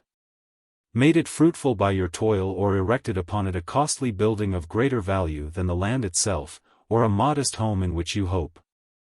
Surrounded by the fig trees you have planted and the vines you have dressed, to pass your declining days. Yet if Quirk, Gammon and Snap can mouse out a technical flaw in your parchments, or hunt up some forgotten heir who never dreamed of his rights, not merely the land, but all your improvements may be taken away from you. And not merely that. According to the common law, when you have surrendered the land and given up your improvements, you may be called upon to account for the profits you derived from the land during the time you had it. Now if we apply to this case of the people v. the landowners the same maxims of justice that have been formulated by landowners into law, and are applied every day in English and American courts to disputes between man and man, we shall not only not think of giving the landholders any compensation for the land, but shall take all the improvements and whatever else they may have as well. But I do not propose, and I do not suppose that anyone else will propose, to go so far. It is sufficient if the people resume the ownership of the land. Let the landowners retain their improvements and personal property in secure possession. And in this measure of justice would be no oppression, no injury to any class. The great cause of the present unequal distribution of wealth, with the suffering, degradation, and waste that it entails, would be swept away. Even landholders would share in the general gain. The gain of even the large landholders would be a real one. The gain of the small landholders would be enormous. For in welcoming justice, men welcome the handmaid of love. Peace and plenty follow in her train, bringing their good gifts, not to some, but to all. How true this is, we shall hereafter see. If in this chapter 1 have spoken of justice and expediency as if justice were one thing and expediency another, it has been merely to meet the objections of those who so talk. Injustice is the highest and truest expediency. Chapter 4. Private property in land historically considered. What more than anything else prevents the realization of the essential injustice of private property in land and stands in the way of a candid consideration of any proposition for abolishing it? Is that mental habit which makes anything that has long existed seem natural and necessary. We are so used to the treatment of land as individual property, it is so thoroughly recognized in our laws, manners, and customs, that the vast majority of people never think of questioning it, but look upon it as necessary to the use of land. They are unable to conceive, or at least it does not enter their heads to conceive, of society as existing or as possible without the reduction of land to private possession. The first step to the cultivation or improvement of land seems to them to get for it a particular owner, and a man's land is looked on by them as fully and as equitably his, to sell, to lease. To give, or to bequeath, as his house, his cattle, his goods, or his furniture. The sacredness of property has been preached so constantly and effectively, especially by those conservators of ancient barbarism, as Voltaire styled the lawyers, that most people look upon the private ownership of land as the very foundation of civilization, and if the resumption of land as common property is suggested, think of it at first blush either as a chimerical vagary, which never has and never can be realized, or as a proposition to overturn society from its base and bring about a reversion to barbarism. If it were true that land had always been treated as private property, that would not prove the justice or necessity of continuing so to treat it, any more than the universal existence of slavery, which might once have been safely affirmed, would prove the justice or necessity of making property of human flesh and blood. Not long ago monarchy seemed all but universal, and not only the kings but the majority of their subjects really believed that no country could get along without a king. Yet, to say nothing of America, France now gets along without a king. The Queen of England and Empress of India has about as much to do with governing her realms as the wooden figurehead of a ship has in determining its course. And the other crowned heads of Europe sit, metaphorically speaking, upon barrels of nitroglycerin. Something over 100 years ago, Bishop Butler, author of the famous Analogy, declared that a constitution of civil government without any religious establishment is a chimerical project of which there is no example. As for there being no example, he was right. No government at that time existed, nor would it have been easy to name one that ever had existed, without some sort of an established religion. Yet in the United States we have since proved by the practice of a century that it is possible for a civil government to exist without a state church. But while, were it true, that land had always and everywhere been treated as private property would not prove that it should always be so treated, this is not true. On the contrary, the common right to land has everywhere been primarily recognized, and private ownership has nowhere grown up save as the result of usurpation. The primary and persistent perceptions of mankind are that all have an equal right to land. And the opinion that private property in land is necessary to society is but an offspring of ignorance that cannot look beyond its immediate surroundings, an idea of comparatively modern growth, as artificial and as baseless as that of the right divine of kings. The observations of travelers, the researches of the critical historians who within a recent period have done so much to reconstruct the forgotten records of the people, the investigations of such men as Sir Henry Maine, Émile de Lavelie, Professor Nass of Bonn, and others, into the growth of institutions, prove that wherever human society has formed, the common right of men to the use of the earth has been recognized, and that nowhere has unrestricted individual ownership been freely adopted. Historically, as ethically, private property in land is robbery. It nowhere springs from contract, it can nowhere be traced to perceptions of justice or expediency. It has everywhere had its birth in war and conquest, and in the selfish use which the cunning have made of superstition and law. Wherever we can trace the early history of society, whether in Asia, in Europe, in Africa, in America, or in Polynesia, land has been considered as the necessary relations which human life has to it would lead to its consideration, as common property, in which the rights of all who had admitted rights were equal. That is to say, that all members of the community, all citizens, as we should say, had equal rights to the use and enjoyment of the land of the community.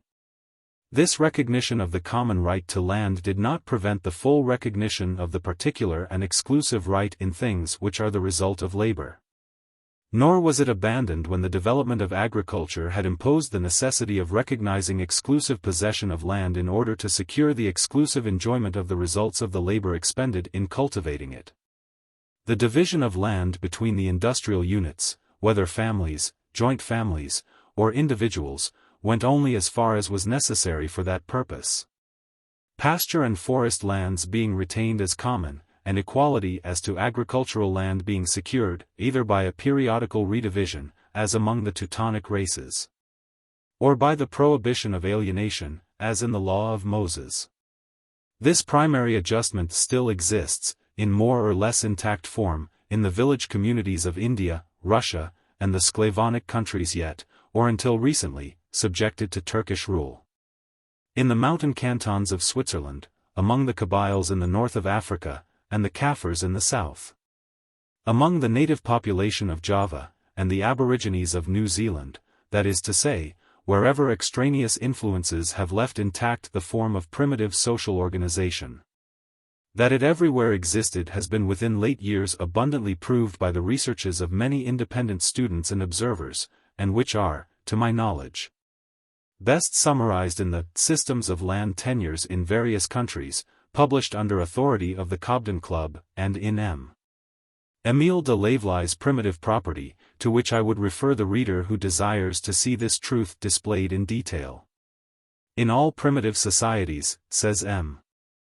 de Laveley, as the result of an investigation which leaves no part of the world unexplored, in all primitive societies, the soil was the joint property of the tribes and was subject to periodical distribution among all the families, so that all might live by their labor as nature has ordained.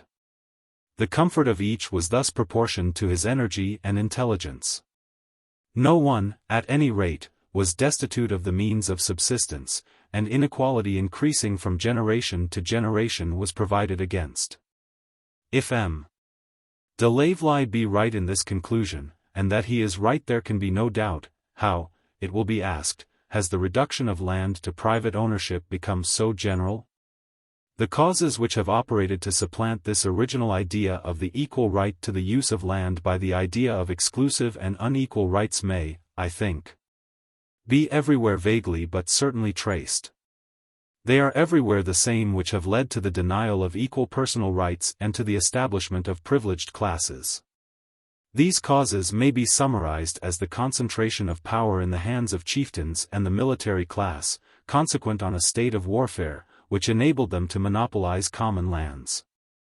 The effect of conquest, in reducing the conquered to a state of predial slavery, and dividing their lands among the conquerors, and in disproportionate share to the chiefs.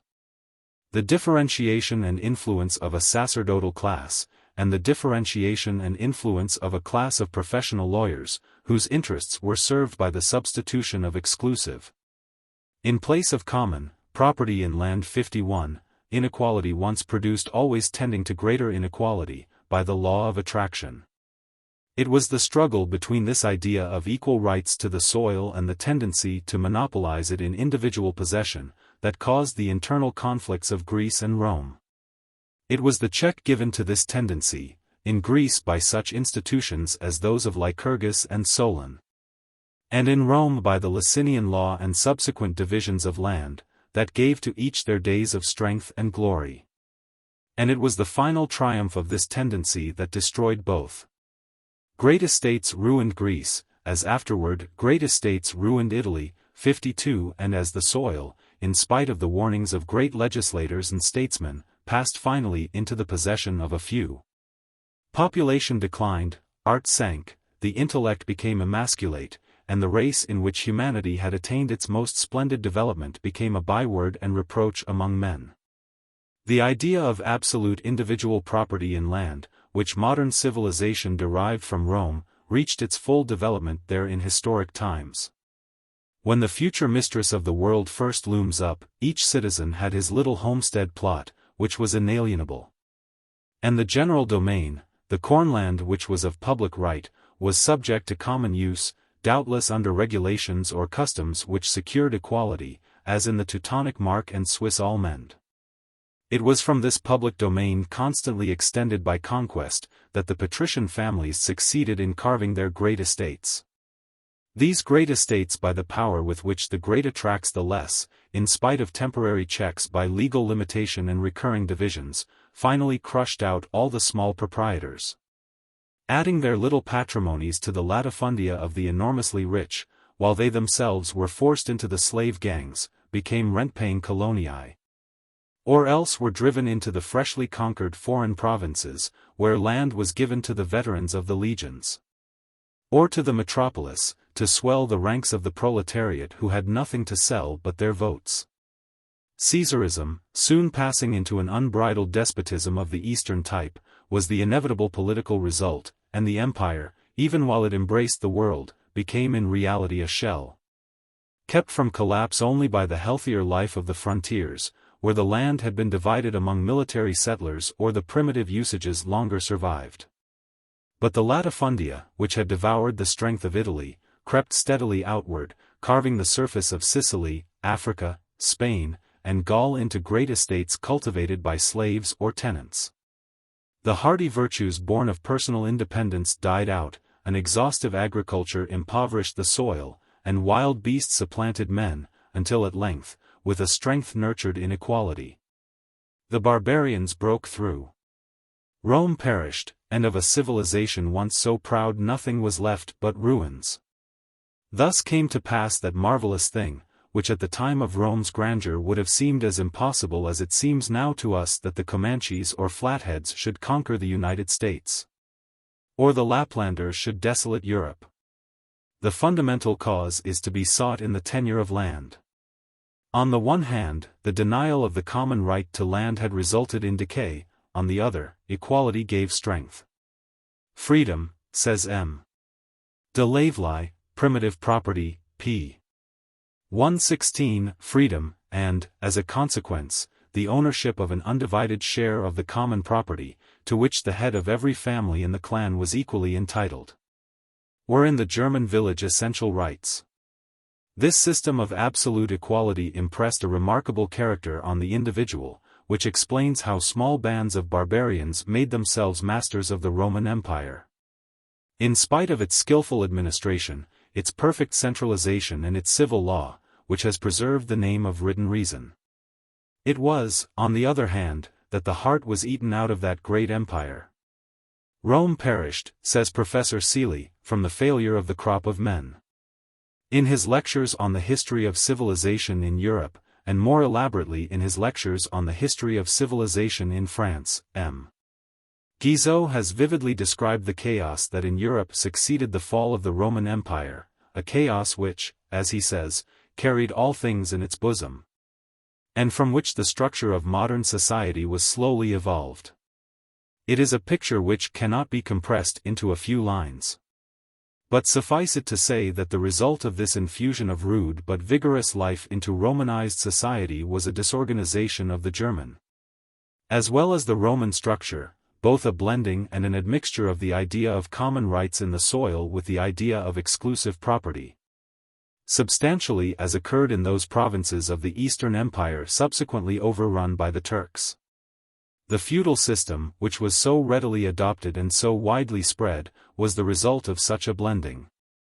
But underneath, and side by side with the feudal system, a more primitive organization, based on the common rights of the cultivators, took root or revived, and has left its traces all over Europe. This primitive organization, which allots equal shares of cultivated ground and the common use of uncultivated ground, and which existed in ancient Italy as in Saxon England, has maintained itself beneath absolutism and serfdom in Russia, beneath Muslim oppression in Serbia, and in India has been swept, but not entirely destroyed, by wave after wave of conquest, and century after century of oppression. The feudal system, which is not peculiar to Europe, but seems to be the natural result of the conquest of a settled country by a race among whom equality and individuality are yet strong, clearly recognized, in theory at least, that the land belongs to society at large, not to the individual. Rude outcome of an age in which might stood for right as nearly as it ever can, for the idea of right is ineradicable from the human mind, and must in some shape show itself even in the association of pirates and robbers. The feudal system yet admitted in no one the uncontrolled and exclusive right to land. A fief was essentially a trust, and to enjoyment was annexed obligation. The sovereign, theoretically the representative of the collective power and rights of the whole people, was in feudal view the only absolute owner of land. And though land was granted to individual possession, yet in its possession were involved duties, by which the enjoyer of its revenues was supposed to render back to the commonwealth an equivalent for the benefits which from the delegation of the common right he received. In the feudal scheme the crown lands supported public expenditures which are now included in the civil list. The church lands defrayed the cost of public worship and instruction, of the care of the sick and of the destitute, and maintained a class of men who were supposed to be, and no doubt to a great extent were, devoting their lives to purposes of public good, while the military tenures provided for the public defense. In the obligation under which the military tenant lay to bring into the field such and such a force when need should be, as well as in the aid he had to give when the sovereign's eldest son was knighted, his daughter married, or the sovereign himself made prisoner of war, was a rude and inefficient recognition, but still unquestionably a recognition of the fact, obvious to the natural perceptions of all men, that land is not individual but common property. Nor yet was the control of the possessor of land allowed to extend beyond his own life. Although the principle of inheritance soon displaced the principle of selection, as where power is concentrated it always must. Yet feudal law required that there should always be some representative of a fief, capable of discharging the duties as well as of receiving the benefits which were annexed to a landed estate. And who this should be was not left to individual caprice, but rigorously determined in advance. Hence wardship and other feudal incidents. The system of primogeniture and its outgrowth, the entail, were in their beginnings not the absurdities they afterward became.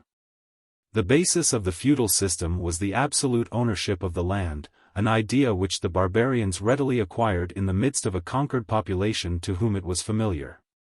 But over this, feudalism threw a superior right, and the process of infeudation consisted of bringing individual dominion into subordination to the superior dominion, which represented the larger community or nation. Its units were the landowners, who by virtue of their ownership were absolute lords on their own domains, and who there performed the office of protection which M. Taine has so graphically described, though perhaps with too strong a coloring, in the opening chapter of his Ancient Regime.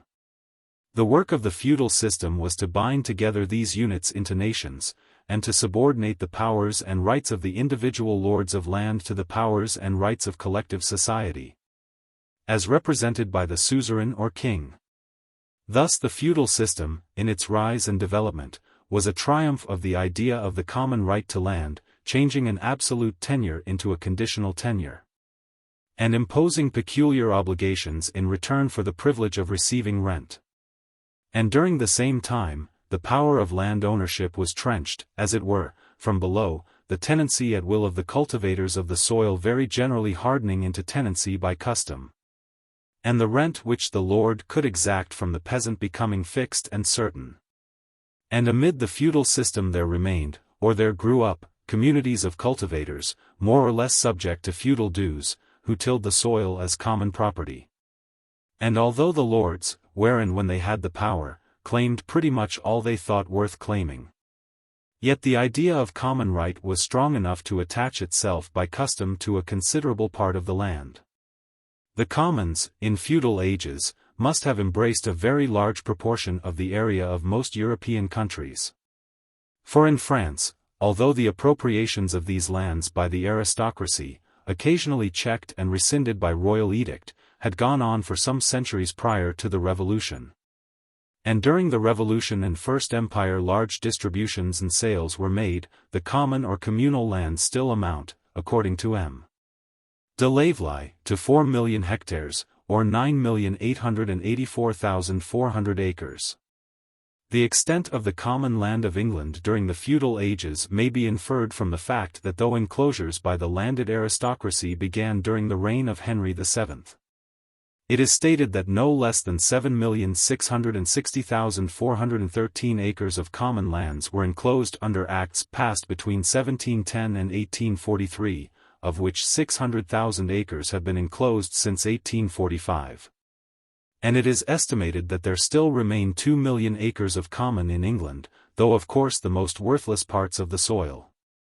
In addition to these common lands, there existed in France, until the Revolution, and in parts of Spain, until our own day, a custom having all the force of law, by which cultivated lands, after the harvest had been gathered, became common for purposes of pasturage or travel, until the time had come to use the ground again.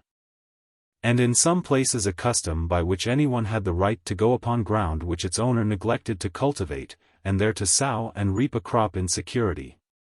And if he chose to use manure for the first crop, he acquired the right to sow and gather a second crop without let or hindrance from the owner.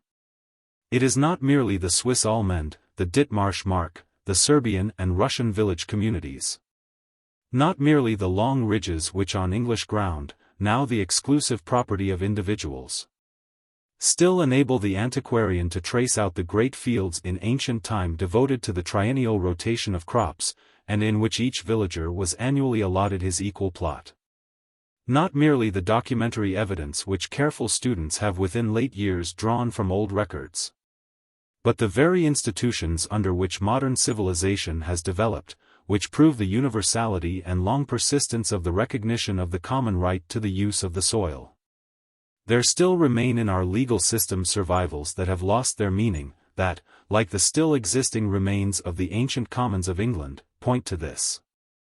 The doctrine of eminent domain, existing as well in Mohammedan law, which makes the sovereign theoretically the only absolute owner of land, springs from nothing but the recognition of the sovereign as the representative of the collective rights of the people. Primogeniture and entail, which still exist in England, and which existed in some of the American states 100 years ago, are but distorted forms of what was once an outgrowth of the apprehension of land as common property. The very distinction made in legal terminology between real and personal property is but the survival of a primitive distinction between what was originally looked upon as common property and what, from its nature, was always considered the peculiar property of the individual.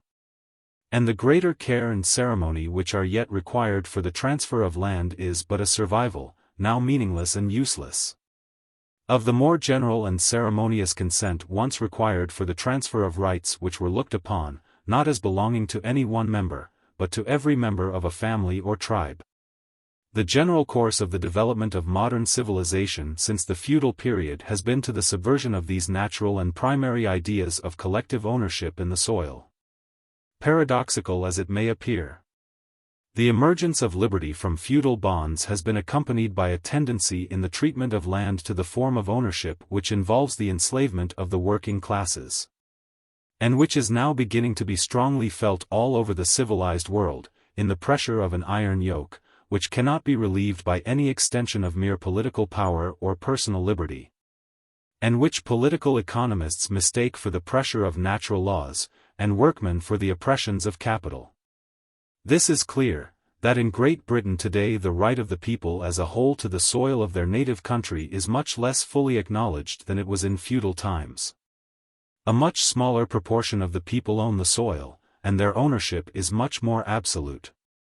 The commons, once so extensive and so largely contributing to the independence and support of the lower classes, have, all but a small remnant of yet worthless land, been appropriated to individual ownership and enclosed. The great estates of the Church, which were essentially common property devoted to a public purpose, have been diverted from that trust to enrich individuals. The dues of the military tenants have been shaken off, and the cost of maintaining the military establishment and paying the interest upon an immense debt accumulated by wars has been saddled upon the whole people, in taxes upon the necessaries and comforts of life.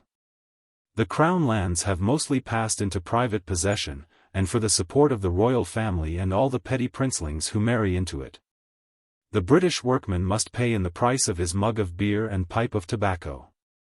The English yeoman, the sturdy breed who won Cressy, and Poictiers, and Agincourt, is as extinct as the mastodon.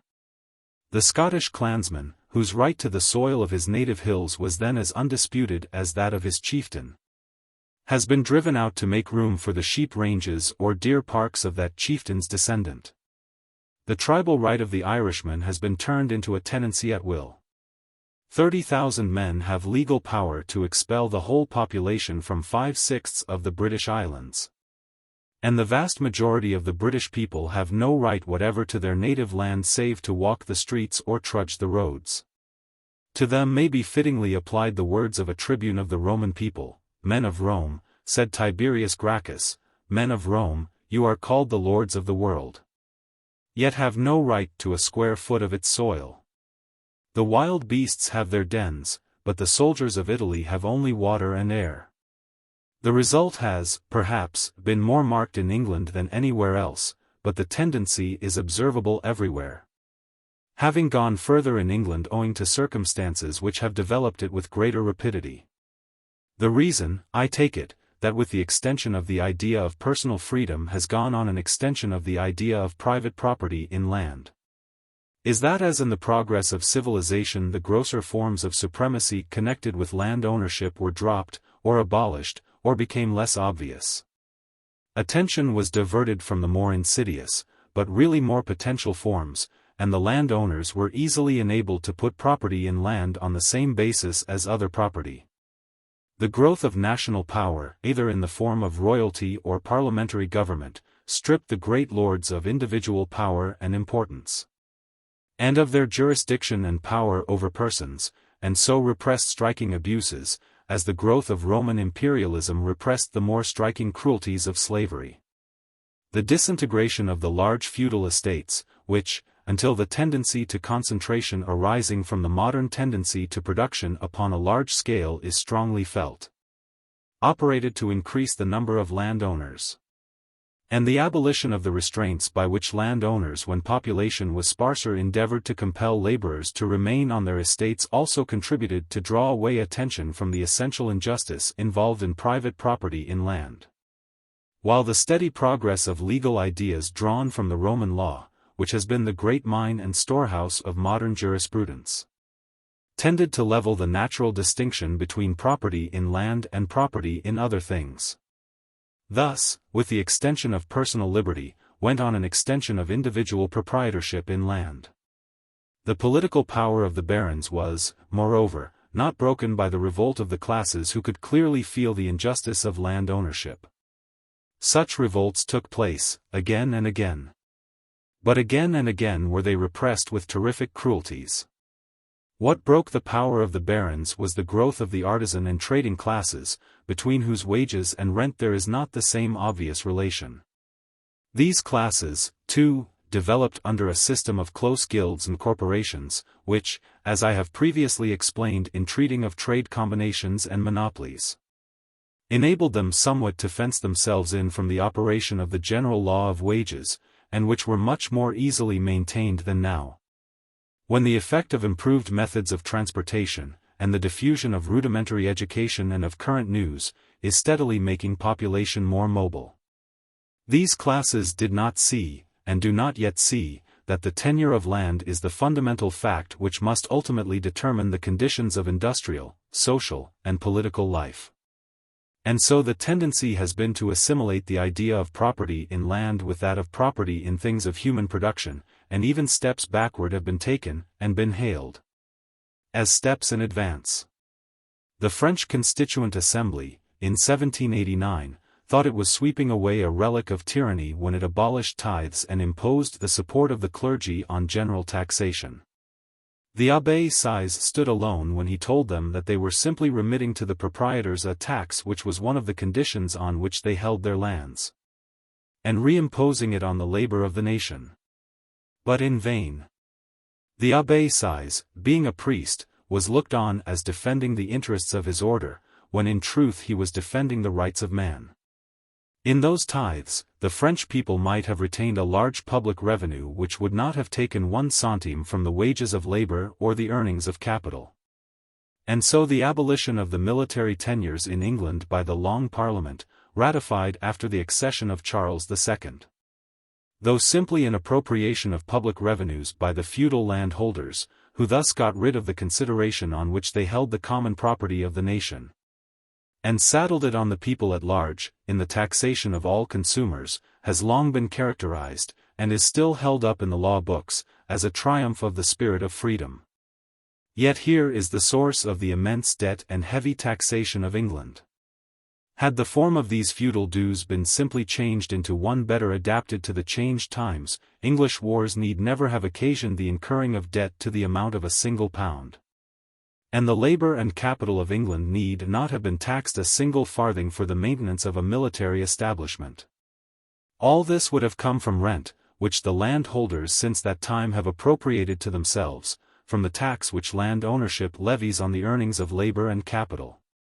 The landholders of England got their land on terms which required them even in the sparse population of Norman days to put in the field, upon call, 60,000 perfectly equipped horsemen. 53 and on the further condition of various fines and incidents which amounted to a considerable part of the rent. It would probably be a low estimate to put the pecuniary value of these various services and dues at 1/2 the rental value of the land. Had the landholders been kept to this contract and no land been permitted to be enclosed except upon similar terms, the income accruing to the nation from English land would today be greater by many millions than the entire public revenues of the United Kingdom. England today might have enjoyed absolute free trade. There need not have been a customs duty, an excise, license, or income tax, yet all the present expenditures could be met. And a large surplus remained to be devoted to any purpose which would conduce to the comfort or well-being of the whole people. Turning back, wherever there is light to guide us, we may everywhere see that in their first perceptions, all peoples have recognized the common ownership in land. And that private property is an usurpation, a creation of force and fraud. As Madame de Staël said, liberty is ancient. Justice, if we turn to the most ancient records, will always be found to have the title of prescription.